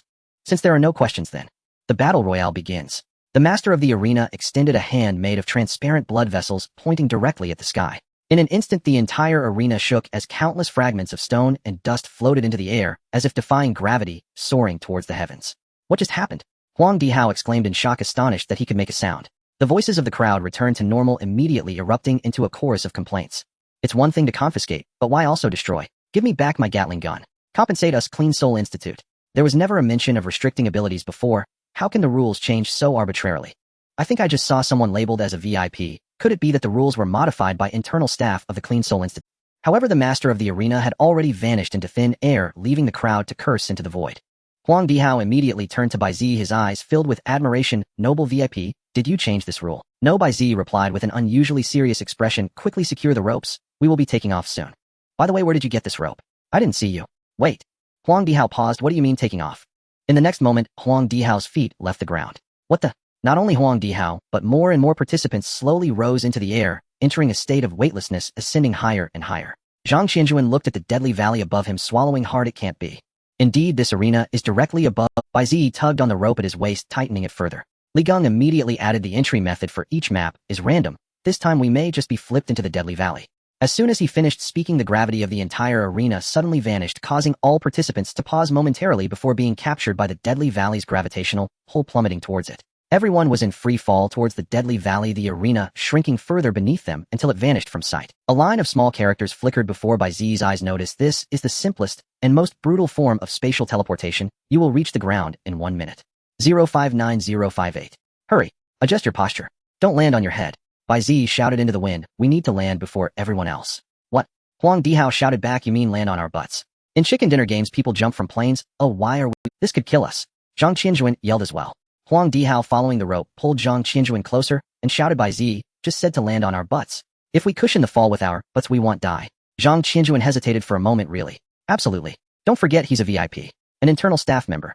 Huang Dihao exclaimed, already flipping in the air, facing up with his, but aimed at the ground. Zhang Qianjuan hesitated slightly, looking at Bai Ziyi. The wind was too loud for Bai Ziyi to hear what Huang Dihao had said, but seeing him adjust his posture, though ungraceful, at least he wasn't facing head down. He nodded at Zhang Qianjuan. Zhang Qianjuan, half convinced, followed suit and flipped over, aiming his butt at the ground. The enthusiastic Huang Dihao even patted Li Geng, pointing to his own, but reminding Li Geng to learn his landing posture. 033032. Some experienced superpowered individuals paired up, organizing their teammates to hold hands, slowing their descent to select their landing spots. Those without partners and lacking experience had their teams blown apart by the high-altitude turbulence, screaming as they floated off in different directions. Although Bai Ziyi didn't have experienced partners, they secured themselves with ropes, preventing them from being blown apart by the turbulence. He activated strong vision in the sky, searching for a reliable landing spot on the ground. This landing point must not have too few resources, risking being outpaced, nor too many leaving them surrounded. At this moment, they were nearly 1,000 meters from the ground, yet under the influence of strong vision, he was still able to clearly see the resource distribution of the deadly valley. This space, though a valley, had distinctions of towns, pastures, and grasslands, along with numerous cultural buildings. Soon he locked onto a cluster of buildings in the valley and flew towards his target, pulling on the rope. 025024. Bai Ziyi suddenly noticed that some superpowered individuals had already begun to take action in the air. Relying on their ample experience and robust physical abilities, they swiftly approached the scattered ordinary players, eliminating them with bare hands. So fierce. Huang Dihao exclaimed, quick, quick, quick. We need to land fast. At the same time, a line of blue characters also appeared. Notice virtual technique detected, fall prevention. Notice this virtual technique was activated by the spirit of the 18th virtual world law, granting all participants a chance to negate their fall. Bai Ziyi understood this aligned with his suspicions. The master of the arena would not allow all participants to fall to their deaths. There would certainly be protective measures. 10-9. Oh my gosh. Seeing himself about to land on the roof of a building, Huang Dihao closed his eyes in fear, but still tried to adjust his posture, aiming his butt at the ground. Nearby, 3 others had also chosen to land on the roof. On the roof, there were 3 pieces of equipment. Seeing this, Bai Ziyi immediately untied the rope around him. 2 unsuccessfully landed. Huang Dihao, Zhang Qianjuan, and Li Geng all landed on there, but a robust glow emanating from them, absorbing most of the impact. Yet their butts still stung. Bai Ziyi, on the other hand, landed on his toes, immediately rolling forward, grabbing the short knife on the ground as he charged towards the other 3. Among the 3 players, 2 were LV1 ordinary people who had not adjusted their posture upon landing, awkwardly lying on the ground and unable to get up. The other player was a LV22 superpowered individual. Although he landed steadily, he hadn't braced for impact and was still somewhat stiff. By the time he reacted, Bai Ziyi was already about to pounce on him. Damn! The superpowered individual cursed, angrily stepping back, but still Bai Ziyi's knife sliced his throat. Kill! A voice rang in Bai Ziyi's ear as the superpowered individual immediately transformed into a burst of light and dissipated. Bai Ziyi did not pause for a moment, turning and throwing the short knife. The two ordinary players had just managed to get up when one of them was struck in the head by the flying knife, turning into a point of light and vanishing. Double kill. The remaining player was momentarily stunned, immediately reaching for the short knife to defend himself. However, as soon as his fingers touched the knife, a knee strike hit his chin, knocking him over and sending him tumbling down. Triple kill. The excited announcement of the virtual world echoed in Bai Ziyi's ears. The three roommates scrambled to their feet, rubbing their sore posteriors, still marveling at how effective using their buttocks as a cushion had been. When they caught sight of the three fading apparitions, they froze in astonishment. A triple kill right upon landing. Those three who were eliminated must have had a terrible gaming experience. After all, they were fellow alumni. Couldn't he have shown some mercy? In any other game, they'd be cursing you out. Floating in the air, Azure characters from Samsara appeared. You have slain 2 ordinary humans. Crisis coins 4. You have slain 1 ability user. Crisis coins 220. Don't just stand there. Grab the gear and get inside. Bai Ziyi barked at the trio. All right. The three quickly snatched the nearest equipment and dashed toward the exit of the rooftop. Sure enough, no sooner had they entered the building than a whistling sound tore through the air behind them. Glancing back, they saw only several charred marks on the ground. Crouching at the stairwell, they gasped for breath. Is it always this perilous right after landing? Huang Dihao swallowed hard. What was that thing that flew over just now? Bai Ziyi looked at his 3 roommates and shook his head helplessly. They were all first-timers in the Void Realm, never having faced life-and-death crises before. Following his orders to stay alive was already commendable. To ensure they survived longer in the Valley of Death, he had to stay fully alert and eliminate every enemy that appeared. A soft hum emanated from their wristbands as a holographic screen materialized. Valley School. So this is a school, eh? Zhang Qianjun observed his surroundings. I didn't dare open my eyes up there. I have no idea where we landed. It's a game map. Anything's possible. Ligo pulled out the equipment head picked up. Is this card of void art? On the card was a drawing of a lightning bolt with a line of small text beneath it, void art lightning arrow. Upon use, shoot a lightning arrow in the direction your finger points. 3 charges. Zhang Qianjun recalled those charred marks and suddenly understood, so someone was shooting arrows at us from afar. Bai Ziyi pulled a card from his pocket. I've got one too. They all looked. The card depicted a suit of wooden armor. Void art wooden armor. Upon use, covers the body in a layer of wooden armor capable of blocking lightning arrows, wind blades, and wind bullets, but vulnerable to fire. So it's defensive gear. Ligo nodded. I think I've got a handle on this game now. It's a lot like Battle Royale, just with different Bai Ziyi frowned slightly as he examined the card, then activated his void art. Heavens, 1 plagiarist activated void item detected void art card wooden armor. Upon use, covers the body in a layer of wooden armor capable of blocking lightning arrows, wind blades, and wind bullets. Can briefly withstand low-grade artifact attacks. Vulnerable to fire, ignites upon contact with flames. Wish to plagiarize. The text on the card wasn't vastly different from the information plagiarist had read, but it did conceal some of the void art's effects. Guzi, let me see your lightning arrow. Bai Ziyi asked Ligo. Take this card. You're the most skilled among us. Ligo handed the void art card to Bai Ziyi. All right. He'll hold on to it for now. He'll get you better gear later. Bai Ziyi didn't refuse and activated his void art on the card. Void item detected void art card lightning arrow. Upon use, shoot a lightning arrow in the direction your finger points. 3 charges with a paralyzing electric effect. Range 100 meters. Can be fired in bursts or single shots. If held without releasing, the lightning energy accumulates on the fingers, discharging upon contact. As expected, the card's description wasn't comprehensive, and the void art within wasn't listed in the public online compendium, as if it was intentional. The same went for the banned artifacts. Although his black ring was unusable and Jingzhou was sealed inside it. Other ability users with multiple artifacts were also restricted. In a way, this leveled the playing field, putting everyone on. Could it be that the lost spirit of Void Realm No. 18 was secretly helping him? Did it need something from him? Look, the wristband shows the number of participants in this contest. Ligo's words snapped Bai Ziyi back to reality. There are only 188 players left now. I can't believe 12 players were eliminated just a few minutes after landing. The battle is fiercer than I imagined. Zhang Qianjun couldn't help but remark. It doesn't matter how many you kill, only the team that survives to the end wins. Bai Ziyi shook his head lightly. Let's scavenge some equipment first, then find a safe spot to lie low. His roommates all agreed. Just as they were about to head downstairs, a series of footsteps echoed from below. Zhang Qianjun slapped his forehead in frustration, whispering, We're doomed. We forgot this is a battle royale mode. While we were chatting, the others have already picked up plenty of gear. How are we supposed to fight? Don't worry. They'll handle it. Bai Ziyi stepped forward to take the lead. You guys search for equipment. If you run into anyone, hide. If you're spotted, shout. And you, Zhang Qianjun asked. In clearing the area, Bai Ziyi leaped down the stairwell without hesitation. Huang Dihao stood there stunned, feeling that Bai Ziyi's words carried an ominous air like a warrior marching to his doom. Downstairs, 2 ordinary players were scavenging for gear. As they entered a classroom, they heard a heavy thud from the stairwell. Drawing on years of experience in shooting games, they quickly found suitable cover in the classroom, ready to ambush. But the footsteps stopped right outside the door. The 2 players exchanged glances, deciding not to venture out.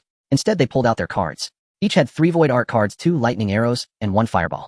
If anyone poked their head through the door, they'd be riddled with lightning arrows. 1 breath, 2 breaths. Still no move. They began to wonder if they'd misheard. Just then the classroom ceiling collapsed, and a figure landed on a desk. What? They were stunned. There was no mechanic for breaking through ceilings in shooting games. They activated their lightning arrows, and surging electricity gathered on their fingers, forming arrow-shaped bolts. Void Art Lightning Arrow. A piercing whistle exploded in the classroom. As seasoned shooting game veterans, all 6 lightning arrows struck their target. But the target was still alive. The next second the figure vanished from the desk. As they stood dumbfounded, a short blade had already sliced across one of their throats. What the hell? The other reacted, raising his fireball card only to have his hand seized by a powerful grip and slam. You? In the player's terrified eyes, the cold tip of the blade grew larger until it pierced through his forehead. Double kill. The triumphant voice echoed once more in Bai Ziyi's ears. Bai Ziyi glanced at the short blade in his hand, and Identify immediately displayed its information. The Great Artifact Assassin's Dagger. Durability 3. Increases the user's movement and attack speed, granting an assassin-like agility. The dagger was the one head picked up on the rooftop. A basic artifact scattered across the Valley of Death. Bai Ziyi's wooden armor suddenly cracked and fell off in chunks. Looks like the limit of wooden armor is blocking 6 lightning arrows. He picked up the fallen fireball card and slipped it into his pocket. At the same time, more footsteps echoed from the corridor, sounded like 2 teams. Bai Ziyi was surrounded. Meanwhile, in the central plaza, the audience cheered at the holographic projections. How cool. He landed, seized the initiative, and eliminated 3 enemies in an instant. Is he a special forces soldier? Facing 2 ambushing foes simultaneously, yet he handled it with ease. You have to admit the skill effects look incredibly real. The Purification Institute is the best. End of the Void is supreme. Director, don't switch cameras. Just focus on the school's battle zone. The other places are boring. The previously eliminated players had already returned to the venue with staff, guiding them to the audience seats. As the trio exited the venue, they were immediately swarmed by students from the New Society. Hey students, share your thoughts. Is the game fun? Asked a member of the New Society. Fun my ass. It's just a parachuting game. I landed, looked up, and was eliminated. Where's the gameplay experience? Said the player eliminated by Bai Ziyi's flying dagger. This must be a garbage game, right? It has a serious bug. I closed a door and died for no reason, another player added. I was still parachuting and got eliminated. Gotta say it's very realistic. I think my neck is sprained, yet another player These students really think the Void Realm is just a game. If they knew the ground beneath their feet was an other world, would they be scared? Wolf Lily licked an ice cream. But I have to say though, humans are foolish, their food is pretty good. Alright, fourth brother told us to keep watch here, not to indulge in desserts, Wolf Mo said, biting into a wrap. We're to watch that woman, and Bai Ziyi. Especially Bai Ziyi. To survive among 196 enemies, he'll have to use his trump card. By the way, where did fourth brother go to set up an ambush? Wolf Lily asked. There's a bar street on the edge of their university town. They'll definitely go there to celebrate after the match, Wolf Mo replied. Oh, Wolf Lily nodded. Hey look, Bai Ziyi is surrounded by 2 teams. He might get eliminated early. Bai Ziyi crouched by the windowsill listening to the sounds in the corridor. Based on the direction of the footsteps, enemies were approaching his classroom from both ends of the hallway. After his brain capacity was enhanced by the Ascension chip, Terminal Reincarnation's analytical abilities had greatly improved. It could now analyze the number of people based on the rhythm and weight of footsteps and display it directly. Currently, the number surrounding Bai Ziyi was 5. 5 was a good number. A team could only have 4 members at most. If there were 5, it meant the players on both sides weren't from the same team. That meant if he stayed put, the 2 sides would engage each other, allowing him to reap the benefits. But moments passed without the expected firefight, and the footsteps grew closer. Strange. A 5-person team was impossible. A terrifying guess suddenly struck Bai Ziyi. Illegal. It meant different teams had reached an agreement to compete together without harming each other, forming a temporary alliance. He hadn't expected to encounter this even in the Void Realm. Listen up, you're surrounded, shouted a man in a baseball cap from outside the door. Since we're all schoolmates, it'll give you a chance. Hand over all your gear, team up with us, and agree not to harm each other until the final circle. Otherwise, we'll have to eliminate you, classmate. Bai Ziyi pulled out his cards holding only a lightning arrow and a fireball. The enemy had 5 people with unknown numbers of void techniques and artifacts. Charging out recklessly would be hopeless. I have 3 roommates on the first floor. If you guarantee their safety, I'll join you, Bai Ziyi called out. No problem. Toss out your gear, and we'll trust you. The man in the baseball cap turned and whispered to his companions, you 2 take 2 water ropes downstairs and deal with his team. The 2 players behind him nodded. And this guy? Should we recruit him? Take him out. The baseball cap man said decisively. He was the team's booster at LV-28 Esper. He had shot the arrow from the rooftop earlier and had seen Bai Ziyi's skills. Someone like that could never be recruited into his team. The 2 players nodded and quietly descended the stairs. But Bai Ziyi still caught their footsteps. Can you really guarantee our safety? We're just newbies, probably not much help, Bai Ziyi asked. You eliminated 3 people as soon as you landed on the rooftop, and you call yourself a newbie. No problem. We're all schoolmates, it's just a game. Come on out, the baseball cap man shouted. Let me think it over. Bai Ziyi's voice came from the classroom.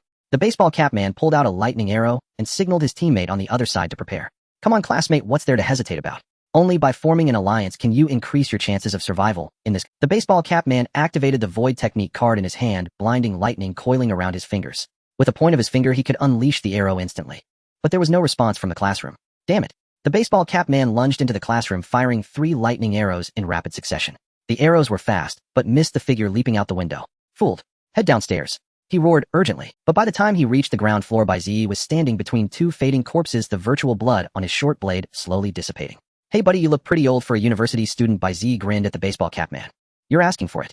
As he spoke, the baseball cap man activated fireball, hurling a blazing sphere a meter in diameter. Behind Bai Ziyi, 2 more enemies from the other side blocked his escape, lightning gathering in their hands, aimed at his back. Caught in a pincer. Martial skill wolf strike. Just as the trio thought they had him, Bai Ziyi vanished from their sight. Using both hands and feet, he bit the short blade and transformed into a wolf-like shadow, slipping through the gap between the fireball and the wall. The searing heat scorched his back, but couldn't stop his advance. Boosted by the speed enhancement of Artifact Assassin's short blade, his burst speed surpassed the fireball and lightning arrows, charging like a wolf toward the Esper. Startled, the baseball cap man pulled out a wooden armor. In the blaze, their shadows crossed. So fast, praised us. The fireball behind Bai Ziyi collided with several lightning arrows, producing a terrifying explosion that instantly shattered the glass in the corridor. How is it? Did you get him? Shouted the 2 teammates, staring at the thick smoke in the corridor. A throwing knife pierced through the smoke and embedded itself in one of their foreheads. Huh. Watching his companion fade away, the remaining player stood frozen in place. No way. As the smoke cleared, a young boy stood at the opposite end of the corridor, still holding his throwing pose.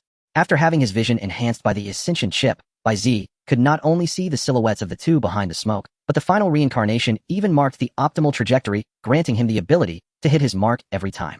This was the combined result of identification and enhanced sight. You're cheating, the opposite player shouted in panic, running towards the other side of the corridor.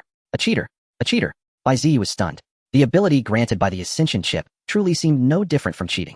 Could the Spirit Purification Institute, or rather the Spirit of the Void Realms, laws ban my account? Bang, bang, bang. 3 arrows pierced the corridor's glass from a high vantage point, eliminating the fleeing player. Bai Ziyi looked up and saw Li Go giving him a thumbs up. Well, at least his roommate wasn't completely useless. 2 notifications from Final Reincarnation popped into the air. You have killed 6 ordinary humans. Crisis coins 12. You have killed 1 Esper. Crisis coins 280. Bai Ziyi breathed a sigh of relief. Just as he was about to pick up the dropped equipment, the searing pain in his back made it impossible for him to bend over. Although he had barely dodged the fireball through a gap, the intense heat had still scorched his back. This injury was severe. He could no longer engage in strenuous activity. Bai Ziyi had no choice but to keep his back straight as he picked up the equipment on the ground. Meanwhile, the audience outside the arena was stunned by Bai Ziyi's performance. Whoa, how is he moving so fast? Is there an expert here who can explain? That's martial skill, another type of game ability besides void arts. However, this kind of skill requires training and learning. It can't be unlocked with money like void arts. Was he cheating just now? How could he be so accurate through all that smoke? Yeah, maybe he was cheating. He's only LV1. How can he be so absurdly strong? Bro, a cheater. How are we supposed to play against a cheater? On the stage, the woman from the Spirit Purification Institute frowned slightly. She too recognized that Bai Ziyi had just used a werewolf's movement-type martial skill. She pulled out her phone and made a call. Hello. Captain, this Bai Ziyi seems to have some issues. Sister Mo, did you see that? Wolf Lily asked, staring at the holographic projection in the central plaza. I saw it. No doubt about it, that was Wolf Rush. Wolf Mo's gaze darkened. We've never taught this martial skill to outsiders, yet he can use it. Is this Bai Ziyi's ability? And the X-ray vision too? Wolf Lily asked.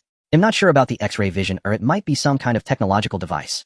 Wolf Mo lowered her head and thought, thumb gently stroking her wolf fawn. But he definitely used our exclusive martial skill. That means he has at least one ability that can copy or learn martial skills. Moi. Bai Ziyi suddenly noticed a strange transparent object floating outside the corridor. He wouldn't have spotted it without his enhanced sight activated. As Bai Ziyi's gaze met it, a line of small text appeared on the transparent object. Void Realm Broadcaster. A technology side item. It can transmit scenes captured within the Void Realm, except for mysteries, to the real world. It locks onto a target based on the Spirit Purification Driver bracelet's positioning and follows to record. Currently, it is in a state of optical invisibility. Damn it. Bai Ziyi quickly ducked into a room, hiding in a blind spot. He knew the competition was being streamed, but he didn't realize they were using such transparent devices for unknown following shots. The battle footage from earlier had likely already been broadcast by this broadcaster. He knew that the werewolves disguised as humans were also watching the battle outside. He wondered how many of these devices were in the Valley of Death. Should he destroy it now? No. Thanks to his enhanced sight, he could see through any technological concealment. If he destroyed it directly, it would expose this ability. The Void Realm Broadcaster slowly floated into the corridor, found Bai Ziyi at a corner, and aimed its camera at him. Disgusting, this feeling of being watched. This meant he couldn't use many of his abilities under the camera's gaze. Final Reincarnation include these broadcasters in identification and calculate their camera blind spots. A line of small text slowly appeared, reply included. Calculating. Bai Ziyi let out a breath. Thankfully, he had discovered this not too late. His real trump cards were still hidden. Huh, wait, could he use this broadcast to feed false information to the werewolves? Bai Ziyi began to scheme. Meanwhile, Li Huang Dihao and Zhang Qianjun, a group of 3 each wearing a wood armor, were scavenging for equipment in the Valley School. The most threatening group in the school had already been dealt with by Bai Ziyi. The remaining players were ordinary ones who had been separated from their teammates. Those lone ordinary players facing his 3 roommates who had gathered a large amount of equipment were only good for being bombarded by tons of void arts. Ziyi, we've looted the entire school. Hey, race all the equipment. Li Go had found a cardboard box from somewhere and put the collected equipment inside. Hey, you're injured? Bai Ziyi waved his hand. It's nothing. Just a burn from a fireball, not enough to get me eliminated. The flesh on your back is almost cooked. I remember that in the Void Realm all damage is fed back to the body in real time. It only recovers when you return to the real world. It'll be hard for you to move like this. Li Go fished out a green Void Arts card from the box. Try this. It's like a recovery item. There were only 2 in the whole school, pretty rare. Bai Ziyi took the card. On it was a picture of a green gemstone emitting a healing light and a green symbol. Bai Ziyi activated his Void Art without changing his expression. Heavens, 1 plagiarist activated. Void Realm item detected. Void Art card light of the Holy Stone. After use can restore everything except severed limbs and original physical defects. Includes clothing. This was a great find. He was precisely lacking a recovery type Void Art. Of course he had to plagiarize it. Fortunately, having just killed 2 espers and 8 ordinary players, he had earned a total of 516 crisis coins. Learning a healing Void Art was an excellent investment. Too bad the Void Art on the card was uniformly priced at 500 crisis coins, and 1 card could only be used to learn it once. If it were cheaper, he would definitely learn it hundreds of times. Bai Ziyi licked his pale lips and gripped the card. Plagiarize. Attention, you have successfully stolen a Void Art from the card, consuming 500 crisis coins. Remaining crisis coins 946. The theft complete. Bai Ziyi immediately felt a surge of enlightenment within. Fortunately, his act of stealing had been flawless, leaving no trace to worry about being broadcast. But from now on, to use the stolen Void Art, he could only do so in the blind spots of the cameras. Then Bai Ziyi activated the card, Light of the Sacred Stone. The moment it was activated, the card vanished, transforming into a warm, healing green light that enveloped Bai Ziyi. With floating therapeutic symbols around him, his scorched back rapidly healed, restoring to its original state in the blink of an eye, and even his clothes grew back. How's the effect? Asked Li Go. Absolutely nice. Bai Ziyi gave a thumbs up. Truly an essential item for travel, adventure, and even nefarious deeds. Enough praising. Let's evacuate quickly. Huang Dihao ran down from the rooftop. What's wrong? Asked Li Go. We haven't even counted the spoils yet. Zhang Qianjun also ran down and started rummaging through the cardboard boxes for gear. The explosion might have drawn 3 teams, all fully staffed. Strangely, they aren't attacking each other, just advancing orderly towards us. Now they've all stopped in the woods about a kilometer away. Illegal teaming again. Bai Ziyi sighed. They might know each other as classmates and decided to join forces. They have no sense of martial honor, Pa. Huang Dihao spat on the ground in anger. Bai Ziyi was about to agree, but thought of his own somewhat unscrupulous abilities and held his tongue. Zhang Qianjun chimed in with a suggestion. Why don't we join them too? We're all alumni after all. Zhang Qianjun was the most sociable among the roommates, knowing many classmates and friends among the participants, so forming a team would be easy.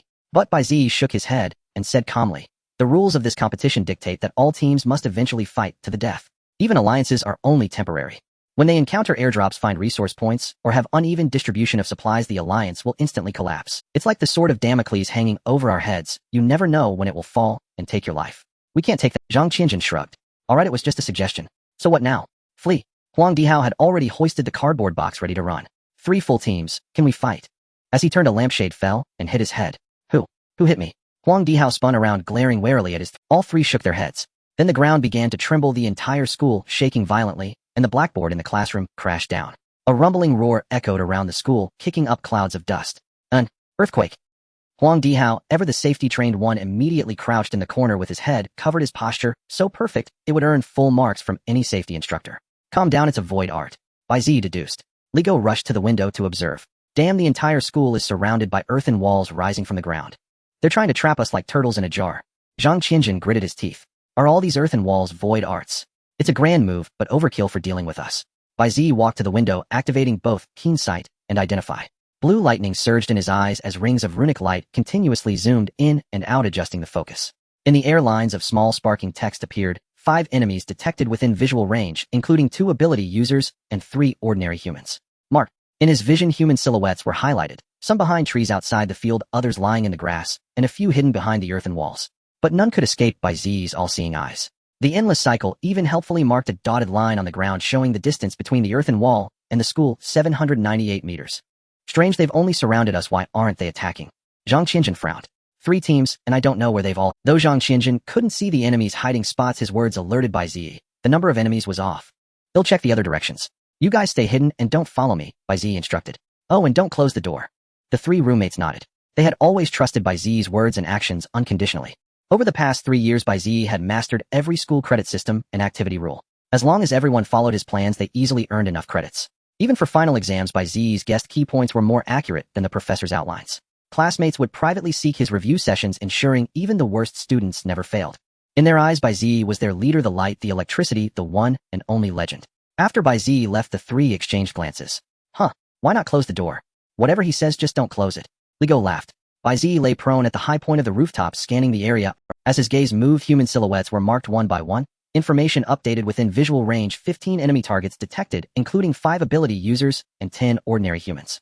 Marked. The actual number of enemies was even larger than Zhang Qianjun had initially seen. After gathering intelligence, Bai Ziyi stealthily crawled back inside, pondering the situation. An illegal team of 15 hadn't chosen to directly storm the building, but instead surrounded the school with earthen walls. If he were leading a team of 15, he'd use the earthen walls as cover and advance methodically. With 2 lightning arrows per person, they could turn anyone in the building into a pincushion. Moreover, a 15-person alliance could easily dominate the Valley of Death. Why go to such lengths to risk attacking a school? It was too abnormal. Unless... A terrifying thought crossed Bai Ziyi's mind. He immediately returned to his 3 roommates and began inventorying the equipment in the boxes. What's the situation? Asked Li Go. There are 15 enemies in total. The earthen walls have surrounded us, each 3 meters high. A forced breakout seems impossible. Then why aren't they attacking us? Huang Dihao peeked from the balcony, edged his movements, suggesting he knew how to avoid. Zhang Qianjun pulled up the map on his wristband. The poison fog circle is still far away. It doesn't seem like they're trying to smoke us out. I don't know, but it's highly possible they possess a large-scale lethal void art with a delay, which is why they've trapped us here, Bai Ziyi deduced. Boom! As they spoke, a thick bolt of lightning descended from the sky, instantly piercing the ceiling above them. In an instant, the spacious classroom lay in ruins. The assault had begun. The group was hiding on the 5th floor of the school with the rooftop just above. Moments ago, a thick bolt of lightning 3 meters in diameter had descended from the sky, instantly piercing through the ceiling and striking the center of the classroom. In an instant, debris flew everywhere and the desks and chairs were charred to cinders by the electric current's scorching heat, leaving the surroundings in utter chaos. Cough cough. Is everyone alright? Bai Ziyi crawled out from behind a few desks, clutching a cardboard box. Zhang Qianjun and Huang Dihao poked their heads out from a corner and said, "We're fine." Li Go, gripping a table leg lodged in his stomach, waved his hand and said, "I'm fine too." "You're far from fine." Bai Ziyi strode forward and steadied Li Go. "Does it hurt?" "This game is too real but hurts like hell." Li Go gritted his teeth. Before anyone could react, another bolt of lightning struck 5 meters away. "Quick, head downstairs," Bai Ziyi shouted, hoisting Li Go onto his back and rushing out of the classroom. "Damn it, are we in a bombing zone? This is just our luck." Huang Dihao yelled.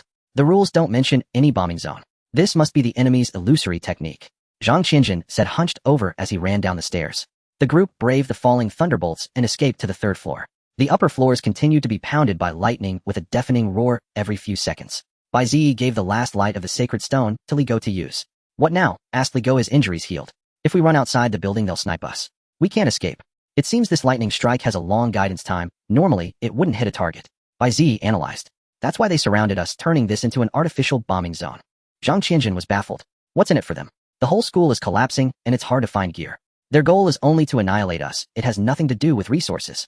Bai Ziyi said, "Once the bombing is nearly done, they'll come in to clean up." Huang Dihao swallowed hard. He suddenly recalled how, when playing Battle Royale games, he would frantically toss grenades into a building he wanted to take, then sweep in only after the occupants were either dead or wounded. Bai Ziyi dumped all the equipment onto the floor and began sorting it out. In their hands now were 12 lightning arrows, 3 earthen tremor walls, 6 water ropes, 4 wine prisons, 7 fireball spells, and 3 wooden armors. Zhang Qianjun was utterly disheartened. Despite all their scavenging, they hadn't found a single large-scale lethal illusory technique. Everything they had were just ordinary spells.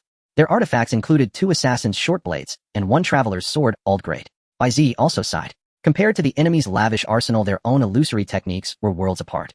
It seemed the enemy had truly gone all out, using high-grade illusory technique, cards to blast their way through. Their goal was likely exactly what he had suspected. Bai Ziyi took a deep breath and sank into thought. The enemy maintained a safe distance of about 800 meters from the teaching building to prevent them from using lightning arrows. For an ordinary person, hitting a target 800 meters away with a lightning arrow was indeed difficult. But for him it was unfortunately, if it weren't for the cameras watching him, he could have easily used lightning arrows to pick off the enemies on the perimeter one by one.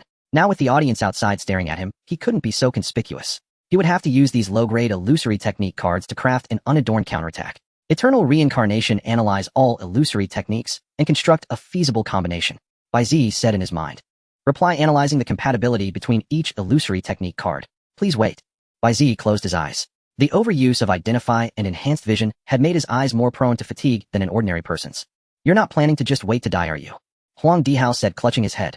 The lightning had already reduced the 4th and 5th floors of the entire school to rubble, and debris occasionally fell from the ceiling, making his 3 roommates tremble with fear. After a few breaths, Bai Ziyi opened his eyes and said with confidence, now based on the resources we have, I'm going to create illusory technique traps. Listen carefully. Illusory technique traps. What the hell are those? Huang Dihao asked in confusion. These cards take effect as soon as you activate them. How can you make traps out of them? Bai Ziyi looked at Huang Dihao and flashed a sly smile. Damn it, this holographic projection doesn't record audio. I can't hear what Bai Ziyi is saying.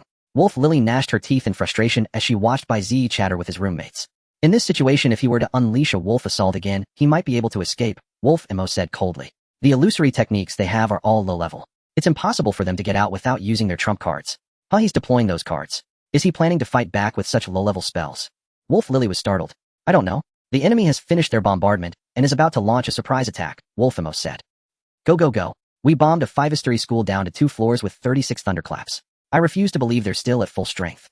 Beyond the earthen wall, a LV-28 Esper led 3 teammates toward the ruined campus. 2 ordinary players walked at the front holding up wooden armors as shields. Even if someone shot a lightning arrow, it couldn't break through their defense. On the other 2 sides, another Esper each led a few ordinary players approaching the campus. No matter which direction the remnants inside fled, they would be intercepted and killed. They had no way out. But when they were still 200 meters from the school, the Esper sensed an ominous premonition. Halt! The Esper suddenly gave the order. The remaining ordinary players all stared at him. The other 2 squads also sensed something amiss and stopped advancing. Retreat. The Esper made a snap decision and immediately ordered a withdrawal. He had experienced life and death in the Void Realm countless times. This familiar feeling was unmistakable. It was death, but it was too late. 3 earthen walls suddenly rose up, sealing off all their escape routes. Then several arrows flew in from the classroom windows. Shields, the Esper shouted. The players in front raised their wooden armors and blocked the arrows. Was that all? The Esper was stunned, but the sense of crisis in his heart had not dissipated. Sure enough, the wooden armors of those 2 players suddenly burst into flames. Fireball. No flaming arrows, the Esper was taken aback. Is there such a card? Forget it, Captain. Let's charge through. The ordinary players immediately dropped their blazing wooden armors and prepared to rush forward. Suddenly, another earthen wall rose up at their only exit. Climb over it, the Esper commanded. But before the words faded, a swirling gale sprang up around them, making it hard to stand and impossible to break through. Damn it. It's a wind prison. What the hell are they trying to do? In the next second, the Esper understood. The ignited wooden armors burned brighter and brighter, dancing with the wind prison to form an even more scorching cage of flames. The fire was confined by the surrounding earthen walls, its heat unable to escape. It surged skyward, creating an updraft, and a fiery tornado slowly took shape, annihilating all life within the earthen walls. Bai Ziyi's original creation, illusory technique trap, explosive killing fire tornado. The audience in the central square was utterly astonished. What? These low-level virtual skill cards can actually execute such perfect combos. This effect can rival high-level virtual skills. Who could possibly come up with such a combination of virtual skills? A madman or a genius? He must be using hacks. This Bai Ziyi's combat imagination is truly rich. Wolf Lily was also stunned. According to common sense, those with rich imagination have virtual skills that surpass common logic. No wonder someone wants his life. He is indeed terrifying as he grows. Wolf Mo uttered the classic line. This child cannot be spared. Virtual skill trap, explosive fire dragon tornado. Bai Ziyi was taken aback, patting Huang Dihao's head. Who told you to give it such a cringeworthy name? Though cringeworthy, it's cool. Huang Dihao was quite pleased with his naming. Alright, I'll go take care of the rest. You be careful. Bai Ziyi leapt out the window, charging towards the enemies outside the wall. 11 enemies had come earlier, all trapped in the fire dragon tornado. Now, after being burned at high temperatures, they had all been eliminated. No one could ambush him. Bai Ziyi held the traveler's sword in one hand and the assassin's dagger in the other, sprinting wildly. He did not activate the wolf attack, but merely relied on the speed boost of his skill device to approach the earth wall. Just 50 meters away from the earth wall, 2 enemies suddenly emerged from the gaps in the wall, shooting 6 lightning arrows. The shooting speed of the lightning arrow was exceedingly fast, accurate, within a 200-meter range. The enemies waited for Bai Ziyi to get close before shooting at him. Just when the enemies thought they had a sure shot, Bai Ziyi swung the traveler's sword in his hand, using slashes to block, cutting through several arcs of sword light. Level skill device, traveler's sword, a sword essential for travelers, embodying the perseverance of a traveler, unyielding and fearless of flames and lightning. Crack, crack. The 6 lightning arrows were all severed by Bai Ziyi. Can this even be done? The 2 archers were stunned. How could this guy's actions be so contrary to game logic? Bai Ziyi was now closer to them, and they immediately shot another 12 lightning arrows in an attempt to fend off his advance. In Bai Ziyi's eyes, the moment the enemies shot their arrows, the end of cycle had already marked out the trajectories of the lightning arrows, including the flight time and speed of the arrows. As long as Bai Ziyi swung his sword fast enough and accurately struck the path of the arrows, he could easily sever the lightning arrows. Now 12 arrows and 12 trajectories were all marked. Bai Ziyi employed the agile blade technique, crashing into the arrow rain, his entire body enveloped in sharp sword light, shattering the 12 arrows. The two ordinary players were at a loss. Before they could pull out other virtual skill cards, Bai Ziyi had already leapt over the earth wall, landing between the two. With flashes of blades and swords, the two were eliminated. Double kill. The excited announcement rang out. The battle was still not over. The last two special abilities users from the enemy camp emerged from the shadows, their virtual realm levels being LV-28 and LV-30, the leaders of this illegal team. I didn't expect you to come out by yourself. Isn't it better to guard the school? The LV-30 special abilities user said with a smile. Are you both from Huang Xian? Bai Ziyi asked straightforwardly. Oh, you have quite a sharp mind. Young Master Xian doesn't want you to survive until the finals. I hope you understand your situation. The LV-28 special abilities user drew out a long spear as a skill device. I was wondering how someone could forcefully attack a low-level resource school. Turns out you came for me. Bai Ziyi shook his head. But you two don't seem to be the playmates around Huang Xian. The ones around young Master Xian aren't playmates, they are his bodyguards. Do you even understand? The LV-28 special abilities user snorted coldly. You a LV-1 weakling are simply not worthy of. Young Master really is stingy, all for a woman. Bai Ziyi suddenly covered his mouth, revealing a face of surprise. Could it be that he is jealous? The LV-28 special abilities user wanted to say something more, but was stopped by another companion. Enough, don't let this kid trap you with words. The LV-30 special abilities user said angrily. Although conversations in the virtual realm won't be broadcast, you shouldn't be so talkative. Got it. The LV-28 special abilities user twirled his spear, taking on a fighting stance. The LV-30 special abilities user pulled out a traveler's sword and slowly approached Bai Ziyi. In the absence of their virtual skill devices were indeed the best choice for the special abilities users.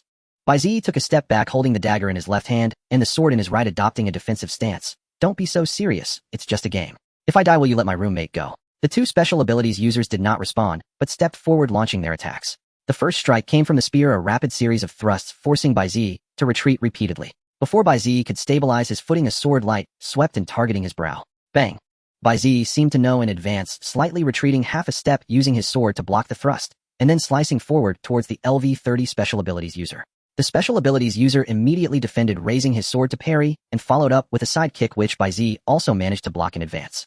Both special abilities users appeared slightly astonished. Although they were merely testing each other, they hadn't expected a LV-1 kid to be so skilled, easily fending off their combined assault. Where are your special abilities? Why aren't you using them? Bai Ziyi suddenly laughed. Without virtual skills, you should still be able to use your special abilities, just with some effort. A mere LV-1 is not worthy of us using our special abilities, the LV-28 special abilities user said coldly. Not surprised. It seems you know I am also a special abilities user, Bai Ziyi continued. Which means your young master wants you to eliminate me, not for a woman. The two special abilities users did not respond further, but moved to either side, pinning Bai Ziyi in the middle. The LV-30 special abilities user stepped forward, his long sword unleashing sharp flashes, executing an unknown martial skill. As Bai Ziyi prepared to defend, a fierce wind cut through from behind, and the sharp spear light blocked all his escape. Bai Ziyi frowned slightly, even with the assistance of the end of cycle in battle. Dealing with two special abilities users intent on killing him was indeed somewhat strenuous. He needed to break through one at a time, starting with the one who talked the most. Bai Ziyi did not retreat, but advanced, enveloped in blade and sword light, utilizing the agile blade technique, crashing towards the LV-30 special abilities user. At the same time, he activated a wooden armor to cover himself, taking the thrust of the spear from behind hidden. Compared to the opponent's martial skills, the agile blade technique, using two skill devices, was even sharper, directly scattering the opponent's martial skills, leaving the opponent wide open, which Bai Ziyi seized to close in. If they knew Bai Ziyi's true virtual realm level was LV-40, they certainly wouldn't be so careless to clash with ordinary martial skills. Seeing Bai Ziyi effortlessly shatter his martial skills through physical techniques, the LV-30 special abilities user was taken aback. At such close range, it was too late to use his special abilities. Bai Ziyi closed in and swung his sword, the sharp blade carving a fierce arc through the air, the tip of the sword aimed at the special abilities user's head. Triple kill. Eliminated special abilities user. Crisis coin 300. I say, how has your young master raised such a bunch of useless people? Can't even beat a LV-1. Bai Ziyi grinned provocatively. The LV-28 Scion's gaze darkened, his expression instantly turning grave. Kid from the Soul Purification Institute, you do have some skills. Bai Ziyi curled his lips. Indeed, with one less tight-lipped teammate, this man had become more talkative. I'm just a student who just earned an internship at the Soul Purification Institute. Is all this fanfare really necessary for me? Stop playing dumb, the Scion sneered. We've checked your identity. You are the top newcomer of this term at the Soul Purification Institute. To take you down a notch, we naturally had to make an example of you. Wait, you must have heard wrong. I'm seventh, not first. The first is someone else. Bai Ziyi was taken aback. Xiong-san had told him he was the seventh to emerge from the puzzle. How could he be the first? The information is accurate. The young master will never let you in the competition's first place. With that, the LV-28 Psion's aura surged, and the long spear in his hand blazed with a fearsome light. Bai Ziyi's eyes narrowed. He sensed a dangerous aura from the spear's radiance. This martial technique was far from ordinary. The wind blew, withered leaves fell, the edge of the blade pressed close, and the spear lunged like a dragon. Martial technique, shadowless strike. The Psion took a step forward, and his long spear vanished into thin air, yet the air was filled with a piercing sound of tearing wind. Though the distance between them was 5 meters, Bai Ziyi swung his blade and soared at the empty air before him. Just as the spectators outside the arena were baffled, dazzling sparks erupted in the air between them, and the clang of weapons echoed through the entire forest. The collision of mystical instruments unleashed a torrent of energy. The falling withered leaves were instantly ground to dust by the fierce gale upon contact. Such a powerful martial technique. Bai Ziyi retreated several steps, leaving the spear's range, blood seeping from the tiger's mouth of both hands. He looked at the shattered short blade, a lingering fear in his heart. If not for the terminal reincarnation predicting the opponent's attack trajectory in advance, he would likely have been eliminated. However, this martial technique seemed to be extremely draining. The LV-28 Psion's aura had weakened considerably, and he was panting heavily, leaning on his spear. You actually blocked it. The Psion looked at Bai Ziyi in disbelief. His strongest martial technique had only destroyed one of the opponent's mystical instruments. Perhaps your proficiency isn't high enough, or this technique simply isn't suited for a spear, Bai Ziyi inquired. The LV-28 Psion gritted his teeth. He had given his all, yet the other party seemed completely at ease, even striking up a conversation. How could a LV-1 be this strong? If the young master found out he couldn't defeat a LV-1, he wondered what punishment. Why aren't you using your psionic ability? Could it be that you've run out of dangerous particles? Bai Ziyi continued to provoke. Tell you what, I won't use any mystical instruments. If I can beat you, you tell me your young master's location. The Psion raised an eyebrow. Really? Really? Bai Ziyi nodded, and as he spoke, dropped the traveler's sword. Then he pulled a virtual spell card, lightning arrow, from his pocket. He'll only use this to defend against you. What is he? Why isn't he fighting? Using a virtual spell at this close range? How can a LV-1 be so arrogant? Although this lightning arrow has a fast projectile speed, from activating the card to shooting the arrow takes about 2 seconds. At this distance, the spear is definitely faster. The spectators in the arena were all astounded. Although the holographic projection simultaneously displayed 8 different camera angles, everyone's attention was fixed on Bai Ziyi. After all, in the other scenes it was only virtual spells clashing, only here was there a real physical duel. Only the LV-30 Psion whom Bai Ziyi had just eliminated knew that the other party was once again trying to coax information out of his own teammate. Big brother, don't fall for it. You think I'd fall for that? The LV-28 Psion sneered. How can you defend against me with a lightning arrow? I've already discarded my weapon, and you still don't believe me, eh? Bai Ziyi laughed. What's wrong? I'm just a LV-1 Psion. What are you afraid of? You could have attacked the moment I dropped my weapon, but you hesitated. I guess you're wondering how a single lightning arrow can fend off your spear. There must be a trick. Bai Ziyi kicked the sword away, flipping the card between his fingers. I can tell you there's no trick. I really will only use this. Cold sweat broke out on the Psion's forehead. Damn. For some reason he felt there was a trick, but he couldn't pinpoint what was wrong. At this distance he wouldn't have time to activate a virtual spell. Should he probe? Just as the Psion was about to make a move, Bai Ziyi suddenly reached into his pocket. What are you doing? The Psion said warily. Don't worry, these are all my virtual spell cards. He'll throw them all here so you can... Bai Ziyi pulled 5 cards from his pocket and tossed them all to the ground, leaving only a single lightning arrow card pinched between his fingers. Can we start now? Bai Ziyi smiled faintly and walked toward the spear. He activated the lightning arrow, and a dazzling flash emanated from between his 2 fingers. You asked for it. The Psion thrust his spear forward. Though it lacked the boost of a martial technique, the spear's power was... Bai Ziyi extended his 2 fingers and clamped down on the incoming spearhead. Upon contact, a powerful electric current surged through the spear's shaft and into the Psion's body. Aod. The Psion was electrocuted into speechlessness, his hair standing on end. After a breath, thick smoke billowed from his mouth, and he collapsed weakly to the ground. Activate the virtual law and learn that martial technique just now, Bai Ziyi thought, silently gripping the spear. Lines of small text appeared in the air. You have learned the martial technique Shadowless Strike. Proficiency level 4. Martial technique Shadowless Strike. Using this technique you launch an attack at a speed almost imperceptible to the naked eye, tripling the weapon's sharpness, swift as a shadow. Note this is a martial heritage from the 10th Void Realm, Xianling domain, and is extremely difficult to obtain. 800 crisis coins have been deducted. Bai Ziyi's eyelid twitched. He hadn't expected this martial technique to be so expensive. He would have to study it carefully. He crouched beside the LV-28 Psion and asked with a grin, good buddy, a bet's a bet. So where's your young master? Do you think I'd betray the young master? Dream on, the Psion gritted out. Here, take your spear. Hold it, and think carefully about where your young master is, and what his plans are. Bai Ziyi placed the spear in the other's hand. Think about it. If you can't remember, forget it. The Psion, not understanding why Bai Ziyi did this, still gripped the spear, tightly ready to resist. Seeing him grasp the spear, Bai Ziyi smiled slightly. Alright, you can rest now. The next second he twisted the Psion's neck. Quadra kill. The announcer's voice rang out, even more intense. Psion eliminated. Crisis coins 280, prompted the terminal reincarnation. With a bewildered expression still frozen on his face, the Psion was sent back to the central plaza by the soul purification driver's wristband. Gripping the spear, Bai Ziyi activated the virtual law again. Terminal reincarnation search for memories related to Huang Xian, organize them into knowledge, and steal it. Let's see what scheme he's cooked up. Using the Heavenly One plagiarist to read memories was no simple task. First, the object must have an owner. Items like a steppadon pebble or a picked up and discarded object could not be deemed as owned. Second, when the person held the object, relevant knowledge or memories must surface in their mind, otherwise the object would retain no related information. Only when both conditions were met could the final reincarnation extract memories from the object. The Knight's Lance had been used by this ability user, thus satisfying the has an owner condition. Earlier, Bai Ziyi had made the ability user recall Huang Xin's location and plan. Even a fleeting thought in his mind would be recorded within the object. Now the Knight's Lance also met the conditions for extracting relevant memories. Bai Ziyi gripped the lance and activated Heavenly One plagiarist activated detected grade artifact, Knight's Lance. Durability 10.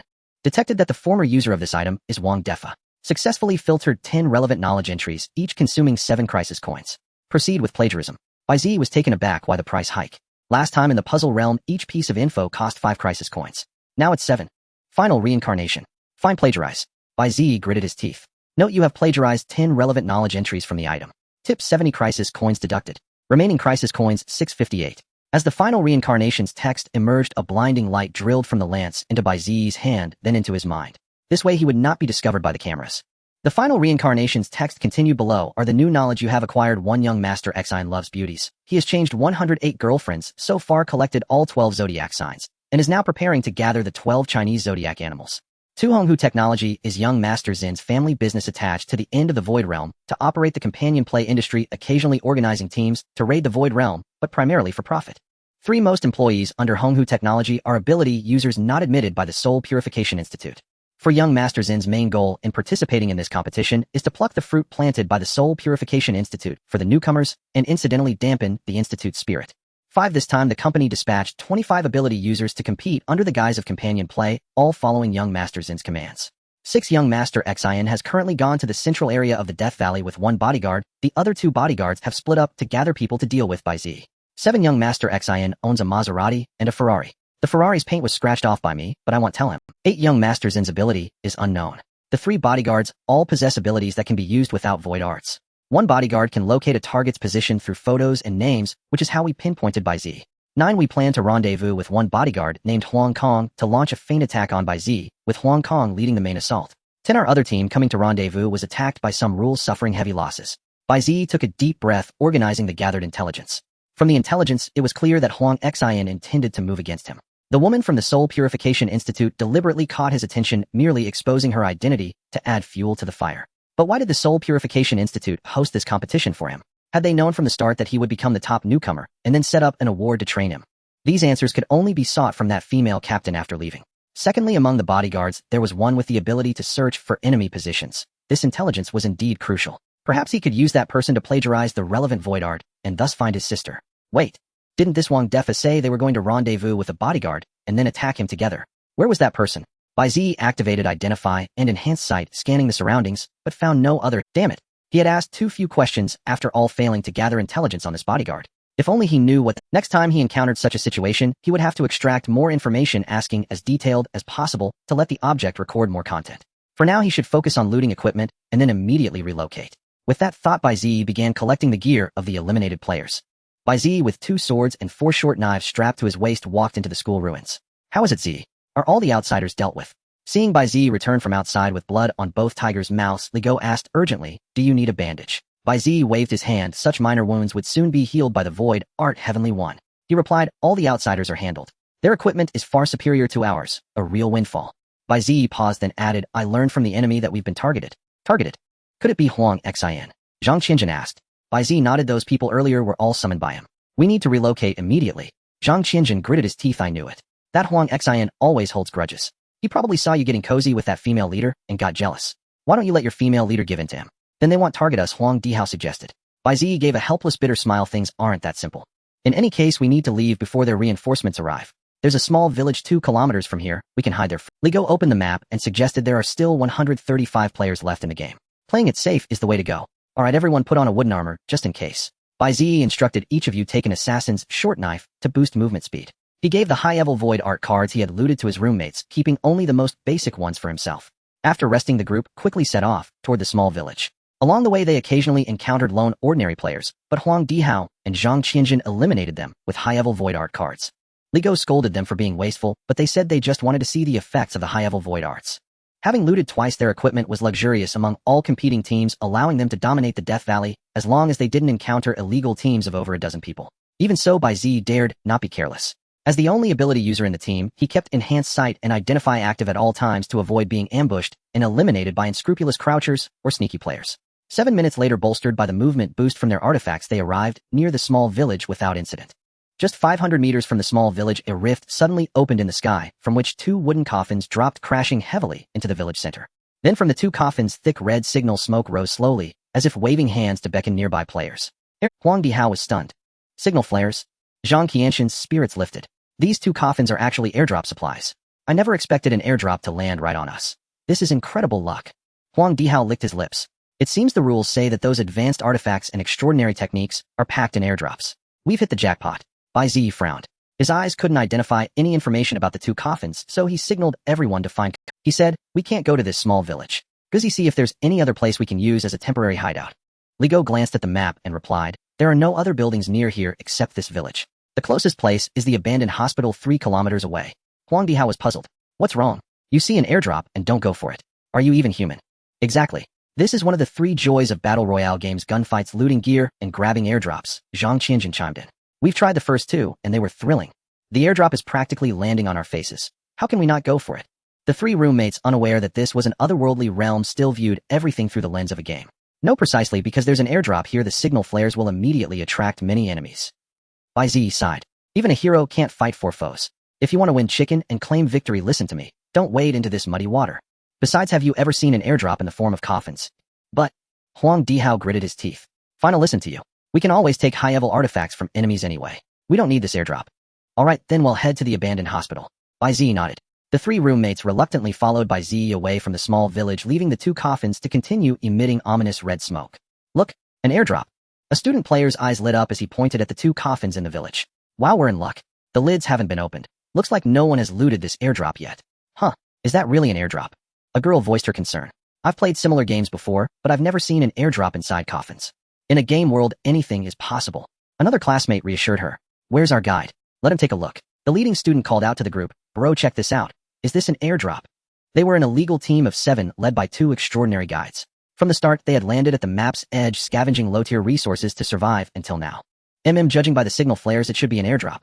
Our lucky day has come, said a burly LV-16 extraordinary. He and another LV-20 extraordinary in the team belonged to the same guide studio, often taking small jobs to lead players through low-level puzzles for pocket money, never having been to the 18th Void Realm before. If it weren't for these students seeking them out today, they wouldn't have joined in. We need to hurry. Grab the gear and run. The LV-20 extraordinary said, to be safe, Fatty, take 3 people to loot while the rest of us cover you from here. Got it. The LV-16 extraordinary beckoned 3 male students toward the 2 coffins. Soon they reached the coffins and began picking up gear scattered on the ground. Huh, they're picking up gear. Why are there so many items near the airdrop? The LV-20 extraordinary, watching from a distance, grew wary.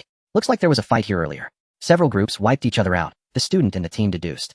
We've turned our luck around. The LV-20 extraordinary exchanged a glance with the student beside him. I hope so, but I don't think this game is that simple. Oh, come on, big brother, it's just a battle royale. As long as you get us to the final circle, we'll pay you extra, a girl in the team laughed. When the extraordinary turned back to look at the village, his brow furrowed. Where did they go? In the mere 10+ seconds of their conversation, all 4 teammates who went to loot the airdrop had vanished. Something's wrong, stay alert. The LV-20 extraordinary shouted, pulling out 2 lightning arrows to prepare for battle. In the village clearing, the 2 coffins still emitted red smoke. The nearby houses had their doors tightly shut with no signs of anyone entering or exiting. If his teammates had deliberately hidden, they could only be inside the coffins. 2 coffins hiding 4 people, including a fat one.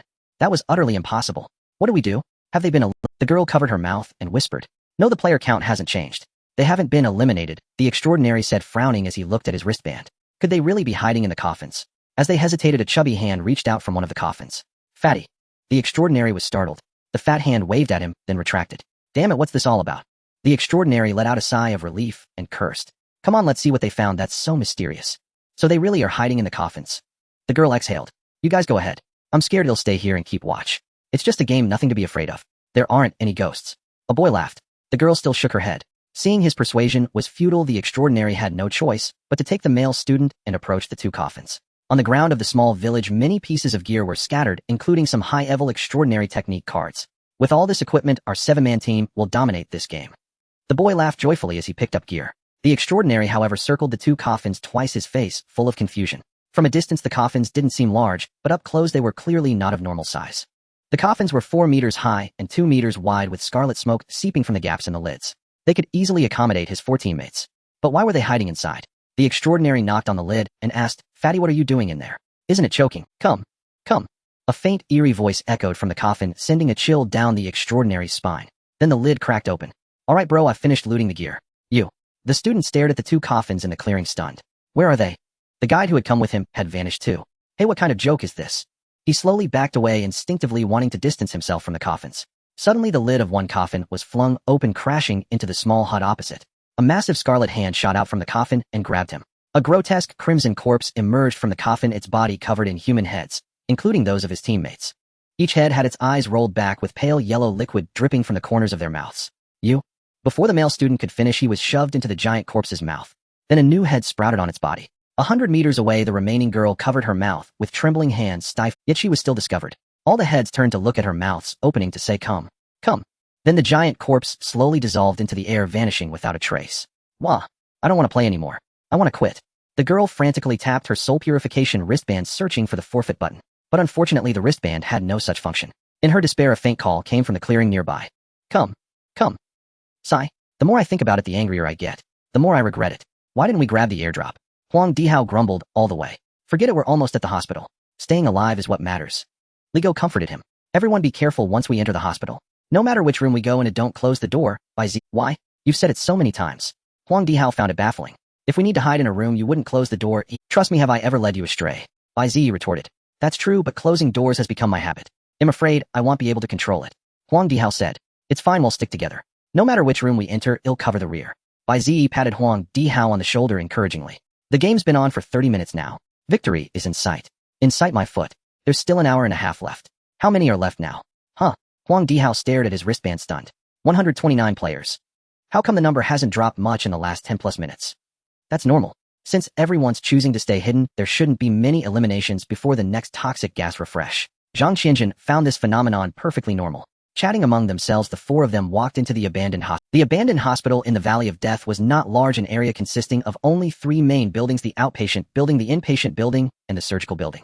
Being an abandoned hospital, even under the scorching sun of the Valley of Death, the interior remained dark, damp, and cold, eerily silent enough to inspire fear. "I think we shouldn't search too deep," Huang Dihao shuddered. "This place is freaky. I hate horror games." "This isn't a horror game. What are you afraid of?" Zhang Qianjun raised an eyebrow and said deliberately, "Don't tell me you think this is the Mount Massive Asylum from Outlast.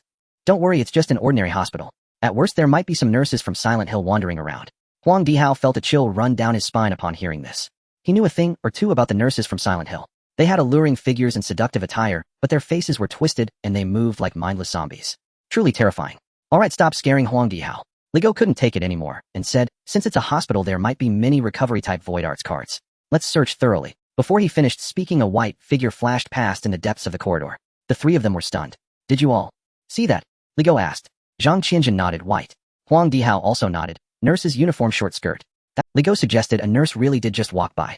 Bai Ziyi, however, nonchalantly entered an examination room and rummaged through the items inside. "Calm down.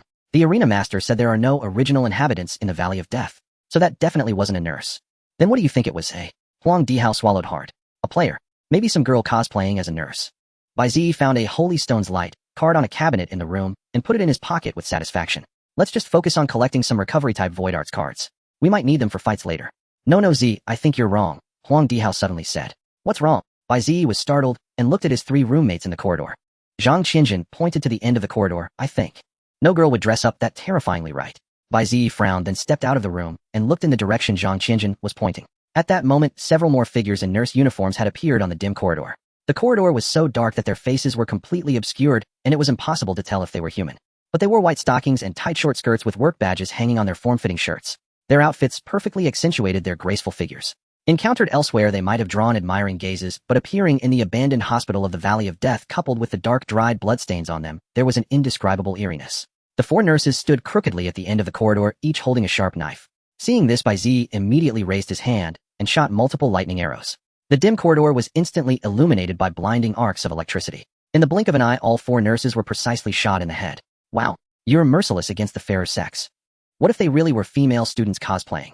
Huang Dihao exclaimed in shock, feeling sorry for the nurses. Look at them. Do they look like female students? Bai Ziyi said in a deep voice. The other 3 roommates looked closely. Each of the 4 nurses had an electric arrow stuck in their head, yet they were completely unfazed. The electric light flickering on the arrows illuminated their terrifying faces. Their faces had no features, only blood-soaked bandages. In the central plaza, spectators held snacks and watched the holographic projections intently.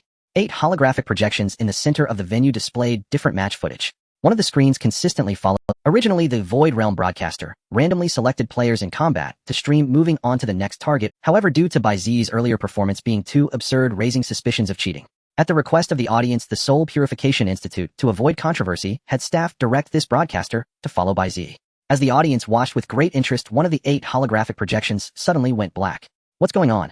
Wasn't it just showing 7 people heading to a small village? Why did the picture disappear? The audience couldn't help but complain. The woman from the Soul Purification Institute on stage frowned slightly, stood up, and walked into a small room behind the stage. This was the backstage area responsible for controlling the Void Realm broadcaster and collecting related data from within the Void Realm. The staff there warmly greeted the woman as she approached. Miss Muji, you're here. The woman pointed at the blacked-out broadcaster and asked this. The broadcaster was destroyed. The specific reason is unknown, but we've dispatched the nearest broadcaster to investigate, the staff member said. Show me the footage before it was destroyed, Muji said flatly. Okay. The staff immediately pulled up a video and dragged the progress bar to the last 2 minutes. The location of the Void Realm broadcaster at the time was a small village. The footage showed 7 players walking to the outs. For some unknown reason, the group of players suddenly split into 2 groups. One part walked towards the village while the other The broadcaster focused on the 3 who stayed behind.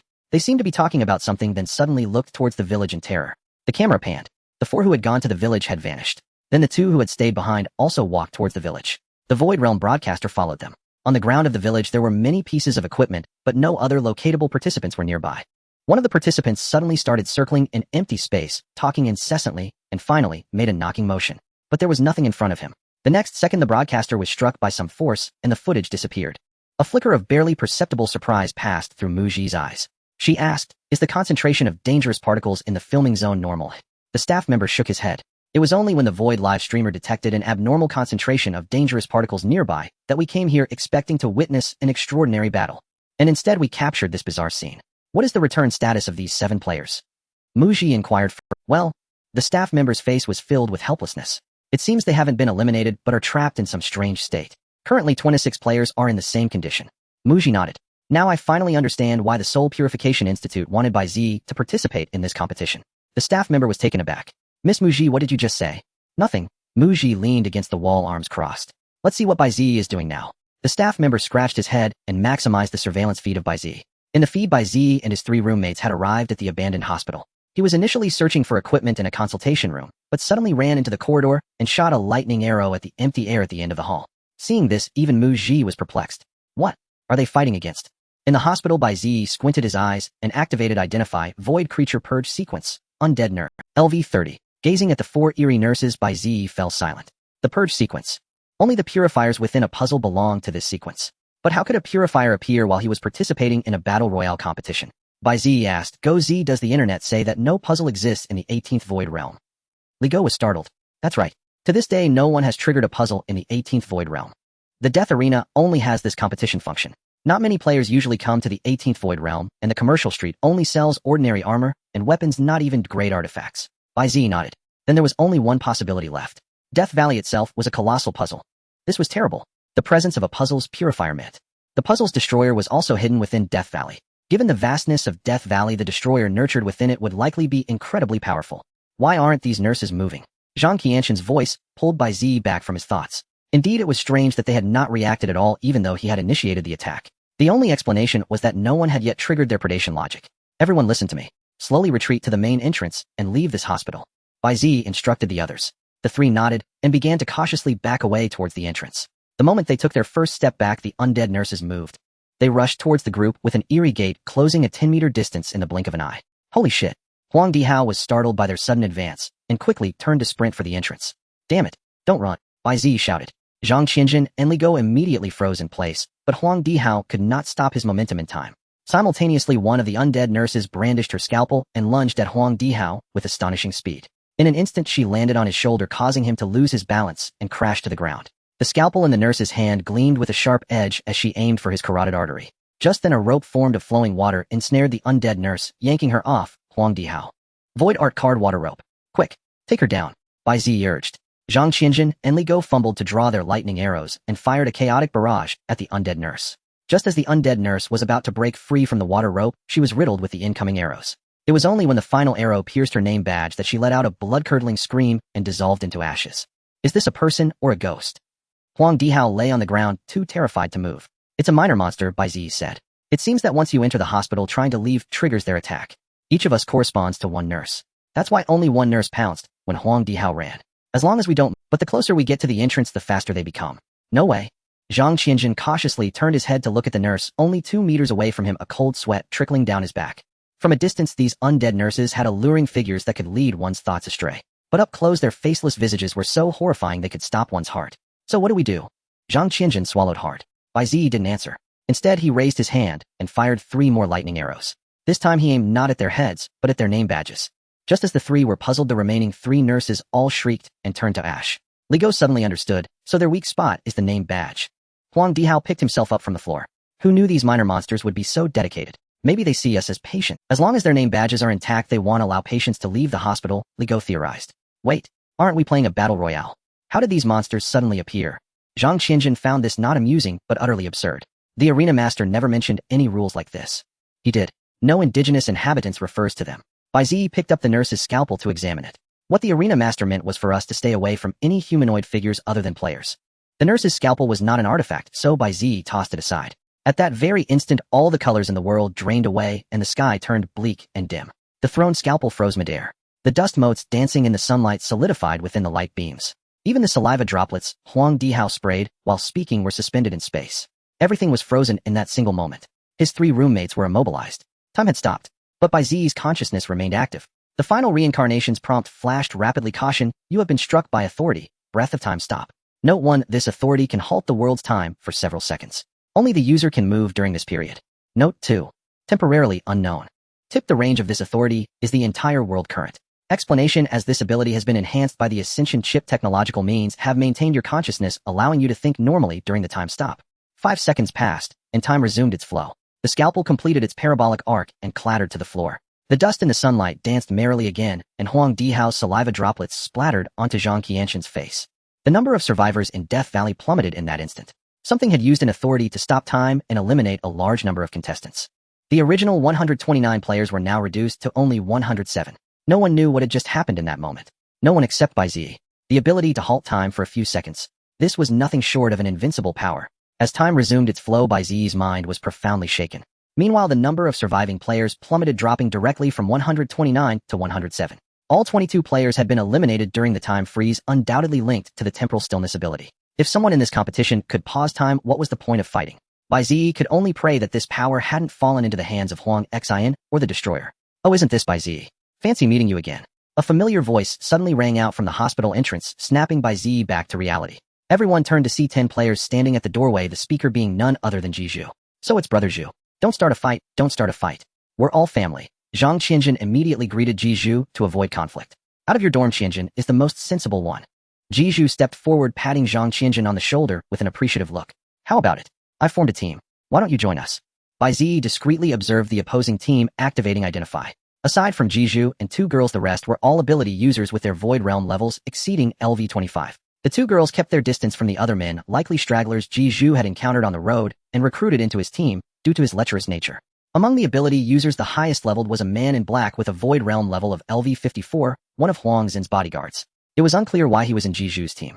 Next was Lu Jianing with a Void Realm level of LV46, followed by Zhang Zhua and Zhang Yu, both at L. Given that Lu Jianing was a gaming companion from Honghu Technology, Bai Ziyi had reason to believe the remaining 3 ability users also belonged to Honghu Technology. Especially Huang Xin's bodyguard, based on memories gleaned from eavesdropping, his ability could be activated without using void techniques. If true, this skirmish would be extremely tricky. As for equipment, aside from Lu Jianing and the bodyguard, none of the other ability users seemed to be wearing artifacts. Brother Zhu, your team is truly formidable, all experts. If we 4 LV1s could join you, it would be our great fortune. Zhang Qianjun said with a grin. Jiju nodded approvingly. Indeed, you weaklings surviving this long is no easy feat. Earlier we passed by a school. We didn't know who was fighting there. We were only 4 with poor gear, so we could only watch from afar. Dozens of high-level void techniques were bombarding the place. In the blink of an eye, the school was reduced to rubble. Eventually, the defenders turned the tide with a combination of low-level void techniques. Finally, a young hero charged into the enemy camp, taking on 2 alone and turning defeat into victory. Eavesdropping Bai Ziyi raised an eyebrow. This young hero Jiju mentioned seemed to be him. Zhang Qianjun sighed. Yeah, we weaklings are nothing before experts. Join us. For old time's sake, as classmates, I'll lead you all the way to the final circle. Jiju patted his chest. With our current gear, if we run into that school team, we can obliterate them in seconds. Well, what's your team composition? Zhang Qianjun asked. It's impressive. Only me and the 2 girls are rookies, the other 7 are all gaming companions. Jiju proudly walked over to the black-clad bodyguard, especially this brother. His name is Lu Ba, originally Huang Xin's companion, but he was won over by my looks and talent to follow me. Bai Ziyi sighed. This Jiju was a blatant tool. Zhang Qianjun scratched his head. If we're teaming up, at least let me plenty. Jiju pulled out 4 high-level void technique cards. See this? It's the high-level technique Thunderclap. We have 4 in our team, a symbol of strength. That's all. Zhang Qianjun was startled. Do you have any more? These 4 high-level cards are already extremely rare. Jiju looked a bit displeased. Each of us is equipped with 8 basic void technique cards. With this setup, we could probably bulldoze through Death Valley, right? Bulldoze? Zhang Qianjun was taken aback. His own team had at least 1 artifact per person and over 10 high-level void technique cards each. In comparison, Jiju's team seemed rather shabby. If Jiju's team could bulldoze through, then his dorm could probably tear Death Valley apart. Exactly, Jiju continued unabashedly. We came from the map's edge to here, eliminating 2 full squads along the way. Stragglers run at the sight of us. Impressive, right? Hearing this, Zhang Qianjun glanced at Bai Ziyi. Since landing, Bai Ziyi alone had eliminated 12 enemies. If he hadn't given the kills from the school attack to himself and the other 2 roommates, his kill count would have been even higher. At this moment, Jiju noticed that Bai Ziyi and his team each had an artifact looking somewhat awkward. You guys are pretty lucky, huh? Everyone's got an artifact. Pure luck. We passed by a village earlier with lots of gear and just picked up a few. Bai Ziyi smiled. So, do you want to join our team? Jiju stared enviously at the 2 artifacts on Bai Ziyi. How about I trade a high-level void technique card for one of your artifacts? As the team's highest combatant, all the artifacts in Jiju's team were with the gaming companions. He himself had never even touched an artifact from Death Valley. You don't have to bother. We just need to take them out, and the artifacts are ours. Lu Jianing chuckled. They're only 4 LV1s. This? Jiju hesitated.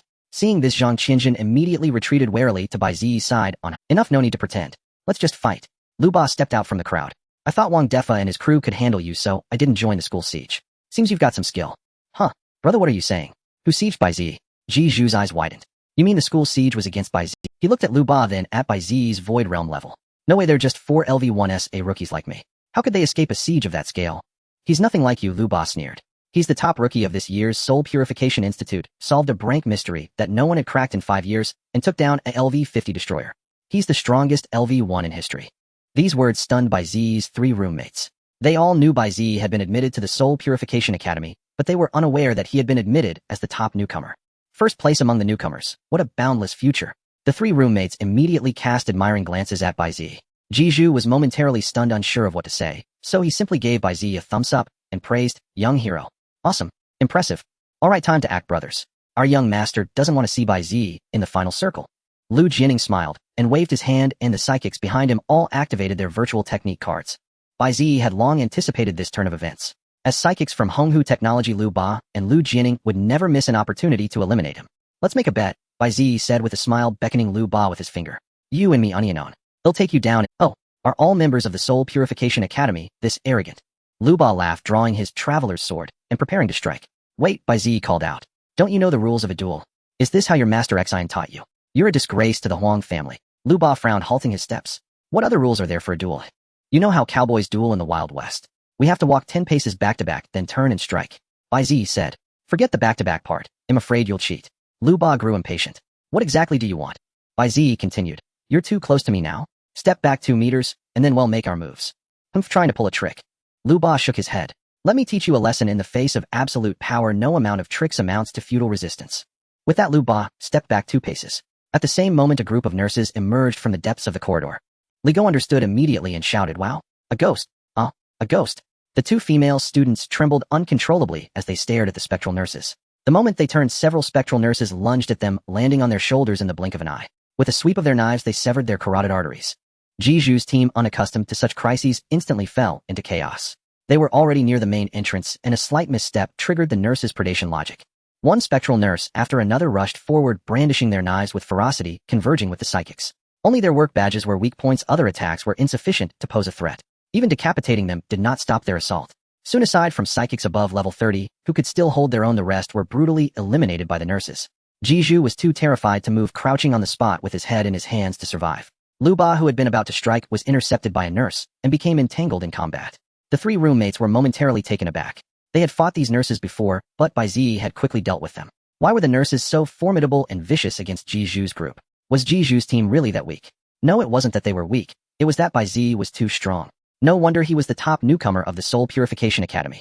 The three roommates were about to cast admiring glances at Bai Ziyi again, but he was nowhere to be seen. Don't just stand there. Run. Bai Ziyi's fleeing figure vanished at the end of the corridor. In the central square inside the backstage monitoring room, Miss Muji, the data on the eliminated players from the abandoned hospital is in. The staff member said to Muji, the data on the eliminated players indicates they were taken out by the cleansers. The cleansers of the Enigma. Muji frowned slightly, looking at the video of people fighting empty air. So the competition in the death arena is the Enigma. It's highly likely, the staff member said. Perhaps that's why the live broadcast couldn't capture the images of the monsters they were fighting. By the way, the live feed froze for 5 seconds. When it returned to normal, 12 players were eliminated simultaneously. The staff member continued, but the data collected from these eliminated players is very chaotic. It shows they were eliminated by over 30 players at the same time. But how could over 30 players strike simultaneously and kill these 12 players in 1 second? That's absurd. Since the cleansers have appeared, the destroyer is likely hidden among them as well. Muji sat on the table, her long legs gently swinging, and said slowly, this inexplicable phenomenon might be the work of the destroyer. Make your move, Bai Ziyi. Show everyone whether you truly possess the strength of the top newcomer.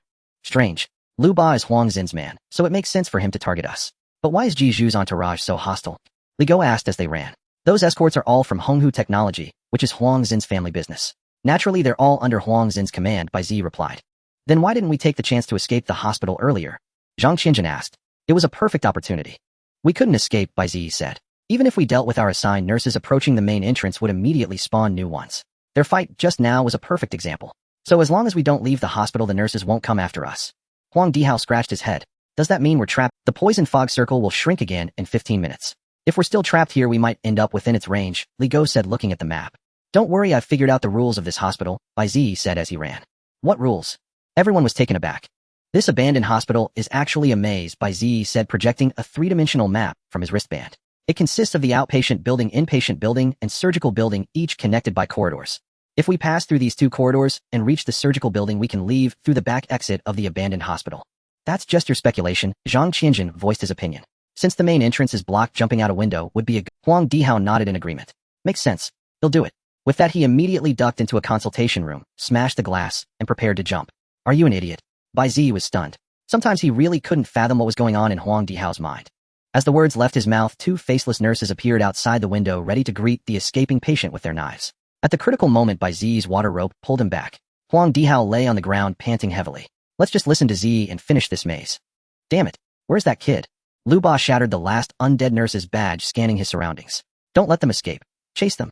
The undead nurse's void realm level wasn't particularly high, and its attack methods were quite monotonous. As long as one found its weak point, it could be easily dealt with.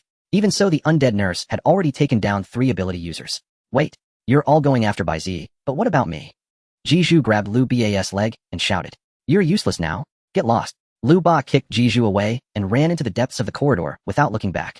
This hospital is eerily strange. You're on your own here. Lu Jianing shook his head at Jiju, then led Zhang Zhua and Zhang Yu toward the corridor's depths as well. He'll pay more, all right. Jiju cried out. But in an instant, the 3 escorts vanished without a trace of hesitation. Fine, I'll go by myself then. Jiju crawled toward the main entrance, only to see another nurse at the end of the corridor, charging at him with a knife. You've got to be kidding me. Jiju shed bitter tears. Found it. The passage to the inpatient building. Zhang Qianjun pointed at a glass door ahead, beyond which lay an elevated corridor. Who would have thought the passage to the inpatient building was on the 3rd floor? No wonder we searched so long. Huang Dihao suddenly pulled out a fireball card and blasted it at the glass door. The scorching fireball shattered it into pieces, scattering glass everywhere. Bai Ziyi frowned. Are you trying to attract them with such a commotion? For some reason, Huang Dihao had been acting strangely ever since a while ago. Huang Dihao looked at his own hands. Not at all. I thought this was the fastest way. Zhang Qianjun quickly mediated. Forget it, let's just go. That Lu Ba is LV-54, and the 4 of us are LV-1. We're no match for him. Alright. His brain just shorts out sometimes. Li Go patted Bai Ziyi on the shoulder and stepped into the corridor. Bai Ziyi suddenly recalled that in the previous instance of no survivors in the lab, Zhang Long had also acted abnormally after being possessed. Could Huang Dihao be? Bai Ziyi turned to Huang Dihao. When that nurse tackled you earlier, did anything strange happen? Huang Dihao twisted his neck and shrugged. Nope, I'm perfectly fine. Bai Ziyi scanned Huang Dihao with his identify ability, but found nothing unusual. Alright, this hospital is extremely bizarre. Don't act on your own again. Yeah, you got it. Huang Dihao flashed a goofy grin. Fine, let's hurry. With that, Bai Ziyi dashed into the corridor. Huang Dihao followed closely behind, but no one noticed the eerie human face that had grown on the back of his neck. Miss Muji, why did you let Bai Ziyi bring 3 ordinary people into this contest? A staff member stared at the live broadcast screen. Honkai Technology sent 25 ability users after him. If Bai Ziyi's teammates were all ability users, he wouldn't be in such a desperate state dragging them around to flee. This is our captain's test for him, Muji said, pulling a small notebook from her handbag and jotting something down. Every member of the 3rd squad must be capable of standing on their own. If we gave him any 3 ability users from the execution department, the match would be over in half an hour and we'd never see his true strength. Secondly, we need to test whether he will care for the weak, whether in a life or death moment he would abandon an injured teammate just to survive. The execution department's 3rd squad doesn't want a backstabber as a teammate. Haven't we seen enough of that from other departments? Finally, the captain suspects there's something off about his identity. No one can survive a werewolf's bloodwolf curse, which is why I was sent to keep an eye on him. Muji spoke slowly. Unfortunately, he used a werewolf's exclusive battle technique in a moment of desperation. If he doesn't have a good explanation, he'll be treated as a werewolf spy and executed. The group made it through the corridor and arrived at the abandoned inpatient building. Compared to the outpatient building, all the walls and floors were covered in dense red vines with more dangling from the ceiling. If one stopped to observe, they would notice the vines seemed alive, writhing gently. Did we take a wrong turn? Zhang Qianjun stepped on a vine which emitted a disgusting squelch and released a foul. A notification from Final Reincarnation suddenly popped up. Notice detected that the opponent has used a basic void art. Warning, you are within the attack range of the void art. Take cover. The next second, a blazing light flared behind them as several fireballs hurtled toward the group. Moved. In the nick of time, Bai Ziyi shoved the 2 people beside him aside without explanation, grabbing Zhang Qianjun and diving to the side. Boom. The vine-covered wall collapsed instantly, revealing a ward behind it. Inside, the room was filled with blood-red vines with several massive human-shaped cocoons hanging in the center, writhing wildly in the air. Not bad reflexes. I thought I'd get a quad kill. Lu Ba's voice rang out from behind them. Cold sweat trickled down Bai Ziyi's face. Both Lu Ba and Lu Jianing had higher danger levels than him, and he couldn't use his own abilities' void arts. Protecting his roommates under their assault would be far too difficult, but abandoning his roommates to save his own skin, he couldn't do that. Split up. Bai Ziyi shouted. Meet outside. Li Go and Huang Dihao scrambled to their feet and ran toward the other end of the corridor. Bai Ziyi and Zhang Qianjun, what do we do? This corridor is a dead end. There's no way out. Zhang Qianjun pulled out all his advanced void art cards.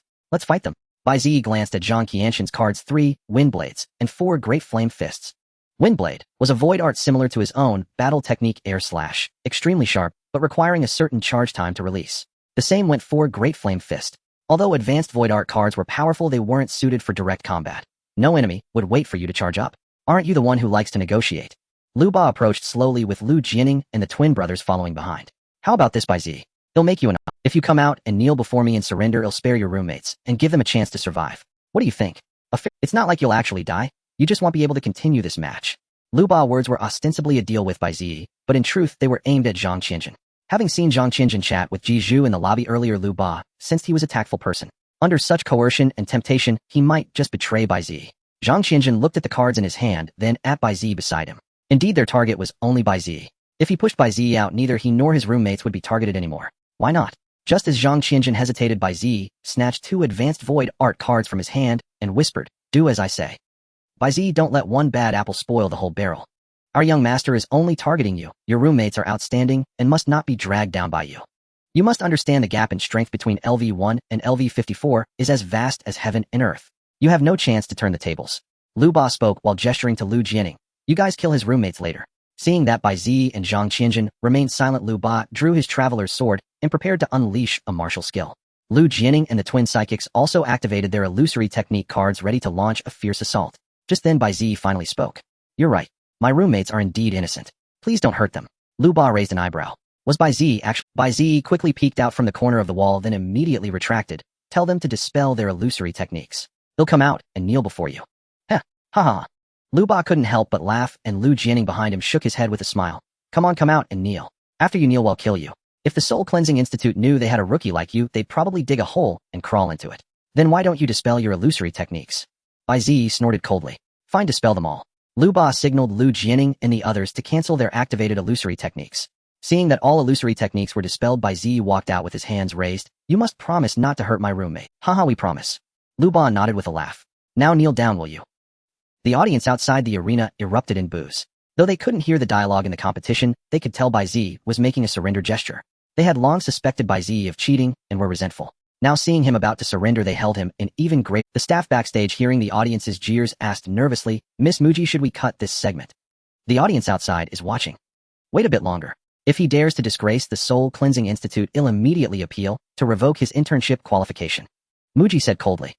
Bai Ziyi asked unhurriedly, so esteemed Lord Lu Ba, should I kneel on one knee now? Kneel on one knee. Lu Ba's forehead bulged with veins. Are you mocking me? Do you think this is a marriage proposal? Don't be rash, don't be rash. Where I come from, kneeling is always on one knee. If you want both knees, I'll do both knees. Just don't hurt my roommates. Bai Ziyi said with a hint of panic. Brother Ba, let's just attack. This kid is stalling for time. Who knows what trick he's up to? Lu Jianing whispered. It'd be bad if we capsized in a ditch. Fine, no. Lu Ba raised his traveler's sword, gathering dangerous particles, ready to unleash a martial skill. Hey, is it ready? They're about to attack. Bai Ziyi asked quietly. Ready. Zhang Qianjun gathered a whirlwind in his hands, and the sharp sound of air being sliced was faintly audible. Illusory technique, card wind blade. Zhang Qianjun swung his hands, and two high-speed rotating wind blades howled forth, each curving differently toward the skybridge. Wind blades. Lu Ba and the others quickly donned wooden armor to defend against the incoming blades. But the wind blades were not aimed at them. They were aimed at the pillars of the skybridge. The skybridge of the abandoned hospital was originally built between two buildings on pillars, allowing doctors and patients to move between the inpatient and outpatient buildings. Bai Ziyi knew that even if he bought time for the wind blades to be activated, they would be blocked by Lu Ba and his experienced psychic. But destroying the bridge changed everything. Swish, swish. The high-speed wind blades easily severed the bridge's pillars. Without support, the skybridge detached from both buildings and plummeted to the ground. Thus, the skybridge left the hospital's bounds, triggering the cleanser undead nurse's hunting logic. Damn it. Lu Ba swung his martial skill, but the tilting ground caused it to miss. Bye-bye. Bai Ziyi waved up. As Lu Ba and his group landed, several undead nurses materialized around them and lunged forward. With prior experience, Lu Ba and the others could quickly dispatch the undead nurses. But as long as they remained outside the hospital, killing one undead nurse would cause another to spawn immediately, relentlessly charging at them without giving them a moment to breathe. Soon Zhang Zhe was caught off guard and slashed several times by a newly spawned undead nurse, his wooden armor nearly shattered. Just then, 3 lightning arrows streaked through the wind, striking the cracks in Zhang Ze's armor and eliminating him. Brothers, Zhang Yu shouted, turning to Bai Ziyi and roaring. You treacherous scoundrel. How did the Soul Cleansing Institute recruit a rookie like you? Sorry. Bai Ziyi shrugged with an innocent expression. I accidentally forgot about you. Then he pulled out several fireball and lightning arrow cards and activated them simultaneously. The condensed electric arrows in his hands were instantly enveloped in flames, forming fiery arrows. This was the result of reconstructing illusory techniques after the analysis by the endless cycle during the earlier siege at school. Any basic illusory technique cards could be activated simultaneously to form new illusory techniques. It was with this move that he had previously defeated the 15 players who besieged him, turning the tide against overwhelming odds. Wooden armor ignites upon contact with fire, but fireballs are too slow and easy to dodge, while lightning arrows are fast, but cannot penetrate armor. However, flame arrows combine both fire and speed, making them the perfect long-range counter to wooden armor. Bai Ziyi shot several flame arrows which rained down like a fiery storm, inspiring awe. Zhang Yu failed to dodge in time. The arrow's flame touched him, and his wooden armor instantly burst into flames, the scorching fire mercilessly consuming him. This fight is endless. Lu Jianing shouted, quickly removing his wooden armor, and while hit by Bai Ziyi's, Lu Ba threw 2 fireball cards toward the inpatient building, immediately blasting a hole in it. Quick, get back into the hospital. Lu Ba glared at Bai Ziyi, who was watching from the upper floor, then ran into the inpatient building. A line of arcane text flickered in the air. You have killed 2 psychics. Crisis coins at 600. Bai Ziyi saw the 600 crisis coins credited and clapped his hands in satisfaction, smiling. Alright, the crisis is temporarily over. Let's hurry and finally go. And the others. The audience in the central plaza grew even angrier. So underhanded. What a dirty player. Kicking someone when they're down, shameless. How can he create a new illusory technique from basic cards? I heard from the eliminated players that he's an employee of the Soul Cleansing Institute. A programmer from the Soul Cleansing Institute. Personally modifying the game code to cheat.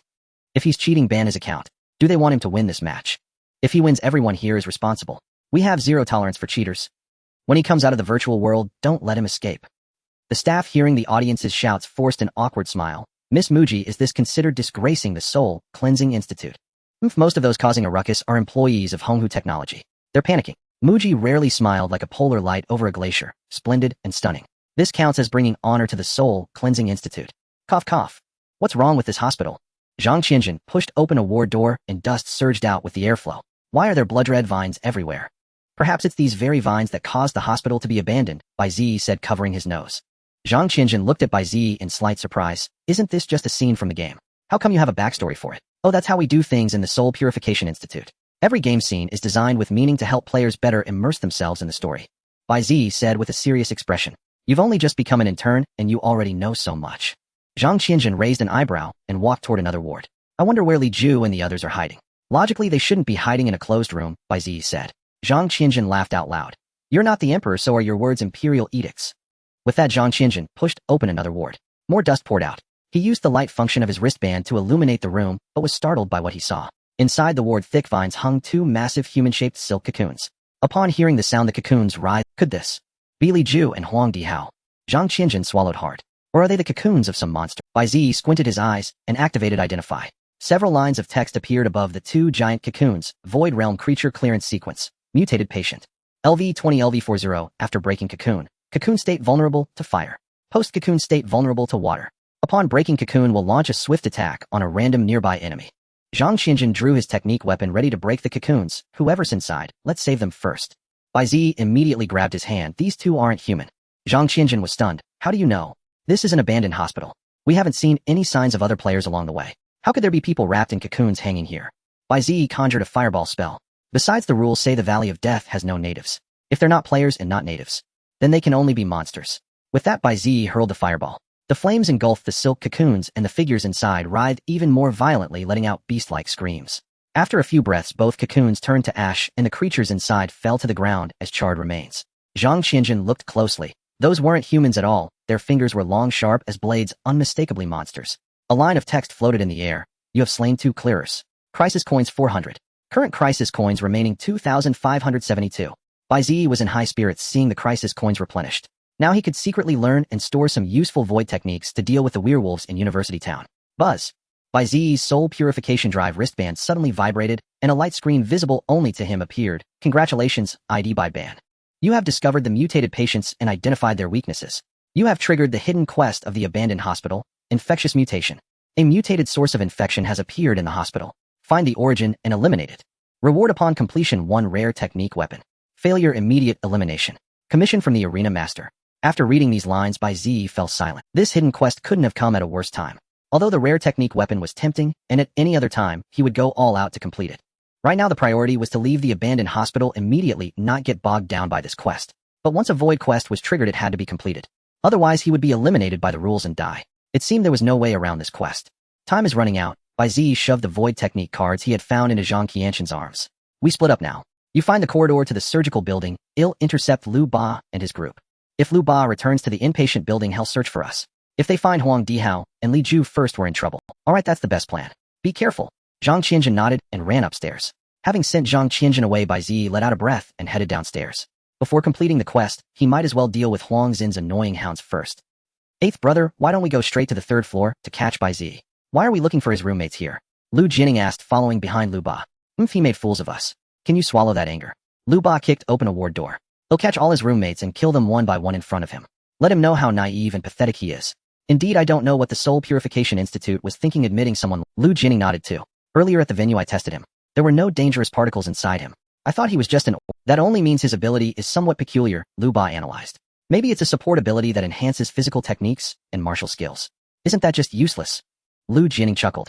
Lu Ba kicked open another ward, revealing 2 human-shaped silk cocoons hanging and writhing in the air. Lu Ba covered his nose, disgust clear in his eyes. What the hell is this disgusting stuff? They're human cocoons, 8th brother. Lu Jining's spirits lifted. The builds of these two look exactly like Bai Ziyi's roommates. Oh, so they were caught by the hospital's monsters and wrapped into cocoons. Lu Ba let out a contemptuous laugh. Seems like fate is on our side. Come on, drag them out and humiliate Bai Ziyi with them. With that, the two cut down the silk cocoons and dragged them into the court. The people inside the cocoons seemed excited to be rescued, writhing frantically on the ground. I can't wait to see the despair on their... Lu Ba drew his traveler's sword and sliced open the cocoon. Inside, a face twisted with despair was indeed revealed. Lu Ba was startled. What? It's not those brats. The next second, the person inside vanished. Uffed. In the wind, the sound of blood spraying. Damn, it's a void creature. Lu Ba spun around and swung his sword, but only cut through air. Meanwhile, Lu Jining fell to the ground, clutching his arm in pain. Not far away, a patient in blue and white stripes was licking his blood-stained fingers. Or rather, they weren't fingers, but sharp. The patient's 10 fingers were all scalpels. It had severely injured Lu Jianing the moment it broke free from the cocoon. What terrifying speed. Lu Ba looked at the number above the patient's head, his gaze turning sharp. ALV 40 void. Quite troublesome. Then let me make it even more troublesome for you. Behind them, Bai Ziyi's laughter rang out. Lu Ba spun around abruptly only to see Bai Ziyi using a short blade to open another silk cocoon. The moment Bai Ziyi broke free from the silk cocoon, he immediately leaped back with a swing of his blade, blocking the fatal strike from the figure within. Damn it. Don't you know how terrifying void creatures are? Lu Jianing's forehead veins bulged with rage as he exclaimed, when the danger level is equal, an esper who cannot use void arts is no match for them. All you're doing is dragging us down with you. Oh, I never said I'd fight them alongside you. A smirk curled on Bai Ziyi's lips as he vanished in the blink of an eye. Lu Jianing froze for a moment, then ground his teeth and spat. That shameless bastard. The newly emerged mutated patient slowly turned its head, stretching its razor-sharp fingers. Its twisted features stared at Lu Jianing with a sinister, almost mocking smile, sending a chill down his spine. To it, chasing a fully energized human was far less enticing than preying on one who could barely move. With that thought, the mutated patient lunged at Lu Jianing, its blade-like fingers extended. Brother 8. Save me. Lu Jianing screamed. Useless fool, figure it out yourself. Lu Ba was already locked in combat with another mutated patient and had no time to spare for Lu Jianing. Lu Jianing's face twisted with conflict as if torn over a decision, his head lowered in deep thought. As the deadly fingers were about to descend, Lu Jianing gritted his teeth, slammed his chest, and spat out a mouthful of blood, forcibly activating his own ability. At almost the same instant, the mutated patient's sharp fingertips plunged into his chest and tore out a still-beating blood. The mutated patient grinned at the pulsing heart in its hand, but as it started to rise, a hand clamped around its throat. Mutated patient. In the next second, countless hands burst forth from Lu Jianing's corpse, unleashing some kind of martial technique, raining solid punches onto the mutated patient. The mutated patient had no chance to dodge, taking the dozens of blows heat in, and flying backward, its body caved in at multiple points before dissolving into shimmering motes of light. On the other side, Lu Ba was locked in a fierce struggle with another mutated patient. Sparks flew from the clash of sword and blade, illuminating his grim expression. With a heavy chop, he finally shattered the mutated patient's guard. Seizing the opportunity, Lu Ba swiftly gathered dangerous particles, thrust his sword straight into its core, and unleashed his martial technique. Martial technique Long Rainbow. As the sword tip touched the mutated patient's chest, a blinding rainbow light burst. In an instant, the rainbow light pierced through its chest, and even the wall behind, leaving a smoking, smooth-edged hole. The mutated patient stared at the hollow in its chest, then collapsed stiffly to the ground, dissolving into light. Now free. Lu Ba finally turned to look at Lu Jianing. Wouldn't it have been better to just get eliminated?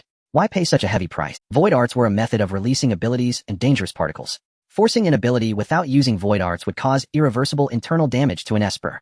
Lu Jianing had actually forced his ability just to avoid elimination. That was something Lu Ba never expected. 10 heads sprouted from Lu Jianing's corpse, each bearing his likeness. They all stared at Lu Ba and spoke in unison. You refused to save me just to hog the credit for killing Bai Ziyi and claim the bonus from the young master. Then one by one they crawled out of their own corpse, each identical like clones. They glared at Lu Ba with resentment, as if blaming him for their fate. Since you stood by and did nothing, don't blame us for— Bai Ziyi, eavesdropping from a hidden spot, was taken aback. So Huang Xian had put a bounty on him among the espers of Honghu Technology. No wonder every esper from that company was so eager to eliminate him. So it wasn't loyalty, but the bounty. Now that they were turning on each other over the reward, I should fan the flames. With that thought, Bai Ziyi immediately set off to find more silk cocoons on this floor. Lu Ba snorted coldly. Even if you split into 10 clones, so what? The side effect of this is that only the last surviving clone becomes the true body, am I right? So even if you claim the credit for killing Bai Ziyi, you'll still have to choose which one is the real body, won't you? Every Lu Jianing shifted expressions, eyeing the other selves warily. Indeed, bypassing void arts to unleash his ability had turned every clone into a true body. If all of them continued to exist, it would slow his cultivation and even cause severe mental strain. The clones had to fight each other until only one remained. Each Lu Jianing felt the stirring of ambition, each harboring their— I know your void arts are troublesome, but now you can't use them. As long as I activate my ability, even 10 clones won't stand a chance. Lu Ba waved his longsword. Since you're willing to go to such lengths to avoid elimination, well, split the credit evenly after we deal with Bai Ziyi. You're right. I'm not about to force my ability at such a cost. Waste yourself on internal strife. As Lu Ba's words faded, Bai Ziyi suddenly emerged from the depths of the corridor, sprinting toward them. Look, he can't wait to hand over the bounty. Lu Ba smirked, readying his stance for a martial technique. But when he saw the figures chasing behind Bai Ziyi, he couldn't help but curse. Bai Ziyi had lured 7 mutated patients. Damn it. Is this kid insane? Before Lu Jianing and Lu Ba could react, Bai Ziyi slammed on the brakes and veered into another corridor. The mutated patients behind him, seeing a cluster of humans, twisted their faces into excited grins. They abandoned Bai Ziyi and lunged at the Lu Jianings. Bai Ziyi, you absolute bastard. Lu Jianing roared, charging at the incoming mutated patients. Safe from danger, Bai Ziyi hid in the shadows, recalling Lu Jianing's clones. A smirk crept across his lips. Clones. Now that's a useful ability. He pulled out the business card Lu Jianing had given him earlier and activated his Void Art Tion, E-Plagiarist activated. Item detected, Lu Jianing's business card. Target's ability detected, multiple clones. Due to the item being carried closely by its owner for a long time, it retains a substantial amount of dangerous particles. Extractable martial techniques and void arts are as follows. Due to extensive content denotes proficiency level. Martial techniques Tiger Claw Fist 3, A Sun Character Fist 4, Sun Character Thrust 4. Void Arts Flame Clone 4, Self-Destruct Clone 4, Lightning Clone 4, Shadow Clone. Do you wish to plagiarize? Bai Ziyi was stunned after reading everything. He hadn't expected Lu Jianing's void arts to be so formidable. Fortunately in this competition, he couldn't use them or Bai Ziyi would have had no chance of defeating him. No wonder Lu Jianing's martial techniques were all fist-based. Each clone throwing a flurry of punches. Who could withstand that? Your martial techniques and void arts are indeed powerful. But now they're all mine. Plagiarize. Please select the content you wish to steal and learn. Bai Ziyi stroked his chin deep in thought. His crisis coins were limited, preventing him from stealing all of Lu Jianing's martial techniques and void arts. He had to make choices. Currently, he lacked a boxing technique and close combat abilities. Bai Ziyi made his decision and said, I shall steal and learn the martial technique Sun Character Thrusting Fist. Then blue characters crackling with arcs of electricity appeared in the air. You have learned the martial technique Sun Character Thrusting Fist. Proficiency level 4. Martial technique Sun Character Thrusting Fist. Upon activation, this technique forcibly breaches the enemy's central defense, unleashing a flurry of punches at machine gun speed for 3 seconds. During the attack, the enemy is bound by laws, unable to dodge or counterattack. Note this is a martial inheritance from the 10th Void Realm, Xianling Domain, which is extremely difficult to acquire. 800 crisis coins have been deducted. Remaining crisis coins 1772. Bai Ziyi was taken aback, not expecting such a powerful technique, capable of both breaking defenses and controlling enemies, to originate from the 10th Void Realm. Could the sealed 10th Void Realm be an alternate world where martial techniques reign supreme? Perhaps everyone at Honghu Technology possessed a martial technique from the 10th Void Realm. Still, though it was expensive since it was a technique so hard to obtain, learning it so easily was quite a bargain. Bai Ziyi turned his gaze back to Lu Jianing's void arts. The ability to create clones was indeed formidable. If he had enough crisis coins, he would have stolen all the void arts. With only 1772 crisis coins left, he still needed to reserve some void arts on cards as trump cards against the... So he had to be thrifty. Lu Jianing's void arts included Thunder Clone, Flame Clone, Self-Destruct Clone, and Shadow Clone. If his guess was correct, Lu Jianing was likely a fan of Naruto, given the strong ninjutsu flavor of these names. The most useful ones were undoubtedly Self-Destruct Clone and Shadow Clone. Self-Destruct Clone could catch enemies off guard in battle, while Shadow Clone, if he understood correctly, was a basic clone. Bai Ziyi rephrased his request. I shall steal and learn Self-Destruct Clone and Shadow Clone. The text of Final Reincarnation then appeared. You have successfully stolen the Void Arts Self-Destruct Clone at 30 uses and Shadow Clone at 50 uses.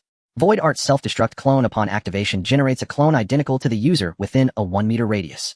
The clone can execute simple commands. Its explosion damage depends on the caster's danger level. Void Art Shadow Clone upon activation generates a clone identical to the user within a 1-meter radius. Its power is half of the user's. It dissipates upon receiving a fatal blow, returning information to the caster. Note this void art has no cooldown, but each clone consumes a large amount of danger particles though you remain unaffected. A total of 900 crisis coins have been deducted. Remaining crisis coins, 872. As the text faded, Bai Ziyi felt a surge of insight, and the construction processes of these two void arts appeared in his mind. So that's how they're constructed. He murmured. Though his memory had greatly improved, the construction process seemed protected by some law preventing him from replicating it entirely through memoirs. Bai Ziyi recalled his university professor's words read 100 times, and its meaning will become clear. He would have to study the stolen void arts construction over time to make them his own. Seeing he still had some crisis coins left, Bai Ziyi considered learning Thunder Clone as well, but found that Lu Jianing's business card had turned to dust. What is? Bai Ziyi was startled. This had never happened before. Answer: this item has reached its theft limit. All its danger particles have been depleted, losing its item properties, and it has been destroyed. Can excessive theft damage an item? Bai Ziyi asked anxiously. Answer: each item has a different theft limit, which, damn. Bai Ziyi quickly reached into his pocket, remembering that Grey Wolf SIX's severed finger was stored in his, with crises coming one after another, and his crisis coin, reserves low. Bai Ziyi had dared not spend coins on stealing the Blood Wolf curse. Moreover, he hadn't known items had theft limits, so he had never learned the Blood Wolf curse. Once I leave the Void Realm, I must learn the Blood Wolf curse immediately, otherwise if the finger reaches its theft limit and is destroyed, it'll lose the chance. Bai Ziyi exhaled and asked, report the blind spots of the live streaming device. Answer: the Void Realm live streaming device is on the 2nd floor of the inpatient building, entangled by hanging vines, and cannot reach the 1st floor for now. Bai Ziyi raised an eyebrow. Why didn't you say so earlier? I thought it was hiding somewhere spying. Answer: real-time reporting was not set, so no notification was given. A smirk curled at the corner of Bai Ziyi's mouth. Since the camera couldn't watch him, now he could act freely. At that moment, 4 mutated patients remained in the corridor. Only 3 of Lu Jianing's clones were left, the others hadn't dissipated into light particles after death, but had fallen. The vines in the corridor were ablaze, seemingly ignited by fireball technique. Unfortunately, the post-cocoon mutated patients feared not fire, but water, so fireballs did negligible damage. Bas breathing was no longer as steady as before. It seemed the battle had consumed a lot of his danger particles, leaving him slightly winded. The 4 mutated patients were injured, but not seriously. They circled Lu Ba and Lu Jianing like hungry wolves waiting for an opportunity to strike. If I catch that kid, I'll make him suffer dismemberment before eliminating him. Lu Jianing gritted his teeth. The second Lu Jianing snorted coldly. Well, no need for infighting now. 7 MES are already gone. The third Lu Jianing laughed. So among us 3, only the one who survives gets to be the original. At those words, the atmosphere among the 3 Lu Jianings froze again. Your ability has quite a drawback, like multiple personalities, Lu Ba mocked. Indeed, without void arts, you're useless as a cripple. 10 of you reduced to 3. Have you run out of danger particles? That Bai Ziyi kid is hiding somewhere. Don't underestimate him because of his level. With that, Lu Ba began forming hand seal. The 3 Lu Jianings froze, then shouted, "Damn it! Are you going to use your ability here? Only this way can we eliminate the hidden Bai Ziyi." Lu Bai's eyes turned icy cold. Lu Jianing's expression turned to terror. "Damn it! Don't use your ability here, or well, I'll die." An ability user without illusion techniques is like a car without a steering wheel turning into a wild beast that can only... For instance, Lu Jianing's multiple clones forcibly activates his ability, resulting in several autonomous bodies that fight independently and uncontrollably. Likewise, Lin Weiner's soul infusion forcibly activates her ability, extracting dangerous particles from her body, leaving her in an extremely weakened state. However, some abilities can be released normally even without illusion techniques, and they have minimal side effects. For example, Liang Xiaolin from the Hunting Association, whose Kiss of Love can control his target through a kiss even without illusion techniques. And now Lu Ba's ability falls into this category. Seeing Lu Ba complete his hand seals, Lu Jianing's expression instantly turned to one of terror. "Damn it. Do not use your ability here, or we will die too." "Shut up. Useless. We are depleting our energy like this. Sooner or later we will be ambushed by that brat Bai Ziyi. It's better to pay some price and take him and these monsters down together." Have you already activated it?" Lu Jianing stepped back a few paces. "Of course," Lu Ba replied with a smile. "What a madman." Each Lu Jianing cursed angrily before immediately fleeing in the opposite direction, but they were entangled by the mutated patients that lunged at them. Meanwhile, Lu Ba stood still, continuously taking deep breaths. Bai Ziyi, who was watching from the side, was confused. After Lu Ba activated his ability, there was no sign of any abnormality around, yet Lu Jianing was hastily trying to escape. What exactly is his ability that could kill everyone here? A mutated patient charged out, striking at Lu Ba with its... Lu Ba merely raised his sword to block, making no other unnecessary movements as he focused on maintaining his breathing rhythm. The mutated patient laughed maniacally, striking faster and with more cunning angles. Since Lu Ba could only block and not dodge, his body was soon slashed by the mutated patient. Yet he still endured the pain, steadying his breath and refusing to budge an inch. Bai Ziyi, watching from the sidelines, furrowed his brow and asked, "Is there any detection of an attack from the final cycle?" Response: "No related attacks of illusion techniques detected." How strange. If Lu Ba's ability doesn't cause harm, why is Lu Jianing so afraid of him, preferring to wrestle with the mutated patients rather than approach Lu Ba? There must be something wrong. Bai Ziyi looked back at Lu Ba, his pupils suddenly constricting. Just as he pondered this, that mutated patient unexpectedly collapsed to the ground, rolling and struggling while clutching its own. Due to its excessively sharp fingers, within seconds it had severed its own head. Lu Ba snorted coldly, still standing in place, maintaining his breathing frequency. Seeing this, Lu Jianing's group turned pale with terror, unable to care about fighting the mutated patients. They would rather be scratched a few times than approach Lu Ba. "Damn it. Let's die together." One of the Lu Jianing pushed aside the mutated patient in front of him and lunged at Lu Ba. He transformed his palm into a claw, using martial arts to strike towards Lu Ba's forehead.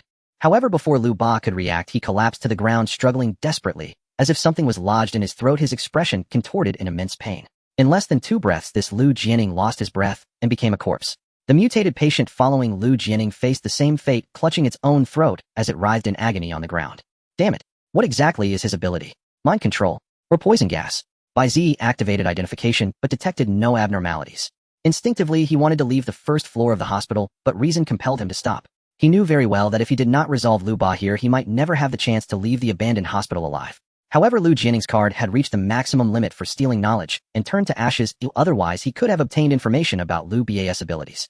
The only certainty now is that Lu Ba's ability can be continuously activated and requires maintaining a certain breathing frequency. This means that as long as he disrupts Lu Ba's breathing rhythm, his ability can be nullified. Should he send clones to probe Lu Ba's ability? No. Doing so would risk leaking the information about his illusion techniques, and even if he left the illusory realm alive, he would be in a very passive position. The remaining 2 Lu Jianing fell to the ground one after another. In a moment of desperation, one crawled into a hospital room and closed the door. The Lu Jianing left behind wore an expression full of despair as a mutated patient seized the opportunity to extract his heart. "When I get back, I will never let you go."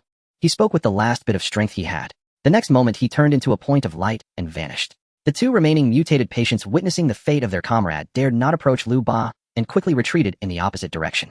Coincidentally, they spotted Bai Ziyi hiding around the corner. The two mutated patients exchanged glances with Bai Ziyi, neither expecting to encounter each other like this. Both sides acted simultaneously. Bai Ziyi threw out a water rope, surrounding himself for defense. Meanwhile, the two mutated patients transformed their palms into blades, stabbing at Bai Ziyi from different angles. Whoosh. Both sides brushed past each other. The two mutated patients were sliced into segments by the water rope, with various parts of their bodies scattered across the ground. Water is like a sharp blade to them. As Bai Ziyi steadied himself, he found himself standing in the middle of the corridor. So you've been hiding there all along. Lu Ba said slowly, why didn't you run? Bai Ziyi did not respond. Instead, he threw 3 fireball cards towards Lu Ba. The 3 cards burned violently in midair, transforming into massive fireballs that surged towards Lu Ba. Not recklessly approaching me is indeed wise. Lu Ba's half-squinted eyes flashed with a hint of mockery, but it's useless. The next moment, the enormous fireball rushing at him extinguished instantly before his eyes. Just as I thought. Bai Ziyi looked around, and not only his fireball technique, but even the flames on the previous vines had been snuffed out. Lu Ba's ability is not to release poison gas or exert mental control, but to deprive oxygen. With each of Lu Ba's breaths, he takes away a significant amount of oxygen from the air, and the closer one is, the faster they succumb to asphyxiation. Thus, everyone who approaches him collapses and dies with agonized expressions. The flames deprived of oxygen cannot— You say just as I thought. Do you already know my ability? A hint of surprise flickered in Lu Ba's eyes. Bai Ziyi said nothing. Instead, he drew his long sword and executed a slashing attack from a distance. Meanwhile, in the central square, what's going on? Where's the director? Why are the live broadcast cameras entangled by the— It must be deliberate. They are afraid we might see that person cheating. It has been so long, their battle should have concluded by now. The Spirit Purification Institute is clearly biased towards its own employees. At this moment in the backstage monitoring room, Mu Ji crossed her arms, her slender fingers tapping rhythmically on her arm. A staff member beside her noticed her impatience and desperately shook the joystick of the live broadcast device, trying to help the virtual realm live broadcast device break free from the vines. Miss Mu Ji, these broadcast devices were obtained from the No. 5 virtual realm and modified by the equipment department, sacrificing size for endurance and power. I understand, Mu Ji said calmly. Do what you can. I will propose to the equipment department that we add weapons to the virtual realm live broadcast devices to help them escape from their entanglement. The staff member's face broke into a cold sweat. Miss Mu Ji, you must be angry, right? Otherwise, why would you think of adding weapons to the cameras? Mu Ji replied coldly, I'm not angry. However, her fingers tapped even faster. In the central square, the werewolves disguised as humans were left with only Lang Mo, and Lang Li as the rest had been relocated to ambush points by the Black Wolf. This Bai Ziyi is indeed quite slippery. He has used the hospital's rules to reduce a team of 7 extraordinary individuals to just 2. But those extraordinary individuals targeting him are not to be underestimated. Had they not been sealed of their virtual techniques and artifacts, they would have likely eliminated Bai Ziyi by now. Lang Mo analyzed calmly. The 2 of them had been standing at the venue observing Bai Ziyi's every move in the virtual realm, gathering intelligence on his extraordinary abilities. No matter what martial techniques Bai Ziyi employed, they meticulously recorded each one, hoping to deduce the nature of his extraordinary abilities. So Bai Ziyi should be eliminated soon. Lang Li's eyes lit up. I'll inform fourth brother right away. In the hospital building, the oxygen had almost been completely drained by Lu Ba. Even Bai Ziyi, who stood 10 meters away, felt a difficulty in breathing from the lack of oxygen. You say? You found a way to crack my extraordinary ability. Lu Ba was taken aback for a moment, then laughed. Let's assume what you say is true, but I can accurately tell you that while we are speaking, you have only 10 seconds left to breathe. 9, 8. Lu Ba counted down, but Bai Ziyi swung his sword. It was still the distant slash. Don't waste your efforts. The more wind blades you swing, the harder it will be for you to breathe, and the faster you'll die. Lu Ba laughed heartily, using the same distant slash to counter Bai Ziyi's wind blades. But soon he realized that Bai Ziyi's wind blades surged forth like an unstoppable tide, seemingly supported by an endless depth of dangerous particles. Lu Ba's expression darkened, not expecting that a mere LV1 extraordinary individual could possess so many dangerous particles. Under normal circumstances, he might really lose in a contest of martial techniques. Fortunately, he had falsely reported the countdown. Bai Ziyi's breathing time had never been more than 10 seconds from start. Sure enough, in the next moment, the wind blades ceased. Bai Ziyi fell to the ground, struggling in pain, gasping for air. If I thought you actually found a way to crack it. Lu Ba chuckled lightly, readjusting his breathing. At that moment, he noticed that Bai Ziyi was gripping a water rope in his hand. Did he use it under the cover of the wind blades? Lu Ba was stunned, realizing that the other end of the water rope was actually tied to his own ankle. This foolish kid, does he really think he can stop me with this non-offensive virtual technique? Lu Ba scoffed as he looked. Bai Ziyi had already stopped struggling. Good, it seemed it was over. Wait, what is that in his hand? Lu Ba saw a glimmer of light on Bai Ziyi's fingertip. No, that was electric light. It was the charging state of the lightning arrow. Could it be? Lu Ba was terrified as he attempted to pull off the water rope from his ankle. Unfortunately, it was too late. A bolt of lightning shot out from Bai Ziyi's fingertip, instantly traveling through the long curved water rope and reaching its endpoint. Lu Ba's ankle. ZZZ. The overcharged current surged into Lu Ba's body, countless electric arcs dancing from him, exploding like splashes of water. To think, it can be combined like this. Smoke billowed from Lu Ba's mouth as he staggered forward for 2 steps, ultimately losing consciousness and collapsing to the ground.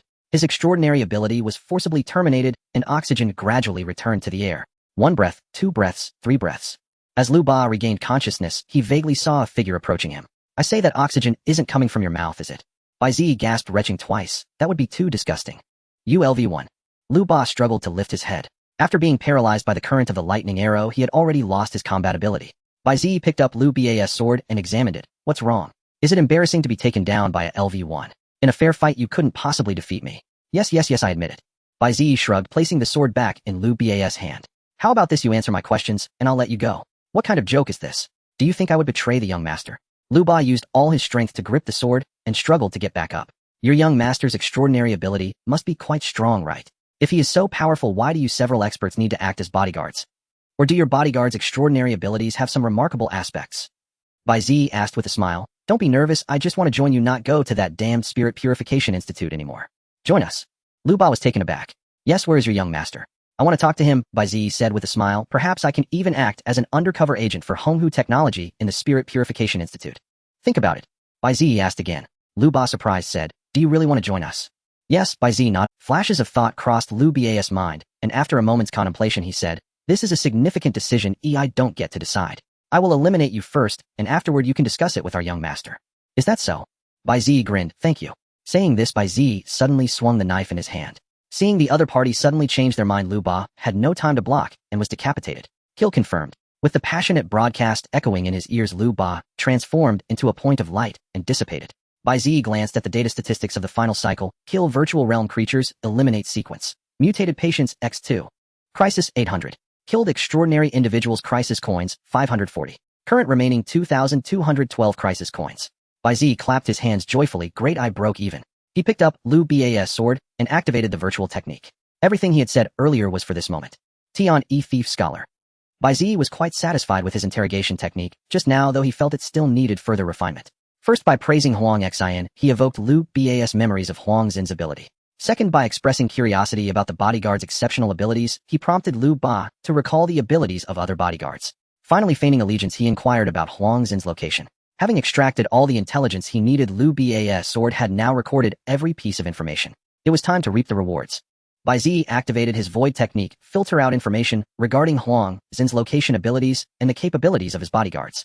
Immediately a series of sparkling text appeared. Heavens, one plagiarist activated, detected a grade technique vessel, the Traveler's Sword. Durability 8.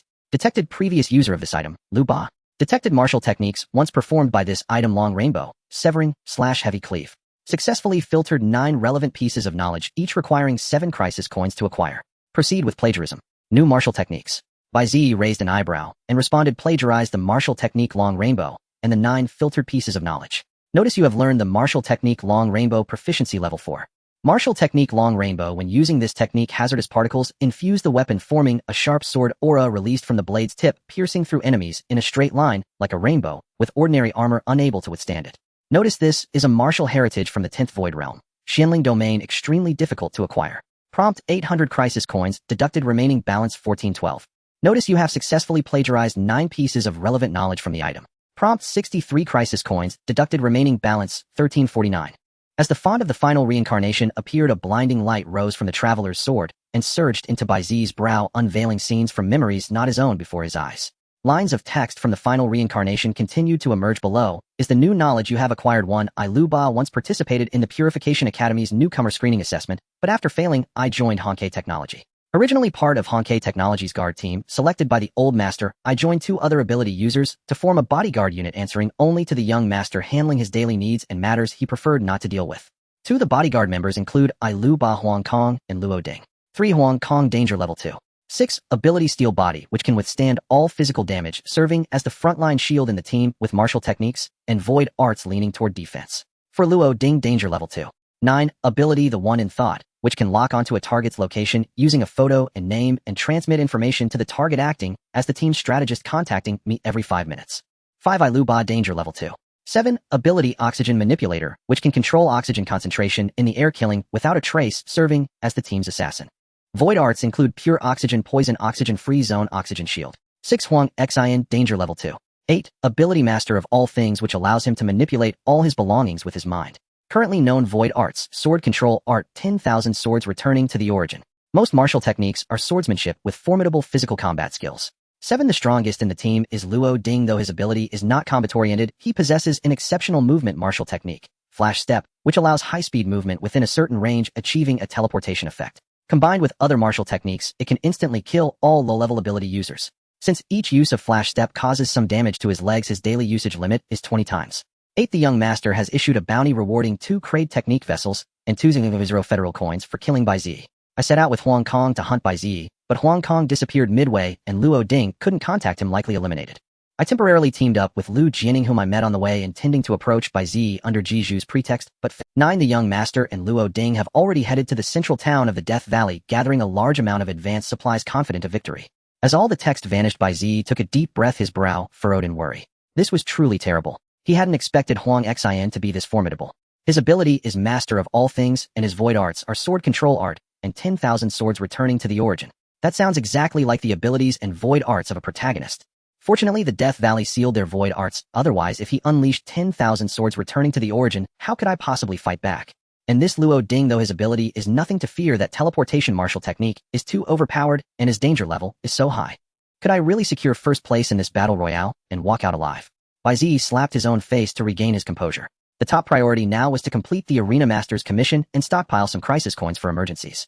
Wait a minute, didn't one of Lu Jianing's clones slip into a ward and close the door just now? Bai Ziyi looked toward the corridor. On the corridor floor, a trail of blood led to a closed ward door. One of Lu Jianing's clones had crawled into that very ward. Bai Ziyi approached the ward and opened the door. Inside, 3 rusted hospital beds were arranged with a layer of blood-red vines covering everything. The corpse of Lu Jianing's clone was nowhere to be found. The blood trail abruptly stopped less than a meter from the door, as if the body had vanished into thin air. Bai Ziyi frowned, then dragged another of Lu Jianing's corpses into the ward and closed the door. A crisp, unusual sound echoed from inside. Bai Ziyi flung the door open, and the corpse on the floor had vanished again. So the rule "don't close the door" only applies to the inside of the room, not the outside. Bai Ziyi murmured, "This is a hidden rule the law spirit secretly revealed to me. It must have a deeper meaning. But what exactly happens after closing the door? What if I used a clone to take a look?" Bai Ziyi glanced at the map. In less than 15 minutes the toxic mist would... He still had to complete the arena master's commission, so it seemed there was no time to investigate this rule. With that thought, Bai Ziyi immediately left the first floor of the inpatient building. Lang Mo stared at the holographic projection, suddenly widening her eyes. "It's here, someone's appeared on the screen. The victor is Bai Ziyi." Lang Lily was utterly shocked by the holographic projection, as if she had seen a ghost. He's a LV1 ability user, yet he took down a LV46 and a LV54 ability user at the same time. How did he manage that? Bai Ziyi emerged alive from the first floor of the inpatient building, which means... Lang Mo turned her gaze toward the center of the venue. Both of those ability users were eliminated by him. Sure enough, at the center of the venue, 2 points of light coalesced into the forms of Lu Jianing and Lu Ba. "Damn it, you..." Lu Jianing, seeing that Lu Ba had also been eliminated, flew into a rage. He grabbed Lu Ba by the collar and swung a punch at his face. Lu Ba caught the fist steadily, though the fierce wind from the punch still scratched his face. "It's just the void realm, no big deal. I had to take you out too to have a chance at dealing with him." "So did you deal with him?" Lu Jianing withdrew his fist and spat. "No, he's too cunning." Lu Ba shook his head. "If you hadn't been thinking about pocketing the reward alone, and instead helped my 10 clones take out those monsters, we wouldn't have let him get the better of us." Lu Jianing shoved his hands into his pockets and started to leave the venue. "He'll report you to the company. Just wait. Hold on." Lu Ba called him back. "A few seconds before I was eliminated, Luo Ding relayed an order from the young master." "What order?" Lu Jianing's eyes narrowed as he asked. "He told us to wait here and capture Bai Ziyi's eliminated..." Lu Ba continued. "Once Bai Ziyi returns to the real world, we'll use his roommate to blackmail him. The reward remains the same." "I didn't expect him to be so fixated on this, Bai Ziyi." Lu Jianing shook his head. "I don't want to be involved." "Wait." Lu Jianing stopped in his tracks. "You mean, by capturing his roommate, we can also get 2 Kraid artifacts and 2 0 federal credits?" Lu Jianing asked suspiciously. "Of course, but he'll tell you up front we split the reward equally." Lu Ba said seriously. "This isn't the void realm. If we really make a move, someone will die. Fine, I get first pick of the artifacts, deal." Lu Jianing broke into a smile. "Suit yourself." Lu Ba snorted coldly and looked at the holographic projection. "What's that kid doing?" Bai Ziyi ascended to the second floor. Finding a piece of wood somewhere, he ignited it with the fireball technique. The inpatient building was filled with so many silk cocoons, each worth 200 crisis coins. How could he pass up such easy crisis coins? No way. Bai Ziyi pushed open the doors to one ward after another, setting fire to every silk cocoon that hung with a human silhouette. Although they would fetch a higher price after hatching, every mutated patient had a void realm level of LV40 and they would attack upon emergence. Bai Ziyi wasn't about to take that risk. Watching his crisis coin balance grow, Bai Ziyi's heart swelled with joy. Suddenly, he noticed a dense cluster of vines moving without any wind. Could it be? Bai Ziyi activated enhanced sight, and indeed spotted a void realm livestream device trapped among the vines. Perfect. Let that annoying livestream device stay stuck there. A faint smile curled at the corner of Bai Ziyi's mouth as he continued upward. The inpatient building had 5 floors in total, but Bai Ziyi swept through from the first to the 4th floor without seeing Huang Dihao or Li Go, nor even the corridor leading to the surgical building. Though he hadn't found the people or the exit, burning 14 silk cocoons had earned him 200 crisis coins. Adding that to his remaining balance, Bai Ziyi now had a total of 4149 crisis coins. Just 851 more crisis coins, and he could advance. Of course, advancing now wouldn't be wise as it would immediately consume 5000 crisis coins. Without enough crisis coins on hand, he would feel utterly insecure. Not to mention having to fight the werewolves lurking in the shadows after leaving the Void Realm, he wasn't even sure he could defeat Huang Xian. For now, he should focus on stealing more void techniques and martial skills to get past Huang Xian. Bai Ziyi stretched lazily, discarding the assassin's dagger, whose durability had reached 0, and picked up another traveler's sword to hang at his waist. Currently, Bai Ziyi had 5 holy stone lights, 2 traveler's swords, and 1 of each basic void tech. At this moment, Bai Ziyi was like a game hero, stocking up on potions and weapons to defeat the ultimate boss, even collecting void techniques that could counter the Demon King, preparing for the final battle. I've searched floors 1 through 4, so they must be on the 5th floor. Bai Ziyi looked toward the stairs leading to the 5th floor.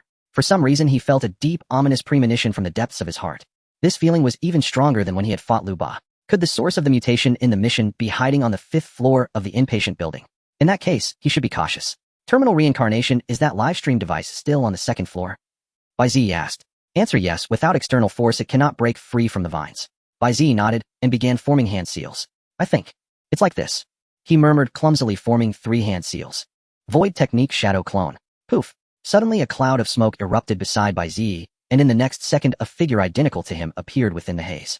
This person's features, physique, and demeanor, even the damaged parts of his clothing, were exactly the same as Bai Ziyi's. Unfortunately, no equipment was replicated. Yo, the other me, the other Bai Ziyi greeted. Bai Ziyi was taken aback. Seeing someone who looked exactly like him for the first time was inevitably a bit disorienting. Do you have an ability?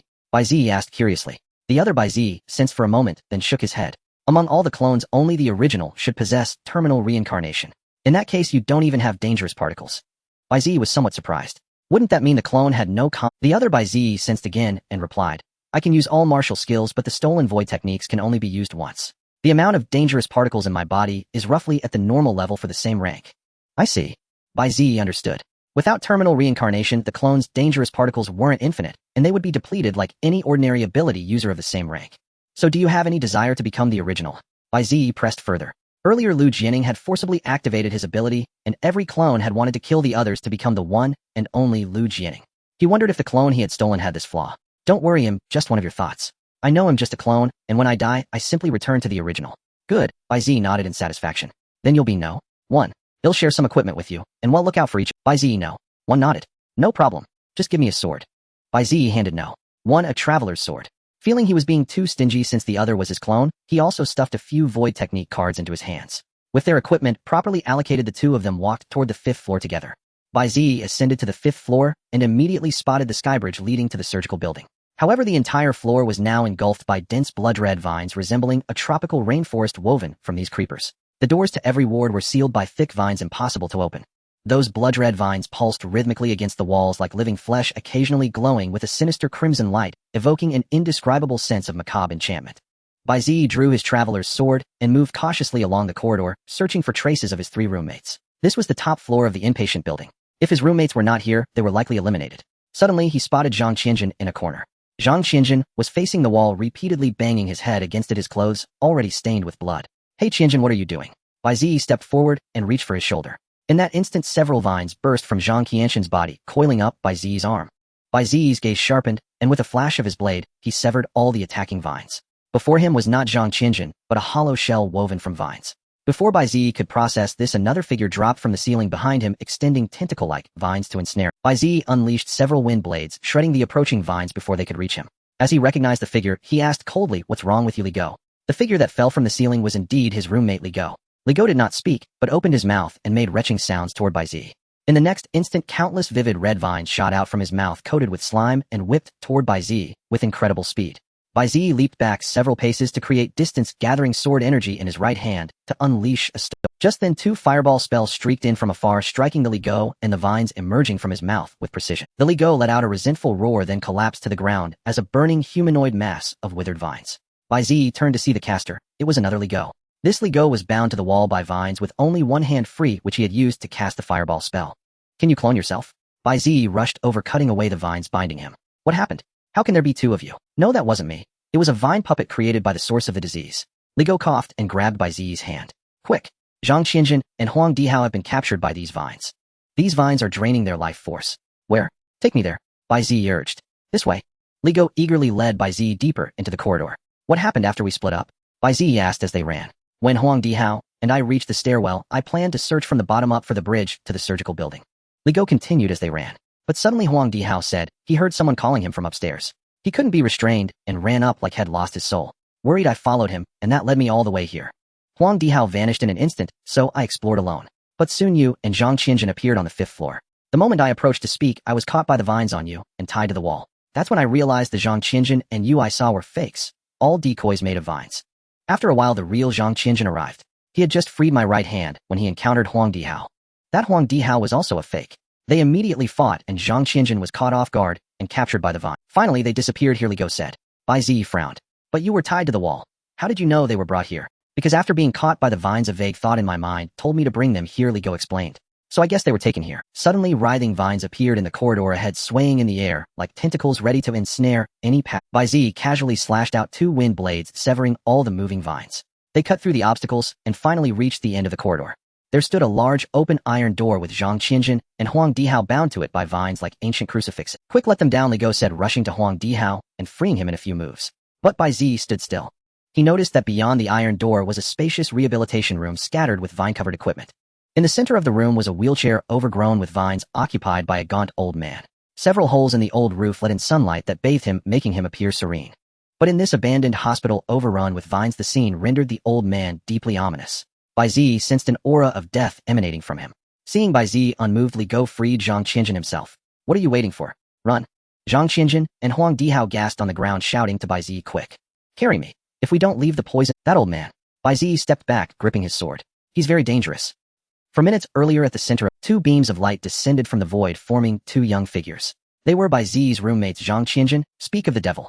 Lu Jianing smirked, encircling them. Bai Ziyi's roommates, huh? You're not getting away.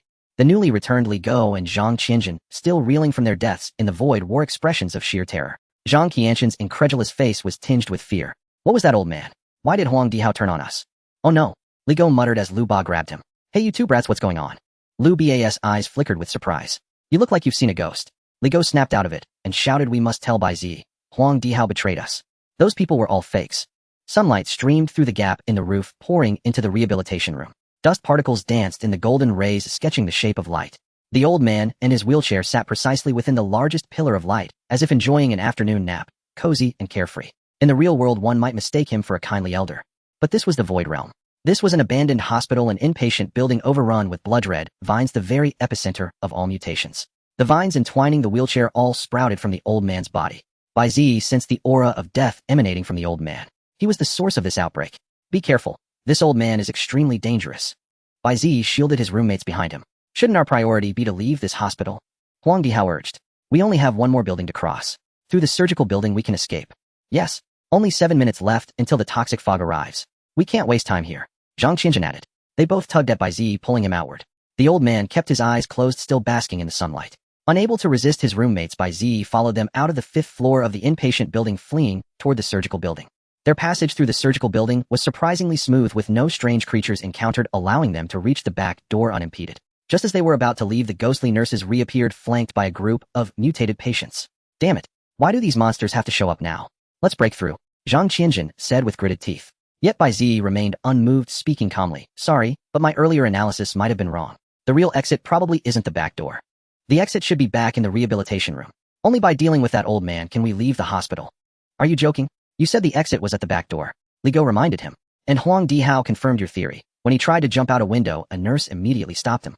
That proves you're right. This hospital is a giant maze, and the back door is the exit. Now if we just rush through the back door, we can leave the hospital. Then what if someone entered through the back door? Bai Ziyi suddenly countered. This. Li Go was struck speechless. If you enter through the back door, then the exit must be the front door. Huang Dihao interjected. Bai Ziyi smiled faintly. That's what I thought too, with full confidence, since by normal logic the exit of a maze is always at the end, right? That's right, Zhang Qianjun shrugged. Bai Ziyi shook his head with a laugh. But the situation now is the complete opposite. What are you trying to say? We're running out of time. Less than 7 minutes before the toxic fog covers this place. Li Go glanced at the map and said urgently, we're only 500 meters from the safe zone. Once we're out of this hospital, let's hypothesize for a moment, what if this is a maze with 2 entrances? Bai Ziyi continued as if talking to himself. Whether you enter from the front or back door, you'll inevitably pass through the rehabilitation room. That old man has been entrenched there, as if guiding everyone who enters the hospital to him. That's his domain. The entire floor is covered in his vines, making him nearly invincible there. He's like a boss in a level. You must defeat him to leave. Let me guess. Bai Ziyi turned to his roommates. You're so eager to drag me out of the hospital, just to make me break the rules here, aren't you? Using the rules to take me down. Am I right, Grandpa? Bai Ziyi raised his sword, pointing it at his roommates. At the same moment, the old man on the 5th floor of the inpatient building suddenly opened his eyes, filled with astonishment. Thin vines slithered between his cracked lips as he asked into the void, How did you know? How did you know? Huang Dihao echoed simultaneously. My roommates would trust me unconditionally. In a situation like earlier, they'd stay with me, even if it seemed unreasonable, Bai Ziyi laughed. Only an outsider like you would desecrate the sacred and noble bond we share. You're so eager to drive me away. Can I take it as you being afraid of me? At these words, all 3 roommates fell silent. Ha. The old man in the wheelchair suddenly chuckled. You're interesting. Ha, you're interesting. Huang Dihao also laughed abruptly. The next second, Zhang Qianjun and Li Go attacked simultaneously, using their hands as blades to strike at Bai Ziyi. Quick to react, Bai Ziyi swung his sword and cleaved them both in 2. Their bodies split apart in an instant. Just as Bai Ziyi thought he had neutralized the threat, sharp vines sprouted from where they had touched him, piercing through his chest. Dying at the hands of your own comrades. You must be happy, right? The old man said. At the same time, Huang Dihao echoed the same words, dying at the hands of your own comrades. You must be happy, right? I see. Only Huang Dihao is under your control. Li Go and Zhang Qianjun have already been eliminated. Watching Zhang Qianjun and Li Go's bodies dissolve into vines, Bai Ziyi smiled faintly as blood gushed from his mouth. My mission is complete. Boom. Bai Ziyi turned into a plume of smoke and dissipated on the spot. The old man and Huang Dihao were both stunned. Huang Dihao jerked his head up, staring toward the inpatient building. Damn it. Bai Ziyi turned into a plume of smoke and dissipated on the spot. The old man and Huang Dihao were both stunned. Huang Dihao jerked his head up, staring toward the inpatient building. The old man snorted and a wall of vines erupted from the ground before him, blocking the fireball. Was that a clone that left with your roommate earlier? The old man asked, watching the figure emerge from the corridor. Were you afraid of hurting your roommate, so you used a diversion? The figure was Bai Ziyi himself. The old man sat up straight, leaning forward slightly. Your companion's memories didn't reveal that you possessed such a void art. Because I'm competitive, why would I tell them about the things I secretly learned? Bai Ziyi laughed. Come out, my children. The old man clapped his hands. From the floor walls, and even the ceiling, countless vines intertwined to form vivid human figures. Some were dressed as doctors, others as patients, and still others as nurses. They chatted and greeted one another, turning the once old and desolate rehabilitation room into a lively scene. Yet their faces were pallid, and they mechanically repeated the same phrases. Upon closer inspection, the striations of vine, a group of vine people mimicking human behavior in an abandoned hospital, was utterly eerie. Thankfully, it was daytime in Death Valley, or any single shot could have passed for a horror film. Children. The old man raised a withered hand, pointing at Bai Ziyi. Kill him. Instantly, all the vine people turned their gazes toward Bai Ziyi, their vacant expressions twisting into grotesque ferocity. Yes, grandfather. Bai Ziyi narrowed his eyes and activated Identify. Since the figure he faced earlier was a doppelganger without any abilities, he couldn't use Identify to gather information about the enemy. However, a line of text flickering with electric sparks appeared first.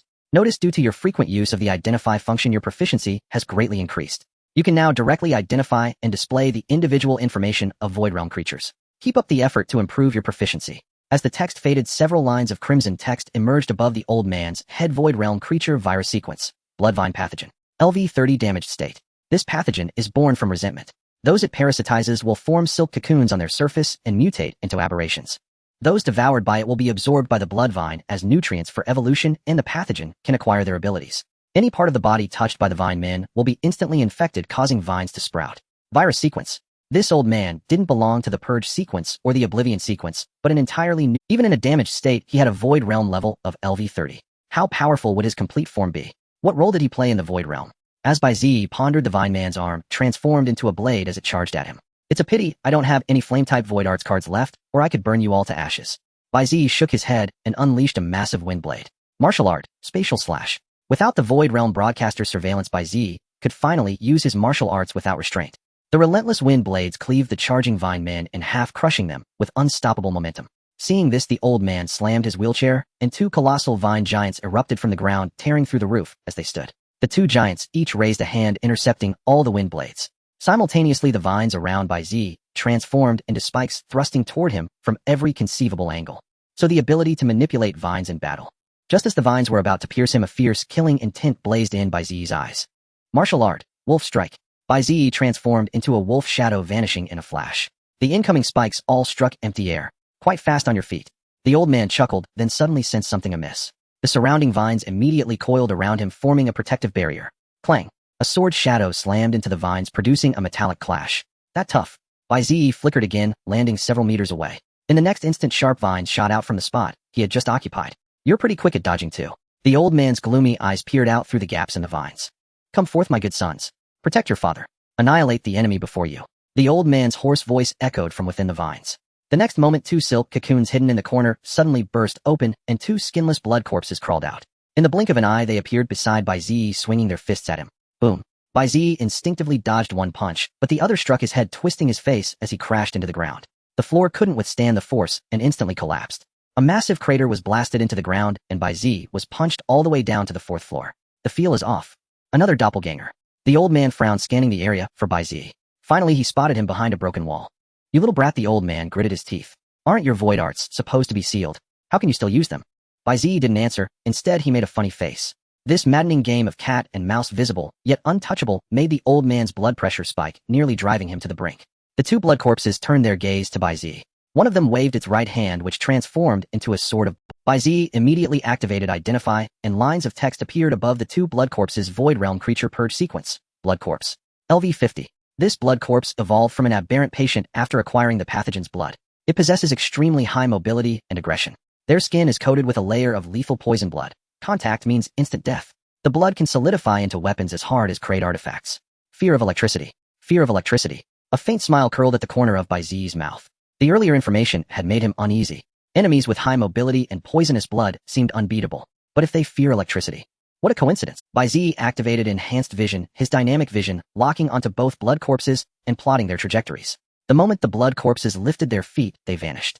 The next instant, they reappeared beside Bai Ziyi. A fist and a sword struck again. But this time they hit the wooden armor. The wooden armor shattered instantly. Bai Ziyi spat out a mouthful of blood, using the force to propel himself backward while firing 3 lightning arrows midair. All 3 struck true. Erg.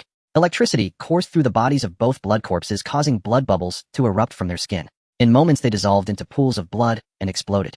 What? The old man was stunned, hastily commanding the vine giants to pursue Bai Ziyi. But Bai Ziyi flipped in the air, landed steadily, and activated Holy Stone Light to heal his injuries. By the time the vine giant's fists arrived, he had already evaded to another spot. The old man's gaze grew colder. Damn it. Was that luck?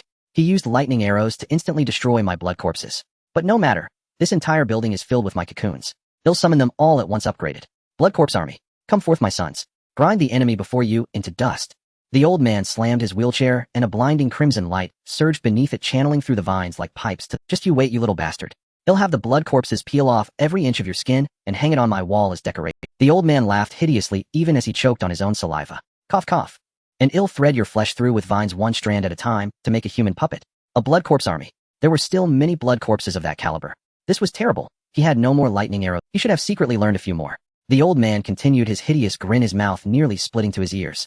1 second, 2 seconds, 3 seconds. 30 seconds passed, and nothing happened. Where is my blood corpse army? The old man was stunned. The two stared at each other across the space, the atmosphere growing increasingly awkward. The old man's smile faded while Bai Ziyi's face bloomed into a radiant grin. The cocoons downstairs had long been burned to ashes by him. Sorry, old man. Bai Ziyi flashed a sly smile. Looks like your son stood you up. In the central square, all the spectators were gazing at the holographic projection of Bai Ziyi. Although the virtual broadcast device was stuck on the 2nd floor of the hospital building, the live feed continued to be displayed. In the footage, vines were continuously glowing with a crimson light, and loud crashes could be heard from above, accompanied by the sound of falling debris. It seemed that a fierce battle was taking place on the rooftop. I really want to know what's happening up there, the audience remarked. The whole building is shaking. Ooh, could they be fighting a boss? Is it possible that someone can fight against a cheater for so long? Wait, isn't this a battle royale mode? How can there still be a... Who knows? The 18th Virtual World Competition is just like that, said a seasoned audience member. In the past competitions, monsters would often appear midway, ending it for all players. How come this hasn't been mentioned online? Asked a female spectator beside him. There aren't even any related complaints. When faced with such situations, the Soul Purification Institute usually offers substantial hush money to compensate players. The spectator shrugged, so everyone just acts as if nothing happened, and naturally there are no records online. Why would they complain to the Soul Purification Institute? I was fortunate enough to encounter it once, receiving a hush fee of 200 virtual points along with a grade magic item. It was quite delightful to think about. Hey handsome, I'm a reporter from True Society. How about we grab a drink after the match? The female spectator suddenly laughed. Our True Society is currently gathering negative news about the Soul Purification Institute. If you can provide us with news tips, we will offer a handsome reward. Don't worry, we won't disclose your ID or name. You can rest assured. As she spoke, the female spectator leaned slightly closer to the male spectator. Oh, True Society. How come I've never heard of it? The male spectator said cautiously. The female spectator smiled slightly. We are a newly established large organization, and you will soon see us around. Suddenly, a loud crash resonated from above the virtual broadcast device. Immediately after, a massive concrete wall collapsed, crushing the broadcast device to the ground. It's done for Miss Muji. This broadcast device is wrecked. The staff member said awkwardly. It seems there is an intense battle happening on the hospital rooftop, possibly involving the destroyer of the mystery. Muji huffed lightly. Let's not waste any more time. Immediately deploy other virtual broadcast devices to Bai Ziyi's location to gather intel on this destroyer. Understood, the staff member replied as he immediately began operating the equipment, switching control of the device. By the way, Miss Muji, there's a question I'm not sure if I should ask. Go ahead, Muji said, crossing her arms as she sat down. Didn't you say you were going to encircle the werewolves disguised as humans? The staff member mustered his courage to say, in that case those werewolves might also be watching the live broadcast. Following Bai Ziyi around like this, although he is just an intern, exposing his abilities might not be appropriate.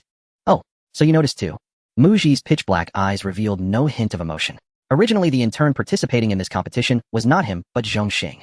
It's just that his ranking suddenly became first, combined with our captain being a rogue. Cough. In short, this qualification for the competition was fought for. So a certain senior executive proposed to follow Bai Ziyi throughout to collect relevant data, Muji said flatly. We can only carry out orders.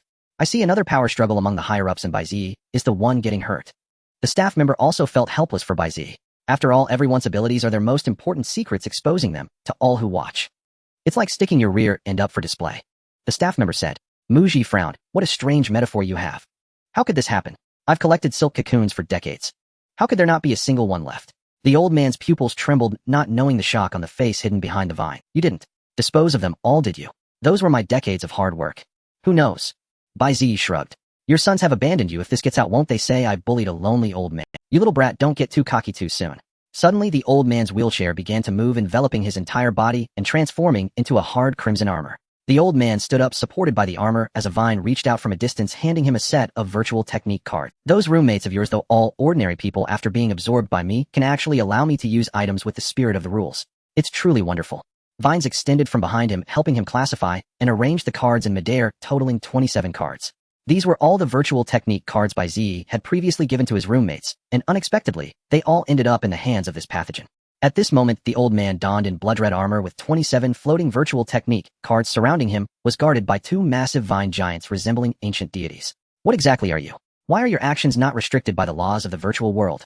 Bai Ziyi said in a deep voice. You are indeed different from other ability users. The old man did not directly answer Bai Ziyi's question. Few ability users discover our differences. They merely treat us as NPCs of the virtual world. You are just a LV1, yet you can push me to this extent. It seems you possess a very special ability. This is excellent. Oh, once I absorb you, I will be one step closer to invading your world. The old man smiled. Invading our world? Bai Ziyi squinted, a killing intent instantly surging in his eyes. Back to the earlier question, you diverted my attention before intending to use the rules to kill me. Are you afraid of me? Does that mean your true form is very fragile? The old man slightly paused, then laughed. Don't think too much about it, child. Killing you is merely to avoid dirtying my hand. As soon as he finished speaking, 27 advanced virtual technique cards were activated simultaneously. The two vine giants beside him also began to form seals. A powerful pressure materialized, creating an invisible wind that spread out, shattering some debris on the ground. The prompt for the end of cycle warning immediately popped up. Warning. You have been targeted by the advanced virtual technique card Wind Blade. The small text of the final cycle had turned a terrifying blood red. Warning. You have been targeted by 27 void techniques. Time until the release of the void techniques, 10 seconds. Warning. You have been targeted by the special void technique Bloodvine Soul Devourer. Explanation. If struck by this special void technique, your soul will be imprisoned and become nourishment for the bloodvines, never to return to the real world. The law level of this void technique is extremely close to that of a void art. After being struck by this technique, this ability will also transfer to the pathogen. At that time, the real world will face the apocalyptic crisis of the bloodvine virus. Please survive. All the small text retracted, leaving only the various void techniques marked with identified. struck, and unable to return to the real world. Bai Ziyi sighed and began forming hand seals. Then I can't hold anything back. Void technique shadow clone. Boom, boom, boom. 3 clones appeared beside Bai Ziyi. How troublesome. Said Bai Ziyi no. 1. This stolen void technique doesn't have many uses left. Bai Ziyi no. 2 shook his head. We're not even at the final circle yet, and we've already used so much. Bai Ziyi no. 3 sighed. Everyone, each of you should be able to use every type of void technique one more time, Bai Ziyi reminded them. I see, Bai Ziyi no. 1 said with a slight smile. So there is such a method. Bai Ziyi no. 2 began forming, indeed being targeted by 27 void techniques with no way to dodge. The best approach is to increase the number of targets.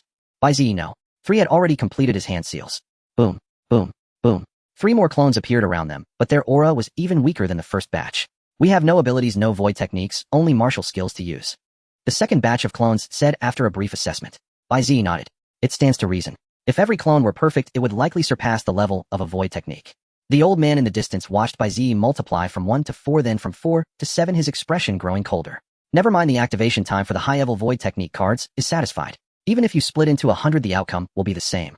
The old man waved his hands, and the 27 void technique cards transformed into beams of light shooting out explosively. Here they come. Bai Ziyi roared, dispersing on the spot with his many clones. The next second, 15 lightning arrows struck the ground where they had stood. Directly attacked the main body, one of the Bai Ziyi clones shouted. No sooner had he shouted than he was smashed to the ground by a column of water descending from the sky. Boom. The one giving orders is a fake. The old man raised an eyebrow. Suddenly 2 figures charged at him from behind. Such a suicidal charge must be a fake too, the old man said, shaking his head. The next second, 3 swirling wind blades sliced the 2 apart. Oh, I see, the old man suddenly chuckled. You can create clones, but you can't replicate the artifacts on your body. Only the one wearing the artifact is your true body. The old man spread his arms and 4 bolts of thunder descended from the sky, striking a Bai Ziyi, who was lunging through the air. The electric light instantly engulfed him, and Bai Ziyi dissolved into thick smoke in the thunder. Found you. The old man's eyes blazed with savage ferocity like a bloodthirsty beast as he pointed at a Bai Ziyi, sprinting away. On his body was the traveler's sword. Countless sharp vines burst forth, surging toward Bai Ziyi. Bai Ziyi made an abrupt stop, steadied himself, and slashed several wind blades into the air. But the number of vines was overwhelming. The few wind blades were instantly drowned by them, having no effect at all. Seeing this, Bai Ziyi immediately activated Wolf Rush to put distance between himself and the vines. It seems the clones have drained you too much. Even your wind blades have become weak and feeble. The old man laughed unrestrainedly, hurling more void techniques at Bai Ziyi. Over a dozen high-level void techniques bombarded him relentlessly, causing walls to collapse one after another. Load-bearing walls were blasted through one by one, leaving the entire building precarious. From a distance, the abandoned hospital on the mountaintop continuously spewed thick smoke, and the terrifying aura leaking from it was enough to make nearby players tremble with shock. Players fleeing toward the safe zone nearby dared not stop to watch, fearing they might be hit and eliminated by the cement blocks blasted from the hospital. Soon all 27 void techniques had been used, and the entire inpatient building lay in ruins, reduced to rubble. What a runner you are. All 27 void techniques are exhausted, the old man remarked, but fortunately I've caught you. Amidst the smoke and dust, several vines coiled around a disheveled figure. It was Bai Ziyi. Now his body was covered in wounds, blood slowly dripping from his sleeve, but his gaze remained steadfast. A vine took the sword from his hand and tossed it aside.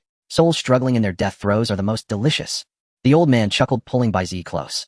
Void technique, blood vine, soul devourer. Countless transparent, ferocious ghost heads floated up from the surrounding vines. Some resembled angry clowns, others like hellish demons, and still others nightmare creatures.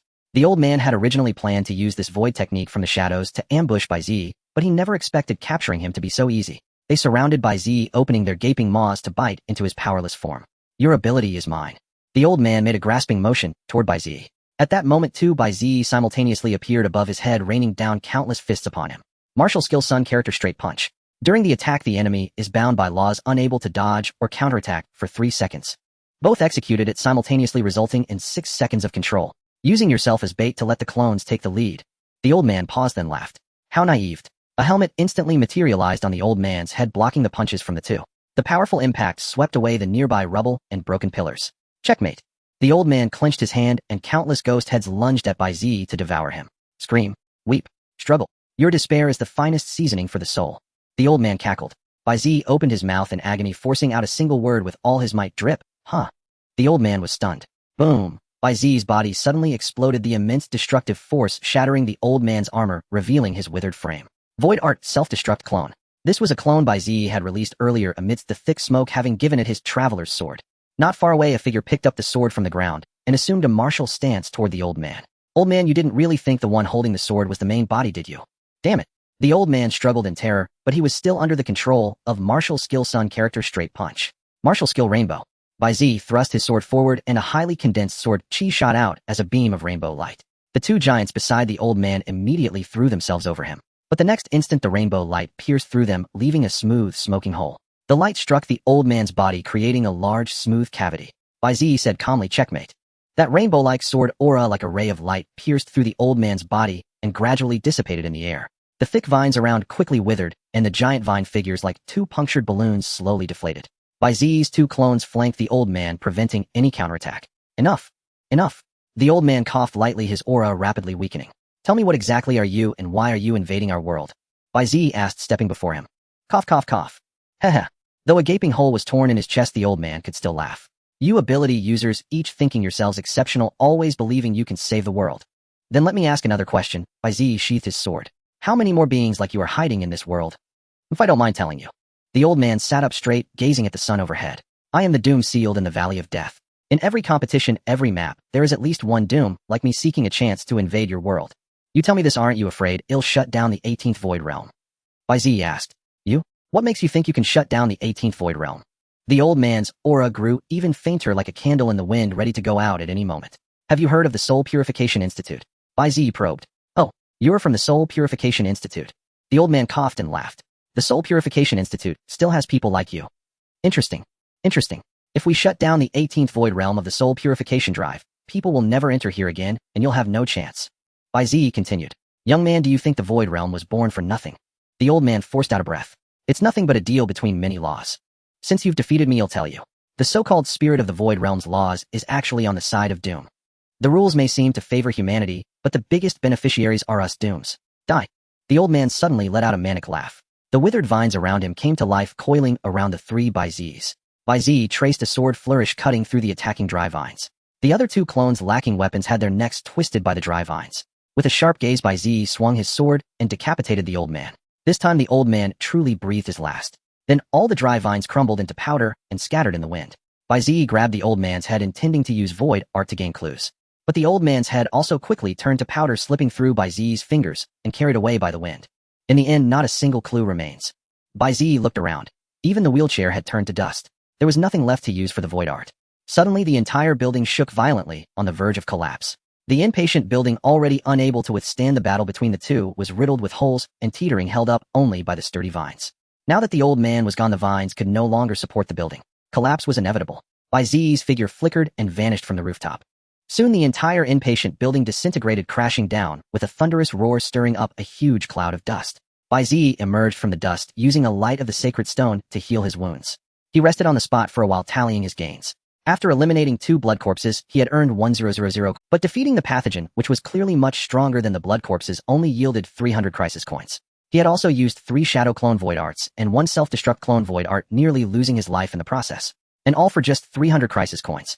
It seemed the reward for kills wasn't based on the enemy's strength at all. Instead, it was based on the danger level of the defeated enemy. Oh well, at least he now had 5449 crisis coins, which should be enough for the final circle battle. Strange. Why hasn't the reward been issued yet? Bai Ziyi glanced at his wristband. The mission still showed but the old man, the pathogen, was dead, and the inpatient building had collapsed. What else was left unfinished? Bai Ziyi looked towards the remaining outpatient building and surgical building. He had now left the hospital, but wasn't being pursued by the hospital's rules. This meant he had passed the hospital's labyrinth and defeated the boss within it. But why wasn't the mission complete yet? In the distance, thick poisonous fog was already visible. If there were any unresolved issues in the hospital, it might be too late. Suddenly, Bai Ziyi noticed that the windows of the outpatient and surgical buildings were filled with faceless nurses. Their face bandages were still stained with blood, standing silently in the dim rooms, looking exceptionally eerie. The old man had been dealt with, yet they still remained in the hospital. Was their true purpose actually to seal the old man, preventing any infected from leaving? The faceless nurses tilted their heads, pointed their fingers, and all directed their gazes towards one spot. Bai Ziyi followed their gesture. A kilometer away, a figure was moving towards the safe zone. Bai Ziyi squinted and activated enhanced vision, bringing the kilometer-distant view as clear as if before his eyes. It was Huang Dihao. Huang Dihao stopped 2 female players and introduced himself. Ladies, I have 10 advanced void art cards and several basic ones plus a weapon. I wonder if I'm qualified to team up with such beautiful ladies. This. The 2 girls stared nervously at Huang Dihao, afraid he might attack. You really want to team up with us? We have no gear and our skills are terrible. No problem, I can definitely get you into the final circle. Huang Dihao patted his chest. One of the short-haired girls whispered, let's pretend to team up with him first, then kill him when he's off guard. Then his cards and weapon will be ours. Good. A slick-talking guy like that can't be a good person, the long-haired girl whispered back. Then let's be partners. Huang Dihao smiled. Then he slowly raised his hand about to activate some void art. Just then a hand landed on his shoulder. Huh. Huang Dihao immediately spun around and threw a heavy punch. Slap. His solid fist was caught by a hand, the punch's wind ruffling the other's hair. Z. Huang Dihao was stunned. You got out. Bai Ziyi laughed. What, you traitor can't move when you see a pretty— How did you get out of the hospital? Huang Dihao was taken aback. I'm not sick, so of course I could be discharged. Bai Ziyi smiled at the other two girls. Sorry, but my friend here can't walk straight whenever he sees a woman. Upon seeing this, the two girls almost simultaneously drew their lightning arrows and fired at Bai Ziyi and his companion. They had come from the edge of the Valley of Death and often encountered lone players inviting them for illegal team-ups along the way. Most of those players were arrogant men without much skill, and they were ultimately ambushed, killed, and eliminated by the group. Using this method, they specifically hunted lone males and had already eliminated 6 such players. Huang Dihao was their next target, and the suddenly appearing Bai Ziyi naturally became their target as well. However, Bai Ziyi waved his long sword and effortlessly cut through the 6 incoming electric arrows. What? The two girls were startled. It was their first time encountering someone who could sever electric arrows with a sword. I'm sorry, but it's dangerous here. Could you please take your leave? A hint of a smile lingered in Bai Ziyi's eyes as if sunlight had melted into his gaze, warm, yet powerful. The next second, he unleashed a massive wind blade that effortlessly split the earth beneath them. The two girls were startled once more. This man spoke gentle words, but showed no mercy in his actions. Before the two girls could react, they were struck by Bai Ziyi's long-range slash and dissipated into specks of light. You have eliminated 2 ordinary humans. Crisis coins 4. The prompt from the final cycle flashed and vanished instantly. Huang Dihao frowned. Z, what are you doing? I was just— Enough, don't act so familiar. We're not even close. You sought them out just to parasitize them, didn't you? Bai Ziyi flashed a sunny smile at Huang Dihao. Isn't that right, old man? Huang Dihao's pupils constricted, and he immediately leaped back several meters, keeping a safe distance from Bai Ziyi. Hey, aren't you even going to pretend? One sentence and you show your hand. Bai Ziyi was stunned. He hadn't expected Huang Dihao to react so strongly. You weren't infected and parasitized. You killed at me. Huang Dihao squinted, a cold ruthlessness flashing in his eye. I knew why the pathogen in the hospital was incomplete, so it was hidden here. Bai Ziyi's smile gradually faded, turning serious. You're parasitizing Huang Dihao, trying to win the competition and leave the Valley of Death. How do you know? Huang Dihao hid his hands behind his back, secretly retrieving his illusory technique card. I eliminated the pathogen, yet you still managed to attach yourself to Huang Dihao. That means you're different from other parasites. You don't vanish when the host body dies. Such a unique existence can only be a parasite separated from the original body. You left your old body in the hospital, using a sick-a-dashing strategy to deceive the laws. They're planning to invade the real world through Huang Dihao's body. But if parasitizing allowed you to leave the Valley of Death directly with your host through elimination, you would have killed yourself long ago. Therefore, your only path of invasion is to win the competition and return to the real world normally. Bai Ziyi shook his head. I won't let you leave here. Huang Dihao's pupils shifted and murderous intent filled his eyes. You know too much.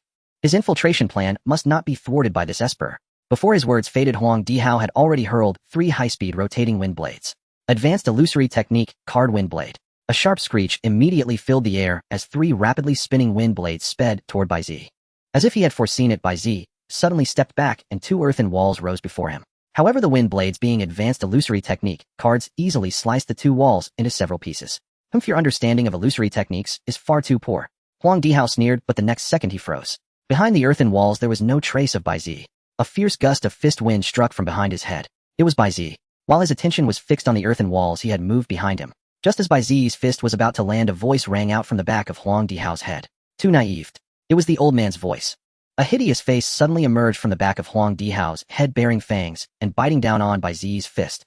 Your body is mine now. The face laughed maniacally, its eyes bloodshot with madness. Blood-red vines burrowed into Bai Ziyi's arm, crawling along his blood vessels toward his head. Boom! Bai Ziyi's head suddenly exploded, shattering the vines that had invaded his body. The face immediately spat out Bai Ziyi's fist, but the shockwave from the explosion still injured its face. Damn it! The monstrous face cried out. How do you have such an illusory technique? No. How can you use an illusory technique? That's a VIP privilege. Bai Ziyi climbed up from between the 2 earthen walls. He had lain down to dodge the 2 wind blades, then used a pre-prepared self-destruct clone to ambush Huang Dihao. Huang Dihao drew his traveler's sword and charged at Bai Ziyi.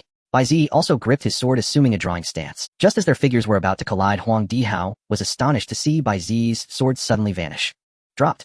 No, the sword was too fast. Martial skill shadowless. A piercing sound of cutting wind filled the air. By the time Huang Dihao heard it, his head had already separated from his body, tumbling through the air. Such a fast sword. Huang Dihao murmured, closing his eyes. Bai Ziyi glanced at the soul purification drive bracelet, which remained utterly still. Playing dead again. Bai Ziyi struck out with another sword, skewering Huang Dihao's head. The sword burst out from the monstrous face's mouth, and it could no longer bear the pain, shouting, "Damn it! Why won't you let me go? Let you go? Would you let my world go?" Bai Ziyi found it both infuriating and absurd. Besides, the host you're parasitizing now is too weak. You won't survive the final circle. If you're a man, let me go. Wait until I find a powerful esper to parasitize, then I'll fight you again. The monstrous face snarled viciously. So you plan to go to the final circle and parasitize a strong esper? Bai Ziyi shook his head. One last question, is the spirit of the void laws on your side? Oh, did the other me tell you that?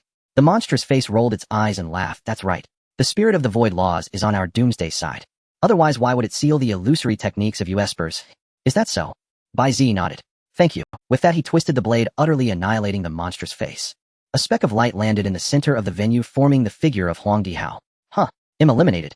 Huang Dihao sat on the ground, looking around in bewilderment. You traitor. Why did you betray us? Zhang Qianjun grabbed Huang Dihao by the collar. What are you talking about? How did you guys get eliminated too? Only Bai Ziyi is still fighting. Huang Dihao looked utterly innocent. Didn't we run into nurses at the hospital? And then? Huh. Then didn't the nurses dance a spicy dance for us in white stockings? White what stockings? What spicy dance? Do you even hear the nonsense you're spouting? Zhang Qianjun shook Huang Dihao by the shoulders. Have you forgotten what you did in the inpatient building? Inpatient? Did we go there? Weren't we just watching the dance? Huang Dihao scratched his head. Alright, he was probably possessed or controlled at that time, his consciousness trapped in an illusion. Lu Ba, who had been listening nearby, explained, then felt something was off and added, this kind of bug occasionally appears in the end of the void realm. It's normal. Huang Dihao looked up at his two roommates. See, it's a bug. I didn't attack you.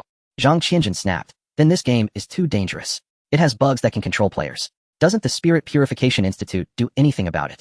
Forget it, this isn't something we can handle. Let's go eat and wait for Bai Ziyi, Huang Dihao said, standing up with a smile. You three aren't going anywhere. Stay put. Lu Jining grabbed Huang Dihao and shoved him back. Huang Dihao looked baffled. Brothers, did I attack you in the game or something? That was a bug. Li Go whispered nearby.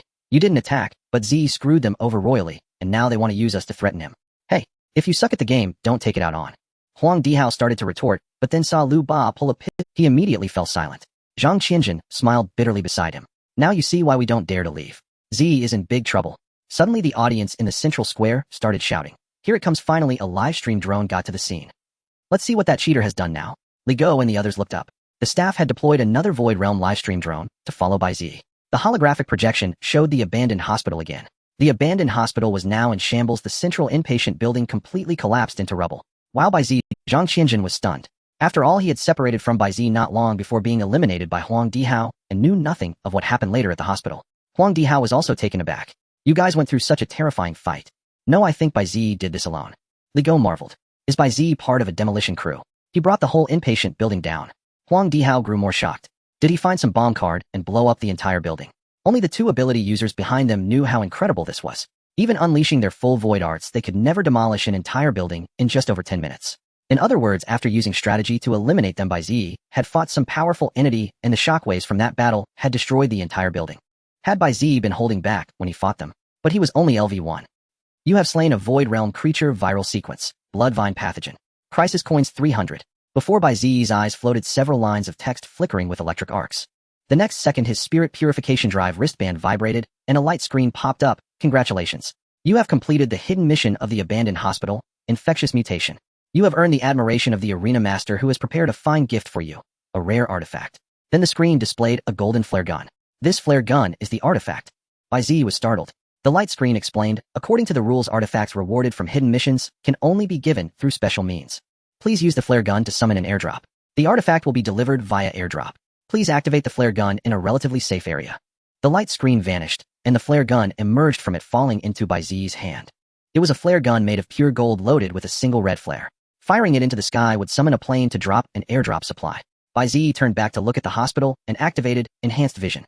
The abandoned hospital on the hilltop was now shrouded in black toxic mist, the buildings melting like candles within it. A transparent, Void Realm livestream drone was flying toward him from above the hospital, persistent as a ghost. Bai Ziyi muttered as the drone drew closer. Bai Ziyi glanced at the survivor count on his wristband.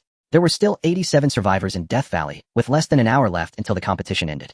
Alright, I'll have to go to the next safe zone before firing the flare gun, Bai Ziyi said, picking up the equipment dropped by Huang Dihao. Speaking of which, since Huang Dihao was parasitized, maybe I can find clues about the pathogen from this, Bai Ziyi murmured, picking up Huang Dihao's traveler's sword. Filter out all information regarding Huang Dihao's parasitization and the pathogen. Bai Ziyi activated his void art. Heavens, one plagiarist activated, detected, great artifact, traveler's sword. Durability 8. Detected previous users of this item 1. Huang Dihao 2. Bloodvine pathogen.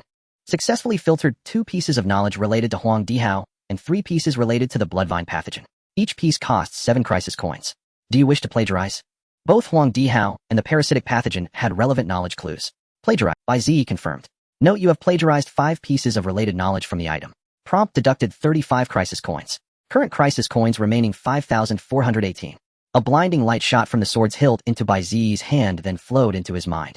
Text from Final Reincarnation continued to appear. The following is the new knowledge you have acquired. 1. After a spectral nurse climbed onto Huang Dihao's shoulders, a parasitic blood vine drilled from the nurse into his nape, releasing illusions to begin the parasitization. 2. Huang Dihao saw the spectral nurses suddenly rip off their blood-soaked bandages, revealing charming faces, and begin to dance provocatively. The following is the provocative dance scene Huang Dihao saw in the illusion. Then an image appeared in Bai Ziyi's mind. The outpatient building suddenly lit up with dazzling colorful lights, and a high-energy DJ track blared. The spectral nurses, already with alluring figures, unwrapped their bandages, dancing under the lights in white stockings, twirling the bandages. The sexy short skirts and their seductive dance moves were a perfect match, rivaling any K-pop girl group. The blood on their tight nurse uniforms only added a touch of wildness to their dance. They danced closer to Huang Dihao, pressing against his body, writhing like water serpents. It was as if they had entered not a hospital but a den of spider spirits. Wait. Huang Dihao was controlled by this kind of illusion. Bai Ziyi was stunned, then shook his head helplessly and continued to read the remaining knowledge. The following is the relevant knowledge content of the parasitic pathogen. Bai Ziyi sat behind a boulder, holding Huang Dihao's sword, examining the related knowledge he had surreptitiously learned. The following 3 items are memory fragments from the pathogen. First, the plan was to trick Bai Ziyi to the back door of the hospital, then parasitize him while he was under the control of the undead nurse. Unfortunately, it failed. Second, to seek out other humans active in the Valley of Death and form a parasitic army, selecting the most suitable and powerful Esper from the final circle to infiltrate the human world and trigger the bloodvine apocalypse. Third, another doom is hidden within the Valley of Death, concealed in the pasture. If it agrees to merge with itself, it will be brought into the human world as well. All the small text retracted, and his vision returned to normal. There's actually another doom. Bai Ziyi's expression grew serious. He hadn't expected this competition to be so perilous, even threatening the safety of the real world. In the death arena of the 18th Void Realm, no one knew how many dooms were still being suppressed. But after the last time he violated a taboo and was hunted by taboo creatures, he could no longer determine whether this crucial intelligence could be shared with others. Yet expecting him to resolve the doom crisis alone was far too difficult. Sometimes he truly didn't seek death. Who knew which sentence might trigger a taboo? For now, the priority was to head to the safe zone and summon the airdrop.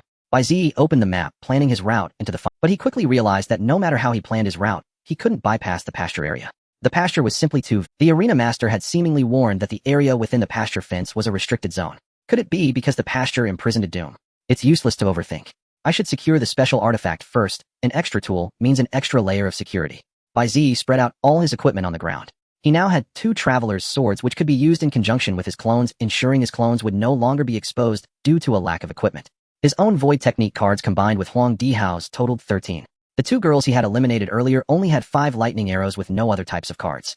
If he wanted to reach the final circle with only 18 void technique cards in hand, it would be a fool's dream. He needed to replenish his equipment. Bai Ziyi spread the map out again and found a town labeled P near the pasture. He had observed this town during the parachute drop. Its supplies were abundant, and void technique cards were everywhere. Before landing, he had seen many players choose the town as their landing spot. As the central zone of the Valley of Death, it hadn't been covered by the toxic fog, even after over an hour of competition. Even if players were still inside now, they should have already slaughtered each other. Notice the Void Realm livestreamer has locked onto you. From now on, it will continue to follow and film you. The small text of the endless reincarnation slowly faded in as a prompt. At that moment, the transparent Void Realm livestreamer hovered near Bai Ziyi, filming from a 360-degree angle without any blind spots. Outside the arena, some female audience members observed closely. Many were smitten by Bai Ziyi's appearance, sighing over the cheater's handsomeness. Although Bai Ziyi didn't know, the audience's opinion of him being constantly filmed was inevitably awkward. He cleared his throat and set off toward P-Town. At that moment in P-Town, 3 girls huddled in a corner of a bungalow, cautiously observing the situation outside. It's been an hour. How come it feels like the number of teams in P-Town hasn't decreased? Asked a girl wearing glasses. It's all because of those red airdrops containing optical camouflage suits and emergency healing techniques. A girl in a JK uniform said, those people put on the optical camouflage suits and hid, taking potshots everywhere. It looks empty, but there might be people everywhere. And that emergency healing card, as long as someone hasn't turned into light and dissipated it, can forcibly revive them. They keep fighting, but no one dies. Another girl in sportswear said helplessly, I bet there might still be over 20 people in this P-Town. What do we do then? The toxic fog looks like it'll sweep over us in the next round. The girl with glasses was very anxious. If we don't leave here soon, well, just have to wait to be eliminated. What can we do? We don't know where the enemies are hiding. Rushing out blindly will definitely get us sniped. The JK girl said, behind P-Town is that pasture. Several teams went in, and soon after screams were heard. They were probably eliminated. The girl in sportswear opened the map and said, I have an idea. When the toxic fog comes, that group should also relocate. We can take the chance to get out of here. That's a great idea, praised the JK girl. No wonder you're our team leader. The girl in sportswear raised her head proudly. Humph, of course, or do you think I'm just a study committee member for nothing? Whoosh. Before she could finish, an electric arrow shot in from the window, piercing her head. The next second, the girl in sportswear dissipated with a shocked expression. Quick, get down. The JK girl quickly hugged the girl with glasses and ducked. Whoosh, whoosh. 2 more electric arrows grazed just over their heads, embedding themselves in the wall. We're done for. There are invisible enemies in the building across. The girl with glasses was terrified. We've been spotted. We need to move immediately. Meanwhile, on the windowsill of a small residential building across the street, a transparent figure let out a loud burp. Immediately, a companion next to him scolded, Old Tan. What kind of burp was that? It stinks. If we get discovered, it'll definitely be because of your burp. What's there to fear? As long as I'm wearing this stealth suit, I won't get exposed even if I sing or dance. What's a burp? The man called Old Tan laughed. I was holding in that burp earlier, so I couldn't finish off those 3 little beauties in one go. Now that I've let it out, if they show their heads again, I won't miss. Another invisible man snorted coldly. You're always making excuses. If you... He paused, pointing at the street in Peace City. Look, someone is swaggering into Peace City from another area. Good at this distance, watch me blow his head off. Old Tan said. Then he pulled out a lightning arrow card and aimed at the person on. Notice you have been targeted by the basic void technique, card lightning arrow. The opponent's location has been marked. Direction 130, vertical height 27 meters, the second and third windowsills. 2. Ordinary humans male. The attack is expected to arrive in 3 seconds. There are 5 countermeasures. 1. Quickly lie down to dodge. 2. Step back 2 steps to dodge. 3. Slash along the marked trajectory to sever it. 5 others are hidden on the current street, suspected to be equipped with tech-side stealth gear. Small text flickering with blue electric arcs appeared in the air. Bai Ziyi let out a sigh. How are there still so many people in this P-Town? Bai Ziyi slowly retreated 2 steps. Whoosh, whoosh, whoosh. 3 electric arrows struck the ground before him, their tails still trembling violently. Dodged them. Old Sheen was taken aback, then fired several more lightning arrows, yet Bai Ziyi's clever footwork evaded them all. Hey Old Sheen, are you any good? 3 lightning arrow cards, 12 shots, and not a single hit. A teammate beside Old Sheen chuckled. Damn it, in the sniper king of shooting games. How could I be useless? Old Sheen gritted his teeth. That kid's every move seems like he's predicting the future. I anticipate his path, and he anticipates my anticipation. He must be cheating, Old Sheen said through clenched teeth. His teammate was stunned. No way. Does the end of the void even have cheats? Far down the street, Bai Ziyi had already slipped into a flat-roofed house. After all, identification and enhanced sight could only mark people who were seen, or those hidden by technological means, not those concealed inside a building. Who knew how many enemies were lurking on this street? Better to be cautious. Leaning against the wall, Bai Ziyi silently asked, Terminal Reincarnation, calculate a solution that won't be seen as cheating. Answer: your opponent is an experienced sniper. Under normal circumstances, you cannot defeat him. Thus, you must rely. Bai Ziyi shook his head. If I kill him too effortlessly, the audience outside will definitely think I'm a cheater. Answer: according to this abilities analysis, 87% of the external audience already believes you are a cheater. Bai Ziyi felt a pang of frustration. Winning the competition would only invite gossip and slander afterward. It seemed he had to find a way to get rid of the live streaming device. Thud. Suddenly the sound of a card dropping came from upstairs. Frowning slightly, Bai Ziyi pulled out a water rope card and gripped a coil of watery rope in his hand. From upstairs came the hushed discussion of 2 girls. What do we do? Someone seems to have come in downstairs. Shoo, don't talk, hold on to your cards. So they were just 2 girls. Bai Ziyi shook his head about to jump out the window when a sudden idea struck him. Just as the 2 girls were planning how to deal with the intruder below, a water rope flew through the doorway. The water rope precisely bound the 2 girls' hands and feet, preventing them from launching any attacks. Though the water rope virtual card had no offensive power, it could be manipulated by the user's will to accurately ensnare a target with a maximum reach of 20 meters. Paired with Terminal Reincarnation's precise calculations, binding 2 girls from a floor away was effortless. Is this water rope? The high school girl in the JK uniform was startled. The one downstairs is an expert. She had used water rope before, but bypassing obstacles to bind a target was nearly impossible, let alone navigating stairs and walls to bind both of them simultaneously. Only a formidable professional player with a Void Realm level of at least LV50 could wield this virtual card with such finesse. Yet the figure that ascended from the stairwell was a mere LV1 youth. In the end of the void, there was no such thing as an alternate account. This LV1 performance was nothing short of cheating. Bai Ziyi glanced at the scattered cards on the floor and the 2 charred arrow holes in the wall, then edged slightly toward the corner of the windowsill. It seemed their previous teammate had been eliminated by the sniper in the opposite building. He asked, do you want revenge? The JK girl frowned. Revenge? The bespectacled girl was also stunned. It's nothing. I can tell you the sniper's position and cover you for a counterattack, Bai Ziyi said, tugging at the water rope. But only if you don't attack me, otherwise I'll have to eliminate you. As the rope tightened, the virtual card hidden in the JK girl's hand fell to the floor. What are you a cheater plotting? The JK girl spat venomously. Cheater. Bai Ziyi laughed. Does my play really look like cheating? How can a LV1 player use such a card with such mastery? The JK girl struggled, her hands bound behind her back as she groped for a card on the floor. Bai Ziyi tightened the rope again, and the two girls winced in pain, letting out cries. I'm not cheating if this is Bai Ziyi, holding the rope with one hand, tapped his Soul Purification Drive wristband, with the other displaying the VIP title. The dazzling VIP shimmered behind his ID, exuding a flashy over-the-top vibe. Before the two girls could react, Bai Ziyi had already turned off the title display. See that? I'm a VIP. That means a game programmer. Bai Ziyi continued. I've been testing these virtual cards at the company for years. My level may be low, but pulling off such, but I've seen you before. Your photo was on the school scholarship list for the past 2 years, said the bespectacled girl. You go to the same school as us. How could you have worked at the Soul Purification Institute for years? The university town housed 6 colleges. Bai Ziyi hadn't expected these two girls to be his schoolmates. He continued fabricating. You're really out of touch. The school has a partnership with the Soul Purification Institute. Top students work while studying. The two girls were half convinced, momentarily unable to discern truth from fiction. Let me be clear, I'm not forming an illegal team with you. I just want to test whether the auxiliary system our company plans to launch will. Bai Ziyi smiled. In other words, I'm a game tester, and you are the players I've chosen for testing. The two girls nodded. Bai Ziyi then in front of them picked up all the fallen virtual cards and stuffed them into his pocket. Hey you. The JK girl blushed, writhing on the floor. Can you untie us first? This position is too weird. Bai Ziyi looked closely and noticed his water rope binding was somewhat improper. He had inadvertently tied them in a Shibari style. Sorry. Bai Ziyi dispelled the water rope. The bespectacled girl introduced herself. Hello, tester. I'm Wu Dai, said the JK girl.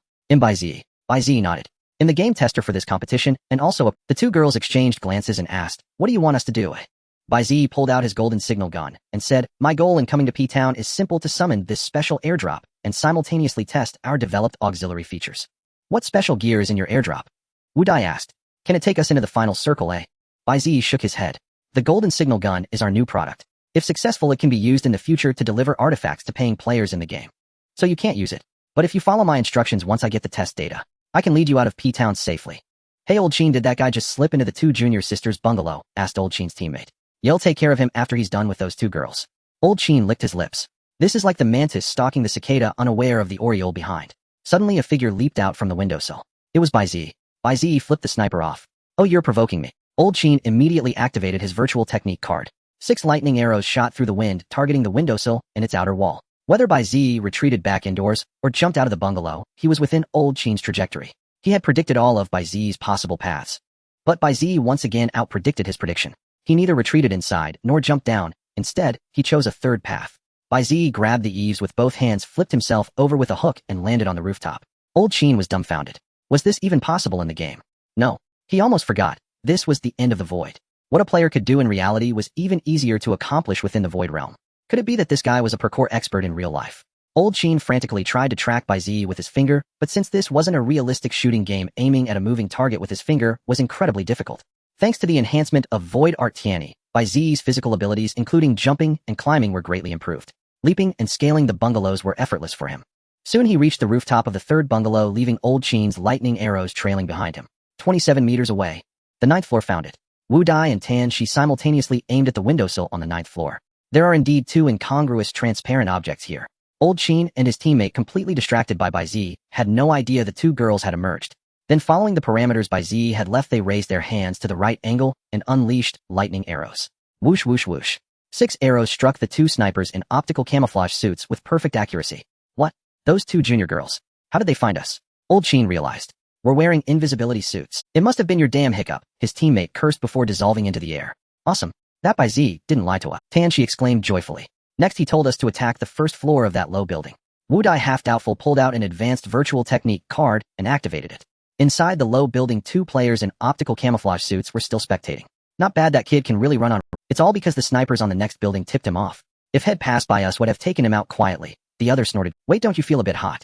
They turned around to see a massive fist of flame crashing down from the sky. Advanced virtual technique card, Great Flame Fist. This was the high-level card Bai Ziyi had left for Tan Shi and Wu Dai, an upgraded version of Fireball, with double damage capable of unleashing a colossal flame fist to destroy targets. However, since activating the virtual technique required time, it wasn't suitable for the earlier intense combat, so Bai Ziyi had saved it for now. Boom. Double kill. The rousing prompt echoed in Wu Dai's ears. Huh. Were there really people hiding there? Tianxi was astonished. Is he cheating, or is he really a game tester? He must be a real game tester. If he were cheating, why would he give us the kill? Wu Dai reasoned. Makes sense. Game testers can't interfere with the match. Tianxi nodded. As his test players, it's only right for us to cooperate with the game's tester. Tianxi pulled out a Thunderstrike card, and based on the coordinates Bai Ziyi had provided, began to activate the technique. 1 breath, 2 breaths, 3 breaths. A colossal pillar of lightning descended from the sky, striking the rooftop of a bungalow. The rooftop collapsed with a thunderous crash, the air shimmering with pale electric light. Double kill. The rousing announcement echoed in Tianxi's ears. He was right again, Tianxi exclaimed in shock. There were actually 2 people hiding on that rooftop. The 2 girls exchanged glances, a flicker of hope reigniting in their hearts for making it to the final circle. They grabbed the cards Bai Ziyi had allocated and set off for the next rendezvous point as agreed. In the central square, the crowd of spectators was utterly stunned. On the holographic projection, although Bai Ziyi was sprinting across the rooftops, every player who attacked him, or prepared to do so, was eliminated by others. Yet all those eliminated had acquired invisibility suits from airdrops, making them undetectable even to the audience. Who could be killing them with such precision? And using high-delay advanced virtual technique cards, as if they knew their positions. At the audience's request, the staff temporarily switched the camera subject to the 2 girls. What? Female player. Some spectators were taken aback. I thought they were some kind of elite boosters, that's why they're so good. What's wrong with female players? We girls can be awesome too. That's definitely not cheating. Women's intuition is super accurate, someone chimed in. So, does that mean the player with the ID whiteboard might not be cheating either? After all, girls can pull off the same moves. Not sure, let's keep watching. Note the Void Realm live broadcaster has switched its tracking target and will not follow you for the time being. A notification from Endless Reincarnation popped up in the air. Perfect. Bai Ziyi landed on a rooftop and hit himself. For some reason, almost everyone in this town has an invisibility suit. If it weren't for my enhanced sight ability, I'd have been ambushed long ago. No, I need to get myself an invisibility suit. Bai Ziyi scanned his surroundings. With enhanced sight and identification, he immediately marked 7 or 8 figures. Relying on their invisibility suits, they stood boldly in the open waiting for prey. Fortunately, Tianxi and Wu Dai's attacks had drawn their attention, and no one noticed him on this rooftop. Bai Ziyi spotted a lone invisible player across the street. You're it, Bai Ziyi thought to himself. Endless Reincarnation planned an ambush route without being detected by other players. Reply route planned. In the next second, a cool arrow appeared in the air, pointing to a window in the adjacent building. A series of dashed lines spread across the ground like a 3D navigation system, mapping out the path ahead. Following the instructions, Bai Ziyi jumped to the opposite window. Upon reaching the destination, the arrow instantly refreshed, pointing to the grass below. He leaped again, landing in the middle of the sound of his landing caught the opponent's attention. The player warily raised his card, ready to attack the bushes. Just then, an explosion from Wu Dai and Tianxi echoed in the distance. The lone player's attention was instantly diverted. Everything was within Endless Reincarnation's calculations. The arrow in the air immediately pointed across the street, and Bai Ziyi charged forward with Wolf Rush. A flash of his blade eliminated the player. Bai Ziyi grabbed the dropped invisibility suit and draped it over himself, vanishing from sight. The eliminated player's teammate looked over, noticing nothing unusual. Bai Ziyi pulled out a golden signal gun and thought, Endless Reincarnation, calculate the right spot to summon a golden airdrop. Confirm the airdrop landing point, Bai Ziyi murmured. According to the wind direction, we need to take 8 steps toward 2 o'clock for the airdrop to land at the designated spot. Bai Ziyi nodded and took 8 steps toward 2 o'clock. Now draped in an optical camouflage cloak, he could walk the streets with impunity. Though a keen observer might still detect a hint of incongruity, the nearby players were entirely engrossed in the commotion stirred by Tianxi and Wu Dai, leaving them oblivious to the subtle shifts on the street. Bai Ziyi had lured away the Void Realm broadcaster before summoning the airdrop, primarily to avoid suspicion. He was already under scrutiny from the audience for suspected cheating. Summoning a special airdrop now would only fuel accusations of abusing his privileges at the Soul Purification Institute. After all, the lie about being a game tester might fool those 2 naive girls, but it would crumble under the scrutiny of other viewers. Bai Ziyi aimed the golden signal gun skyward and pulled the trigger. A thunderous roar erupted from the weapon as a brilliant golden flare, trailing a plume of golden smoke, soared into the air, spiraling and blooming aloft. The flare was so dazzling that it was clearly visible even in broad daylight. After summoning the airdrop, Bai Ziyi immediately activated Wolf Rush to flee the spot. The next second, the location where he had fired the signal gun came under attack. The uproar caused by the flare instantly drew the attention of every player in P-Town. In an instant, the players who had been lying low in P-Town stirred like insects awakened by spring thunder. A signal flare, a golden signal flare, a golden airdrop. Rare gear. Let's go. Grab the airdrop. We can't let it fall into another team's hands. Seize it. Moments later, a roar suddenly echoed through the sky. A golden silhouette streaked across the horizon with a howl. Squinting against the light, the crowd beheld a golden dragon. Its colossal frame blotted out the sun and clouds. Every scale shimmered with golden radiance, exuding an aura of majesty and sanctity. The awe-inspiring dragon's head even clutched a golden chest in its jaws. This golden dragon had not come to fight. It was here to deliver the airdrop. Its immense shadow swept across the ground, and the gale trailing behind it kicked up a miniature sandstorm. Holy crap, who summoned that airdrop? What a spectacle, someone exclaimed. The next moment P-Town was engulfed by the mini sandstorm stirred up by the dragon. Even some players perched on high ground were swept away by the storm, falling to their elimination. 10 breaths later, the mini sandstorm finally dissipated, leaving only a golden airdrop, drifting slowly down. An airdrop delivered by a dragon. It must contain powerful gear. If we grab it, we'll win the chicken dinner. I wonder if there's a brank artifact inside. We have to get it. We'll be the ones to claim that airdrop. The players spoke of seizing it, yet all understood the wisdom of keeping a low profile. Not a single soul dared leave their cover. They waited in silence for the airdrop to land. Bai Ziyi entered a building, the prearranged rendezvous point, with Wu Dai and Tan Shi. He swept through the entire structure until he found Tan Shi and Wu Dai in a room. The two girls were tallying their newly acquired gear, utterly unaware of his arrival. Looks like you've made quite a haul, Bai Ziyi remarked. Startled, the two girls immediately grabbed their void technique cards, ready to act. Relax, I've checked the whole building. No one else is here, Bai Ziyi said, removing his optical camouflage cloak. Recognizing him, the two girls breathed a sigh of relief. With so many people attacking you earlier, we thought you'd been eliminated. I'm a game tester, I can't be eliminated, Bai Ziyi replied, sitting down before them. This optical camouflage cloak is truly a must-have for sneaky players. You can't even spot someone right in front of you. Tan Shi patted her chest to calm herself. But next time, could you take it off before you come in? Suddenly talking is really scary. Since you're a game tester, getting us a couple of these cloaks should be easy, right? Wu Dai asked.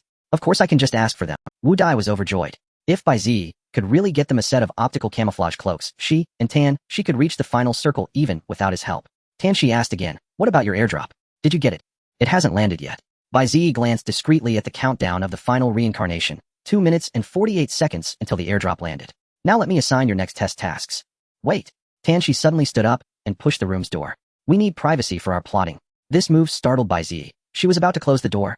The arena master had specifically warned, do not close the door. Could it be that this girl had inadvertently triggered that rule? But he was too late to stop the act of closing the door. He could only watch helplessly as it swung shut, the lock clicking into place with a crisp sound. Click. 1 breath, 2 breaths. Nothing happened. Tan Shi tilted her head, looking at Bai Ziyi. What's wrong? You look pale. Strange. Nothing happened at all. But in the abandoned hospital, closing the door of a ward had caused the corpse to vanish. Why was there no effect here? Bai Ziyi immediately scanned the surroundings, seeking the difference between the two scenarios. He suddenly noticed that the window in this room was open. The hospital ward had no window. So that was it. Bai Ziyi nodded thoughtfully. The rule "do not close the door" seemed to have only one condition, closing the door. But to fully trigger this rule, at least 2 conditions were required. 1, it only activates when closing the door from inside. 2, it only activates in a sealed space. In other words, as long as the door is closed in a room that is not sealed, the beings inside remain safe, and the rule is not triggered. Suddenly Tan Shi walked toward the window. Almost forgot there's still a window open here. Bai Ziyi quickly grabbed her. Alright, it's not that important. No need to be so meticulous. Fine. Tan Shi shrugged and sat back down. What do you know about the airdrop gear? Bai Ziyi asked. You're the game tester, and you don't know. Wu Dai retorted. Of course I know, but as test players for our Soul Purification Institute, you still need to meet our testing standards, right? Bai Ziyi spread his hands. I forgot to test you earlier. If your answers don't pass, I'll have to find other testers. Please answer my questions carefully. Please answer my questions carefully. If your answers are wrong, it proves you don't meet the qualifications for our Spirit Purification Institute's player testing. Then I can no longer invite you to continue as test players. To maintain the confidentiality of the work, I will have to eliminate you immediately. Bai Ziyi's expression turned stern instantly. The two women's faces immediately darkened. They knew full well that even together they could not defeat this game tester from the Spirit Purification Institute. Tan Shi gritted her teeth and said, airdrops are divided into 2 types. One is blue, containing illusory technique cards. The second is red, containing crade or above mystical artifacts or technological equipment. Bai Ziyi nodded and looked at Wu Dai. Your turn, what's in the red airdrop? Wu Dai pondered for a moment and replied, so far I only know of the optical cloak and the mystical artifact Thunder Whip. The Thunder Whip is a mystical artifact covered in high-voltage electric current. Anyone struck by it will be electrocuted and eliminated. As for the rest, I haven't seen them, so I don't know. Bai Ziyi nodded and asked, then how many red airdrops are there in the entire town? There seem to be over a dozen. It seems all the airdrops from the entire Death Valley were dropped here, Wu Dai recalled. That means there are at least 10 crade mystical artifacts in the hands of those enemies in town right now. Bai Ziyi recalled the coffin he encountered in the small village and asked, one last question. The airdrops you saw, were they coffins? Coffins? Tan Zai's expression was one of utter shock, as if this defied common sense. Who would use a coffin as an airdrop? Is your Spirit Purification Institute's taste so morbid, oi? In this competition, all airdrops, regardless of color, are rectangular small boxes. Hearing this, Bai Ziyi lowered his head in thought. It seemed the coffin he encountered earlier was indeed not an airdrop. No wonder identification had yielded no information. Could it be some kind of doom? Bai Ziyi, have we passed the test? Tan Zai's voice interrupted Bai Ziyi's train of thought. Bai Ziyi snapped back to reality and smiled. Of course you passed. You basically meet the qualifications for test players. They'll find you some crade mystical artifacts later to serve as your weapons. Bai Ziyi smiled. Tan Shi and Wu Dai exchanged a delighted glance. If they could gain the help of Bai Ziyi, this game tester, then their chances of making it to the final circle would be promising. Who would have thought a game tester would be on their side? The thought filled them with joy. Bai Ziyi pulled out several high-grade illusory technique cards from his pocket. In 5 minutes, please use these illusory techniques to attack these locations. He opened the map on his wristband and, based on the coordinates calculated by the eternal cycle, marked them on the map. What about, are you going to collect the airdrop? She tilted her head and asked, extremely curious as to why Bai Ziyi had chosen these coordinates and how he planned to deal with the other players vying for the airdrop. Of course, this is my exclusive airdrop. No one can take it before me.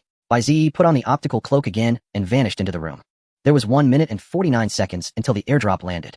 The golden airdrop in the sky was getting closer to the ground. Though only the size of a shoebox, it glittered brilliantly under the sunlight, appearing exceptionally noble. Especially the lifelike golden dragon relief carved on its surface, which seemed ready to leap off, transcending the category of an airdrop, to resemble an ancient imperial artwork symbolizing royal authority. If it were not in the void realm, but in the real world, it would likely have been mistaken for a relic from some dynasty's royal family and collected for study by a museum. The golden airdrop slowly descended into the center of a pond, perfectly landing atop a mermaid statue within the water. Even though everyone was wearing optical cloaks, not a single player dared to approach the pond rashly. For once they did, ripples would appear on the water's surface, revealing their position. Rapid breathing sounds gradually arose near the pond. It seemed some players could no longer resist the allure of the gold. After a few more breaths, a bold player finally relied on the cover of the cloak to tentatively step into the pond's range. The moment ripples appeared on the water, countless illusory techniques rained down from all directions. In an instant, that area was blasted into a deep pit, eliminating all the cloaked players nearby. This airdrop seemed deliberately placed like this. As long as anyone approached the pond, the ripples on the water would expose their position, drawing attacks from other players. Everyone, the toxic fog will reach town in less than 10 minutes. There's no need for us to remain stalemated here. A voice rang out in the open area. Then what's your brilliant idea? Someone from another open area asked. Both sides were cloaked, and no one knew the exact location of the other, making it impossible to strike. What exactly is inside this golden airdrop? Are there traps? Is it worth our time waiting? That person continued. That's what everyone should be considering, right? If the airdrop contains only a mystical artifact of little use, one that cannot sway the battle situation, then wasting time here would be a loss for everyone. Someone said impatiently, what exactly are you trying to say? Stop beating around the bush. I mean, send one person to check the airdrop's contents for everyone. Even if it's a trap, it doesn't matter. That person suddenly took off his optical cloak, tossing it aside, revealing his appearance, a young man with a crew cut. So that person will be me. Since I'm not wearing the cloak, everyone can easily see my every move. He'll only open the box to let everyone see what item it is. I absolutely won't take it. If I make any suspicious move, you can strike me down at any time. What do you all think? What did they think? The other players hidden under their cloaks began discussing this with their teammates. They too had speculated that an airdrop delivered by a flying dragon was too unusual. Its contents were surely extraordinary, possibly even a trap. Indeed, as the crew cut guy said, if it turned out to be useless equipment, staying here would only waste time needed to reach the safe zone. If someone could check the airdrop's contents for everyone, that would naturally be for the best. Besides, he wasn't wearing a cloak, so his every move was under everyone's watch. They could kill him at any moment. All right, my teammate and I agree to let you go. A voice sounded from an open area. We agree too. A deep voice came from a flat windowsill. Gradually, every player hidden under a cloak approved of the crew cut guy's decision. Then everyone will go open the airdrop now. A faint smile curled at the corner of the crew cut guy's lips. He walked into the pond, and no player attacked him. He had succeeded. He rejoiced inwardly. His special ability was specifically for tanking damage. As soon as he got the airdrop, no matter how many attacked him, he could survive, then quickly put on the cloak and hide. Who would want to be a sucker and open a chest for others? He would take it for himself. The crew cut guy walked to the center of the pond, approached the mermaid statue, and opened the golden airdrop in front of everyone. Inside the airdrop lay a mystical artifact shaped like a paper box. Judging by the particle fluctuations emanating from it, it was likely a grade mystical artifact. Jackpot, the crew cut guy rejoiced. But the next second, the mystical artifact inside the airdrop suddenly vanished. At that moment, the spectators outside were also stunned. The Void Realm live broadcaster had just aimed its lens at the artifact within the airdrop, yet in the blink of an eye the artifact was gone. The highly anticipated golden airdrop equipment just vanished like that. What happened? What exactly was that paper? Could this game be bugged? Hearing the exclamations from the audience outside, Mu Ji furrowed her brows. That artifact just now. Do we have any record of it in our database? She asked. It has been matched with the database, but there is no relevant record, a staff member said. However, judging by its appearance, it might be a consumable artifact. Could it have been completely used up in that instant? No, it was likely stolen by someone else. Mu Ji shook her head and said calmly. The method may not be sophisticated, but the effect is surprisingly effective. By the way, where is Bai Ziyi? Where did Bai Ziyi go? The artifact had vanished. The flat-haired young man was taken aback, then sensed something was off. The artifact did not disappear all at once. There was a subtle process of fading. It first floated up, then tilted slightly before vanishing completely. Thinking back, didn't it feel as if someone had picked it up? Was there someone else here? The flat-haired young man immediately looked around, but aside from himself, there was no one else in the pond. The water's surface showed only the ripples from his own arrival, with no sign of anyone else approaching. Was he hallucinating? No. There was another possibility. Someone wearing an invisibility cloak had been hiding near the statue all along, even before the airdrop fell. He waited until he opened the airdrop in front of everyone before stealing it. This was a setup to make him the scapegoat. Hey, flathead, kid, what's in the airdrop? Someone asked. Yeah, you've been standing there for ages. Where's the airdrop? Another chimed in. A burly man's voice roared. Don't tell us the airdrop was empty. The flat-haired young man broke out in a cold sweat and had to show everyone the empty box. You're right, there's nothing. Nothing. Who are you trying to fool? The burly man bellowed. Really? It was just stolen. The thief is around here. He's been hiding here all along. The flat-haired young man said, drenched in panic. But we all saw only you walk into the pond. Stop making excuses. The burly man drew several void spell cards. You're the thief. Guys, attack. As his words fell, all the invisible players unleashed their void spells. Gritting his teeth, the flat-haired young man activated his ability, and his body was swiftly covered in a thick layer of rock to withstand the assault. The flat-haired young man was instantly engulfed in a barrage of dazzling void spells. However, amid the chaos, no one noticed a trail of footprints on the water rapidly fleeing into the distance. After surviving the first wave of attacks, the flat-haired young man collapsed to the ground, battered and wronged. He never imagined that his attempt to gain an advantage would backfire so spectacularly. He lost the artifact and ended up severely wounded. Still alive, the burly man said in surprise. Then I'll finish you off. No, big brother. I think I saw someone running that way. The flat-haired young man pointed in a random direction. That guy was lying in ambush near the statue from the start, and he stole the artifact when I opened the airdrop. He's already fled that way. Everyone looked where he pointed, and indeed saw a trail of wet footprints on the ground. Impossible, someone exclaimed in shock. Unless he knew from the beginning that the airdrop would land on the mermaid statue in the middle of the pond, there's no way he could have waited there. Even we only followed the airdrop here. Forget the details. Attack first. The burly man unleashed his void spell toward the footprints. Boom. After the explosion, a figure appeared before them. It was none other than Bai Ziyi, whom the Void Realm live broadcaster had lost track of. The audience erupted in boos. So it's that sneaky guy again. Why is he everywhere? I thought the director lost him, but he's been here all along. Do you think he's cheating? How come no one noticed him among all those people? Yeah, anyone entering the pond would leave ripples, but there were none from the start. Did he fly over? Idiot, he must have been standing by the statue from the beginning. The airdrop fell right on him. Lucky guy. Wait, why did he take off his invisibility cloak now? Whenever I see him smile, I know something bad is about to happen. Holding the artifact in his hand, Bai Ziyi laughed. Sorry, everyone, the airdrop is mine. With that, he dashed swiftly into an alley. Damn it. After him, the burly man shouted. Kill him, and the airdrop is ours. Wait, this could be it. The flat-haired young man said, scrambling to his feet. Whom for you in cahoots with him? The burly man snorted and led his team in pursuit of Bai Ziyi. Better not provoke him. From his voice, he seems to be a gaming companion from Honghu Technology. Very skilled, the flat-haired young man's teammate comforted. With so many chasing him, we probably won't get involved anyway. No way.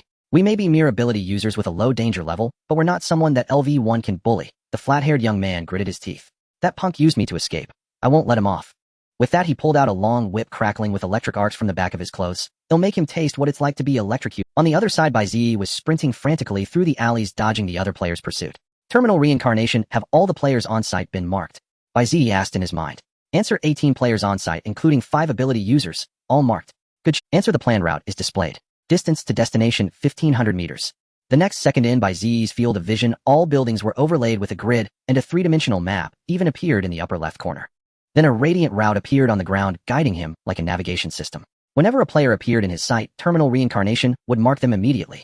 It even analyzed the particle glow emanating from their hands to predict what kind of void spell they were using and devise a dodge. At this moment, enhanced by the Ascension chip, terminal reincarnation pushed recognition and enhanced vision to their limits. In a sense, it could truly be called a cheat. All the players chasing him were baffled. Though the distance between them wasn't great, they could never catch up. The void spells they cast from within their invisibility cloaks were always dodged in ingenious ways, never hitting him. A foreboding feeling crept into their hearts. Their enemy was a cheater. Bai Ziyi shook off his pursuers and hid in an alley in Sector P. He tore open the cardboard box in his hand and pulled out a white sticky notepad. Sticky notes. Bai Ziyi was taken aback. Not a weapon, not armor. What kind of artifact is this? Seeing no one around, he activated his void art. Heavenly 1 plagiarist activated. Detected grade artifact. Identity sticky note. Durability 100 sheets. Identity sticky note. Any creature affixed with this note gains a universally recognized identity for 3 hours. Removal cancels the identity. Explanation: tear off a sheet, visualize an identity, and it will appear on the note. Stick and use. Note 1A. This is a consumable rule-based artifact. Each sheet is single-use. Overlapping with an existing identity renders it invalid. Note 2. Can be used on others if only you will know their true identity. Note 3. Due to its powerful rule effect, the side effects on the user are severe. If the note is damaged during use, it will inflict fatal harm on the user. Use with caution. All text converged into a surge of insight flooding Bai Ziyi's mind. An artifact that can alter identities. Bai Ziyi's spirit sword sparks blazing in his eyes. Paired with void art wolf in sheep's clothing, I can freely change appearance and identity to infiltrate any organization. This way, a vague plan began to form in Bai Ziyi's mind. Found him. The kid's over here. A shout shattered Bai Ziyi's thoughts.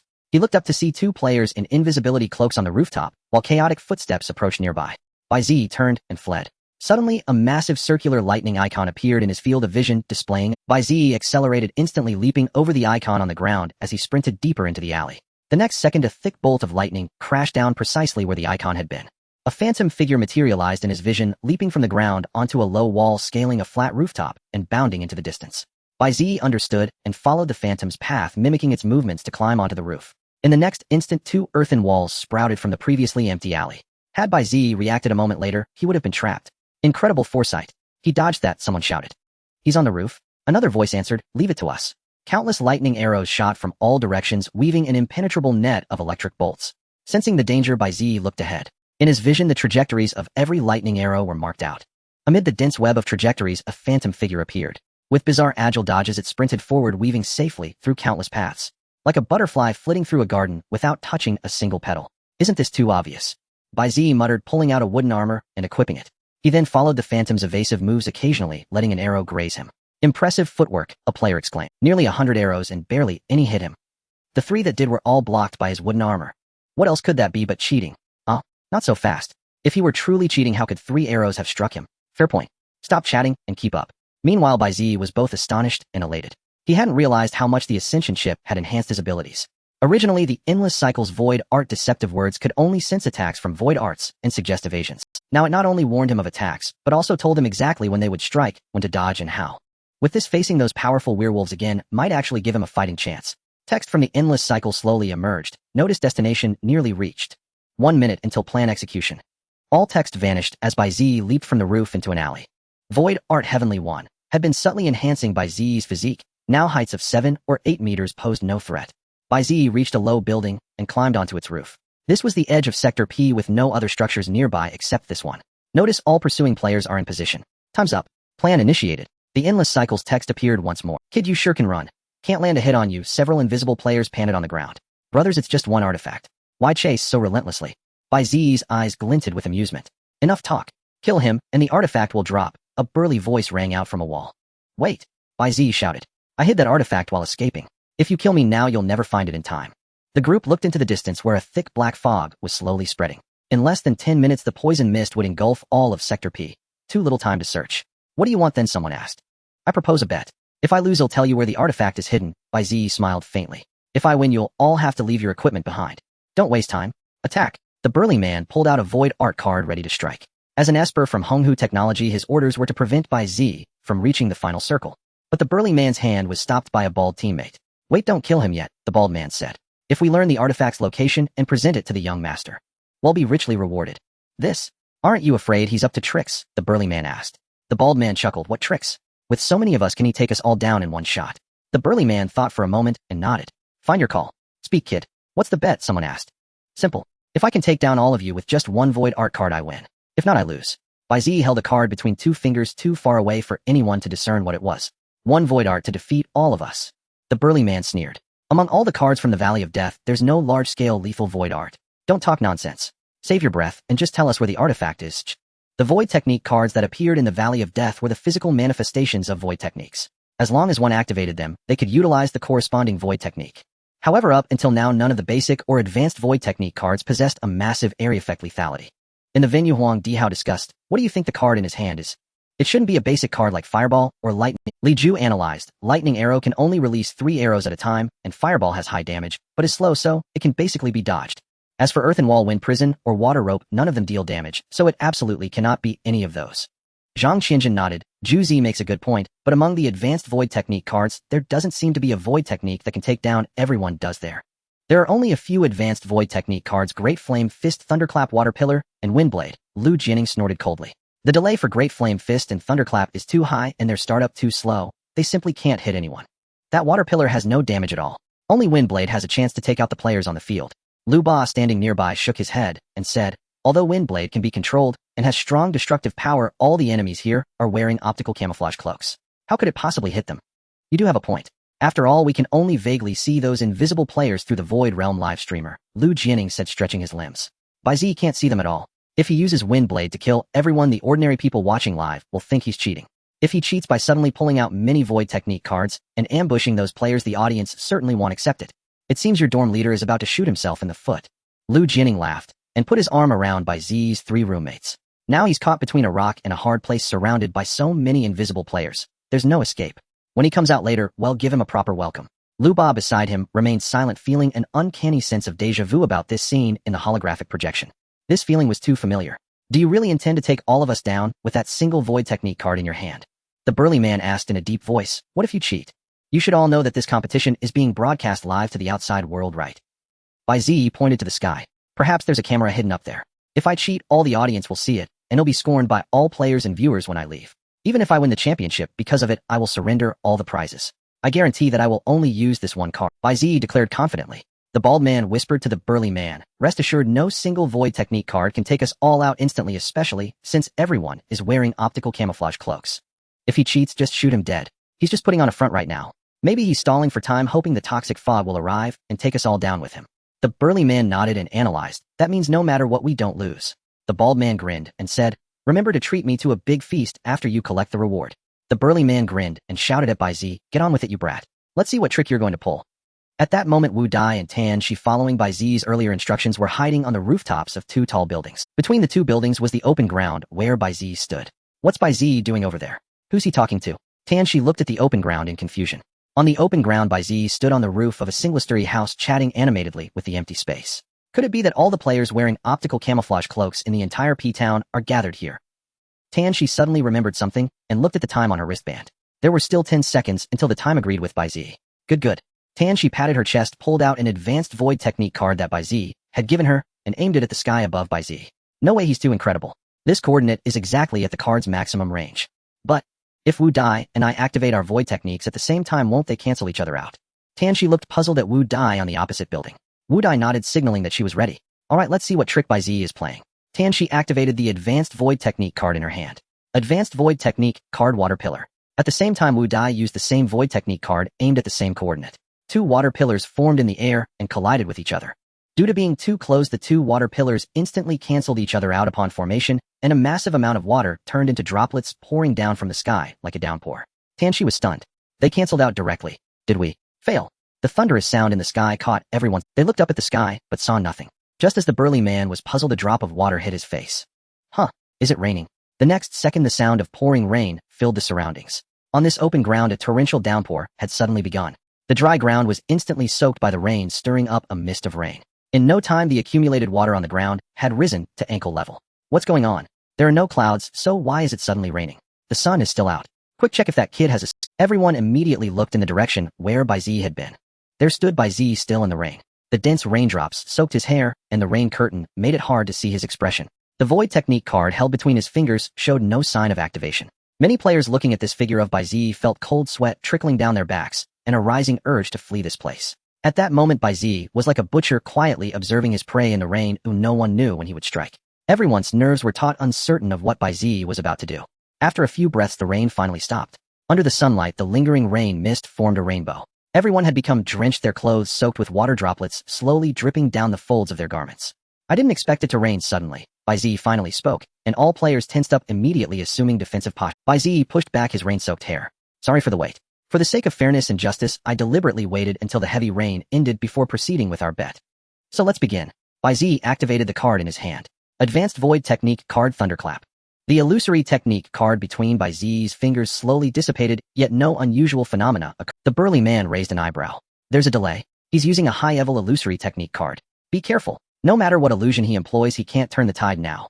The bald man licked a droplet sliding down his lips and chuckled. Seems he's really just bluffing. Just as his words faded, a thunderclap suddenly echoed in the sky, lightning flickering faintly within the clouds. High-level illusory technique card Thunderclap. Violent, perilous particles cascaded down as a thick bolt of lightning, like the colossal fist of the thunder god, struck vertically into the ground before Bai Ziyi. So it's Thunderclap, and it missed. The bald man shook his head with a grin. I thought it was something special. Is this the kind of person our young master fears? No. The burly man's face was etched with terror. Trembling, he grabbed the bald man and turned to flee. Quick, run. That kid tricked us. If we don't run now, it'll be too late. The thunderbolt struck the ground, almost instantly merging into the rainwater. The power of the lightning spread wildly in all directions like countless tiny lethal venomous snakes, chasing every enemy on the ground. At that moment, every player on the field had their clothes soaked from the earlier downpour, their feet submerged in the water, the perfect conduit for the raging electricity. Many players caught off guard were struck by the high-voltage lightning, their bodies wreathed in arcs of electricity and convulsing uncontrollably.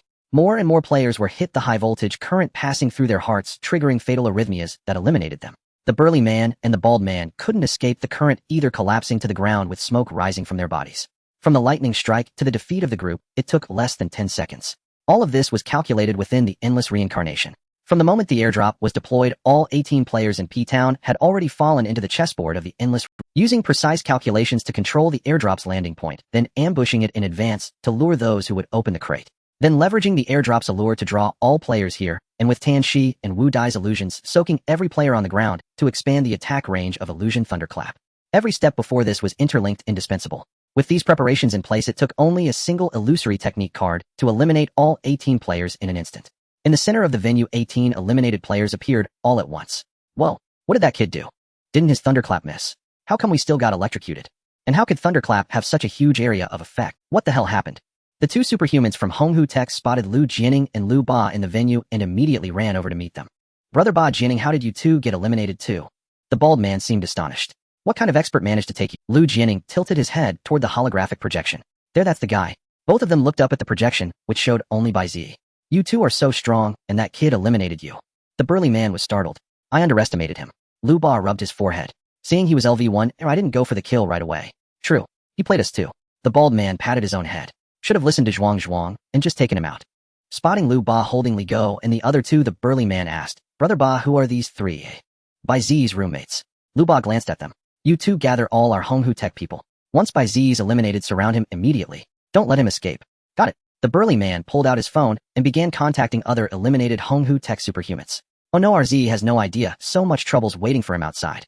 Huang Dihao muttered quietly, this Honghu Tech is like a gang, guns and thugs. I wonder if Ziyi's skinny if you ask me, we should just join them and turn enemies into allies. Zhang Qianjun smiled sycophantically. All marked players have been eliminated. You killed 13 ordinary humans. Crisis coins 26. You killed 5 superhumans. Crisis coins 1460. Current crisis coins remaining 6,904. Text prompts from the endless reincarnation appeared in the air. Bai Ziyi let out a breath and jumped down from the rooftop. All 18 players were eliminated, leaving countless illusory technique cards and artifacts scattered on the ground. Bai Ziyi spotted a coil of lightning-wreathed whip lying in the distance. Perhaps a player had been about to use it when they were eliminated, never getting the chance. Bai Ziyi picked up the whip and small text immediately appeared above it. Crate artifact, Thunder Whip. Durability 183 uses. Thunder Whip, an artifact deployed via airdrop, a 10-meter-long whip imbued with the power of thunder. Targets bound by it will suffer high-voltage electric shocks. Original holder, Emoda. This item has no recorded illusory techniques or martial skills. The text vanished and the Thunder Whip lay quietly in Bai Ziyi's hand. Strange. I didn't activate my illusory technique title, yet so why did this info pop up on its own? Bai Ziyi murmured. Could my identification proficiency have increased again? Tan Shi and Wu Dai had just descended from the high-rise and were startled by the sight of cards, optical camouflage suits, and equipment littering the ground. Were there this many players here just now? Tan Shi asked in surprise. They had gone downstairs right after releasing their illusions, never expecting Bai Ziyi to eliminate everyone in P-Town in that short time. Yeah, thanks for your help, Bai Ziyi said, pointing at the gear. Feel free to pick whatever you want. With that, Bai Ziyi handed the Thunder Whip to Wu Dai. This is your reward for answering my question correctly. Wu Dai took the whip, her expression complex. Did you eliminate all these people? Yeah, what's up? Bai Ziyi asked, puzzled. Wu Dai's gaze shifted, brimming with killing intent. She swung the Thunder Whip, instantly binding Bai Ziyi. With a mere activation of the artifact, Bai Ziyi would be eliminated by the high-voltage current. What's wrong with you? Bai Ziyi asked calmly. As a game tester, aren't you supposed to not interfere with the game's progress? Wu Dai tightened the whip. So why as a tester did you kill the players here? That's why I suspect you're not a tester for this game at all. Who are you really? A Crade mystic artifact, the lightning whip, a long whip imbued with the power of thunder. Any target bound by it would suffer a high-voltage electric shock, provided of course that the user activated the artifact. But now Wu Dai had not activated the artifact. Instead, she had bound herself with it, placing herself in a state where she could be electrocuted at any moment. In other words, she needed a reasonable explanation now not to truly take her own life. I really am a tester for the Soul Purification Institute. Didn't I show you my VIP title earlier? Bai Ziyi's expression remained utterly calm. I didn't get a clear look before you dismissed it. Wu Dai's voice turned cold. I find it hard to believe that a game tester would personally eliminate players. So you've been using us all along. You're a player yourself? Wu Dai tightened her grip on the whip, ready to unleash its power at if Bai Ziyi admitted he was a player, she would eliminate him. A person so full of schemes could not be trusted to stay by her side. He might stab her in the back at any time. Tanshi, who had been scavenging equipment nearby, rushed over to untie Bai Ziyi. Dai, what are you doing? He's a tester. Tanshi, stay away from him. Wu Dai snapped. I've never heard of a tester killing players. Maybe he has no tasks and is just in the game to keep the rewards for himself. Tanshi ran up and hugged Wu Dai. Dai, calm down. I remember there's a way to verify if he's genuine. I recall the Soul Purification Institute's official anti-fraud campaign said that if you encounter someone claiming to be their staff, besides checking for the VIP title, you should also look at the small text beneath it. That's where their identity in the Institute is marked. Tanshi turned back to Bai Ziyi.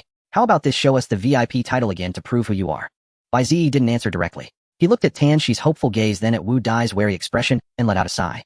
They weren't so easy to fool after all. They had finally spotted the flaw in his identity. Fine, I can show you my VIP status. Bai Ziyi spoke. Why? Wu Dai frowned, sensing he might try something. This game is being streamed live. Let's go inside, find a spot where we won't be easily caught on camera, and I'll show you. I don't want other viewers to discover my identity, Bai Ziyi said seriously. You don't want the audience to find out you've been helped by a tester. Wu Dai looked around, then up at the sky, but saw no sign of cameras. You mentioned a live stream, but there aren't any broadcasts. They're usually invisible. Only we internal staff know where they are. Bai Ziyi activated his enhanced vision and spotted the transparent Void Realm broadcast device in the air. It's behind Tan. She at a 5 o'clock direction, 6 meters away at a vertical height of 8 meters. But I advise you not to attack it, or I don't know what might happen, Bai Ziyi warned. Tanshi understood and unleashed a water spout at the coordinates Bai Ziyi had given. A column of water burst from the ground, striking the Void Realm broadcast device with precision. The device wobbled, but this scene was caught by the two women. A transparent object obstructed the water flow. It really is a transparent camera, Tanshi muttered. This feeling of being watched is disgusting. Bai Ziyi raised an eyebrow. Can you trust me now? Tanshi, keep scavenging here.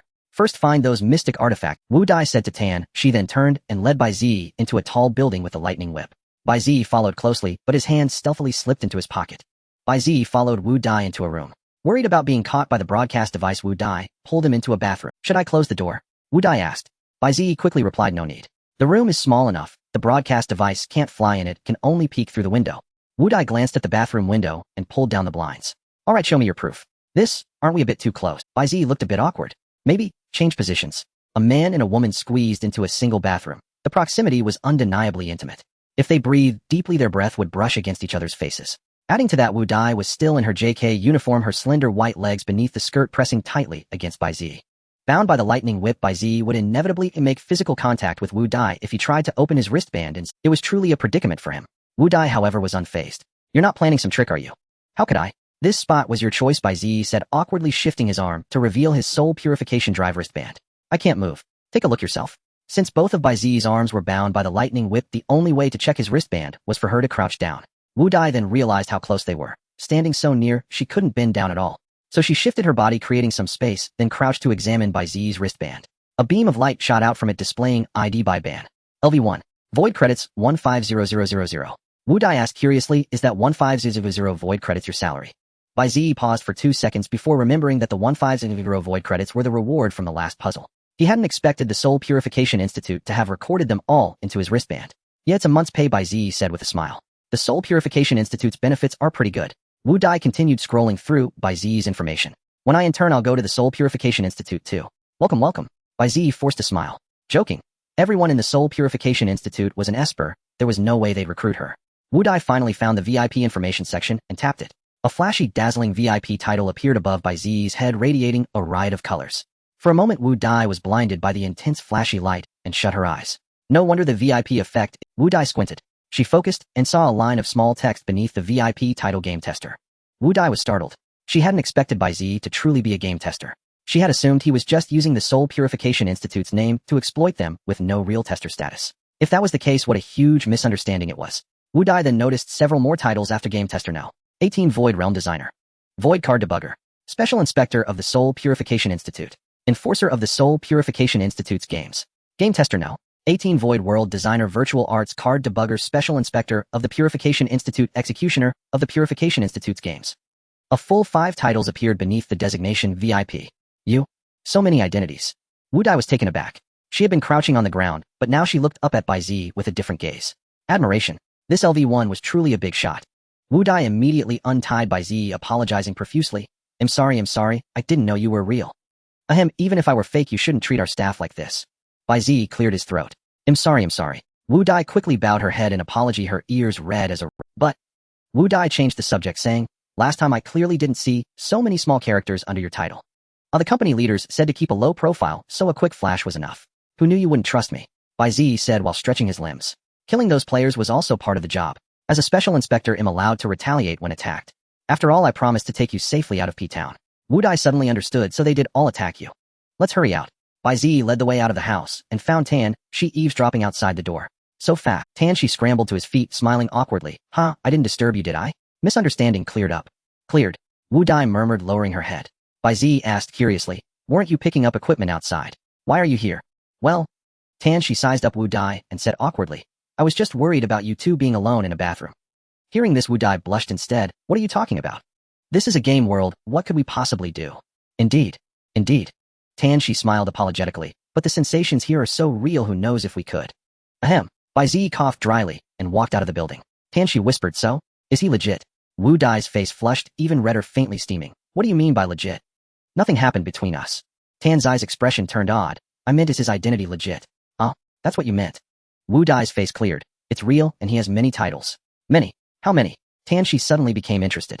It was known that every Purification Institute employee entering the Void World had a title under VP, each representing their current mission. Previously, some Purification Institute staff had used the VIP title to swindle and deceive in the Void World. Hence, the Institute specifically publicized the title's function in anti-fraud campaigns. But she didn't know that Bai Ziyi, as an intern at the Purification Institute, had no title at all. 5. Wu Dai extended a hand and wiggled 5 fingers. What? 5? How does he have so many titles? Tan, she was astonished.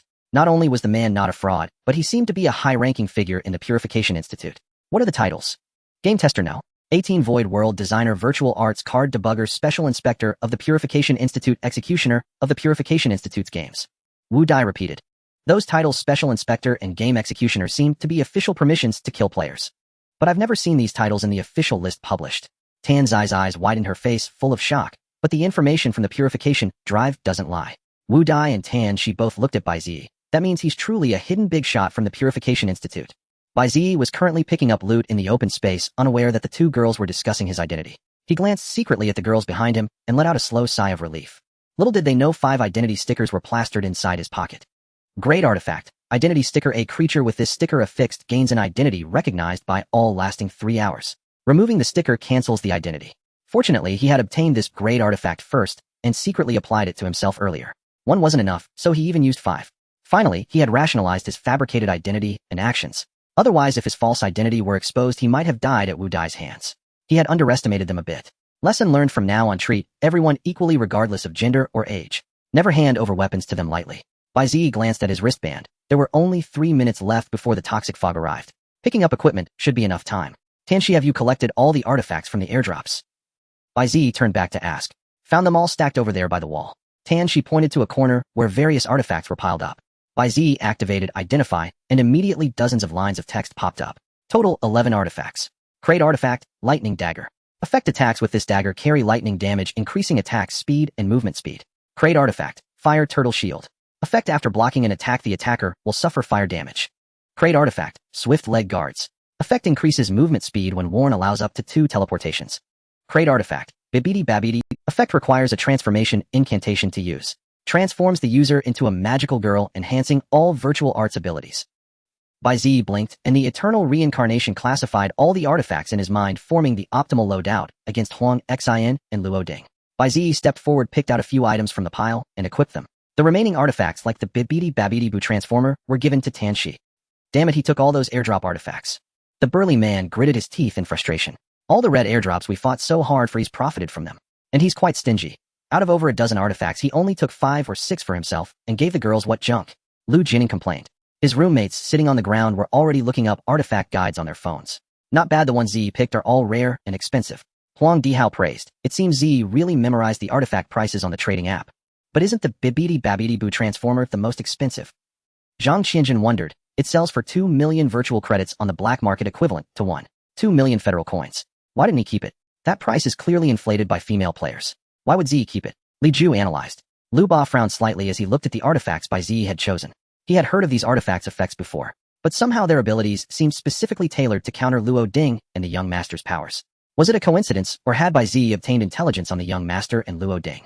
Tianxi gazed at the 6 magical artifacts adorning Bai Ziyi, a glint of envy shimmering in her eyes. Why are you a game tester wearing so many magical artifacts? Can you spare a few more for us? There were 11 artifacts in the corner earlier. I gave you 5, Bai Ziyi calculated. Plus the thunder whip I gave to Wu Dai earlier, you've received 6 in total. Half for you, half for me. That's more than fair. From the spoils, Tianxi obtained the Balala Transformer Magic Shield and Magic Pistol. These 3 items were all magic-type artifacts, 1 for transformation, 1 for automatic defense, and 1 that could fire magic. Bai Ziyi had initially wanted to keep the Magic Pistol, but its overly pink hue clashed with his persona as a game tester, so he reluctantly handed it to Tianxi. Wu Dai meanwhile received the Thunder Whip, explosive silver needles, and Flamebird's bagpipes. These 3 items were warrior-type artifacts, especially the Flamebird's bagpipes, which could summon a LV-50 Flamebird from the Void Realm to fight. Although Wu Dai wore a JK uniform looking youthful and charming, Bai Ziyi always felt her temperament suited a war. As for himself, the artifacts he chose were specifically tailored to counter Huang Xin's ability and Luo Ding's instantaneous movement martial technique. Without the Black Ring, artifacts could only be worn on the body. Too many items would only hinder movement and prevent him from unleashing his full potential. You're far stronger than us.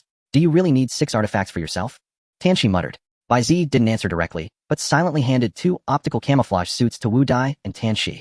He instructed, once you wear the camouflage suits, keep your voices low or the sound will give away your positions. Also, void arts can be cast while wearing the suits. No one will see your hand movements, allowing for surprise attacks. Now we must enter the safe zone immediately or we'll be eliminated by the toxic fog. Bai Ziyi donned the optical camouflage suit and vanished before the 2 women. Wu Dai and Tianxi exchanged a glance, then put on their camouflage suits and followed. All 3 cloaked in optical camouflage disappeared from the holographic projection. The audience erupted in boos.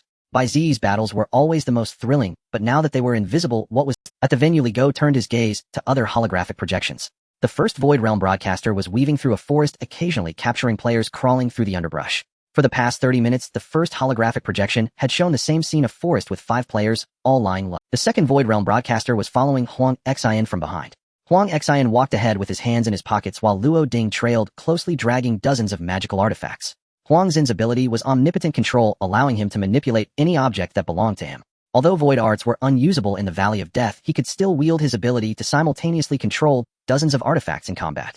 These dozens of artifacts would all serve as his weapons. The third and fourth Void Realm broadcasters hovered above the pasture. The pasture was vast, encompassing forests, rivers, and grasslands, occupying a large central area of the Valley of Death. Due to the encroaching toxic fog, many players had gathered outside the pasture.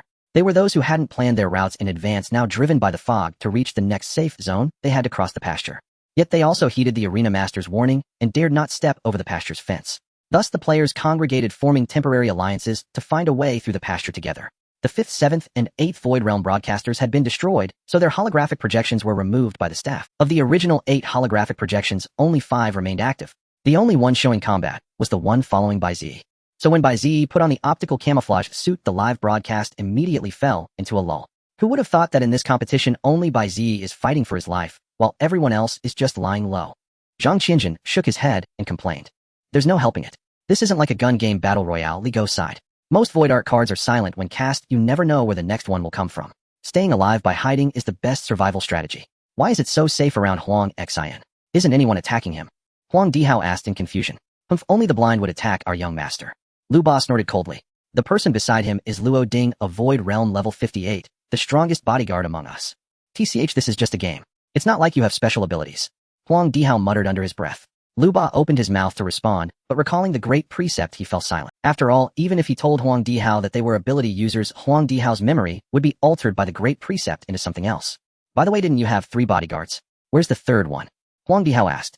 Lu Ba then realized that Huang Kong had not returned to the real world. But Luo Ding couldn't sense Huang Kong's presence in the Valley of Death. So where had he gone?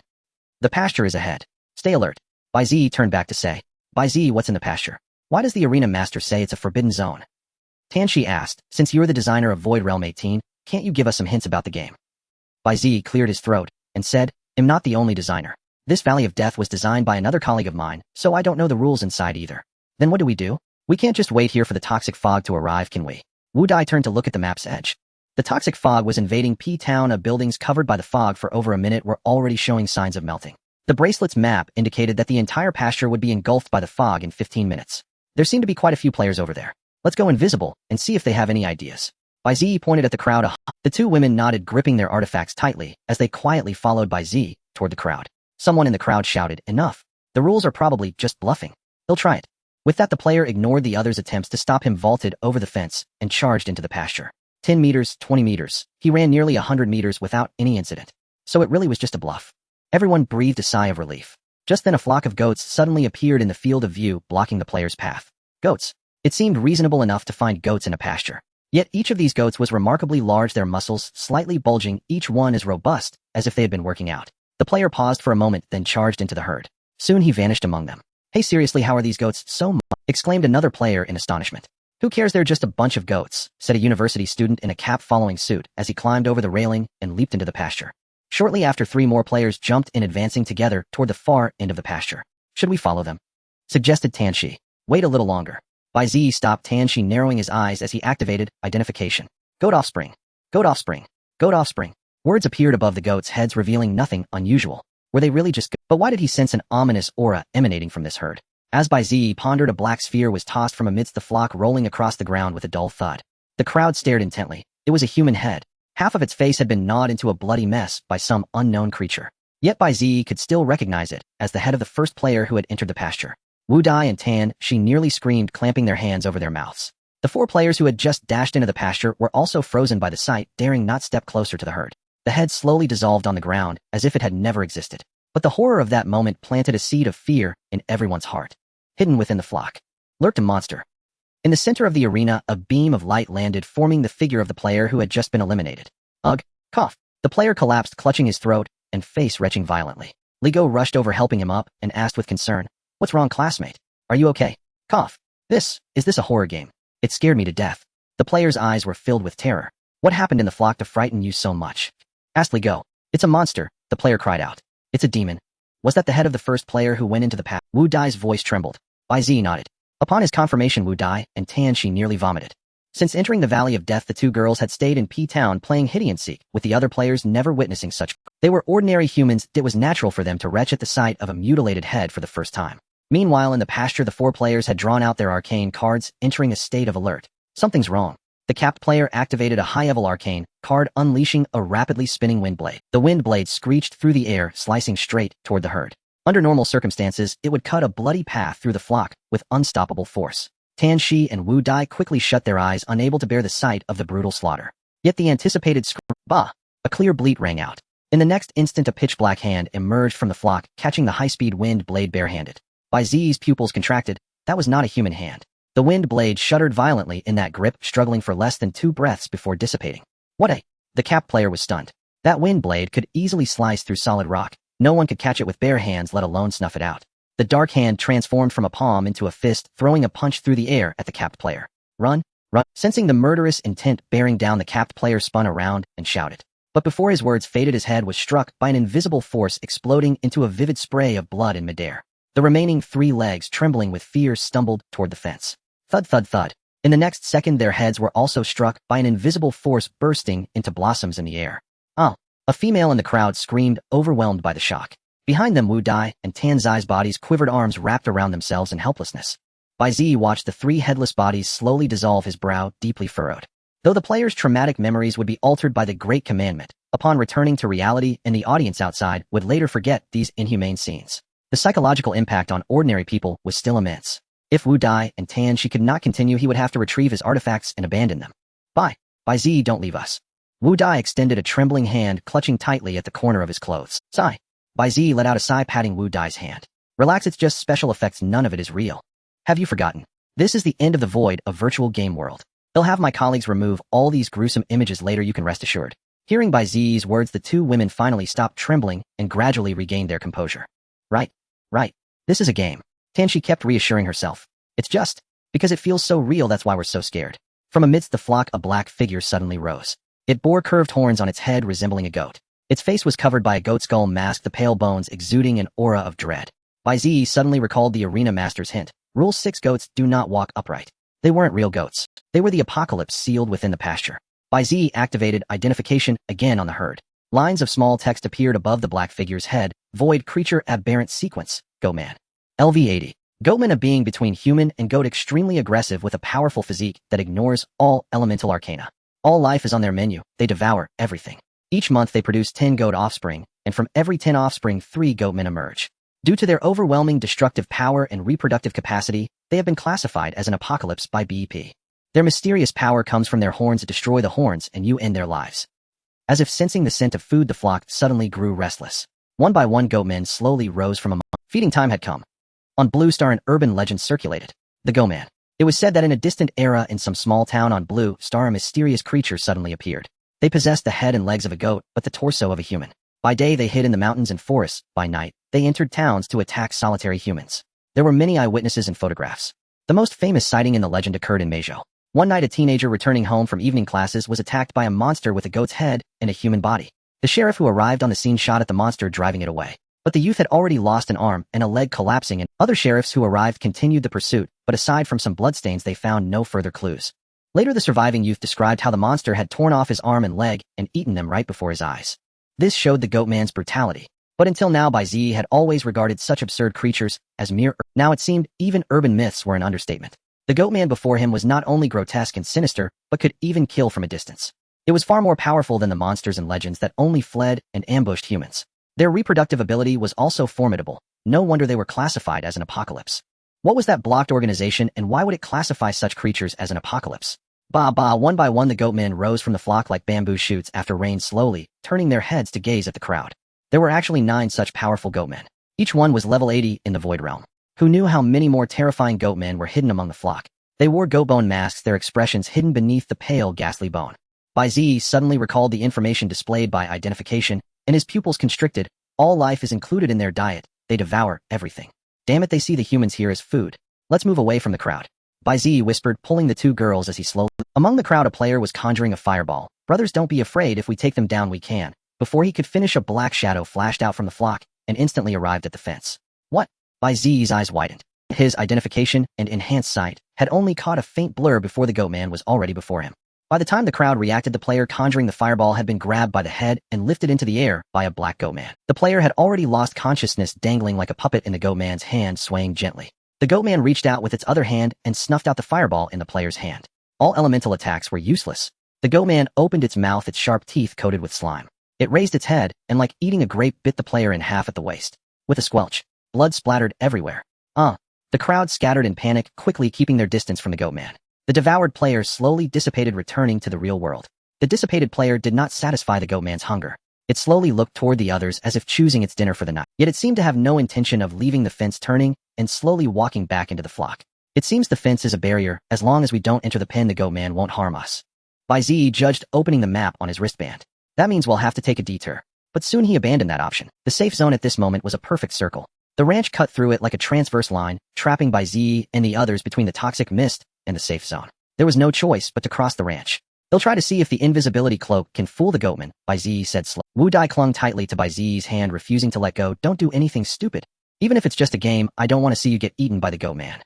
Bai Ziyi paused for a moment, then revealed a warm smile like sunshine. I'm a tester. I don't have to do this myself. With that, Bai Ziyi took off an invisibility cloak, much to the shock of the 2 girls. Yet he remained invisible. You? How? Tanshi was stunned. Why are you still invisible? Then Bai Ziyi took off 6 more invisibility cloaks from his body. Wu Dai. Tanshi suddenly understood. You wore all those invisibility cloaks from P-Town. They're quite thin. I only wore 8. Better safe than sorry. Bai Ziyi quietly took out a sticky note and stuck it on his body.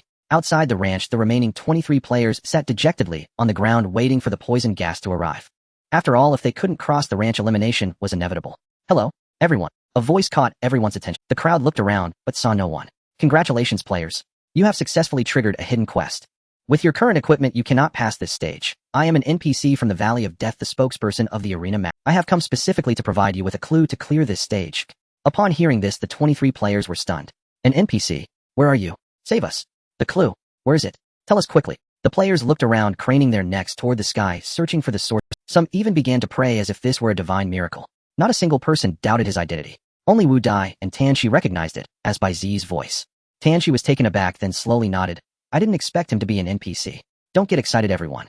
To get through this ranch, you need the optical invisibility cloak. If any of you have this item, wear it and cross the ranch. After Bai Ziyi finished speaking, the crowd immediately stirred.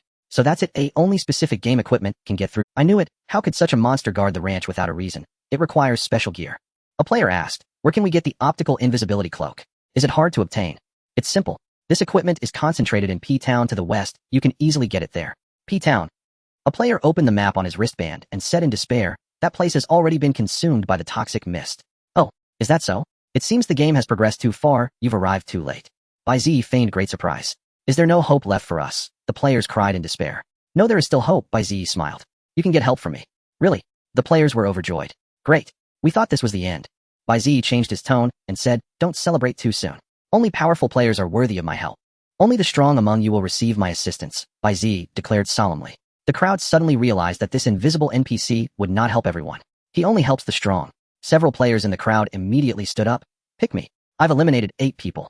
I single-handedly wiped out a squad. Pick me, pick me. My Void Realm level is high. Bai Ziyi swept his gaze across them. These standing players were all ability users, but their Void Realm levels were below LV30. Perhaps some of them were from Honghu technology.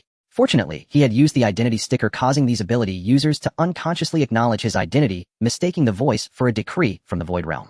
Otherwise, even wearing the invisibility cloak, he might have been discovered by the ability users. After all, only ability users knew that the Void Realm was not a game. These words immediately darkened the faces of many players. Is being strong decided by yourselves, eh? What? If you disagree, let's duel. A LV22 ability user sneered. Bring it on. Only the victor is truly strong, the other player roared. Suddenly applause rang out, interrupting their quarrel. All right, dear players. Under the invisibility cloak, Bai Ziyi clapped and smiled. In my eyes, the standard of strength does not depend on power, but on luck. What? Luck? The LV22 ability user asked in confusion. Are you asking us to play rock, paper, scissors? No. My dear players, Bai Ziyi said slowly, artifacts are my only measure of strength. Please exchange your grade or higher artifacts for my optical invisibility cloaks. They will allow you to cross the pasture, a must-have for travel, murder, looting, and winning the game. Trade now, and you'll profit. In the Valley of Death, grade or higher artifacts were extremely rare, only obtainable from airdrops. And grade artifacts were far more powerful than the ubiquitous grade ones. Bai Ziyi intended to seize the opportunity. What? Grade or higher artifacts? Isn't this robbery? A player exclaimed. Exactly. Grade or higher artifacts only appear in airdrops. They're extremely rare. A faint smile curled at the corner of Bai Ziyi's mouth. Players, I only have 5 optical invisibility cloaks. First come, first served. If no one wishes to trade with me after the 30-second countdown, I will disappear.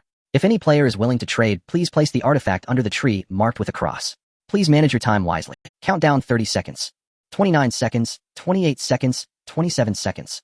Players possessing grade artifacts were drenched in anxious sweat. This NPC's voice each time it spoke emanated from 3 directions simultaneously, clearly not a fake. If they didn't trade their artifacts, they would likely be eliminated by the poisonous fog. If eliminated, what use would the artifact be? You can pick up another artifact, but if you lose your life core, you're eliminated. 3 seconds. 2 seconds. 1 second. Post the link. Ill trade. An ability user quickly raised his hand. I have a crate artifact, Shadowhunter's Dart. Ill trade 2. Crate artifact, Mom's shopping bag. Me. And me. 5 players stepped out from the crowd, found the tree marked with a cross in the nearby woods, and placed their artifacts beneath. The next second, all the artifacts vanished. Thank you for your patronage. Until next time, Bai Ziyi's voice echoed. Then 5 optical invisibility cloaks fell from above their heads. The 5 players caught them instantly, their faces brimming with delight. However, these cloaks were somewhat muddy, as if they had been worn. Meanwhile, Bai Ziyi returned to the 2 women carrying the 5 artifacts. How did you manage to produce so many voices by yourself? Tanshi asked curiously. Nothing special. To facilitate communication with players, we designers come with built-in stereo sound. Bai Ziyi replied with a straight face. Strange, didn't you take out 7 cloaks? Why trade only 5? Would I? Bai Ziyi glanced secretly at his 2 clones wearing the cloaks and chuckled. The other 2 were too dirty, I was afraid they'd give us away, so I didn't trade them. You're quite cautious, Wudai nodded. Just then several ability users in the crowd suddenly erupted, firing multiple lightning arrows at the 5 who had traded. Whoosh, whoosh, whoosh. The 5 players were caught off guard by the lightning arrows and were eliminated before they could struggle. As I said, we are the true strong ones. The leading ability user walked toward the cloaks, picked them up, and distributed them to his teammates. From now on, don't compete with us from Honghu Technology. Other players, knowing they were no match for these paid escorts, shrank back and dared not speak. Quick! We must hurry and rendezvous with the young master. The 5 ability users donned the optical invisibility cloaks and vanished from sight. How can those Honghu Technology people be like this? Tanshi said indignantly. Aren't you going to do something special, Inspector of the Soul Purification Court? Bai Ziyi was unperturbed, counting the artifacts he had obtained. Everything I said earlier was made up, so who gets the cloaks? The main goal was to have them test the effectiveness of the cloaks for us. You're so wicked, Tanshi said. Couldn't you have just handed them out directly? Why trick them? If I gave them away for free, would they dare to use them? Bai Ziyi said calmly. Only what is obtained at a cost is Tanshi pouted, having not considered that. Alright, Mom's shopping bag and Shadowhunter's Dart are mine. You 2 can split the remaining 3 artifacts.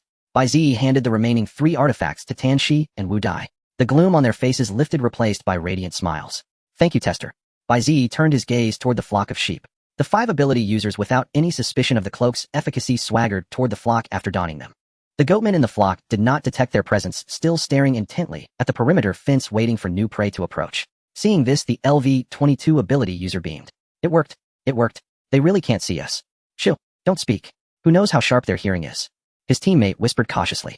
Observing from afar, Bai Ziyi raised an eyebrow. So the invisibility cloak really worked against the goatman. Just then a goatman suddenly extended its tongue. The tongue was lined with several rows of sharp barbs glistening in the sun. To Bai Ziyi's shock, the tip of the goatman's tongue even bore a pair of snail-like tentacles. Bah! The goatman uttered in confusion. The 5 ability users immediately halted cautiously. In the next instant, an abrupt change occurred. The goatman suddenly punched the air in their direction. Bang! The body of the LV-22 ability user instantly exploded and perished. Bai Ziyi's pupils contracted. The optical invisibility cloak was also ineffective against the goatman. The LV-22 superpowered being didn't even have time to scream. He simply exploded and perished. Wu Dai and Tan Shi, though unable to see the figures cloaked in optical camouflage, were still horrified by the sudden burst of blood. Is the optical camouflage useless against the goatmen? Tan Shi exclaimed in shock. Damn it, then we'll never get through. The players outside the fence were also shaken by the scene, retreating far from the barrier. Curse it. Were we tricked by that NPC? The lead superpowered being gritted his teeth and roared, forget it. Charge. The goatman extended its eerie tongue again to probe the air and soon locked onto another superpowered bot. The goatman threw a punch from a distance. Among the remaining 4 superpowered beings, one had his head rapidly collapse, followed by his brains bursting out. Ignore him. Keep charging. The lead superpowered being rushed into the flock, first leaped onto a sheep's back and sprinted across with exceptional balance. The 2 superpowered beings behind him followed suit, scrambling onto the sheep and dashing across. This is too reckless. Bai Ziyi shook his head. Sure enough, a white goatman suddenly stood up from the flock. It precisely grabbed a superpowered being running past and bit down without hesitation. With a squelch, the superpowered being's blood instantly stained its snowy wool, making the already grotesque goatman appear even more ferocious. The remaining 2 superpowered beings couldn't hold on the sheep's backs for long either, eventually losing their balance and being swallowed by the flock. Their screams echoed across the entire pasture. NPC, are you still there? A player outside the pasture shouted around. The invisibility cloak you gave us is... I know that was a test. Please show yourself again and give us real help. Yet no voice answered them. After a while, their pleas turned into curses. Damn it. Damn liar. Is this fun messing with us? When I get out, I'm sending a death threat to the designer.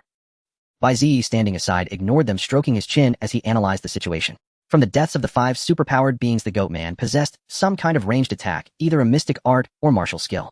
Since all victims died from physical attacks, Bai Ziyi leaned toward it being a martial skill. If so, his endless reincarnation's mystic art deceptive words couldn't help him judge the attack's range or trajectory. Though recognition and enhanced sight could see vague trajectories, by the time he reacted, he would likely already be struck. The mystic art cards he had that dealt damage were all element-based, and the goatmen were immune to all elemental damage. His abilities were completely countered by the goatman.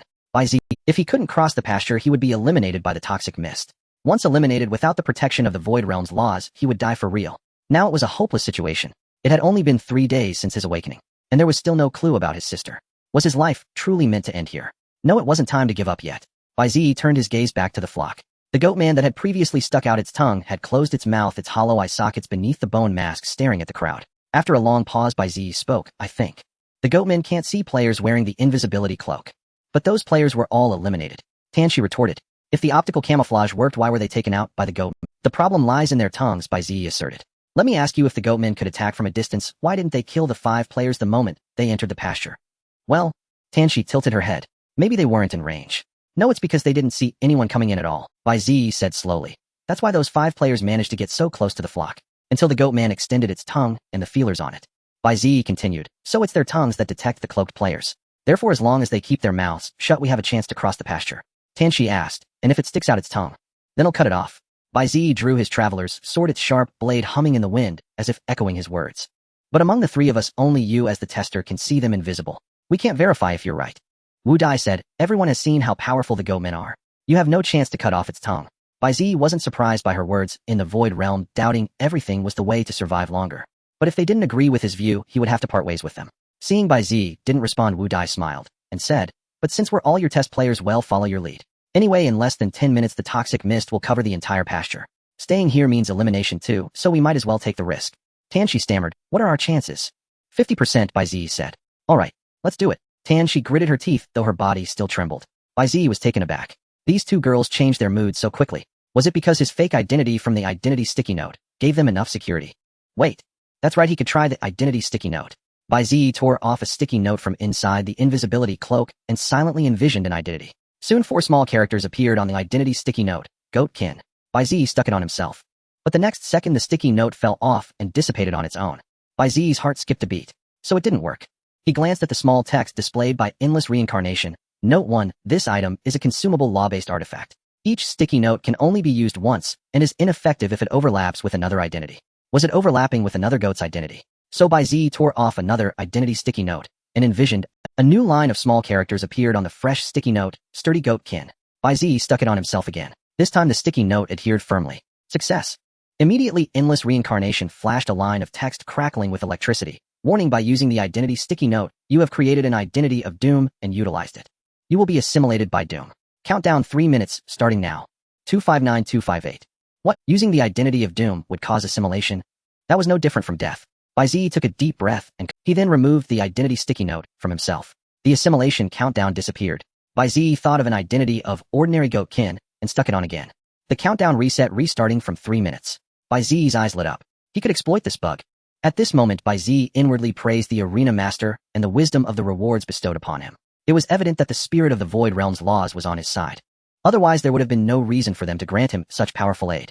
Earlier, when the Bloodvine pathogen claimed the spirit of the Void Realm's laws sided with the Doom, it was nothing but a divisive ploy. Fortunately, he had remained skeptical and insisted on obtaining this artifact. Otherwise, he would have found himself in an inescapable deadlock. Now, with 91 identity stickers remaining, spending 3 every 3 minutes would suffice to lead the 2 girls across the path. Bai Ziyi tore off 2 more identity stickers, which displayed the words Offspring of the Goat, with glasses, and Offspring of the Goat, in JK uniform. He affixed them to the backs of Tan Shi and Wu Dai. Let's go. Stay close to me. When I stop, you stop. The 2 girls nodded, unable to see the identity stickers, unaware of their newly acquired identities. Fortunately, both were cloaked in optical camouflage, or they would have been startled by each other's new personas. Bai Ziyi was the first to vault over the fence and stride toward the flock. Tan Shi and Wu Dai, unable to see Bai Ziyi, could only follow the footprints on the grass. The trio approached the flock without being detected by the goatmen. Before entering the flock, Bai Ziyi quietly replaced the girls' identities with new goat offspring to avoid discovery while traversing the herd. Bai Ziyi led the 2 girls into the flock. The journey was relatively smooth for the trio. Since Bai Ziyi and the others were all wearing optical camouflage, even though the Void Realm's broadcasters had located him, they could not capture any footage of him. But the audience and the eliminated players knew they had infiltrated the flock and understood the peril of their situation. Everyone held their breath for them. Except for Honghu technology. Just what method did Bai Ziyi use to blend into the flock? Lu Jianing asked, frowning. I'm not sure. Lu Ba shook his head and glanced at the 5 eliminated psychics beside him. How did you all get the optical camouflage? Report, Brother Ba. We snatched them from 5 players, one of the psychics said. Didn't you find that suspicious? Lu Ba pressed further. The psychics exchanged glances and shook their heads. In the Void Realm, void arts are forbidden. Only the Void Realm's laws could do that. But we never expected the Void Realm's laws to deceive us as well. Alright, thanks for your hard work. Keep an eye on those kids, and don't let them escape. Lu Ba patted their shoulders. The 5 psychics nodded, and surrounded Li Go and the others. Do you think they fell for Bai Ziyi's trick? Lu Jianing, he likely used them as guinea pigs to test the camouflage's effects. Lu Ba said, his expression complex. I can't think, but they're all wearing optical camouflage. Why aren't Bai Ziyi and his group attacked by those goatmen? Lu Jianing felt a headache coming on. Bai Ziyi always came up with moves they couldn't understand. Maybe the answer lies in the golden airdrop he seized. Lu Ba let out a deep breath. Perhaps that artifact is the key. Meanwhile, in the backstage monitoring room, data was being collected intensively. Based on the dangerous particle fluctuations collected on-site, these goats should originate from some kind of doom creature. A staff member pointed at the detector's peak. The danger concentration in the pasture is severely excessive. If they enter our world, it could trigger a great catastrophe. Why weren't the values from the hospital that high earlier? Muji asked. Those vines were also from the Doom, weren't they? The staff member nodded. The Doom seemed to be in a weakened state back then, so its danger level wasn't high. But now each of these goatmen has a danger level of 4, making them in a sense harder to deal with than those vines. It's strange. The Doom lurks deep within the Void Realm, and only a rank mysteries or higher can manifest it. In the hundreds of competitions held in Void Realm 18 over the years, we've never seen the Doom. So why, as soon as this intern arrived, did he encounter 2 within 2 hours? The staff member complained. Not everyone can withstand such dangerous opportunities. Muji said slowly, although Bai Ziyi has infiltrated the flock, I don't believe he'll leave the pasture alive. As the 2 conversed, 2 Void Realm broadcasters floating at the pasture's perimeter suddenly went dark. The staff immediately checked the data fed back from the broadcasters. These 2 broadcasters seem to have been destroyed. Destroyed? Muji frowned, a sense of foreboding rising within him. Could it be? The staff member nodded solemnly. It's exactly the same as what happened in the village. Just as Bai Ziyi and the 2 girls were about to leave the flock and reach the other side of the pasture, an unexpected event occurred. The remaining players outside the pasture, preparing to gamble everything, united to unleash a barrage of void arts upon the flock. Although the goatmen were immune to all elemental damage, their offspring possessed physiques akin to ordinary goats and could be easily killed by void arts. Sensing the danger, the flock grew restless and scattered the trio in an instant. Damn it. Bai Ziyi looked back to see Wu Dai and Tan. She pushed several meters apart by the sheep. Dozens of goatmen immediately rose from the flock, adopting an aggressive stance. If the players outside bombarded the flock with void arts now, Bai Ziyi and the girls would surely be caught in the blast and eliminated. Brothers, unleash your strongest void arts. Let's carve a bloody path. Charge. The 13 remaining players outside the pasture simultaneously activated their most powerful void art cards. Countless high-level void art cards were activated, dazzling beams of void energy shooting into the sky as a terrifying gale instantly tore up the turf. Bah, bah, bah. All the goatmen's muscles bulged rapidly, exuding an irresistible aura of danger. Vast stretches of pasture grass were flattened by this aura. All the goat offspring fell silent instantly, staring calmly at the humans in the distance. The terrifying pressure immediately crushed Wu Dai and Tan, she leaving them gasping on the ground in agony. The time for the Doom's assimilation was nearly up. If he didn't change the identity stickers, soon both girls would turn into goats. While the goats were locked in a standoff with the humans, Bai Ziyi moved closer to the girls. He had to save them before the countdown ended. At this critical moment, everything in the world suddenly lost its color. The lush green grass turned drab and lifeless.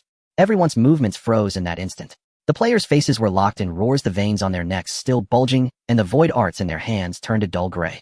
Dust flying, insects drifting, clouds, flames, lightning, ripples of water. Everything was frozen in time.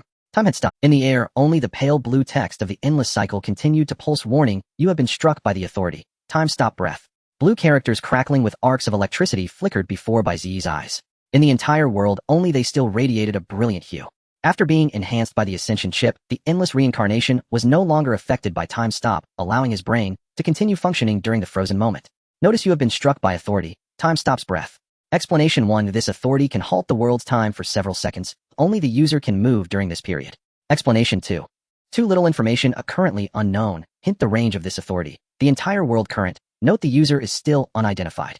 Time stopped so far. 1 second, 2 seconds, 3 seconds. Damn it. Why now of all times? Although Bai Ziyi's brain could continue operating in the frozen time, his body was completely immobile, no different from ordinary confinement. Just in the corner of Bai Ziyi's eye caught him. Bai Ziyi was stunned. In the paused world, even the powerful goatman could not move. How could there be any creature? No. It was the user of authority. Time stops. Breath. They were nearby. Bai Ziyi struggled to shift his gaze. He could only continue observing the moving figure from the corner of his eye. Focusing all his attention there, he realized the figure was not human at all. It was a crimson giant nearly 10 meters tall. Its body was covered in countless human heads, each with rolled-back eyes. Their mouths opened and closed, emitting low, buzzing whispers. It emerged from the forest, approached the frozen players, and examined each one carefully, as if admiring its own masterpiece. Since this was only captured by his peripheral vision, Bai Ziyi's pupils could not focus, preventing him from using the identify ability to obtain the monster's information. Then the monster sat down on the ground with a thud, randomly picked up a player, and placed them in its palm. Smack! The player was flattened. The blood that would have splattered became a thin sheet, suspended in midair. Then it picked up more players, crushing them all in the same manner. A grotesque smile spread across the monster's ugly face. The humans before it seemed merely like toys. 13 players were instantly reduced to thin, flattened human sheets frozen in the air. Bai Ziyi glanced at the endless reincarnations timer. Time had already stopped for nearly 2 minutes. That meant if this monster could hold its breath indefinitely, it could theoretically freeze time forever. A terrifying authority. With such a monster hunting players in the Valley of Death, how could anyone escape alive? The monster suddenly looked toward the flock as if it had found something amusing, clapping its hands excitedly. Its skinless face stretched its mouth to its earlobes, sharp fangs slightly parted in a hideous grin. Then it crushed the pasture fence and walked toward the sheep. Bai Ziyi's mind buzzed. Damn it. Don't come over.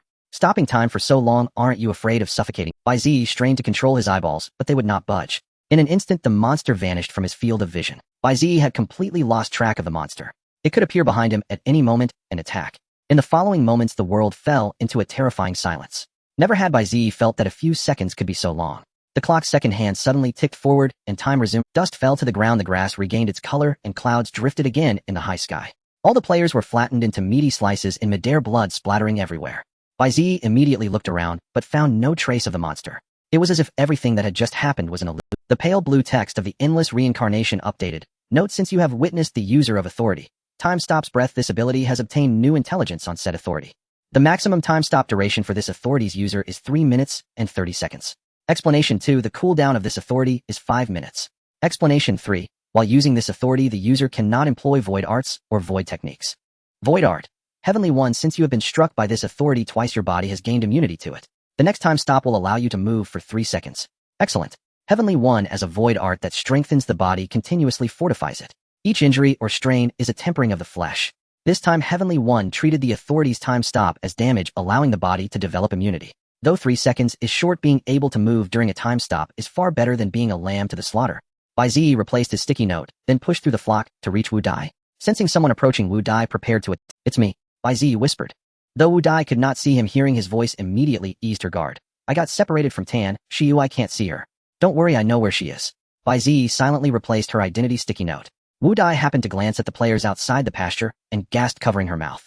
She had no idea time had been stopped for 3 minutes and 30 seconds, believing everything was unfolding normally. So in her eyes, all the players had been brutally eliminated in an instant. Did the goatmen do this? Wu Dai asked softly.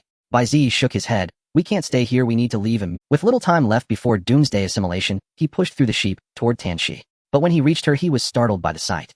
Tan Zai's body had grown goat-like fur, her short hair was almost curling into horns, and her mouth and nose had elongated to varying degrees. Had he delayed replacing her identity sticky note, Tan Shi would have been assimilated by Doomsday into a true goat descendant. Bai Ziyi quickly applied a new note and tore off the old one. The anomalies on Tan Shi visibly receded, and she returned to her original college girl appearance. "Huh, what?" Tan Shi adjusted her glasses. Bai Ziyi pulled her up and said, "You were knocked out by the goatman's aura, but you're fine now." "Oh no, I got separated from Wu Dai," Tan Shi exclaimed. "It's okay, Tan Shi, I'm here." Wu Dai beside her took Tan Zai. The two girls, unable to see each other, could only feel each other's presence through their clasped hands. "Grab my hands, don't get separated this time." Bai Ziyi took both girls' hands. Their warm touch filled them with a sense of security. But his next words plunged their hearts into a frozen abyss. "There's a great terror hiding in this pasture. Bai Ziyi, don't scare us." Tan Zai's voice trembled as she spoke. "Goatmen are terrifying enough, but there's something even more dreadful than them. See those players? They were all eliminated in an instant by that great terror," Bai Ziyi whispered. Tan Shi then noticed that beyond the pasture everything had turned a bloody red. The sprayed entrails and blood were dissolving into specks of light and vanishing. 13 players eliminated in an instant. What a horrifying entity that must be. Tears streamed down Tan Zai's face uncontrollably. She was timid by nature, and this atmosphere of terror shattered the last of her psychological defenses. Why? Why did you have to design such terrifying monsters?" She sobbed as she walked. "A perfectly fine competition turned into a horror game by you." Bai Ziyi made no attempt to comfort her. Instead, he silently made his way toward the edge of the flock. The Void Realm was never a game to begin with. It was the Soul Purification Institute that, using the Great Precept, implanted this gaming mentality into these ordinary people. Though the Institute's intentions were good, protecting ordinary people while allowing them to participate in the war to expel the otherworldly.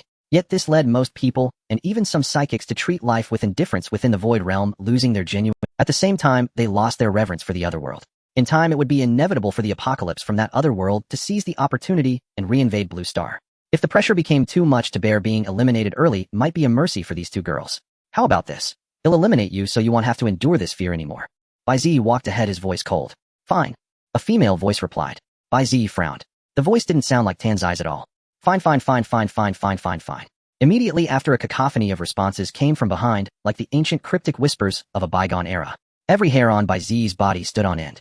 He activated Wolf Assault almost purely on instinct, dragging the two girls out of the flock and putting distance between them and the eerie voice behind. Bai Ziyi was about to warn the girls of something when he heard the sound of blood flowing. He looked down and his heart stopped. The hand he was holding still retained a faint warmth, but its owner was already gone. Wu Dai and Tan Shi were reduced to nothing but 2 severed limbs in his grasp. Bai Ziyi raised his head to look ahead, and his already anxious heart plummeted into the abyss. A crimson giant was stuffing 2 human women into its mouth. Wu Dai and Tan Shi, their eyes hollow and vacant, were being swallowed bit by bit into the monster's belly. So they were eliminated just like that. Bai Ziyi stared at the 2 severed arms in his hands, his pupils suddenly contracting violently. Under normal circumstances, whether it was a severed limb or blood, once eliminated, it would dissolve into specks of light and return to the real world. Yet after being devoured by the monster, Tan Shi and Wu Dai had not been eliminated. That meant they could no longer return to the real world. A moment later, 2 new human heads sprouted from the monster's body. They were unmistakably Wu Dai and Tan Shi. Together they rolled their eyes, their mouths opening and closing in unison with the other heads, emitting that eerie chant, "Fine, fine, fine, fine." What's going on? Is this a bug? Why is the holographic projection stuck again? It's been 3 minutes. The screen hasn't moved. This end of the Void Realm server is terrible. The central square erupted with the complaints of countless spectators. After time in the Valley of Death was stopped by authority, all the images froze in the same moment. The ordinary spectators assumed it was just a game glitch. Only the psychics present knew that things were not so simple. "Miss Mu, do you mean?" A staff member hesitated. "The time in the Valley of Death has been paused." Muji nodded. "Earlier I thought it might be an accident, but now it seems the timeline of the Valley of Death has completely diverged from that of Blue Star." There is something within the Valley of Death capable of stopping time. The staff member scratched his head frantically. Why? The situation in the Valley of Death is already so chaotic. First an apocalypse, now a time freeze. All these rare phenomena happening at once, and they've landed on our intern. Muji took a sip of water and said calmly, this Bai Ziyi's identity is indeed very problematic. No wonder someone high up is so intent on targeting him. The picture is moving. The staff member saw the feed from the Void Realm broadcaster return and immediately sat up straight. So it seems only 1 second has passed in the Valley of Death. When Muji saw the number of surviving players in the game, a flicker of surprise crossed her eyes. Not good. Another 13 players have been eliminated simultaneously. All of them are players from the pasture. Quick, use the Void Realm broadcaster following Bai Ziyi to check the area. Muji said, her voice filled with anxiety. The staff member understood and immediately manipulated the broadcaster to look around. However, no anomaly was captured. Strange. Isn't it here? Muji murmured, then struck by a thought immediately commanded, no, point the camera back at Bai Ziyi.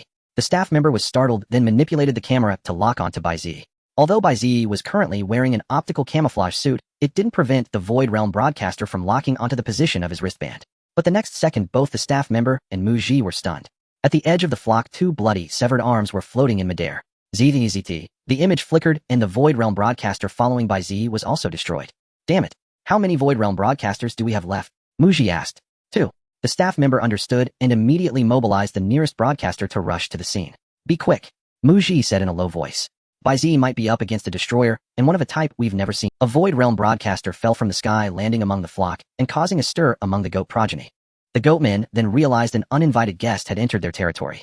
They looked around but could not see the Crimson Giant. Bai Ziyi stared intently at the giant before him and activated Identify. Above the Crimson Giant's head, a few lines of text appeared. Void Realm Creature Annihilation Sequence. Coffin of 100 Faces. LV. Coffin of 100 Faces, a destroyer of the Chaos faction, usually deployed in the form of a coffin into various otherworldly spaces to annihilate all life. It feeds on psychics and enchanted artifacts. Any psychic or artifact it consumes will be used by it, becoming a permanent part of itself. When its body grows 100 faces, it will gain infinite hazard particles and the ability to freely create void arts. This entity has absorbed 38 individuals. This entity has been granted the authority, Breath of Time Stop, by an existence of the Chaos faction. Warning, you will be its next prey. Beware, you have been marked by it. You will be its next prey. The information regarding the 100-faced death coffin slowly faded, replaced by a list of 38 human names it had absorbed. Wu Dai, Tan Shi, Chun Linya, Huang Kong. Gazing at the 38 names floating in the air, Bai Ziyi's expression gradually turned somber. Among the 38 individuals, 9 were ability users. Huang Kong, one of Huang Zhen's bodyguards, had also been absorbed by the 100-faced death coffin. No wonder Lu Ba and Luo Ding couldn't reach him. The 100-faced death coffin crouched on the ground, its grin stretching from ear to ear. It watched Bai Ziyi with keen interest, as if admiring an exquisite figurine. The 38 heads on its body erupted into a sinister, chilling laughter, as if expressing its delight. You killed those players, yet absorbed ordinary people like Wu Dai and Tan Shi, Bai Ziyi said in a low voice. Is it because they possessed mystical artifacts? Hev. The 100-faced death coffin tilted its head, revealing a meaningful smile. How unfortunate. These 38 souls can never return to the real world. Bai Ziyi slowly gripped the sword at his waist. Only 2 options remained. 1, escape during the cooldown period. 2, slay it within the ability's cooldown. After a brief deliberation, Bai Ziyi dismissed the first option. Leaving aside whether he could successfully flee before it, even if he made it to the final circle, he would surely be caught again during the 3 minutes of time stop. Moreover, even if the 100-faced death coffin truly let him go, the 38 people within its body would remain trapped in the Void Realm forever. Thus, he had to eliminate it here. 8 minutes remained until the ability's cooldown ended. With no broadcasters nearby, he could now unleash his full strength. But could he truly defeat this creature even at full power? As a bead of cold sweat trickled down, Bai Ziyi placed his other hand on the sword hilt. Facing a monster of unknown rank in the Void Realm, he had to employ all his skills and fight with everything he had. With a flicker of movement, Bai Ziyi vanished like a wolf shadow. Martial art wolf strike. Bai Ziyi reappeared directly before the 100-faced death coffin, which paused in momentary. It suddenly realized that Bai Ziyi's hands remained in the posture of drawing his swords, yet both blades at his waist had vanished. Martial art shadowless. This martial art unleashes an attack at a speed imperceptible to the naked eye, tripling the weapon's sharpness, swift as a fleeting shadow. In the martial world, speed alone is unbeatable. He unleashed 2 of the fastest martial arts simultaneously, aiming to slay the 100-faced death coffin in an instant. Swish! A fierce sword light crossed the face of the 100-faced death coffin. Bang! The harsh impact numbed Bai Ziyi's tiger's mouth, instantly splattering blood. What? Bai Ziyi's pupils contracted as he swiftly retreated. He focused his gaze, and under the sunlight the face of the 100-faced death coffin shimmered with a metallic luster.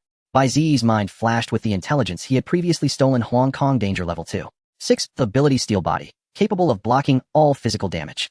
At this moment, the 100-faced death coffin had activated Huang Kang's ability, Steel Body. All physical attacks were now useless against it. The 100-faced death coffin's face maintained its horrifying grin as its left hand suddenly morphed into a cute pink pistol, pulling the trigger at Bai Ziyi. This is a crank mystical artifact, the magic pistol. Bai Ziyi's heart jolted, and he instantly pushed the speed of Wolf Strike to its limit.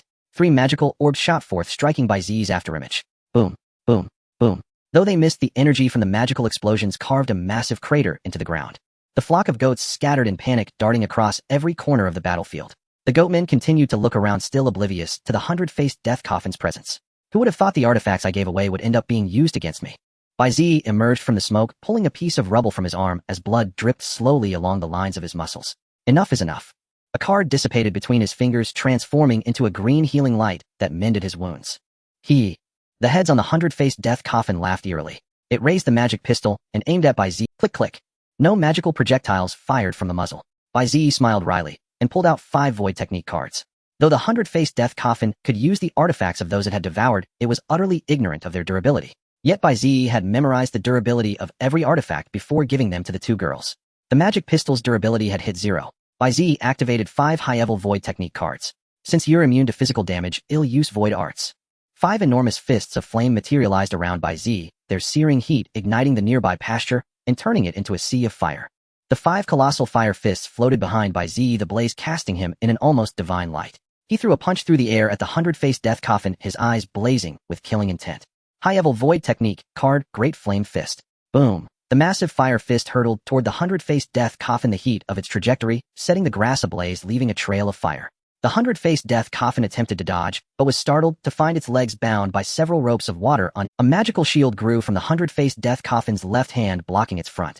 A crank mystical artifact, the magic shield. An artifact capable of automatic defense. Clang. A magical barrier expanded around the 100-faced death coffin, repelling the flame fist. But the following fist struck the barrier in succession, shattering it into fragments. The magic shield's durability could only withstand 4 hits. The final flame fist slammed into the 100-faced death coffin. Fire embraced it, blasting it dozens of meters away to land beside several goatmen. The goatmen beside it remained unresponsive. The 100-faced death coffin crawled out of the flames, bearing burn marks across its body, yet still maintaining its grin. It seems that wasn't a fatal wound, Bai Ziyi murmured, pulling out 5 more void technique cards. The 100-faced death coffin slowly rose to 38 heads on its body, emitting a bone-chilling laugh. The hunt begins now. As the words fell, the 100-faced death coffin's body gradually merged into the air, vanishing completely in an instant. Vanished. Bai Ziyi was taken aback. He immediately activated Identify and Enhanced Sight, scanning his surroundings warily. There was no trace of the coffin of 1,000 faces. Could it have left? Bai Ziyi frowned slightly. But it just said the hunt begins. It couldn't have fled after making such a bold claim. He glanced at the countdown of the final reincarnation. There were still 5 minutes until the cooldown of his authority ended. It wasn't impossible that the coffin of 1,000 faces had merely left temporarily, only to return once the authority's cooldown ended. Bai Ziyi tore off a identity sticky note to renew his identity as a goat descendant. If he failed to renew his identity in time, he would have turned into a goat before the coffin of 1,000 faces returned. Suddenly, a fierce gust of wind from a punch hurtled toward Bai Ziyi. Bai Ziyi's pupils constricted. He immediately swung his sword, slashing toward the direction of the incoming punch. Bang! The familiar sound of impact echoed in the air. Bai Ziyi was sent flying backward, crashing into the herd of goats. But the startled goats scattered, leaving Bai Ziyi alone in the center. Fortunately, the goats cushioned his fall, and he was not seriously injured. Clang! The sword in his hand had snapped. That single punch had directly destroyed a great mystical artifact. That punch had been so powerful. Bai Ziyi looked around, but still saw no trace of the coffin of 1,000 faces. But that punch had undoubtedly been delivered by the coffin of 1,000 faces. It hadn't left it had turned invisible. The enhanced sight of the final reincarnation could only mark objects hidden by technological means, not those concealed through void arts or mystical artifacts. In other words, he couldn't see through the coffin of 1,000 faces' invisibility at all. He had to find a way to break it. Bai Ziyi's heart suddenly leaped. He spun around sharply, only to find a crimson gaping maw about to devour him. The stench of blood rushing toward him was suffocating. When did this? Bai Ziyi hurled a void art card into the coffin of 1,000 faces' mouth. High-grade void art card, Water Pillar. Whoosh! A torrent of water suddenly erupted from the coffin of 1,000 faces' mouth, blasting Bai Ziyi over 10 meters away and saving him from that lethal bite. It wasn't over yet. Seizing the chance to counterattack, Bai Ziyi summoned a lightning arrow within the water. 3 bolts of lightning surged upstream, streaking toward the end of the torrent. Yet at the end of the water there was nothing. It had vanished again. Damn it! What exactly was the coffin of 1,000 faces? Luo Ding, it seems we've reached the final circle. Huang Xian sat on a high platform with nearly 100 mystical artifacts arranged behind him. Yes, young master. Luo Ding replied respectfully, kneeling on one knee. Has that Bai Ziyi been eliminated yet? Huang Xian asked further. Luo Ding closed his eyes, activating his ability, the mind's eye. After a few breaths, he opened his eyes and responded, apologies young master, not yet. Oh, are the people we sent out all useless? Huang Xian gazed ahead as the mystical artifacts behind him rose one by one, transforming into streaks of light weaving through the buildings. One by one, players hiding nearby were pierced through the chest by the flying artifacts. Pentakill. 2 breaths later, a thunderous announcement echoed in Huang Xin's ears. Young master's control over his ability has grown even more refined, Luo Ding remarked in admiration. Just 5 rats. Huang Xian waved his hand, and 5 artifacts returned to his side as streaks of light. The Soul Purification Academy chose a level 1 ability user as the top rookie. How laughable. I wonder if Bai Ziyi can handle this gift. With that, nearly 100 mystical artifacts behind Huang Xian soared into the air, emitting a blinding radiance. Calm down. Calm down. Bai Ziyi took a deep breath, then slowly exhaled. Something was off. He was wearing an optical camouflage cloak, yet the coffin of 1,000 faces could see him. However, it had failed to notice his 2 other clones, also clad in camouflage cloaks. Earlier, it was his clones who had bound its legs with water ropes, preventing it from dodging the Great Flame Fist. If it could see the clones, it wouldn't have been bound. Furthermore, despite the destruction caused by the coffin of 1,000 faces, the goatmen showed no reaction to it. Were they allies? No, judging by the goatmen's wary state, they weren't from the same faction. Otherwise, the coffin of 1,000 faces could have teamed up with the goatmen to take him down. If they were from different factions, why were the goatmen turning a blind eye to the coffin of 1,000 faces? His intuition told him that the key to breaking the coffin of 1,000 faces' invisibility lay with the goatmen. The invisibility method must have a weakness, otherwise the coffin of 1,000 faces wouldn't reveal itself when attacking. He had little time left to think. Only 4 minutes remained until the authorities' cooldown ended. If he couldn't deal with the coffin of 1,000 faces within 4 minutes, he would likely be in grave danger. Moreover, it had absorbed 9 ability users and several crayed mystical artifacts. Whoosh! A sound of something cutting through the air suddenly reached Bai Ziyi's ears. He instinctively blocked with his sword, but a long whip coiled around the blade. Crayed mystical artifact, Thunder Whip. Bai Ziyi silently cursed and immediately released his grip on the sword, retreating dozens of meters. The next moment, the traveler's sword was engulfed in high-voltage electricity. If he had let go a second later, he would have been electrocuted. The coffin of 1,000 faces wore a sinister smile before melting back into the air and vanishing. It was right. With this undetectable invisibility, it could hunt any living being. Bai Ziyi drew the crayed mystical artifact he had obtained in P-Town, the lightning dagger. Attacks made with the dagger carried lightning damage, increasing attack speed and movement speed. This was his only remaining. He could only seize the moment when the coffin of 1,000 faces attacked to counter. Suddenly, a goatman charged toward Bai Ziyi. Bai Ziyi was stunned. Why was a goatman interfering at such a critical moment? He quickly assumed a defensive stance, ready to block the goatman's attack. The goatman threw a punch, striking an empty space in front of Bai Ziyi. Thud! The goatman seemed to hit something in the air, producing a dull, thunderous sound. Then, not far away on the grass, a deep crater was blasted into the ground by something. Had the goatman hit the coffin of 1,000 faces? What was going on? Bai Ziyi stood frozen. Could the goatman have been able to see it all along? Then the goatman roared and charged toward the crater, grappling with some invisible entity. For a time, the air around them erupted with deafening sonic booms. The battle between the two kicked up a thick cloud of dust, obscuring Bai Ziyi's vision. After several breaths, the dust settled, leaving only the corpse of a goatman on the ground. It hurts, it hurts, it hurts, it hurts, it hurts. Behind Bai Ziyi, the ancient eldritch whisper echoed once more. At this moment, there are still 3 minutes left until the cooldown of authority ends. It hurts, it hurts, it hurts, it hurts, it hurts, it hurts. Behind Bai Ziyi, a voice like an ancient god echoed once more. It is the dead coffin's 100 faces. Bai Ziyi turned around and swung the lightning dagger, the surging lightning carving a graceful crescent wind blade in the air. Martial arts air slash. The wind blade, entwined with lightning, struck towards the source of the sound behind him. Sure enough, in the next moment, the dead coffin's 100 faces revealed its true form and countered the wind blade with a thunder whip. Seizing the opportunity, Bai Ziyi increased the distance and carefully examined the dead coffin's 100 faces. After the earlier skirmish with the goatman, there were several bite marks on the dead coffin's 100 faces. Bai Ziyi's spirit lifted. The goatman could not only see the dead coffin's 100 faces, but could also inflict damage on it. Could he use the goatman to deal with the dead coffin's 100 faces? Bai Ziyi looked at the other goatmen. They remained unmoved, continuously emanating a terrifying aura while vigilantly observing their surroundings. The other goatmen still could not see the dead coffin's 100 faces. Only he could see it. Suddenly, a terrifying guess flashed through Bai Ziyi's mind.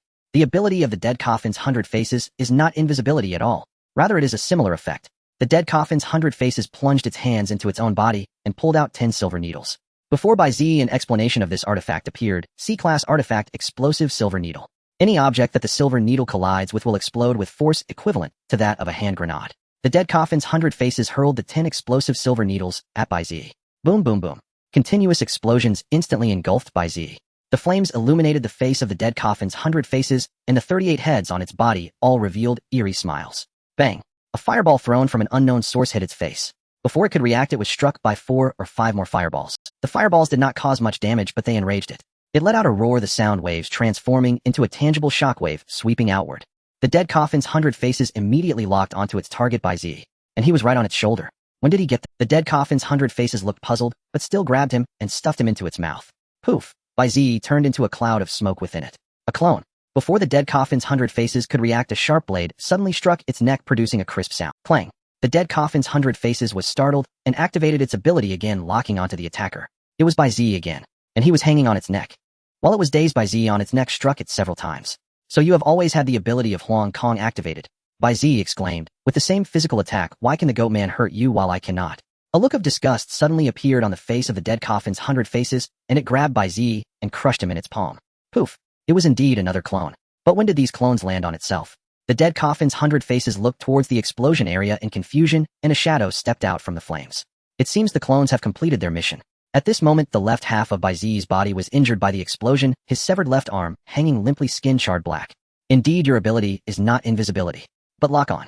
Bai Ziyi took out a card and activated it. High-level illusionary card, emergency treatment.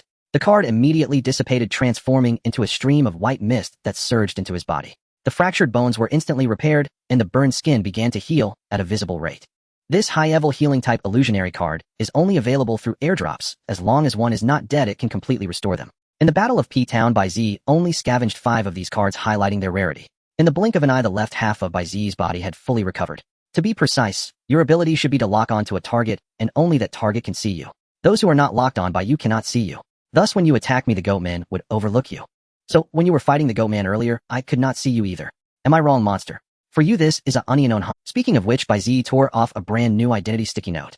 As for why you did not notice my clones, perhaps the target you locked on loses the effect of invisibility. Thus, every time you attack me, you need to reveal yourself to confirm my location. I have deciphered your ability. Bai Ziyi's gaze was like a torch, his momentum burning like a fierce flame. A hint of surprise flashed across the face of the dead coffin's 100 faces as 38 heads whispered to one another. To think, he has seen through it. But so what? He still cannot defeat me. We will eat him. No, kill him. For the sake of chaos. The dead coffin's 100 faces gradually merged into the air and disappeared once more. Have you switched your lock-on target again? Bai Ziyi muttered. This time the target is probably some goat that cannot harm you, right? Otherwise the goat man would immediately attack you. Bai Ziyi glanced at the countdown. There was still 1 minute left until the cooldown of authority ends. It seems that I can no longer resolve this in 1 minute, but I still want to give it a try.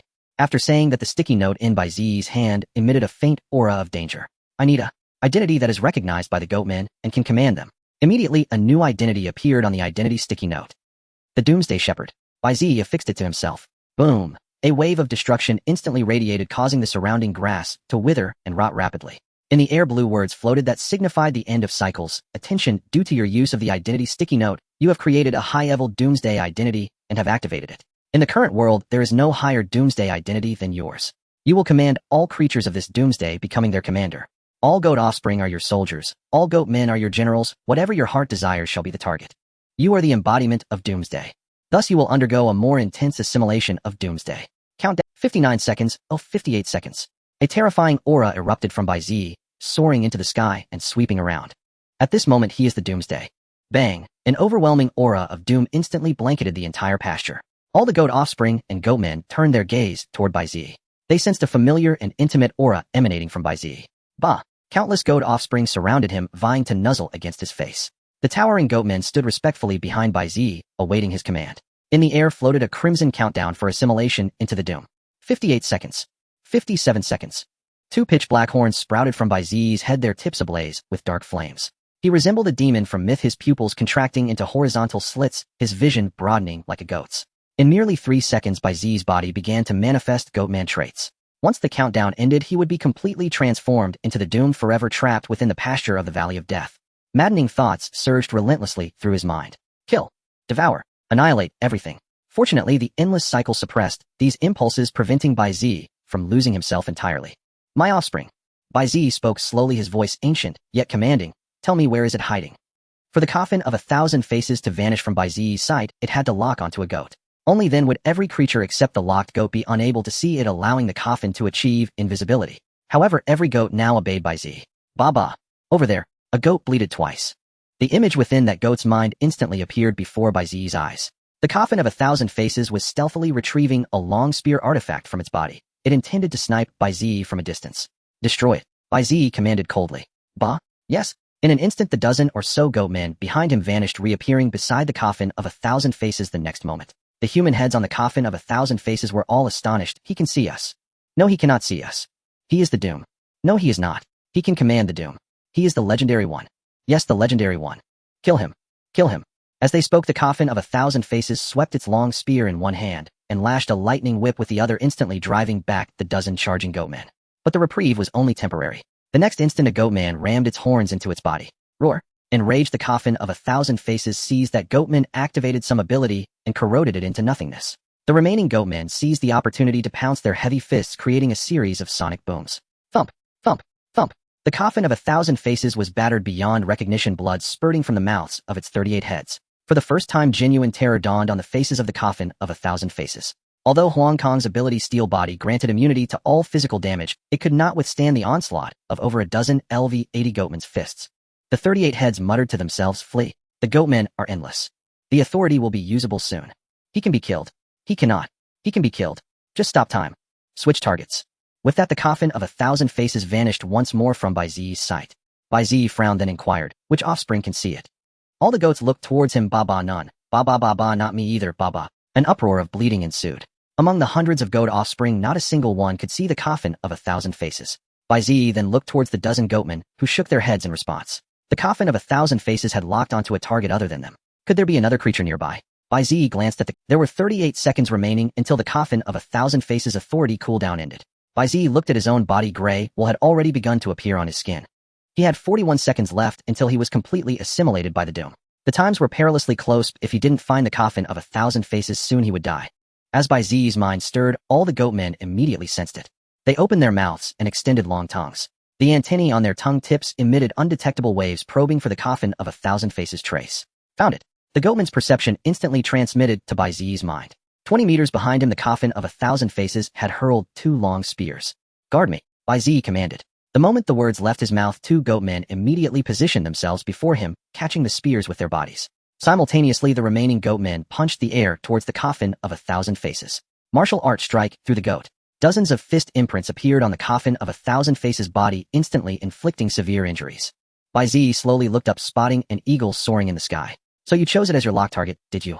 Bai Ziyi raised a finger, and the eagle instantly lost consciousness, plummeting from the sky. A goatman opened its mouth and swallowed it whole. Having lost its target, the coffin of 1,000 faces reappeared in the sight of all the goats. Blood trickled from the mouths of its 38 heads, their features twisted from the beating. Impossible. Such a low-tier Doom could actually defeat me. Us. However, time is up. The coffin of 1,000 faces flung all its artifacts, a countless number of blades and spears hurtling towards Bai Ziyi. Bai Ziyi's expression shifted slightly as he immediately recalled the goatmen. They materialized in front of him, blocking every incoming artifact. A long-lost ferocious grin finally spread across the faces of the coffin of 1,000 faces. The cooldown for the authority was over. It pressed its palms together, forming 2 arcane hand seals. The 38 heads simultaneously inhaled. Authority breath of time stop. It was as if all the colors of the world were sucked into its belly, falling blood droplets and blazing flames froze in that instant. Time in the Valley of Death ceased from this moment onward. Only the coffin of 1,000 faces could move. It's over. It's over. Staring at the immobilized goatmen and Bai Ziyi, the 38 heads cried out in excitement. Despite their bruised and swollen faces, their elation was undeniable. Holding its breath, the coffin of 1,000 faces slowly rose from the ground. In the world of stop time, it was the true sovereign. The coffin of 1,000 faces drew a long blade artifact. Its first order of business was to slaughter every last. As for Bai Ziyi, the delicious dessert was naturally saved for last. The coffin of 1,000 faces spent a full minute decapitating the dozen goatmen. Yet a flicker of unease remained, so it cleaved all the goat offspring in half. Only after eliminating every goat did it contentedly approach Bai Ziyi. The 38 heads eagerly extended their tongues, greedily seeking to seize Bai Ziyi's abilities. Join us. Join us. Lost in its frenzy, the coffin of 1,000 faces remained oblivious to the tiny arc-wreathed blue characters that, defying the shackles of time, flickered within Bai Ziyi's eyes. Time rewound slightly to 2 minutes ago. All colors in the world had been drained away, and time had been frozen. But Bai Ziyi's mind had not halted. Warning: you have been struck by the authority. Breath of time stop. Explanation 1. This authority can halt the current world's time for several seconds, up to a maximum of 3 minutes and 30 seconds. During this period, only the death coffin 100-faced one can move. Explanation 2. The interval between each use is 10 minutes. Explanation 3. While using this authority, you cannot employ void arts or void techniques. Tip: the range of this authority encompasses the entire world current. Void art. Heaven's unity. As the body has developed immunity to this authority, you may move for 3 seconds during this time stop. Should I use the 3-second movement right? Wait a little longer. Bai Ziyi said in his heart. In the desaturated time-stopped world, the death coffin 100-faced one stood up and 38 heads burst into laughter. It pulled a long blade artifact from its own body, slowly walked to the goatmen, and severed their heads. The death coffin 100-faced one picked up a goatman's head, admiring its handiwork with satisfaction. The heads on its body jeered, low-tier doomsday, disgusting things. They'll upset our stomachs. Pa, hurry. Eat. Eat the legendary one. His power. Delicious. So delicious. Save him for last. Kill all his underlings. The 38 heads whispered among themselves as the death coffin 100-faced one approached the defenseless goatmen, grabbed them by their horns, chopped off their heads, and tossed them backward like trash. The sky gradually filled with the heads of goatmen. Unsatisfied, the death coffin 100-faced one slaughtered the harmless goat offspring one by one, leaving no chance for a reversal. At that moment, Bai Ziyi, as the doomsday shepherd, felt a pang of grief for the goats' deaths. Since time was frozen, the sorrow could only rage within his heart. The death coffin 100-faced one approached Bai Ziyi, long blade in hand, a greedy grin spreading across its face. The 38 heads eagerly extended their tongues, impatient to claim Bai Ziyi's power. Join us. Join us. The death coffin 100-faced one opened its gaping maw, revealing sharp teeth coated with slime as drool dripped onto Bai Ziyi. Use 1 second. A sudden powerful blow struck the death coffin 100-faced one's mouth. It recoiled in terror, retreating several steps to put distance between itself and Bai Ziyi. What? Did he just move? He moved? He moved and stopped time. He can counter the authority. He truly is the legendary one. The 38 heads shrieked in panic. The death coffin 100-faced one looked back at Bai Ziyi, only to find him still in his previous posture. An illusion. No, it was impossible for anyone to act and stop time. The death coffin 100-faced one took a step toward Bai Ziyi, then abruptly halted. No. The shape of the flames on that kid's horns had changed. He had truly moved in that instant of frozen time. And what had been mere conjecture was now confirmed. This kid was indeed the legendary one spoken of by the chaos beings, an existence capable of defying authority. His power. I want it. Must eat him. The death coffin 100-faced one pulled another long blade from its body. To be safe, it was better to first carve him into a cripple. The death coffin 100-faced one charged at Bai Ziyi, both blades aimed at his arms. Use all of it, Bai Ziyi murmured. The black flames atop his head blazed anew and his body radiated dazzling colors. He stepped back, dodging the 2 slashes. Indeed. You can move? How wonderful. Devour him. Bai Ziyi unleashed several wind blades, slicing toward the death coffin 100-faced one. A metallic sheen glimmered on its surface as it activated the steel body ability. The wind blade struck it with a crisp sound, but left no mark. Bai Ziyi's body lost its color again, his retreating step. The 3 seconds of movement were spent. The death coffin 100-faced one waited another dozen seconds, confirming Bai Ziyi could no longer stir before revealing a savage smile. The 38 heads cheered and swayed upon its body. We've won. He can't move anymore. Eat him. I want it. His power. The death coffin 100-faced one took a step toward Bai Ziyi. Suddenly, 2 torn sticky notes fell from its body. Huh. The death coffin 100-faced one froze. How could sticky notes be on its body? The next second, a massive, unhealable wound burst open at the spot where Bai Ziyi had struck it. As it stood dumbfounded, 2 more torn sticky notes fell from it. This time its throat was blown open, and a gash several meters deep on its shoulder severed its arm. Meanwhile, pale blue text flickered before Bai Ziyi's eyes. Identity sticky note. A creature tagged with this note gains an identity recognized by all lasting 3 hours. Removing the note cancels the identity. Explanation 3. Due to the overwhelming law effect of this artifact, the side effects on the user are extremely severe. During use, if the sticky note is damaged, it will inflict fatal damage on the user. You have granted the death coffin 100-faced one 5 identities. You have destroyed the identity sticky notes, causing fatal injury to the user. As its throat was pierced, the death coffin 100-faced one could no longer hold its breath, and the world regained its colors. Blood spattered from the goats around, heads falling through the air, and the thuds of countless bodies collapsing echoed. One. The authority, breath of time stop, was lifted. Time resumed its flow. Why? Why? What did you do? The 38 heads stared at Bai Ziyi in terror. How could you still harm me during the time stop? Bai Ziyi tore off the sticky note on himself, and the black flames on his horns instantly vanished. Because of this, Bai Ziyi tossed the discarded sticky note to the ground. An artifact, the heads asked in confusion. The death coffin 100-faced one then noticed that sticky notes were affixed to every spot where Bai Ziyi's wind blades had struck. His attacks had all been aimed at the sticky notes. When did you stick them on me? The heads demanded. When Bai Ziyi twirled a lightning dagger, arcs of electricity swirling around him. Before I became the 13 pupils of the death coffin 100-faced one contracted as it recalled the earlier encounter. Bai Ziyi's, they had exploited the weakness of its ability, climbed onto its body, and that was when these sticky notes had been attached. Could it be that since that moment it had been within his calculations? Was all of this within your calculations? The 38 heads on the 100-faced death coffin asked in unison. Did you already prepare to attack me and stop time back at that moment? Bai Ziyi's gaze instantly turned cold as he assumed an offensive stance. I only had one chance, so naturally, I had to defeat you at your most vulnerable moment. Now all the creatures in the pasture are dead by your hand. You have no other locked targets, and you can't use your authority. The 38 heads paused momentarily, then burst into laughter. Foolish human. We are chaotic war machines, the destroyer of the world. Even if you truly are the legendary one, you cannot defeat me. We shall destroy you. As the words faded, the heads closed their eyes one by one, sinking into silence. The dangerous particles in the air grew restless and turbulent, and a fierce gale arose. With the heads silenced, the aura of the 100-faced death coffin gradually ascended. Powerful currents swirled around it, sweeping away broken stones and severed grass from the ground. The body of the 100-faced death coffin flickered with various lights, its 9 innate abilities switching back and forth in an instant. Steel body, corrosive fluid, swamp, domain, blue silver, vine, black lightning, laser. Perish. The last head roared before closing its eyes as well. The aura of the 100-faced death coffin peaked.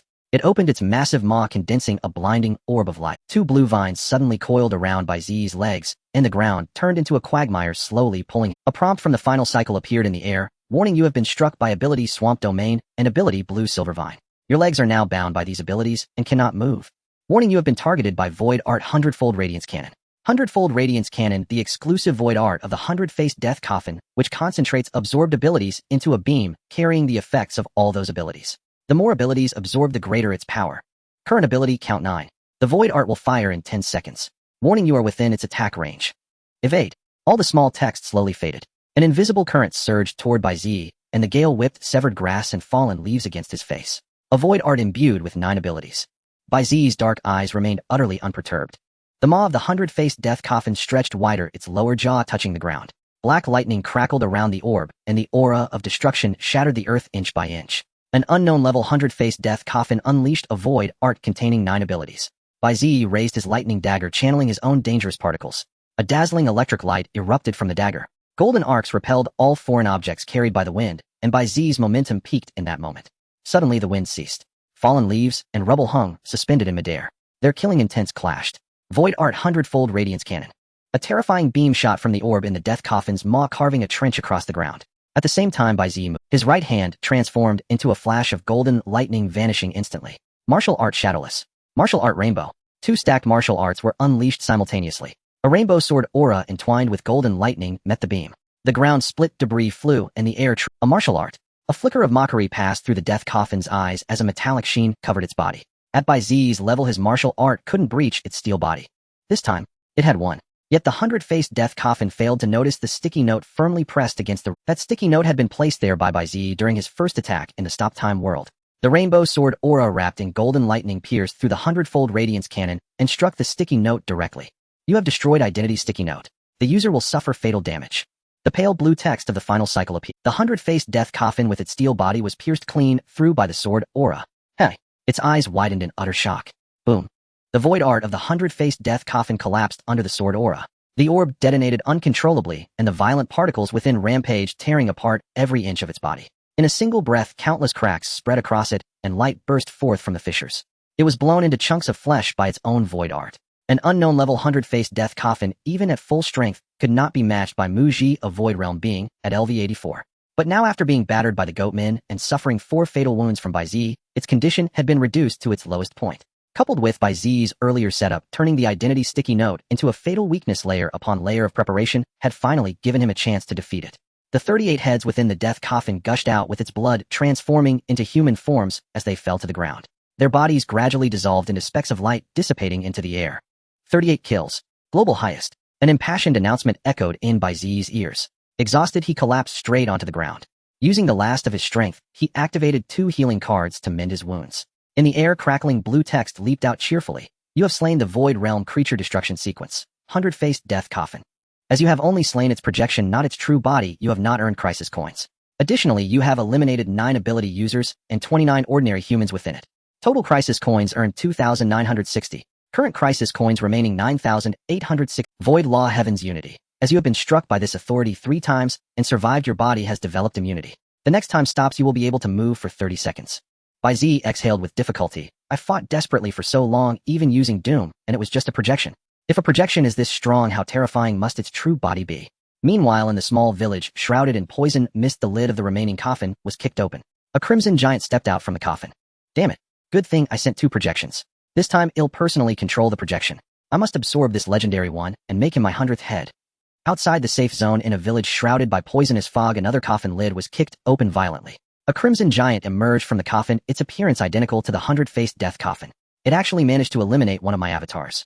It gazed toward the pasture, a flicker of surprise in its eyes. At this moment, it was the true body of the 100-faced death coffin controlling this avatar. The previous avatar of the 100-faced death coffin possessed the ability known as Hunter. Only its locked target could see it, allowing it to assassinate openly within a crowd.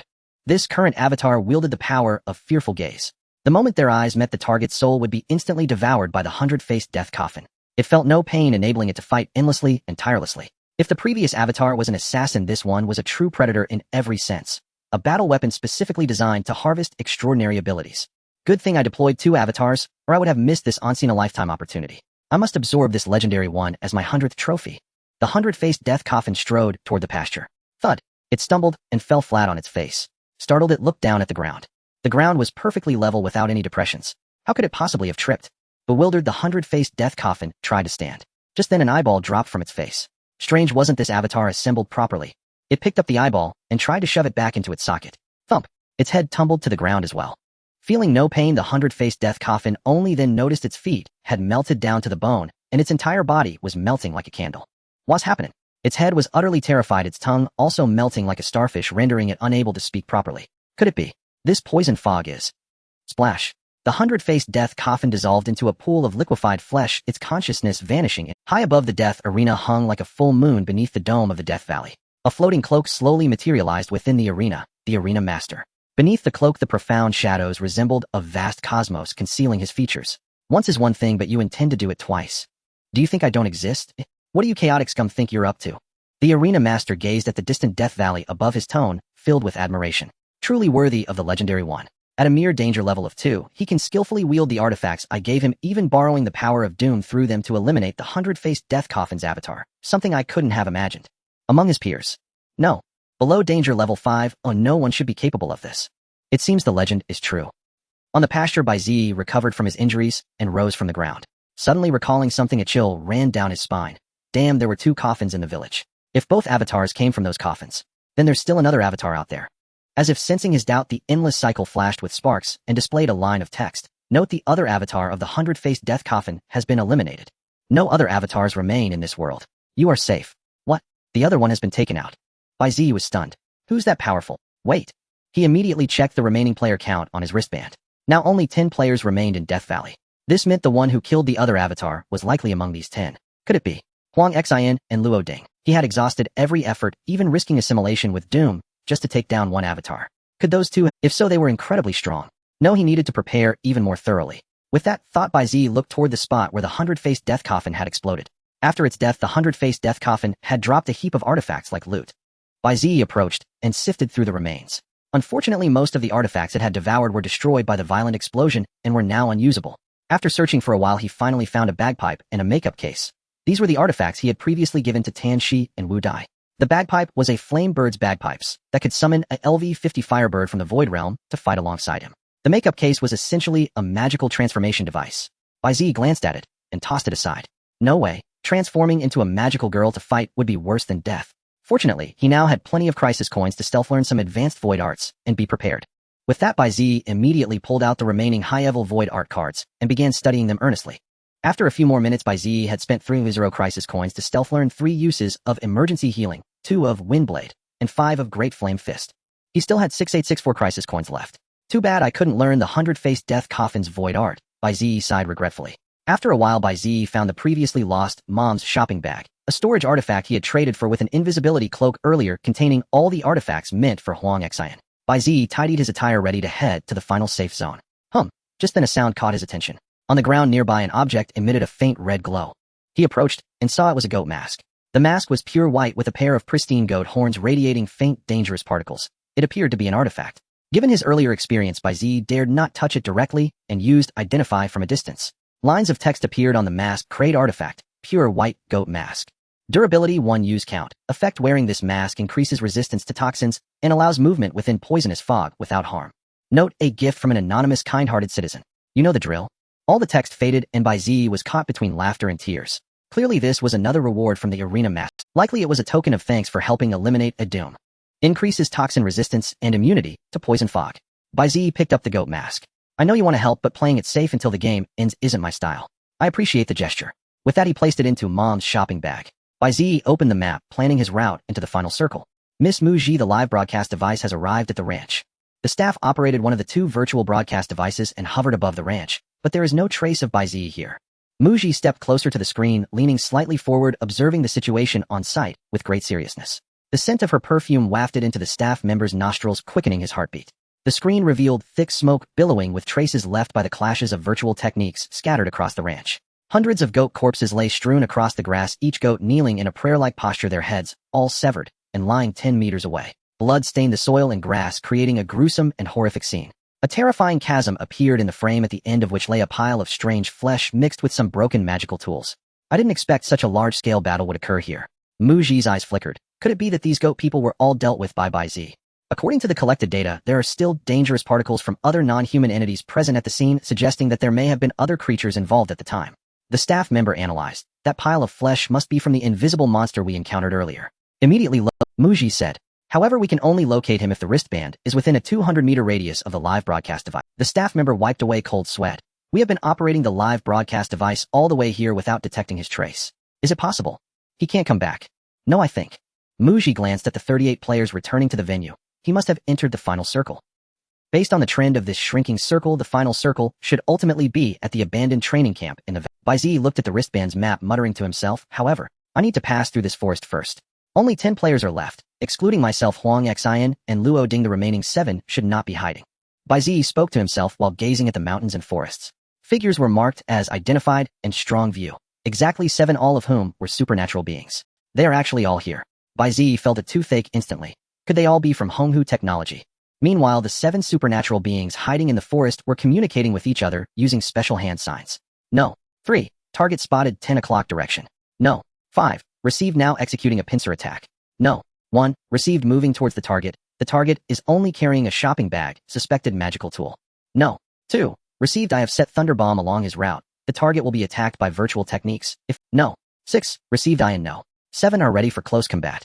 No. 4. Received I have completed my disguise and locked onto the target with clever magical tool. Air sniper rifle ready to fire at any time. No. 3. All received except for no. For all personnel will be in position within 10 seconds waiting for my command.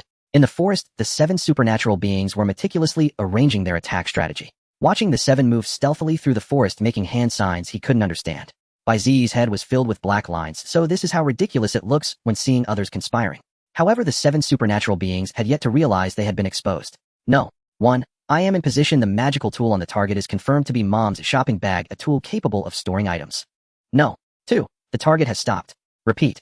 The target has stopped and is looking towards us. No. 3. I am in position. The target has indeed stopped and is looking at us. I seem to have sensed the target's. No. 6. I am no. 7 are in position. The opponent is just a LV1 supernatural being not worth worrying about. Please let us charge. No. 4. Should I change my sniping location? No. 5. Don't panic, don't panic. The target can't possibly discover us, and besides it's just a LV1 supernatural being. Everyone stay calm, we are the last line of defense for the young master. Just now Manager Luo issued orders that we must eliminate this person here. The remaining 6 supernatural beings nodded simultaneously, signing, received. In the distance, Bai Ziyi watched the 7 supernatural beings fervently sign to each other like ninjas performing hand seals, and couldn't help but laugh. Unfortunately, there isn't much time left to waste with you all. Otherwise I would definitely play with you for a while. Bai Ziyi shook his head and pulled a wind flute from the shopping bag. Clever magical tool, Flame Bird Wind Flute. Upon use it will summon a LV50 flame bird from the virtual realm to assist in battle. Bai Ziyi began to play the wind. Although the wind flute as a magical tool was not as large as the Irish bagpipe in the real world, it still required a considerable amount of time to play. No. 5's eyes lit up and he immediately gestured, the target is playing the wind flute. No. 4. Immediately take the shot. No. 4 made an okay gesture and aimed the scope at Bai Ziyi's forehead. At that moment No. 4 suddenly realized that Bai Ziyi was making eye contact with him through the scope, his deep gaze seeming, damn it. No. 4 gritted his teeth and pulled the trigger. Bang. A transparent bullet made of air shot out, piercing through the falling leaves in the air, heading towards Bai Ziyi's forehead. However, the end cycle had already marked the trajectory of the air bullet. Warning, clever magical tool. Air sniper rifle has locked onto you. The tool will shoot a transparent bullet made of air with unlimited ammunition, killing invisibly. The trajectory in 21 seconds that will hit you. Please tilt your head to avoid it. Under the effect of strong view. The bullet seemed to slow down 100 times in Bai Ziyi's eyes gradually magnifying. Just when no. For thought he had hit the target, Bai Ziyi suddenly sidestepped and dodged the bullet. Boom.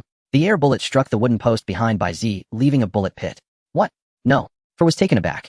The other lurking supernatural beings seeing this stopped pretending, tore off their disguises, and charged towards Bai Ziyi. Beep. The wind flute sounded. The supernatural beings were slightly taken aback, but continued to rush towards Bai Ziyi. No. 5 took out all of his long-range virtual technique cards and unleashed them towards Bai Ziyi. Chirp. A long cry echoed from the sky, followed by a wave of heat, flames blocking everyone's path. By the time No. 5 realized what was happening, the virtual technique he had just thrown had already been engulfed by flames, and so had Bai Ziyi. No way. No. 5 looked up at the giant shadow disappearing into the sky. Endless rain of fire. Young master, they have been eliminated, Luo Ding whispered behind Huang Xian. The wristband displayed only 3 This is truly strange. Huang Xian floated with his magical artifacts. To be fair, although our superhumans at Honghu Technology cannot compare to those from the Pure Soul Institute, they are considered elite among superhumans. How can we not handle even a level 1 superhuman from the Pure Soul Institute? Do I really need to take action? Luo Ding said softly. Young master, I'll intercept him. You are the strongest among them, Huang Xian said lightly. Go, do not disappoint me, and do not disgrace Honghu Technology. Yes. Luo Ding nodded, and then disappeared from his spot.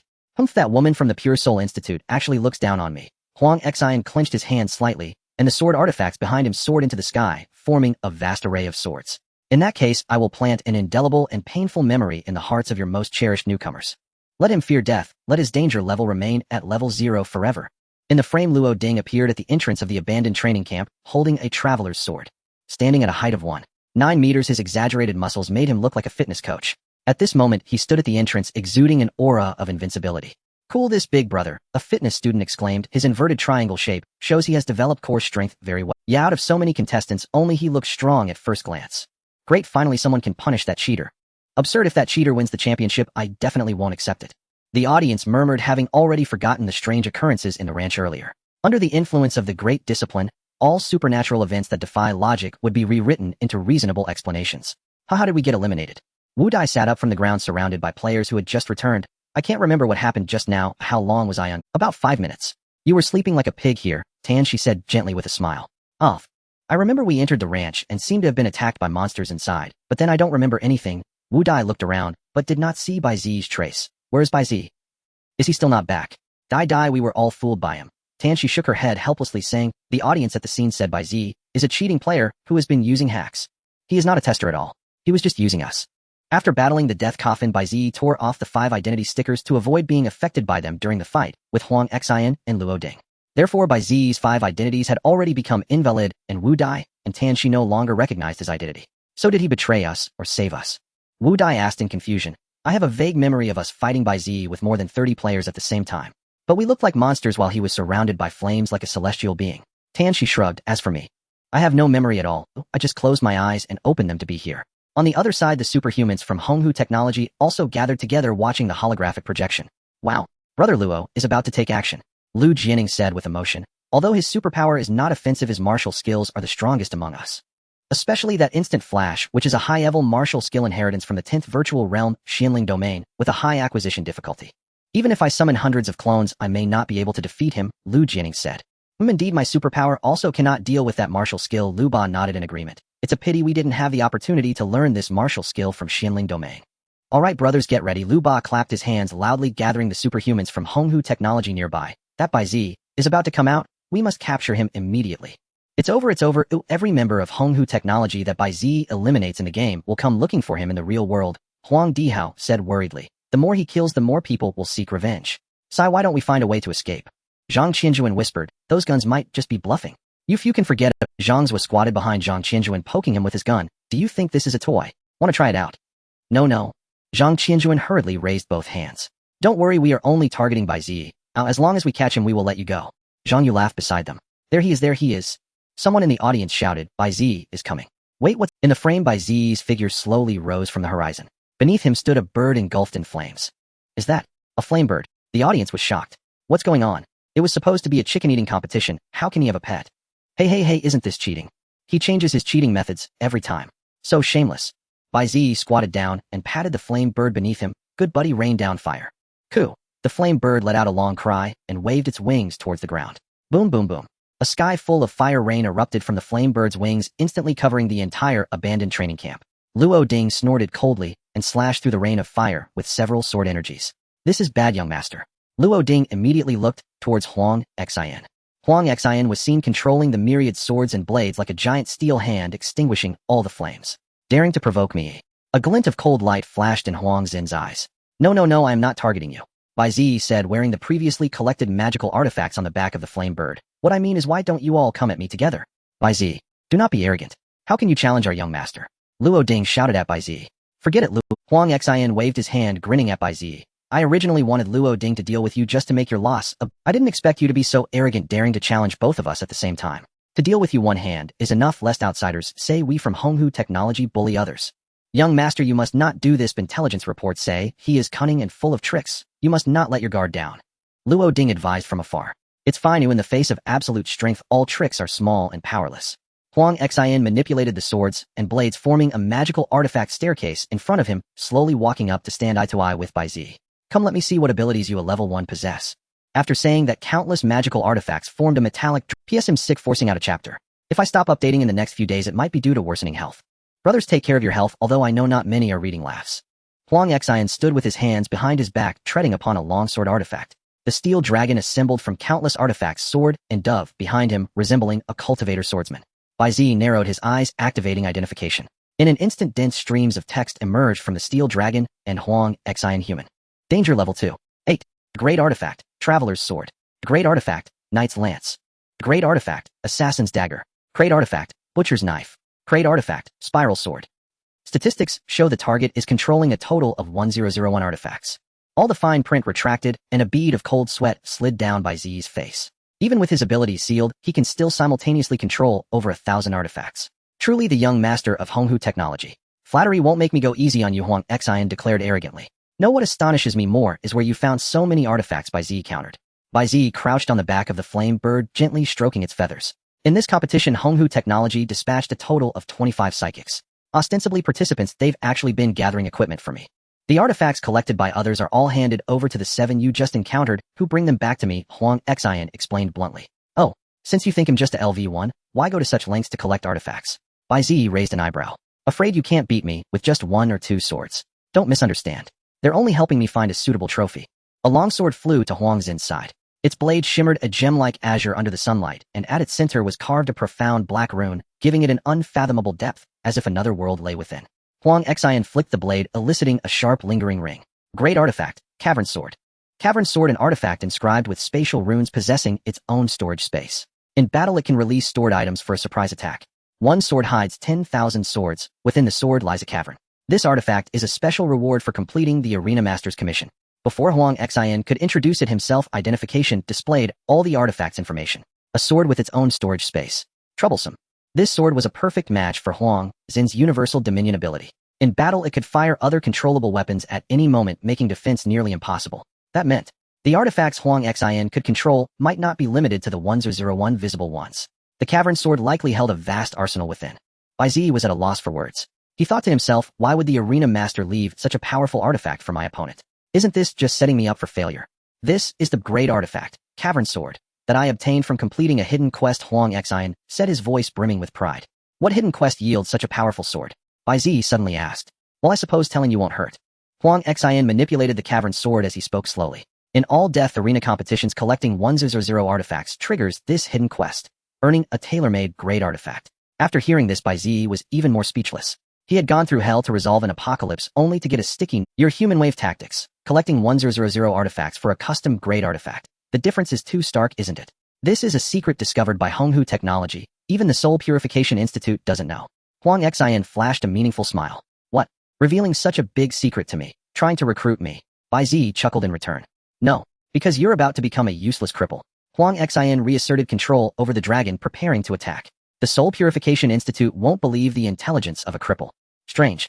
Even if you kill me in the Void Realm, I should heal completely once I'm out. What makes you so confident? Bai Ziyi's expression remained unruffled as he continued. Did you think eliminating Honghu Technology's people by trickery would be the end of it? They're already waiting outside. The moment you return to the real world, they'll seize you, drag you to Honghu Technology headquarters, beat you into a cripple, and torture you until you're insane. Huang Xian grinned. You were just an intern. The Soul Purification Institute won't sever ties with us over an intern. Huang Xian grinned. You're just an intern. The Soul Purification Institute won't sever ties with us over an intern. Luo Ding on the ground suddenly shouted in alarm, young master. He's stalling for time. Watch out. Huang Xian froze, then noticed to be clinging to his waist. Crate artifact, Suicide Bee. This was an artifact Bai Ziyi had collected in P-Town specifically to target Huang Xian and Luo Ding. There were 3 suicide bees in total, controllable by the user's will. Each bee's explosion packed a punch comparable to a grenade. Due to their tiny size, they were hard to detect, making them ideal for ambushing Huang Xian and Luo Ding. Detonate, Bai Ziyi said flatly. Boom. The blast of smoke instantly engulfed Huang Xian. How despicable. Luo Ding drew his long sword and slashed a fierce sword aura at Bai Ziyi. The flame bird flapped its wings, easily dodging the sword aura. Bai Ziyi shook his head. Isn't it despicable to send 25 psychics to snipe me? Oh, and you're included too, Bai Ziyi said, pointing at Luo Ding. Boom. A bee that had been clinging to Luo Ding's back exploded without warning, the powerful blast hurling him into a building. Indeed, I underestimated you. Huang Xin's voice emerged from the smoke. Whoosh, whoosh, whoosh. 3 lances shot out from the smoke, their piercing whistles cutting through the air. Bai Ziyi's gaze sharpened. He swiftly swung his lightning dagger, slicing all 3 artifacts in 2. He knew Huang Xian wouldn't be eliminated so easily, but he hadn't expected him to counterattack so quickly. As the smoke cleared, Huang Xian stood completely unscathed, now clad in a green suit of armor.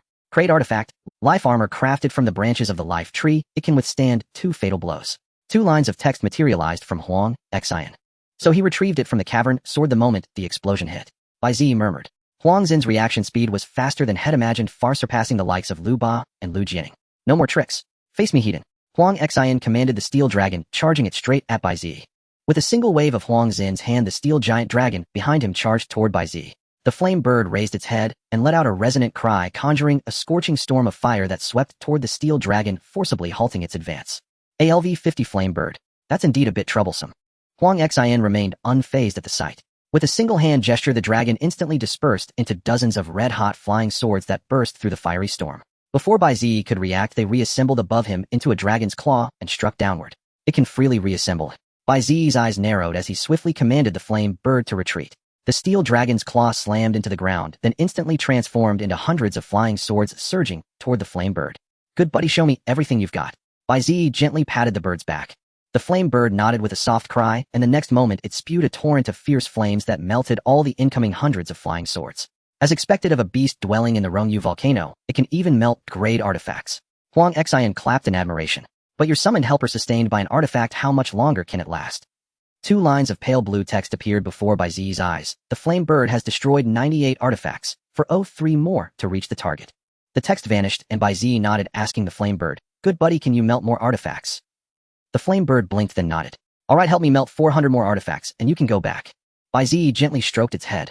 The flame bird let out a long cry, and suddenly spewed a pillar of fire circling around the steel dragon. Though the steel dragon was several times larger than the flame bird, it lacked its own consciousness, and relied entirely on Huang Xin's control. Faced with the flame bird's sudden agile assault, the dragon's reactions were stiff and clumsy. In mere moments, the flame bird melted hundreds of artifacts. What's gotten into this bird? Huang Xian frowned, and dispersed the artifacts forming the dragon. He had intended to use the dragon's massive size to counter the flame bird, but unexpectedly the larger form only allowed the flame bird to melt a great number of artifacts. Kid, don't think reducing the artifacts I control will weaken my strength. Huang Xian said coldly. True, without illusions, controlling 1001 artifacts at once is my limit. But when the number drops below 500, my precision greatly increases.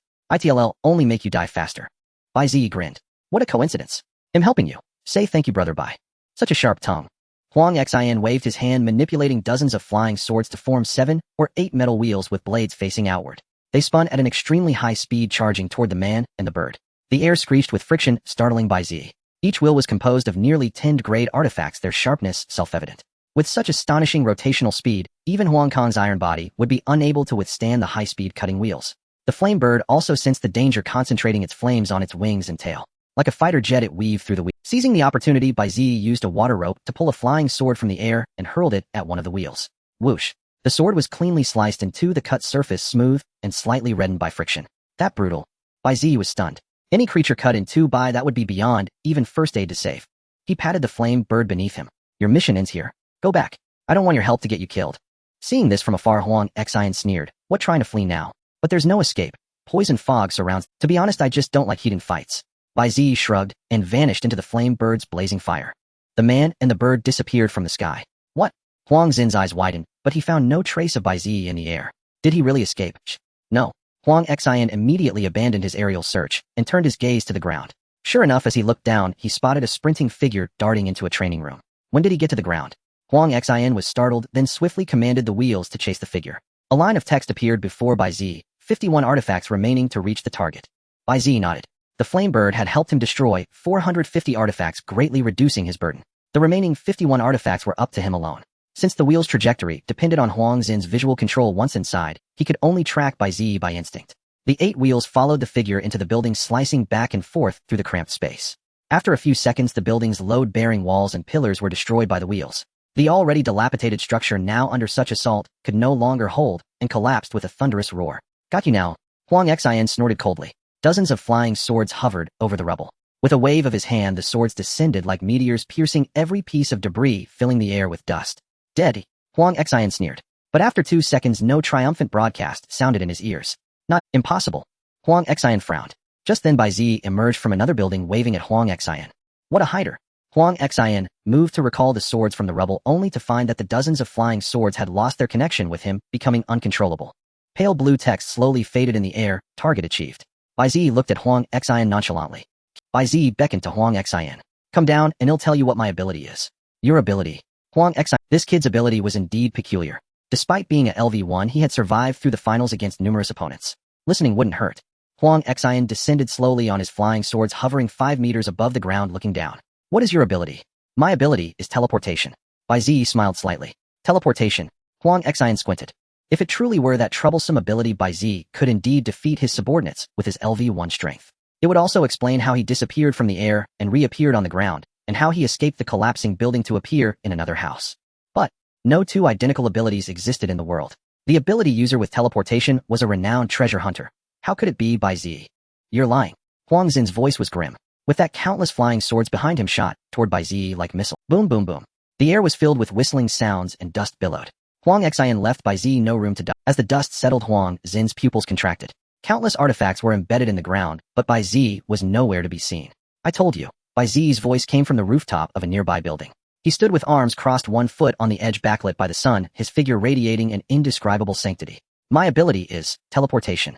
2 virtual reality broadcasters were hovering over the abandoned training camp, focusing on Huang Xian and Bai Ziyi's faces respectively. Audience A. Tisk, tisk, tisk. The art of sword control. Flying on a sword. 10,000 swords returning to the sect. Am I watching a cultivation movie here? Audience B. A battle royale game and a cultivator joins in. How are they supposed to fight? Audience C. What's there to say? One's a cultivator, the other's a cheater. The outcome isn't set in stone yet. You clearly don't understand the game end of the virtual realm. There are ordinary wristbands and premium ones. Players with premium wristbands have these special talents, and they're quite rare. Audience D explained, as far as I know, Huang Xian is the young master of Honghu technology. Given his background, having a premium wristband is only natural. Wow. An ordinary soul purification drive wristband costs 2,000 federal credits. How much would this premium wristband be? Audience A asked curiously. It seems the acquisition method isn't publicized online. Maybe it's randomly given to lucky players. Audience D scratched their head. In the crowd, Wolf Lily, who had been silently observing, spoke up. Sis, who do you think will win, Bai Ziyi or Huang Xian? Wolf Mo immediately tapped her head. We're gathering intel. How did you get drawn into this? Wolf Lily held her head. It's hard not to get drawn in. Enough, no matter who wins, we're already in the final circle. The competition will end soon. Wolf Mo walked toward the square. The intel is gathered. Let's regroup with fourth brother. Huh. Wait, have you already figured out Bai Ziyi's ability? Wolf Lily quickly followed, but I haven't noticed anything. From the start of the match until now, how many martial techniques do you remember him using? Wolf Mo asked. Well, about 4. Wolf Lily replied, since he wasn't under surveillance most of the time. Wolf Mo nodded. Indeed, he rarely used martial techniques in front of us, mostly relying on his schemes to eliminate. Though he was cautious, I still uncovered the secret of his ability. Wolf Lily was startled and pressed. So what is his ability?